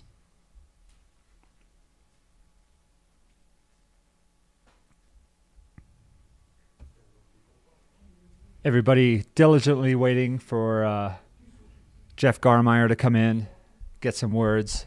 We'll let you know as soon as we see him. Hopefully, we'll have a little conversation. I know he's always up for a little chat. Oh yeah, we interviewed him after he finished Javelin 100 last year, and he was ready to have a conversation. He was willing, but it was a very interesting conversation. I want to say about 3 a.m. Yep. After he had run 100 miles. Actually, I have a really great picture with the two Jeffs, Jeff Garmeyer and Jeff Browning. And I remember Jeff's wearing like this insane, like poofy jacket, this giant hat, and his the look on Jeff's and my face, it's just a hilarious picture. I think that was out of Silverton like a year or two ago. And he's out. I see Nick Panich in the chat. Do you know, Nick, who Browning's pacer is? To his left there? Just trying to... Looks like he's leaving the aid station at about 9:21, 9:22 p.m. Again, these runners are so far ahead of last year's paces. We're talking 2+ hours. Pretty amazing. Looks like... Yeah, Blim Captain, Garmeyer did not look very well at all at... Uh-oh.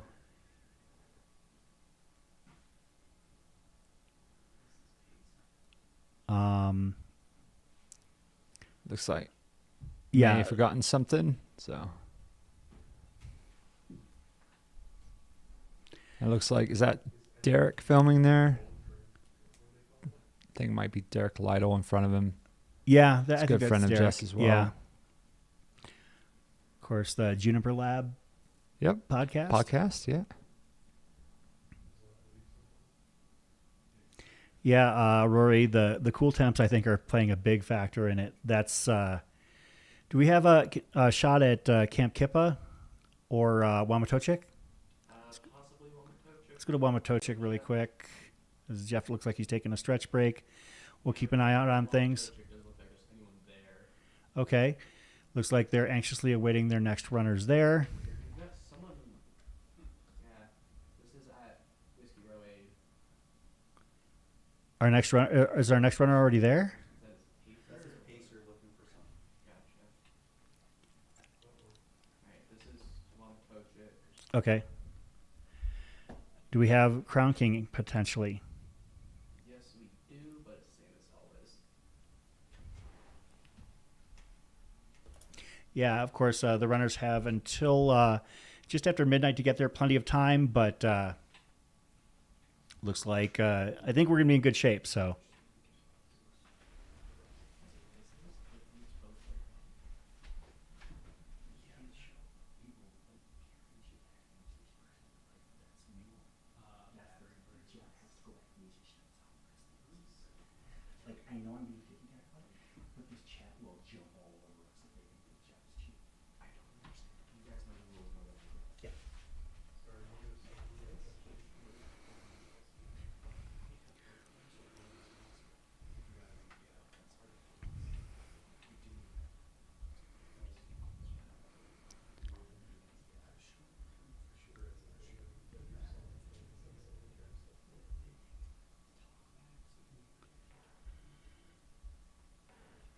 And it looks like we've got somebody leaving Crown King 8 right there. Potentially, I saw somebody. Versteeg, a silhouette. Versteeg's about to hit the road. It looks like. We'll have to keep an eye out. Awesome. Our follow cams, one of them, either the Shad or the Dan cam, can. Yeah, we're getting a couple runners here in within the next hour. I mean, Arlin, Kilian, all these guys rolling in. I know one that, after the other. As you mentioned, there were a lot of people looking for Jeff Garmeyer. Oh, there we go. Speaking of the devil. There he is. We totally requested that. I mean, if Jeff is willing to talk, we're more than willing to talk with him, but... he's got that look in his eyes. He's always got that look in his eyes. You'd be familiar with that. You've run with him quite a bit. We've had some moments together, yeah, that's for sure. Actually, the way I met him was at the Barkley Marathons a few years ago, and it was it was not a great meeting experience. I was freaking him out really bad, but we became good friends after, and I've really admired him because he's come again from a through hiking background. I mean, he's turned into a hell of a runner. Absolutely. So, and we had some fun last year at Magyar, racing each other, and it's really, really fascinating to see his improvement. Yeah, and it's one thing to see him do well at Cocodona and Mogollon Monster, but what really gets me is having seen what he is doing in the stuff that is like nothing like through hiking, or the rugged stuff. I mean, he came to having 100 and had a good race. He came to Jackpot of all places, a fixed time looped ultra, and did 200 miles on concrete. Yeah. In 48 hours. I mean, Jeff Garmeyer has truly exploded in terms of his experience and skill set. Yeah, and anyone that goes out and just tries different things, I've ton of respect for. So, thank you very much, Aaron. Jeff's pacer is Kevin Walker, somebody who Jeff is coaching. So maybe that's somebody we'll be keeping an eye out on future Cocodonas. The Tiger King's getting his feet cleaned there. Do we have audio? We're cleaning and taping. There Got he is. an Achilles injury. How's Jeff feeling? How you feeling, Jeff? That was a thumbs down. Can you get the back of this way because that's where I'm going to be taking.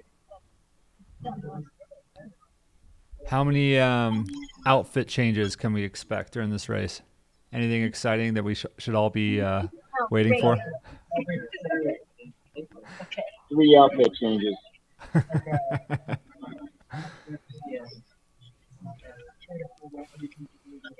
Yeah, you can hold right there so I can let him So he's getting just a little. Taped up a little bit. Yeah. Let's go pretty high. I wonder if it's his calf or something he's doing there. Yeah. It's going all the way down over the heel. Have you done this before? I've done this before. Well, he has. I was thinking more of the injury. No, that's why I had to text the PT. Flex just a little down. There you go. Oh yeah, tape that leg. Did you feel a pop or anything? I have headphones in. I didn't. I already texted the. If you've got a foot fetish, you're in the right place. Right. We're just gonna keep going. Yeah. With tape. That's perfect.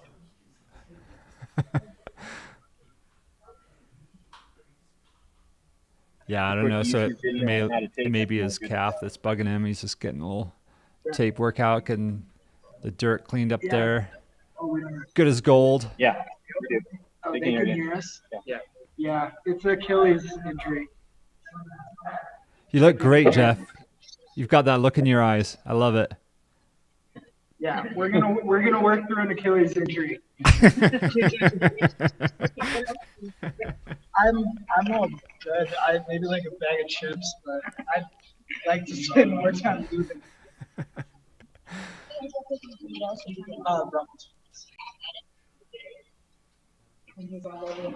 Fruit, soup, water, electrolytes, I'm all good. warm clothes. Good. Yeah, I got warm clothes, but I live in Montana. It's not even cold yet. Right. Thank you very much. No problem. Awesome. Yeah. Yeah, we're gonna figure this guy out. I thought I was gonna make it to Whiskey. Let me try something. Just because I want it's coming off the back. Okay. I'm just gonna. Tiger King is gearing up. That's probably my sister. Yeah. One more taping here.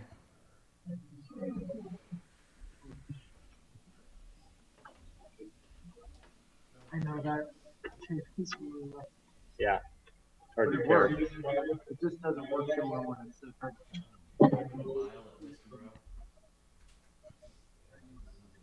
If you guys ever want to know how to tape your Achilles, here you we'll go. do that after this. We kind of want to. Do we have somebody there? This will get me more miles and That, okay, like, do we have a runner there though? Okay.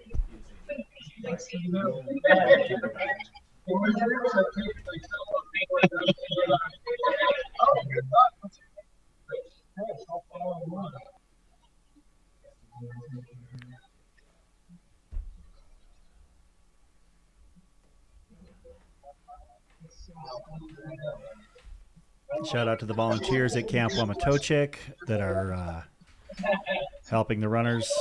Of course, we're going to have more volunteers there tomorrow morning, I know for sure. Thank you guys so much.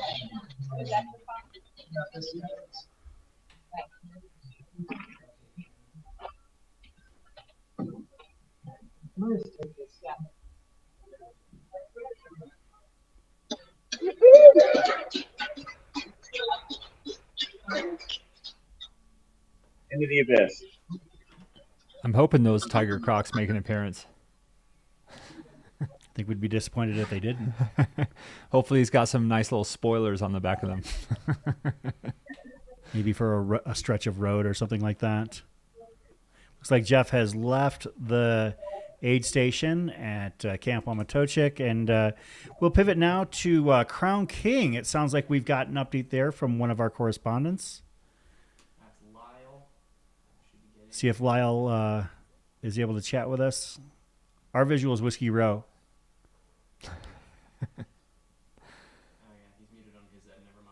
Okay, well, we'll check in with Lyle at Crown King. I'm assuming he's going to let us know how close we are. Oh, wait. Okay, we'll. because we have a correspondent ready to go at Whiskey Row and at Crown King, apparently. We'll cut to Whiskey Row here in just a moment, but I want to get to Crown King because I know that those that are following the mid and back of the pack, if Lyle has a chance to update us on something or what's going on there, I want to talk with him first.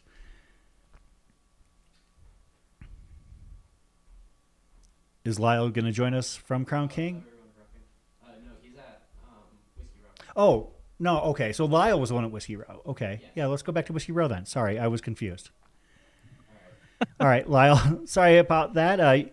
Take about one. No worries. I was at more Crown step King back. earlier. Yeah, that's what I thought. Take one more step back, please. Okay. Look who just walked up here.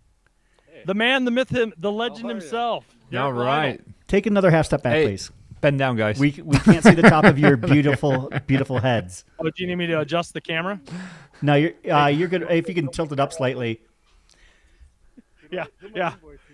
I'll pay you later. Checks in the mail. Yeah, if you can tilt up about 5 degrees, that'd be perfect. 5 degree tilt up. Yeah, that's ever that's so camera slightly. talk. No, you know what I'm Oh, talking we got a runner coming in behind. It looks Awesome. like. Who's coming in behind you right now? Is that? Who is it? Versteeg? No. No, that it is. That's Harry. Who is that? Yes, Isn't it? it's Harry. All right. And he's out, just like that. Oh no, he's coming to this crew. That's an interesting thing about that aid station is that you don't have to use the aid station. You can have your crew van or vehicle set up right there. Yeah. That's Harry Schubertus. Yeah, they're parked right next to me too. Perfect. What do you got for us, Lyle? What else is Yeah, going he's on the out third. He's the third one that's come in here, correct? That's correct. Yes. We had String Bean and then Jeff Browning, and now Harry. Harry, yes, thank you. Yeah, no, I just got here, got everything all set up. The locals are very excited about what we have going on here. We've had a lot of people coming up and asking what this is, what is going on. They're very curious about all the vans parked on the road because the vans are very out of the norm for all the locals here. So, been explaining that there's a 250-mile race, and so we've had a few of them that are just kind of congregating across the street because they want to see these fast guys coming through here. Sure. What's their reaction when you tell them that these runners are running from Black Canyon City to Flagstaff? Well, most of them are coming from the bar, so you can only imagine what. Okay, we got who's this coming? Is this Versteeg? Yep. Hey, Versteeg! Mike's coming in. Okay, so we got Mike in here now. Yeah, no, a lot of them look very very confused why somebody would do that, but also very intrigued that this is going on. This is year 4 for this event, correct? Yep. And this is the first time with the regular course that Michael Versteeg wasn't the first runner to make it to Whiskey Row. He was the first runner here in 2021 by a fair margin. And then in 2023, he was the first one there by 2 footsteps over Kilian Jornet because he literally got in front of him as they were crossing the street. It was fantastic drama. Yeah, this is right in Mike's backyard, so he knows all the shortcuts around here. I was going to see if I could snag one of these crew guys to talk to us here real quick, but they're all helping their runner right now. So maybe when one of them leaves, we can get one of them over here to have a little interview with us. It's really cool to see all these guys coming in like such quick succession. You know, I mean, we've had some kind of close calls in the past, but like never this close, really. I mean, we've got more guys. I mean, coming in still, Kilian and Arlin not too far behind. Yeah, absolutely. Yeah, they were How far is the next runner behind Mike? They were all in the aid station at the same time at Camp Wamatochik. So I would assume that you're going to get your next couple runners there in rapid succession. Okay. Yeah, I wasn't planning to have the camera set up this quick. I was just eating dinner and was like, oh crap, I better hurry and get over there and get some cameras set up. But well, we're grateful that you did. We are absolutely appreciative of that, Lyle. Yeah, according to the tracker, I mean, it's showing Versteeg actually behind Kilian and Arlin's on his ping. So, but they were on. Yeah, they were on the center highway on the road. So, they should be coming here any minute.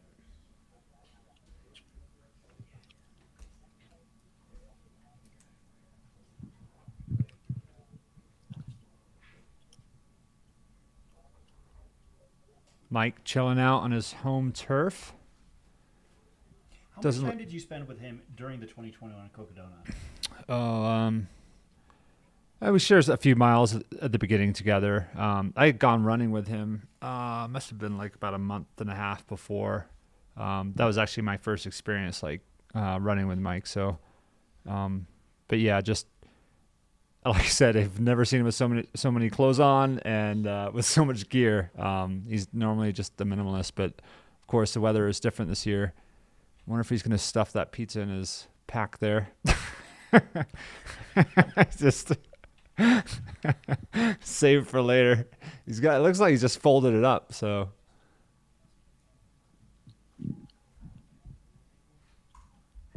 Yeah, Versteeg. The one thing about watching him race, whether it be here at Javelina or at other events, I mean, he races a lot more than, at least he has a lot more lately here in Arizona, and he just does things his way. And in some ways, they're a little bit different.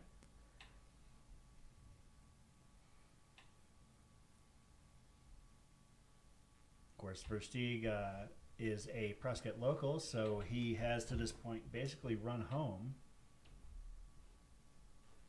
And from here, we'll be heading off to the Granite Dells and the next major aid station area.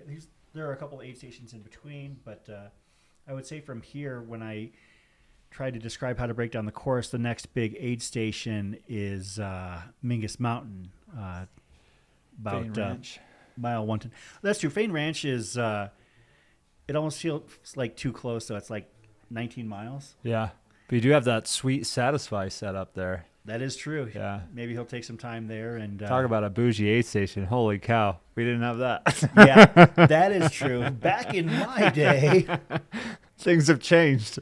Oh, that's it. He's out. Who's that? Looks like there was a camera crew that followed him right out the door there. So that would be Mike Versteeg, our fourth man to hit the Whiskey Row aid. We know we've got at least a couple potentially coming in fairly soon. Those who have hit Camp Wamatochik that have not yet hit Whiskey Row would include Arlin Glick, Mika Thews, Cody McKasson, and Kilian Jornet. Harold, Versteeg, Glick, and Kilian each hit Camp Wamatochik within 6 minutes of one another. Now, they all left at different times, but not too far apart, maybe about the same separation. But I would fully expect that we see Arlin and Kilian here fairly quickly.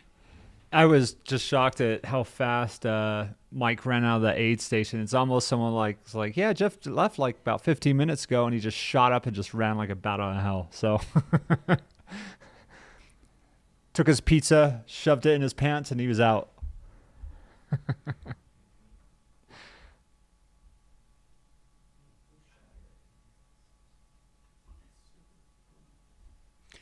There's Arlin coming in.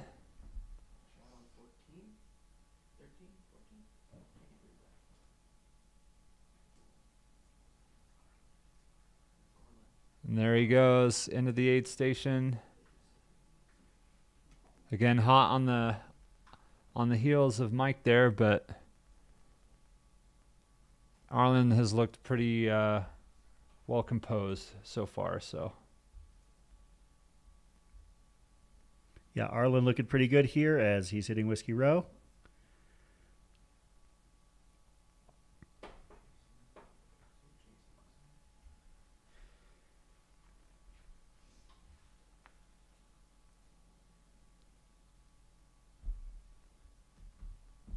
You can see Arlin being tended to by his sisters, who have crewed him at every ultra that I've seen him run. Arlin's Darlings. Arlin's Darlings.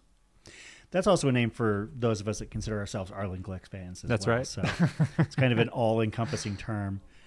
I would assume that runner that we might have eyes on enter with a follow cam would be Kilian Jornet as well. Yeah, he was, I think, right on the heels of Arlin there. So I have to admit, this is really quite amazing. Yep, that's Kilian Jornet right there. Pretty amazing to see. We're going to have, a half dozen runners in, still 2 hours or so ahead of last year's leaders. One of them being last year's leaders. Yep. I mean, if you think about it, Versteeg is 2 hours ahead of where he was last year. Well, anything can unfold still. But it really is exciting to watch. I mean, how fast these guys are coming through, and everyone's pushing everybody. And Kilian, who was leading with Mike last year and then pulled away, I mean, he's playing it safe, I think, this year. Coming a little bit slower, but definitely still in the lead pack, still in contention. And we say playing it safer this year, but still way ahead of last year. Yeah. But no, he does look a little. He's not trying to set the pace this year. Last year there was definitely a visual that you could see that he was trying to be in front of the race. Yeah. I think that, again, I haven't talked to him about it, but it feels like just the vibe we're getting from him is that he learned from that experience and is deciding to run his own race. This isn't what they're seeing. I'm trying to see if we can get a number on this guy. That right there, that's Matt Smith, isn't it? We saw him at Kippa earlier. Yeah, because he'd be a Wamatochik about now. We get to recognize runners as time goes on. We might not get to recognize all 250 or so, but we do our best to ID as many people as possible. And for those who are on the course a little bit longer, number one, they get their money's worth. Number two, they might get more camera time than a lot of the people who finish quicker. Yep. One of the great things about this race, for those that are going to tune in on Friday and into Saturday, they're going to see us follow these runners for the last mile or so and get to know their story. Looks like we have one of our first women hitting Wamatochik. That would Rachel. be bib number 1.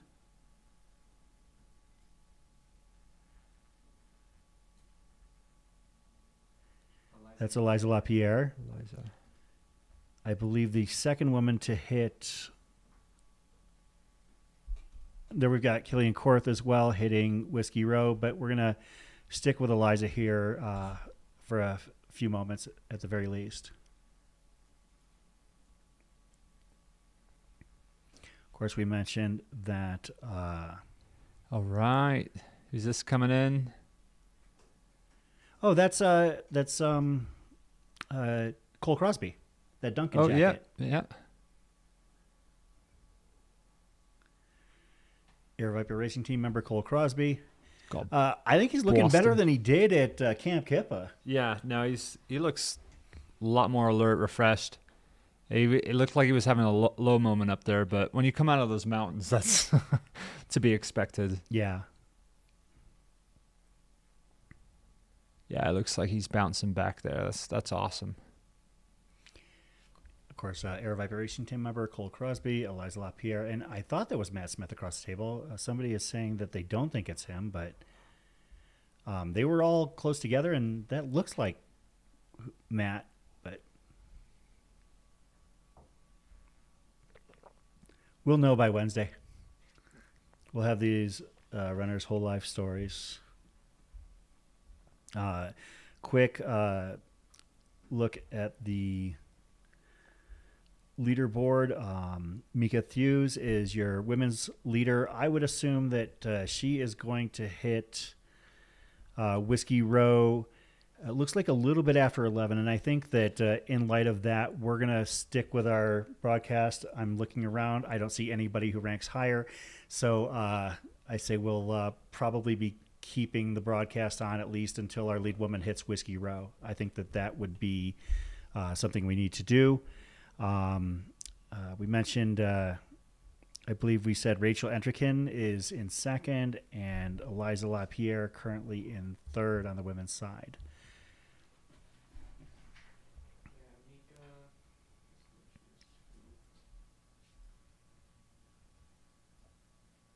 Tracker as of 26 minutes ago is 6.5 miles out. Oh, from Whiskey Row. 6.5 out. It is 10 to 10. So give or take, that stretch, like once she gets to town, it's very runnable. I mean, it's not really all that brutal outside of Prescott. So we'll keep eyes on Mika as she approaches Whiskey Row, and as soon as we've got eyes on her, we'll follow her into Whiskey Row.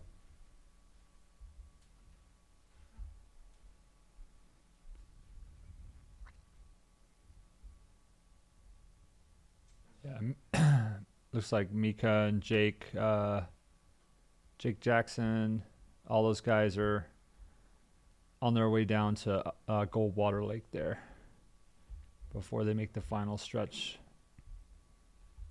into town.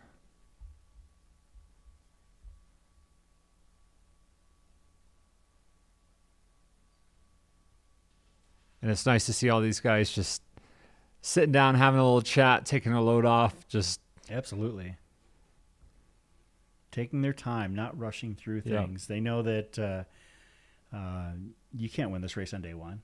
No. You can definitely set yourself up for success or failure, but you can't win the race today. They're all thinking the same thing. How do we beat Jeff?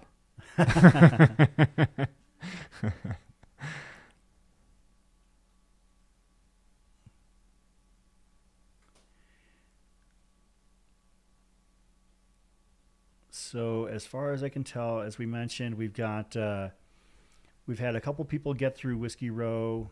We've had Joe McConaughey, Jeff Browning, Michael Versteeg, and Harry Schubertus have actually hit Whiskey Row, along with Arlin Glick. Kilian Jornet was just about there. And per Aid Station Fireball, Arlen was about 5-10 minutes faster than everybody else in the stretch from Waumatosik to Whiskey Row. Our next runners that we would expect to be hitting Whiskey Row would be among Jake Jackson, Mika Thews, or Cody McKasson. Did we just see Eliza depart Camp Waumatosik? Yep, she's out. We've still got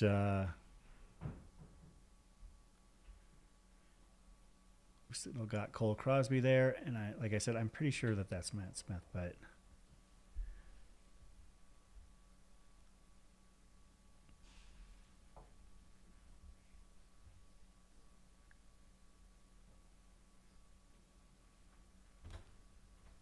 yeah, though it might be a little bit chilly outside. I mean, most of these guys are in long sleeves or whatever. It's better than the alternative, right? Sitting there sweating. You sweat all day.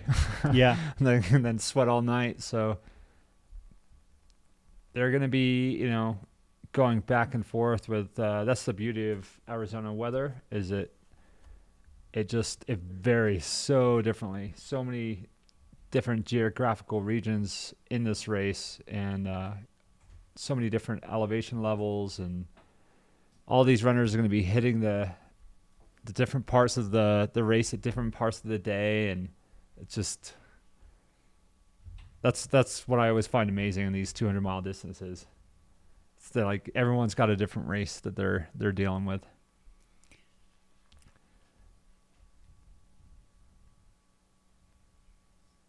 Cole looks like he's taking a minute there.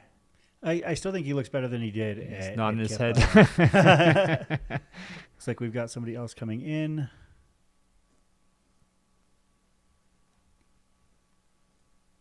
Bib number 47. Bib 47, that's Wes Rittner out of Colorado. He's looking good.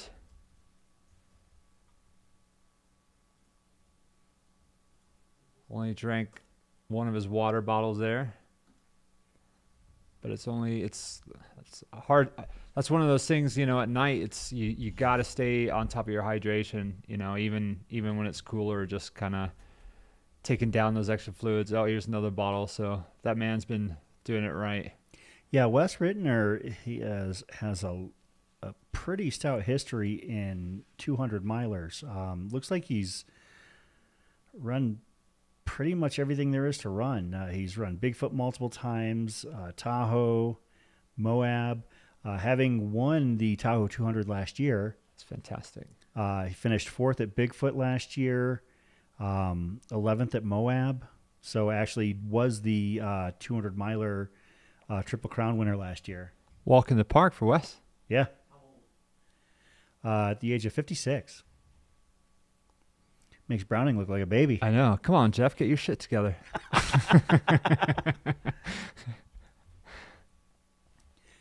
Yeah, Wes, very stout racing history, multiple podiums in 200-mile races, and handling himself very well here. Keeping the lead runners within shouting distance. So, I mean, at this point in the race, this is still so early. 10 miles is not really that huge of a deal. I mean, ask Mike McKnight. I gotta admit, I'm a little sad we didn't have all the carnage coming into Crown King from previous years. Because I mean, seeing the Walking Dead emerge from those pines is kind of one of the fun things about this race, I mean, but it is really cool to see all these runners. I mean, just we're gonna see. I really think we're gonna see some records broken this year. The way things are going, if it holds. Yeah, the year that you ran it in 2021, it was extremely hot. In 2023, it was much warmer. I mean, between, your experiences and last year, AJW volunteered out at Crown King.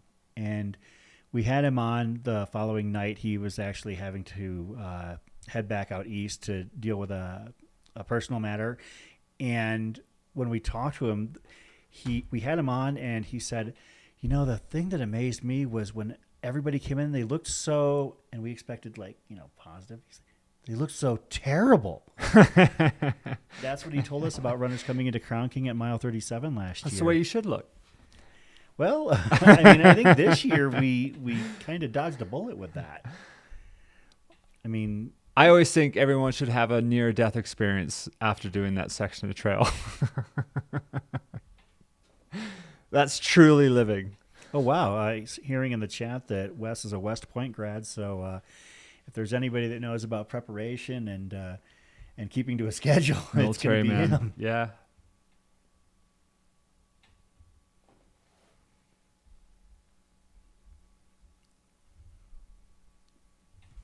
Looks like he's having a good time hanging out there. Looks like he was chatty with the volunteers at Camp Wamatochik at mile 70. For those that aren't familiar with what we're talking about, Orange Hat Guy OHG was our very, very, very early race leader for maybe like the first mile or two. Brian Pepe. Brian is still on course, approaching Camp Kippa from the looks of things, and I don't know if we've still got a setup at Kippa, but we'll see if we can find out. It looks like we don't, but we do have setups at Camp Wamatochik at mile 70 and at Whiskey Row at mile 80. And we'll do our best to keep up on the runners as they approach. There's a long stretch for those that are just kind of tuning in or unfamiliar with this race between Crown King and Camp Kippa. So, we'll keep you apprised of what's going on with the different runners, what's going on with the trackers. But, there's a lot of dead space out there. Mm-hmm. And it's so you can't expect live coverage, especially drone coverage at night. So just kind of hang in there.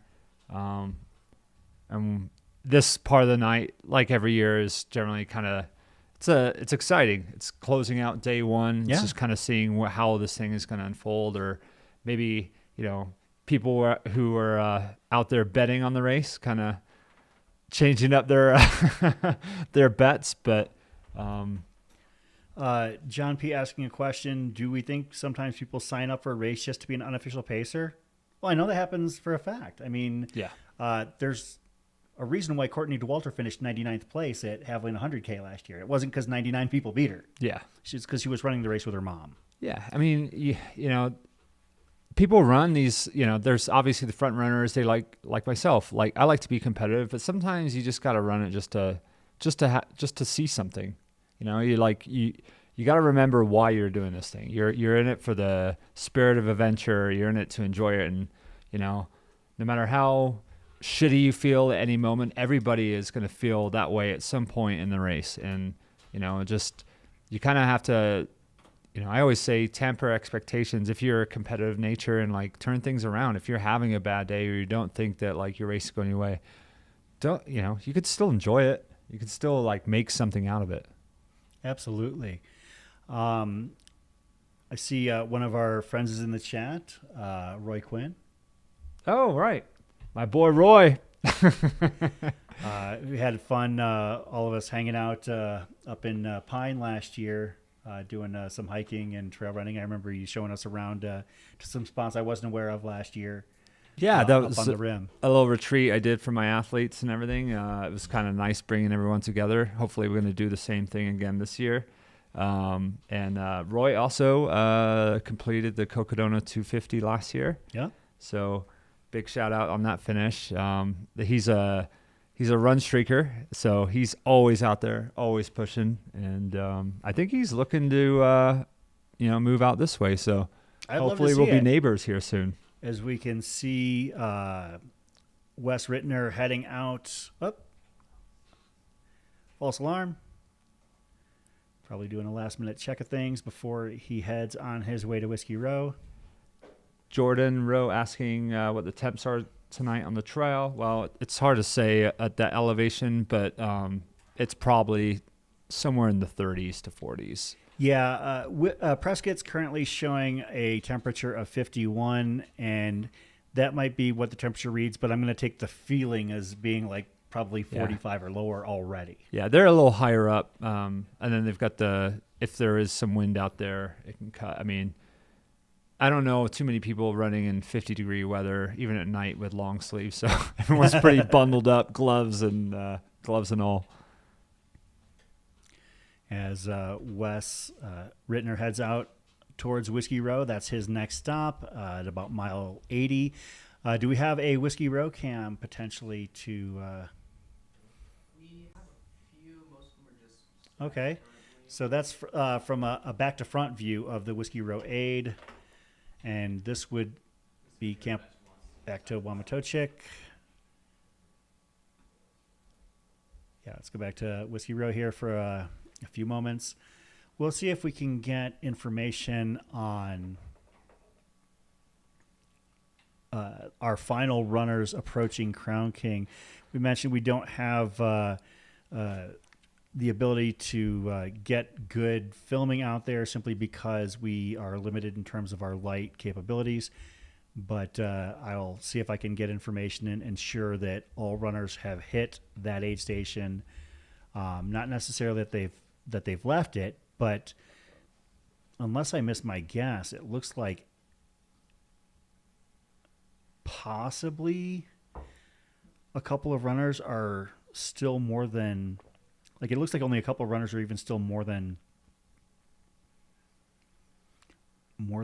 a quarter mile out.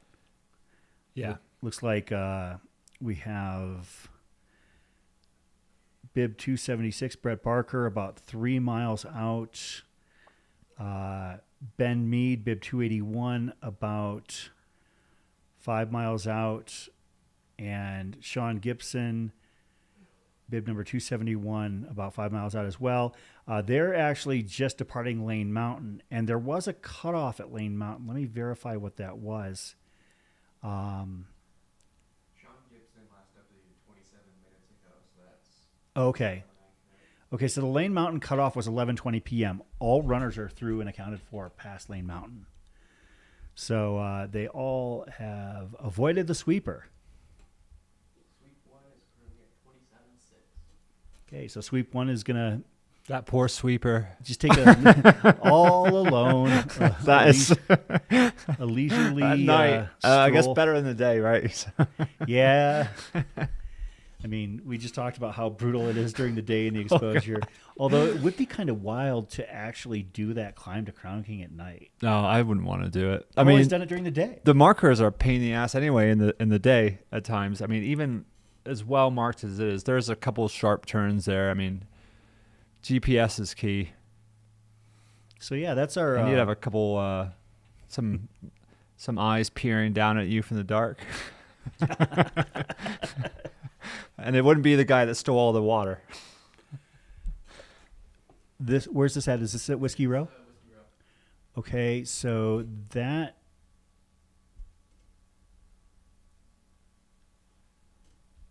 Is that Kilian Jornet? I think it is. Yeah, we'll. Where's our light guy? It almost look. I thought I think that's Kilian. Yeah, that's Kilian Jornet. He's got the glasses. The glasses, the shorts. Yeah, yep, that's him. Looks like he's got some something wrapped around his shin there. Trying to tell. Of course, as we mentioned, Kilian was basically 1 and 1A along with Mike Versteeg in getting to Whiskey Row last year during the Cocodona 250.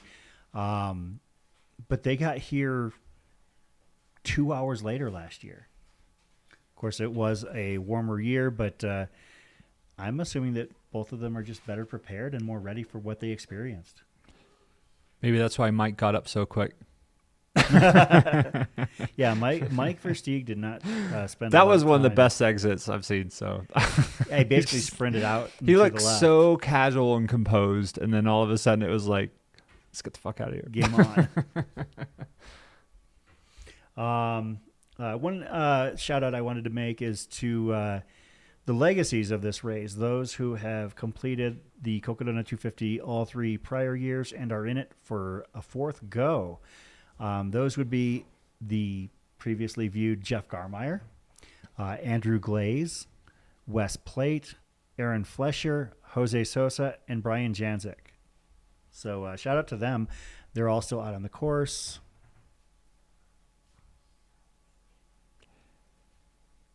And I've heard it's like, once you do it 4 times in a row, you have to do it the 5th year. Just yeah, I'm sure that they might have to see about getting some sort of special jacket or something like that. I'm sure Andy will do it. Is that Ben Light? Looks like I think so. That dude is shredded. And one hell of a beard. Yes, absolutely. I can't tell if people were commenting more about his beard or his calves when he was on earlier today. We interviewed him at Bumblebee Ranch when he was at the Crown King staging area. Again, that's a change that has happened in the years since this race has started. Back in the day, you basically just went from Black Canyon City up to Crown King. And nowadays you have to kind of be in a holding pattern at Bumblebee Ranch because we realized with this race selling to capacity, the amount of runners is a very small town. Yeah. Like if every runner had just one crew person, the total between the two would be about 4 times the actual size of the town itself in terms of population. Yeah, I think it's a good system. It really is. I mean, driving on that road is no easy feat, and just having all that traffic, that would just be a nightmare, especially for the locals. I'm sure they wouldn't care for that too much. And Bumblebee Ranch is a pretty cool setup anyways. Oh, yeah. Yeah. Yeah. The only problem that I would have is debating whether or not to stop at Cleater on the way That's up. what I was just thinking. Hopping some boats, some jet skis, and have a couple Yacht pops. Club is an Arizona backroads institution for those that are dive bar aficionados. Of course, actually, I have a list of 100 Arizona dive bars that I'm trying to work my way through, and 3 of them are within a golf swing of where they're sitting right now. There you go. So.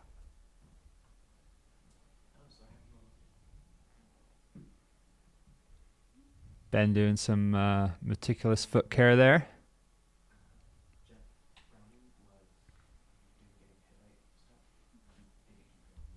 Of course, Ben Light was in this race in 2021, had to pull out. So I think we probably hope that he'll come back and take care of that unfinished business at Cocodona. I'm sure I'm sure it's on his mind. He's well versed in the long distances, especially Absolutely. sharing many miles with Mike. They're good friends. Yeah, Ben Light is crewing Ashley Paulson as well. I don't know if he was expecting to crew Kilian Jornet, but if not, he's just stepping in to help, which is kind of the spirit of the sport. Yeah. Yeah, that's what I love about these races. Just everyone you see all these kind of runner like celebrities coming in, just helping everybody, and it's just I get the same thing. You get FOMO. You're like you just want to be a part of it. Whether you want to be running there, but you can't, and it's just like I want to help out. I want to be a part of this.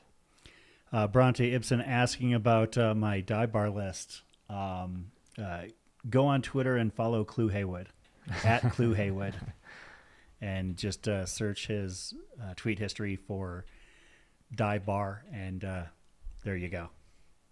So I don't know what's happening with Kilian. He's probably going to lose both toenails. Yeah, that's ultra thingy. So apparently they are doing some toenail work on Kilian Jornet. Zoom in. No. No, this is about as close as I want to get. I came here for the toe jam. Apparently, Ben Light has been making the rounds to lots of runners, especially the young ones that are currently super gluing the skin. Oh, turn on your mic and actually share that, please. I don't know which one this is. What? I don't know which one this is. Hello? Okay. So, Ben Light has actually been making the rounds to lots of the runners tonight, especially the young ones.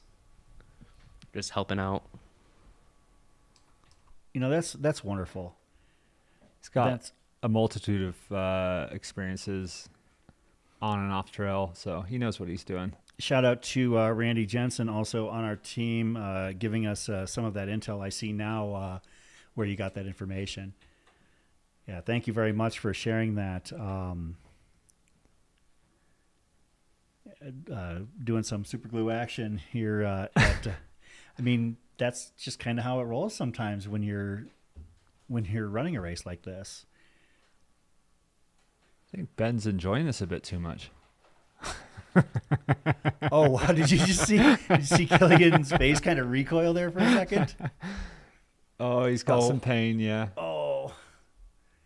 Do we have anything else we can be showing right now? Thank you. All right. We have a couple of runners.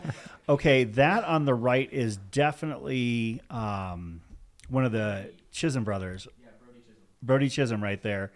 One of our teenagers running this race. 17 years old, Brody Chisholm, doing very well. Wow, this is just amazing. I mean, has he graduated high school yet, or is this like just wow? So is he a senior? I'm guessing, or a junior? At this point in the year, he'd be a junior. Junior. Wow. And Brody finished 5th at Eldon Crest last year. Yeah. Like he's a stout runner. Finished 5th overall. He finished ahead of Feggy and Eldon Crest last year. He put a Barkley finisher. That's insane. He's into it. I would never have had that patience at that age. Yeah, no, this is to do super something impressive. Like this, yeah.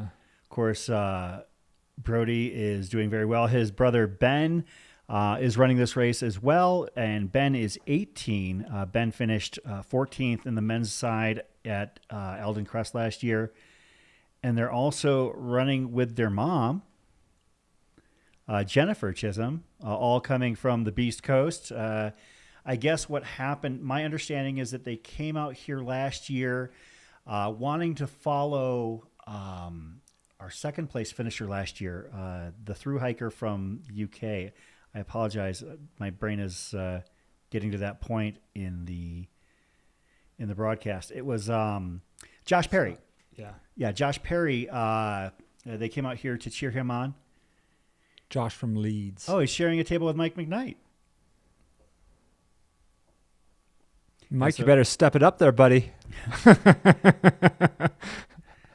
I'm sure he's thinking what we're all thinking. It's like, wow, this is just amazing. Can we get audio there by chance, or? We'll just kind of turn the audio off. We don't need to Howdy, talk to them or folks. anything. We don't need to. I mean, unless you wanted to ask them questions. I just kind of, if they want to talk or whatever. But yeah, we've got Mike McKnight and Brody Chisholm. I think we're going to have a lot of interest in what happens in following Brody's story here this week. I'm fascinated. So I think it was remarkable. I have an 18-year-old son, and I couldn't even imagine running this amount of mileage at that age. So it's just remarkable.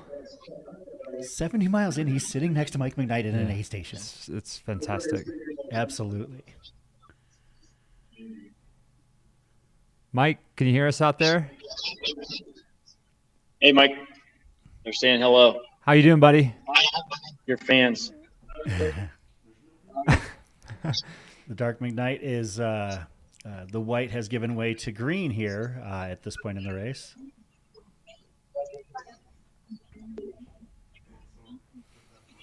I'm receiving good news that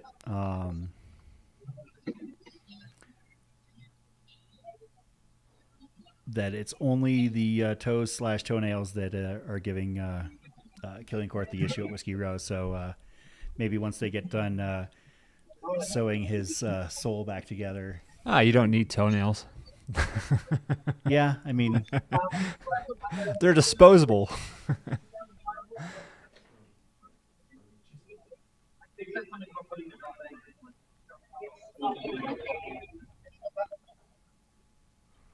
Yeah, of course, Camp Wamatochik at mile 70. Somebody was asking earlier if the goal for runners is to get to Whiskey Row before they take a nap. If they're fast and if they're ready to go. I mean, our lead runners getting to Whiskey Row about, hour 16, hour 17 is extremely impressive. Most runners are not going to get there until tomorrow morning. Right. The cutoff for Whiskey Row is actually tomorrow evening, if I remember correctly.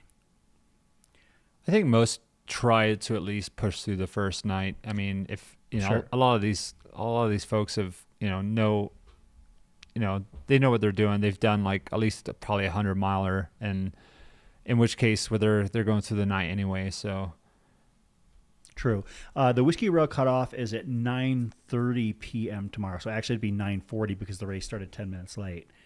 Camp Wamatochik, where we're at right now, the cutoff will be at 5:10 p.m. tomorrow. So while the lead runners, the first 10 or 20 have gotten to Camp Wamatochik, we've still got over 200 runners to go to get there. And given our minuscule drop rate at this point, this aid station is going to see a lot of traffic over the next 18 hours. It's going to be a busy night and a busy morning. That's for sure. Absolutely. An update from Whiskey Row. We have probably a new quote from the race. That was one of my least great experiences of all time. Thank you, Ben, from Kilian. Who is our runner in the yellow here at Camp Wamatochik? See if we can. Oh, that's Ryan Shepard. Okay, that was my first. I'm not familiar with his look, but yeah, Ryan Shepard is a very talented runner. It's my first time seeing him in person. And so looking good. It's got the jorts. I like that. Yeah, no, I didn't realize that was Ryan Shepard. Ryan Shepard winning Bigfoot last year, finished third at Haviland 100 in 2019. I believe his time was around 16 hours, so extremely fast. Yeah. Ryan is a very talented runner and definitely somebody who has been on a lot of top 5 lists for this week here at Cocodona.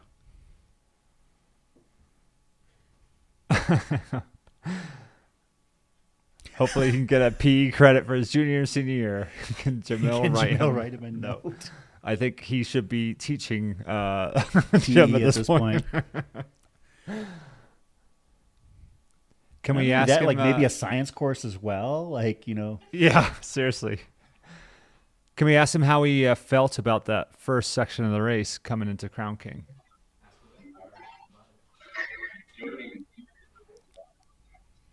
How did you feel about coming into that first section of Crown King, guys?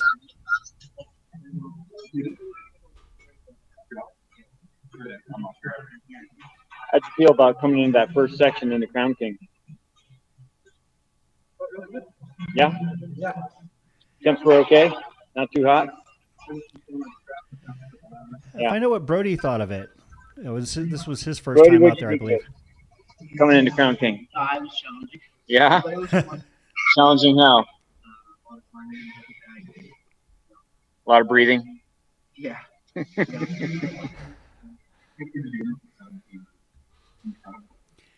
Yeah, shout out to both these guys. I mean, on one hand, you've got a guy who is basically at the top of the game when you talk about 200 milers. We have another career that's just potentially beginning. Yeah, it's just fascinating to me. Two runners that are having, very good days. I mean, we saw, String Bean and Browning and Versteeg already depart Whiskey Row, and they're looking fantastic. But Mike McKnight is worlds ahead of where he was last year, and he still crushed this race.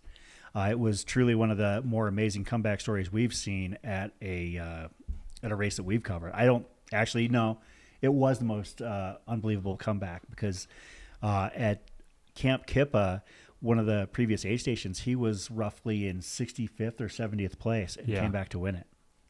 These races teach you so much patience, and I someone of that age, like most kids just don't have it. Like to sit down and just pace yourself like that, take your time, and know that okay, I'm going to be running tomorrow and the next day and the next day, and it's just doing remarkable. Brody grabbing his poles, ready to head on out. And for those that are wondering and were asking questions as to whether or not the family was going to run together, no. Brody is 17 years old and tackling this on his own. Yeah. I'm sure we'll see his brother had an excellent time at Eldon Crest last year, and their mom is running the race as well, but he's here to do his own thing. And we got another runner here. Is that 103 or 2? Yeah, that's 103. 103 Damon Chavez, who has been showing out here today, keeping himself at or close to the top 10 as well. Have been looking very good throughout the day.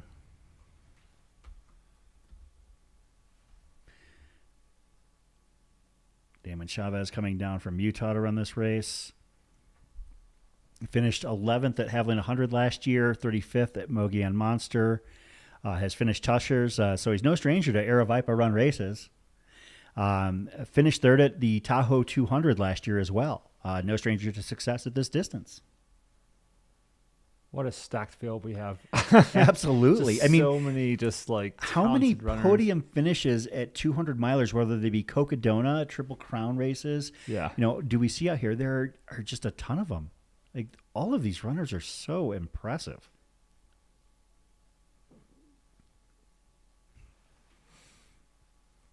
Mike getting his squats in.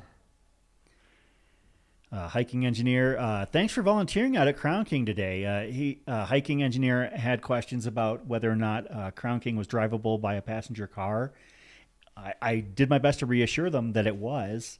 There were other people that were kind of arguing that point, and I'm like, it's not a high clearance road. It's just a little bit rough. Yeah, you just gotta take it slow. That's all. It just takes forever to get out there. Absolutely.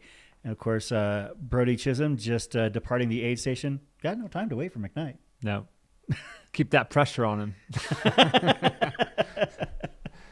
Man, I wonder if this is going to be one of those situations where in 10, 15 years, we can look back and be like, I remember when.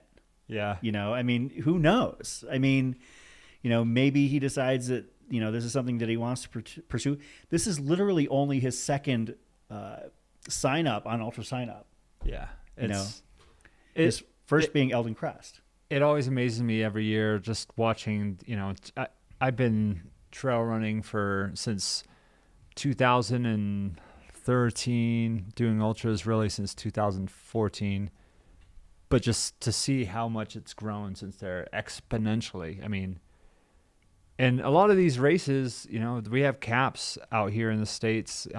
It's not like doing Mount Fuji or UTMB where you've got thousands upon thousands. I mean, that's few and far between. They've got, you know, all the permitting and, you know, it's like some of the parks and mountainous areas we run into, they're very, you know, selective, and you can only have, you know, a couple hundred people. So that's why, you know, I'm kind of one of those like one and done guys for the most part. I mean, like, you got to get out there, you got to experience this, because it's filling up. It's getting harder and harder to do these things, you know, races that open up, you know, for their inaugural year. Like the next year, you're looking at a lottery. Yeah, trying to get in. It's crazy. We saw Mike McKnight depart Camp Wamatochik. His next stop is what you see before you. This is Whiskey Row 8 at mile 79. Here on the Cocodona 250 course, Chris Warden and Pete Mortimer bringing you through Cocodona After Dark, night one of what is going to be 5 days and change, over 100 hours of live streaming here between Black Canyon City and Flagstaff. Thanks, Pete, for joining us here this week. I mean, love having you in the studio. Every time we have the opportunity, it's always a pleasure. No, I love being here, and you know, these bowling shirts are quite snazzy. I like them. John, if I sound really drunk at normal speed, then something was wrong with that whiskey, because I stopped at 1. Yeah, I think I've had 3. What was it, John, that you were at? Oh, yeah. So John was he lives not too far from the Mount Fuji course, and he was giving us a lot of intel. The care package is organized and will be shipped out after Cocodona week. I'm sending him some Aravaipa and Mountain Outpost swag. But what was it that you had asked about with regards to Pete and his experience? I can't remember. It was something. Oh yeah. Can you give us a little bit of an overview of what you encountered there? Well, the country, first and foremost, just the most amazing country. People were so nice, so welcoming. The streets of Tokyo, I was very nervous about going to Tokyo because it's 5 times the size of New York City. Very daunting. And I've been in New York City a few times, and it's just so overwhelming. You go to those like Times Square, it's just, you know, everything's just in your face. This is not the case. It's just, you know, everyone's very respectful. The streets are so clean. The first day that we were there, we saw the local neighborhood just picking up, like, you know, cigarette butts from like the night before. And I mean, it's just immaculate. The race itself was just, you know, amazing. There were a couple of hiccups for me during the race, which, you know, it happens and stuff, and I managed, but you know, it's a tough race all around. There's a lot of road section, which I'm not really a fan of, but it's a little harder on your feet. But the climbs and everything is I was stoked about. I got to share some miles with you know, Nicole Bitter, got to hang with Courtney and Anthony at the start. You know, the climbs and descents were just crazy. It had rained for days before, so it's, you know, I ended up like ripping a tendon sheath in my wrist. This isn't a bowling glove I'm holding. It's it's just a brace. Luckily, like non-surgical, but I was descending down one of the first big descents, and just to stop myself going off a cliff edge, I had to kind of whip around on a tree, and I must have pulled something. Didn't really notice it until the later miles as I'm running, and I could feel the kind of jostling in my arm. And then, of course, when I get to the mile 80 and I'm climbing up ropes and a rock wall, it got a little bit more painful. So, I managed it, and but yeah, the volunteers and everything were so helpful, so organized. I joked that, Japan, there's a lot of bowing. And during that race, I was thinking about how many bows per mile I was getting. Because people on the streets were just bowing, and you bow back. And it was such a great experience for me, for my family, and I'm glad I checked that one off the list. That's awesome. Did you hit any vending machines while you ran the race? I did. So that was that was one of the things that was really hard about that race. It's like, I'm no stranger to long distances between aid stations. I mean, there was like 15, 16 miles at the start, but it was really hot, and there wasn't a lot of water available. So that's what you have to do. We got to a vending machine, and at one point, I got into a vending machine, and I'm putting in my yen, and it's not taken because it's like just covered and saturated with sweat. And so luckily some guy had his his money in a little bag, so we traded. We traded our money so we can get some water. But it was there was a lot of kind of experiences like that, but just again, just such an experience. That's fantastic. I'm glad that despite the issues that you underwent with your wrist, that it sounds like all in all, it was a great race, a great experience for you and your family, because I was following from afar, not only the race, but obviously following you on social media, and he's eating weird colored ice cream. That was a lot of fun to follow. So. Yeah. The aid stations were a little different. I mean, when it's 2:00 in the afternoon and you're walking in, they're like, "You want hot miso soup?" And you're like, "No, I do not." It's like 80 something degrees out. I don't want to drink hot soup right now. But that's running overseas in general. You have to just adapt. Oh, absolutely. And you've run on multiple continents, so this was not your first time in that situation. Somebody did ask, Jean Ives asked, how was the meet? I saw you went out to dinner one night, and definitely one did night, it big every time. night. Well, no, but like one night you did it big. Oh yeah. We, I think I had Wagyu almost every team. Not gonna lie. There was it's our first or second night. I think we were there. In particular, went to one restaurant, and I was ready to hang up my apron. I mean, like, it was literally the best steak I've ever had in my entire life. I was ashamed. I mean, I pride myself in my barbecue skills, but I was ashamed of like the difference. It was like butter. Amazing. Is Damon still at Camp Wamatochik? It looks like it. I'm gonna go there right now.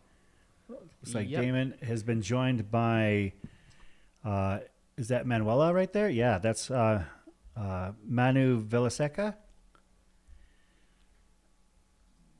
who is in the, or no, that's, she's bib number 10. That's Manu. And Manu is joined at the table, as we mentioned, by Damon Chavez.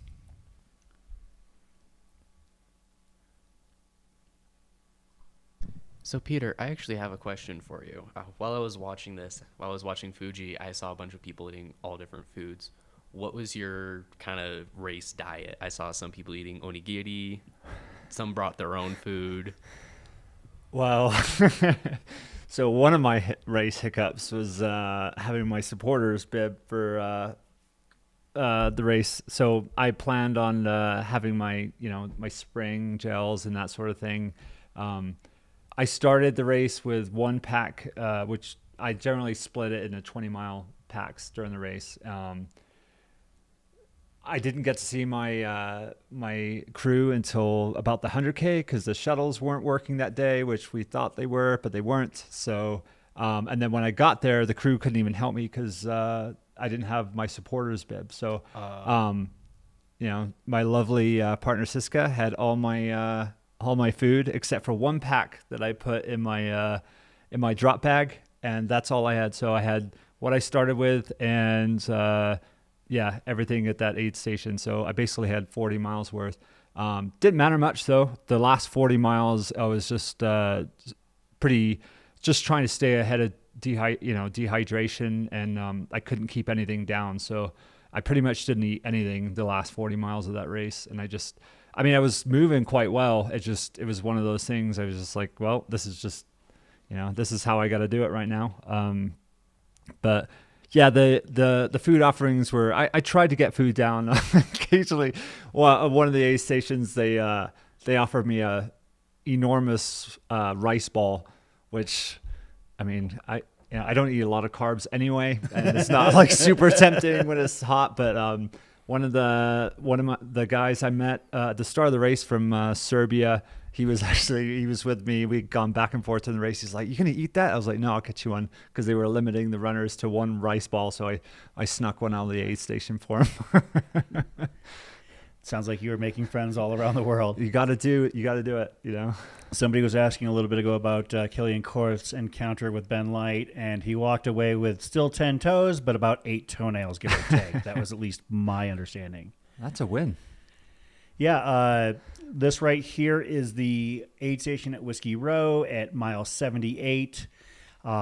We are anxiously awaiting our next runner to get to Whiskey Row, which, yes, as it looks like Mika Thews has hit the streets of Prescott, our lead woman here in the Cocodona 250.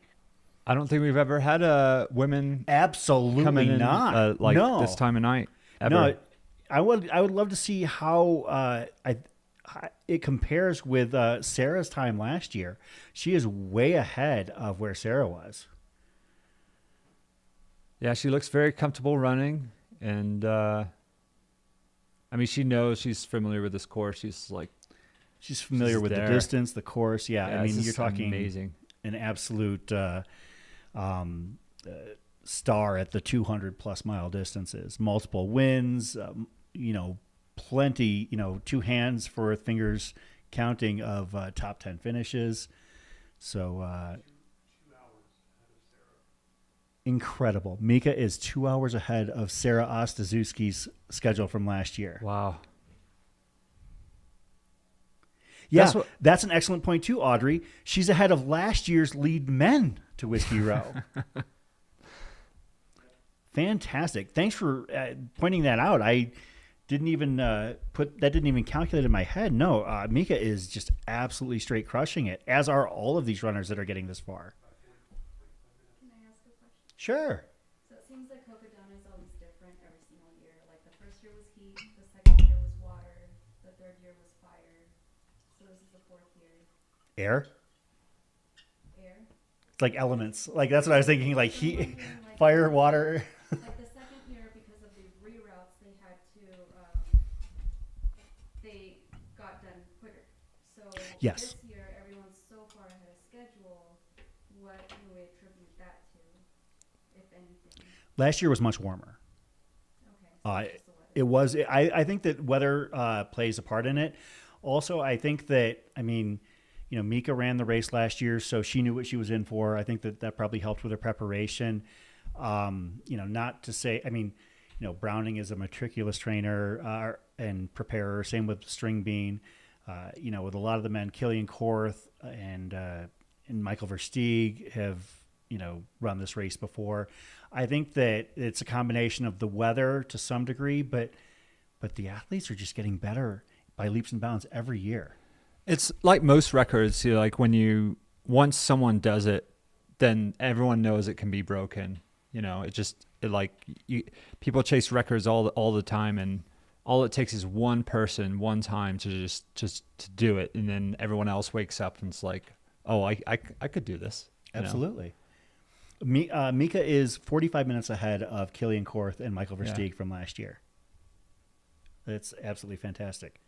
That being said, as well as everything's going right now for these runners, who knows what tomorrow holds? Absolutely. It is a long way to Flagstaff. Yeah.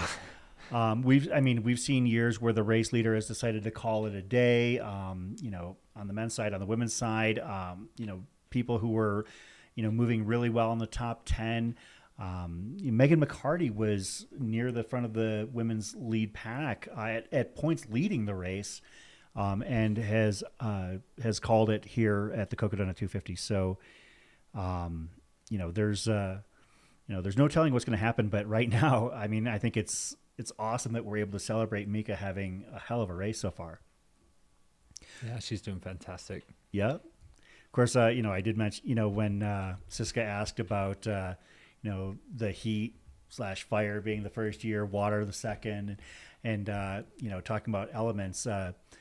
I didn't realize you were such a Final Fantasy geek. If you were following Pete in Japan, apparently he was nerding out, and I was like, wait a minute, I know those things. Dragging Siska along with me. Well, Siska's a great sport for doing so.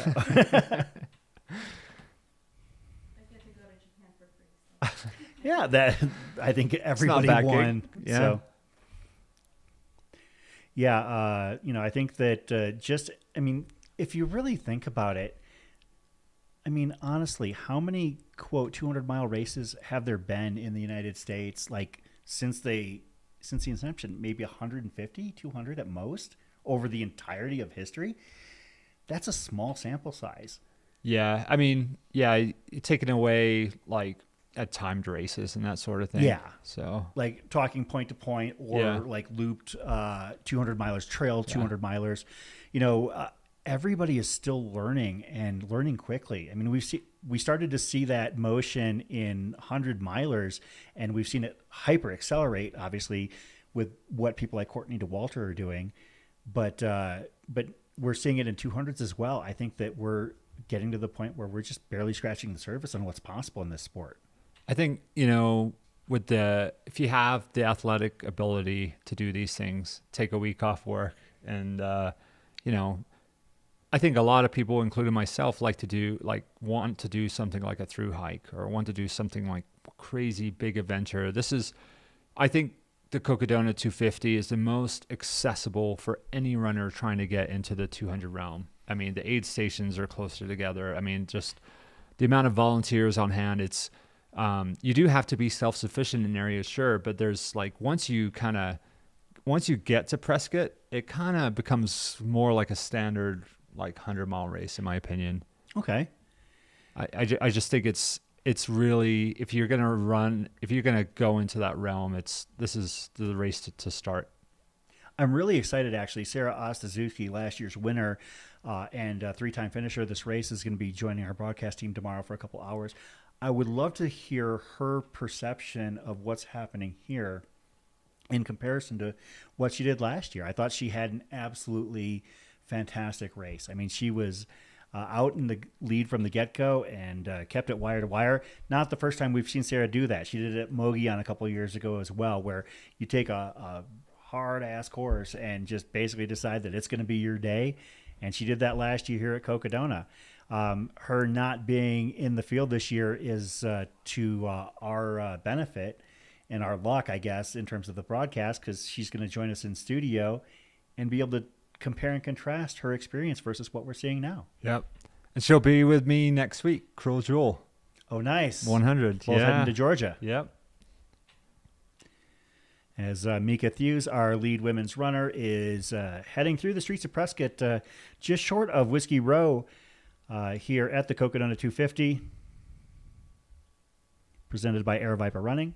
Those that were asking, Mika, by my guesstimation, is in 7th overall place, as the men that have hit Whiskey Row are Joe McConaughey, Jeff Browning, Harry Schubertus, Arlin Glick, Michael Versteeg, and Kilian Jornet. That would make Mika the assumed 7th person to be hitting Whiskey Row here very shortly. Looks like from where she's at, it's about 5 blocks. Looks like I think she's got to go down about 4 or 5 blocks and then over a half block. Yep.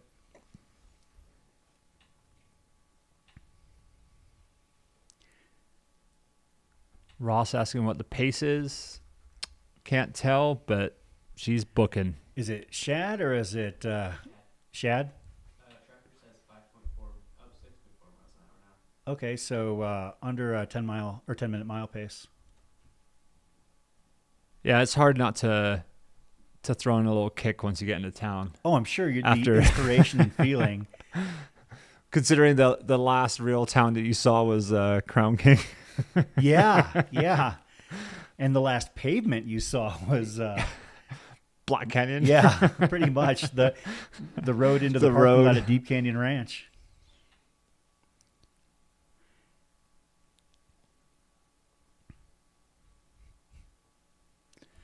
Yeah, Mika is just about to the Whiskey Row 8 here. We are going to follow her in here and see how things go with she and her crew. And at that point, we're probably going to cut things out for the evening unless something drastic were to happen in the next few minutes. But we're going to follow Mika in. We're going to give her that coverage as she is the lead women's runner here at the Cocodona 250.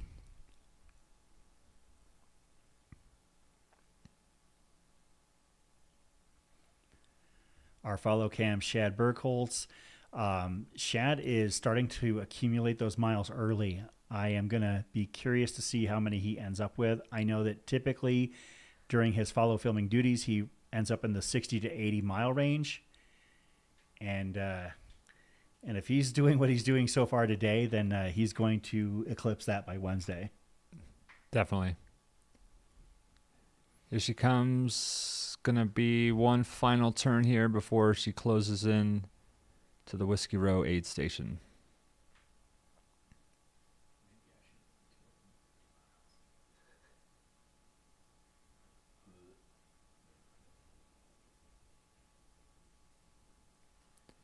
There are a shitload of vans on that street. Yeah. A whole lot of conversion vans.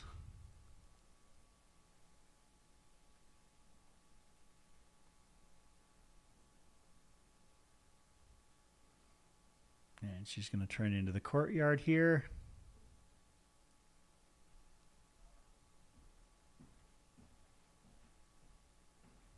And she's in. Well, Mika, the first female into Whiskey Row aid station. She got there at 17:34, which is fast. It is 1 hour, 51 minutes faster than Sarah O's time last year here. I didn't make it in that fast.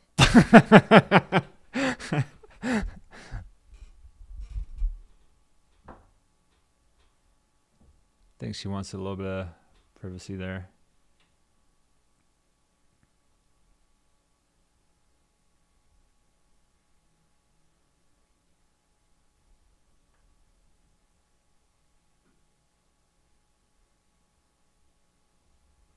All right, in that case, we're going to respect her wishes there, and we'll just keep our static cam right here, and we'll just hold in a holding pattern until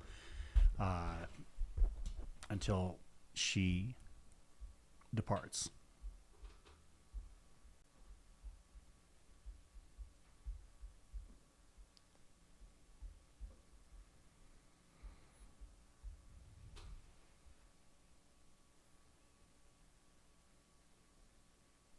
And it looks like Jeff's only a mile behind Joe right now.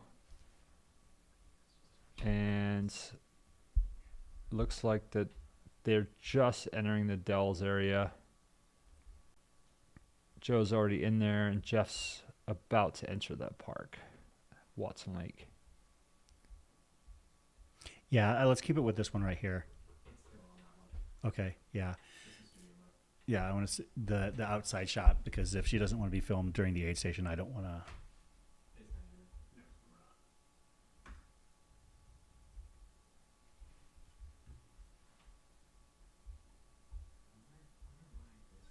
Guess, but where is? Yeah, no, So I agree, Chad. Let's just respect it, and I have no problem with that. Once she made it clear that she didn't want to be filmed, I'm not going to. I'm going to hope that our film crew would respect her wishes and not press the issue any further. And I think that that's what we decided to do. Just give her space. And once she leaves,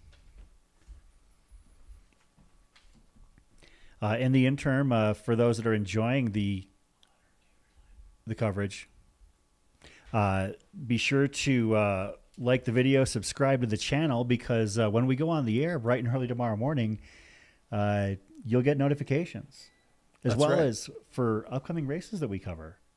We got a lot on the plate this year. It's almost as stout as your race schedule. Almost. or is dumb. Dumb is my race schedule. Well, there's ultra running and there's ultra broadcasting. Folks, it's been an absolute blast hanging out with you here today. Here at the Cocodona 250, the race is just getting started. Yeah, no, it's been exciting. It's always exciting that first day, but it doesn't really mean anything. Like in the scope of things, I mean, it's incredible to watch these runners come in as fast as they do, but it's a long way to go still. Absolutely, anything can happen. Yeah, I mean, we've seen our race leaders hit Whiskey Row, and like I said, this is light years ahead of where they'd been in years past. There's still a long way to go. They're still 160, 170 miles, even the very front of the pack. We have the back of the pack who has made it their way up through the first timing cutoffs at Lane Mountain and into Crown King, and we'll see what happens there. We've had an extremely minimal number of DNFs so far. Yeah, no, just a couple. I think that's great. I mean, yeah, you want to see a little bit of carnage too, but I mean, a lot of these folks, I mean, no one wants to come to this race and.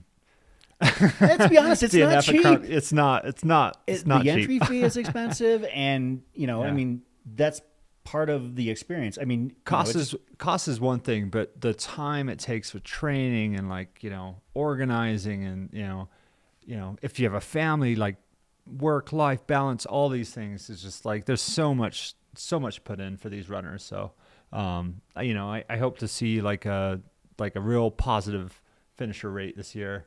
I agree. Yeah, I think that would be good for the race and good for the sport in general. Like a high finisher rate at this race would be fantastic, because no matter how you slice it, this is not easy. No, it's not. It means that everybody did their homework and everybody prepared. So the higher the race finisher rate, the better. I mean, look at Hard Rock.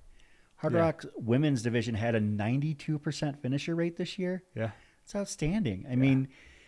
Well, they're stronger than us. Oh, they're stronger and smarter. They are. They are smarter. They were supposed to. So, I think are we going to call it at this point? The story is we have our lead men and lead woman through Whiskey Row 8 here. On the men's side, Joe Stringbean McConaughey, and on the women's side, Mika Thews.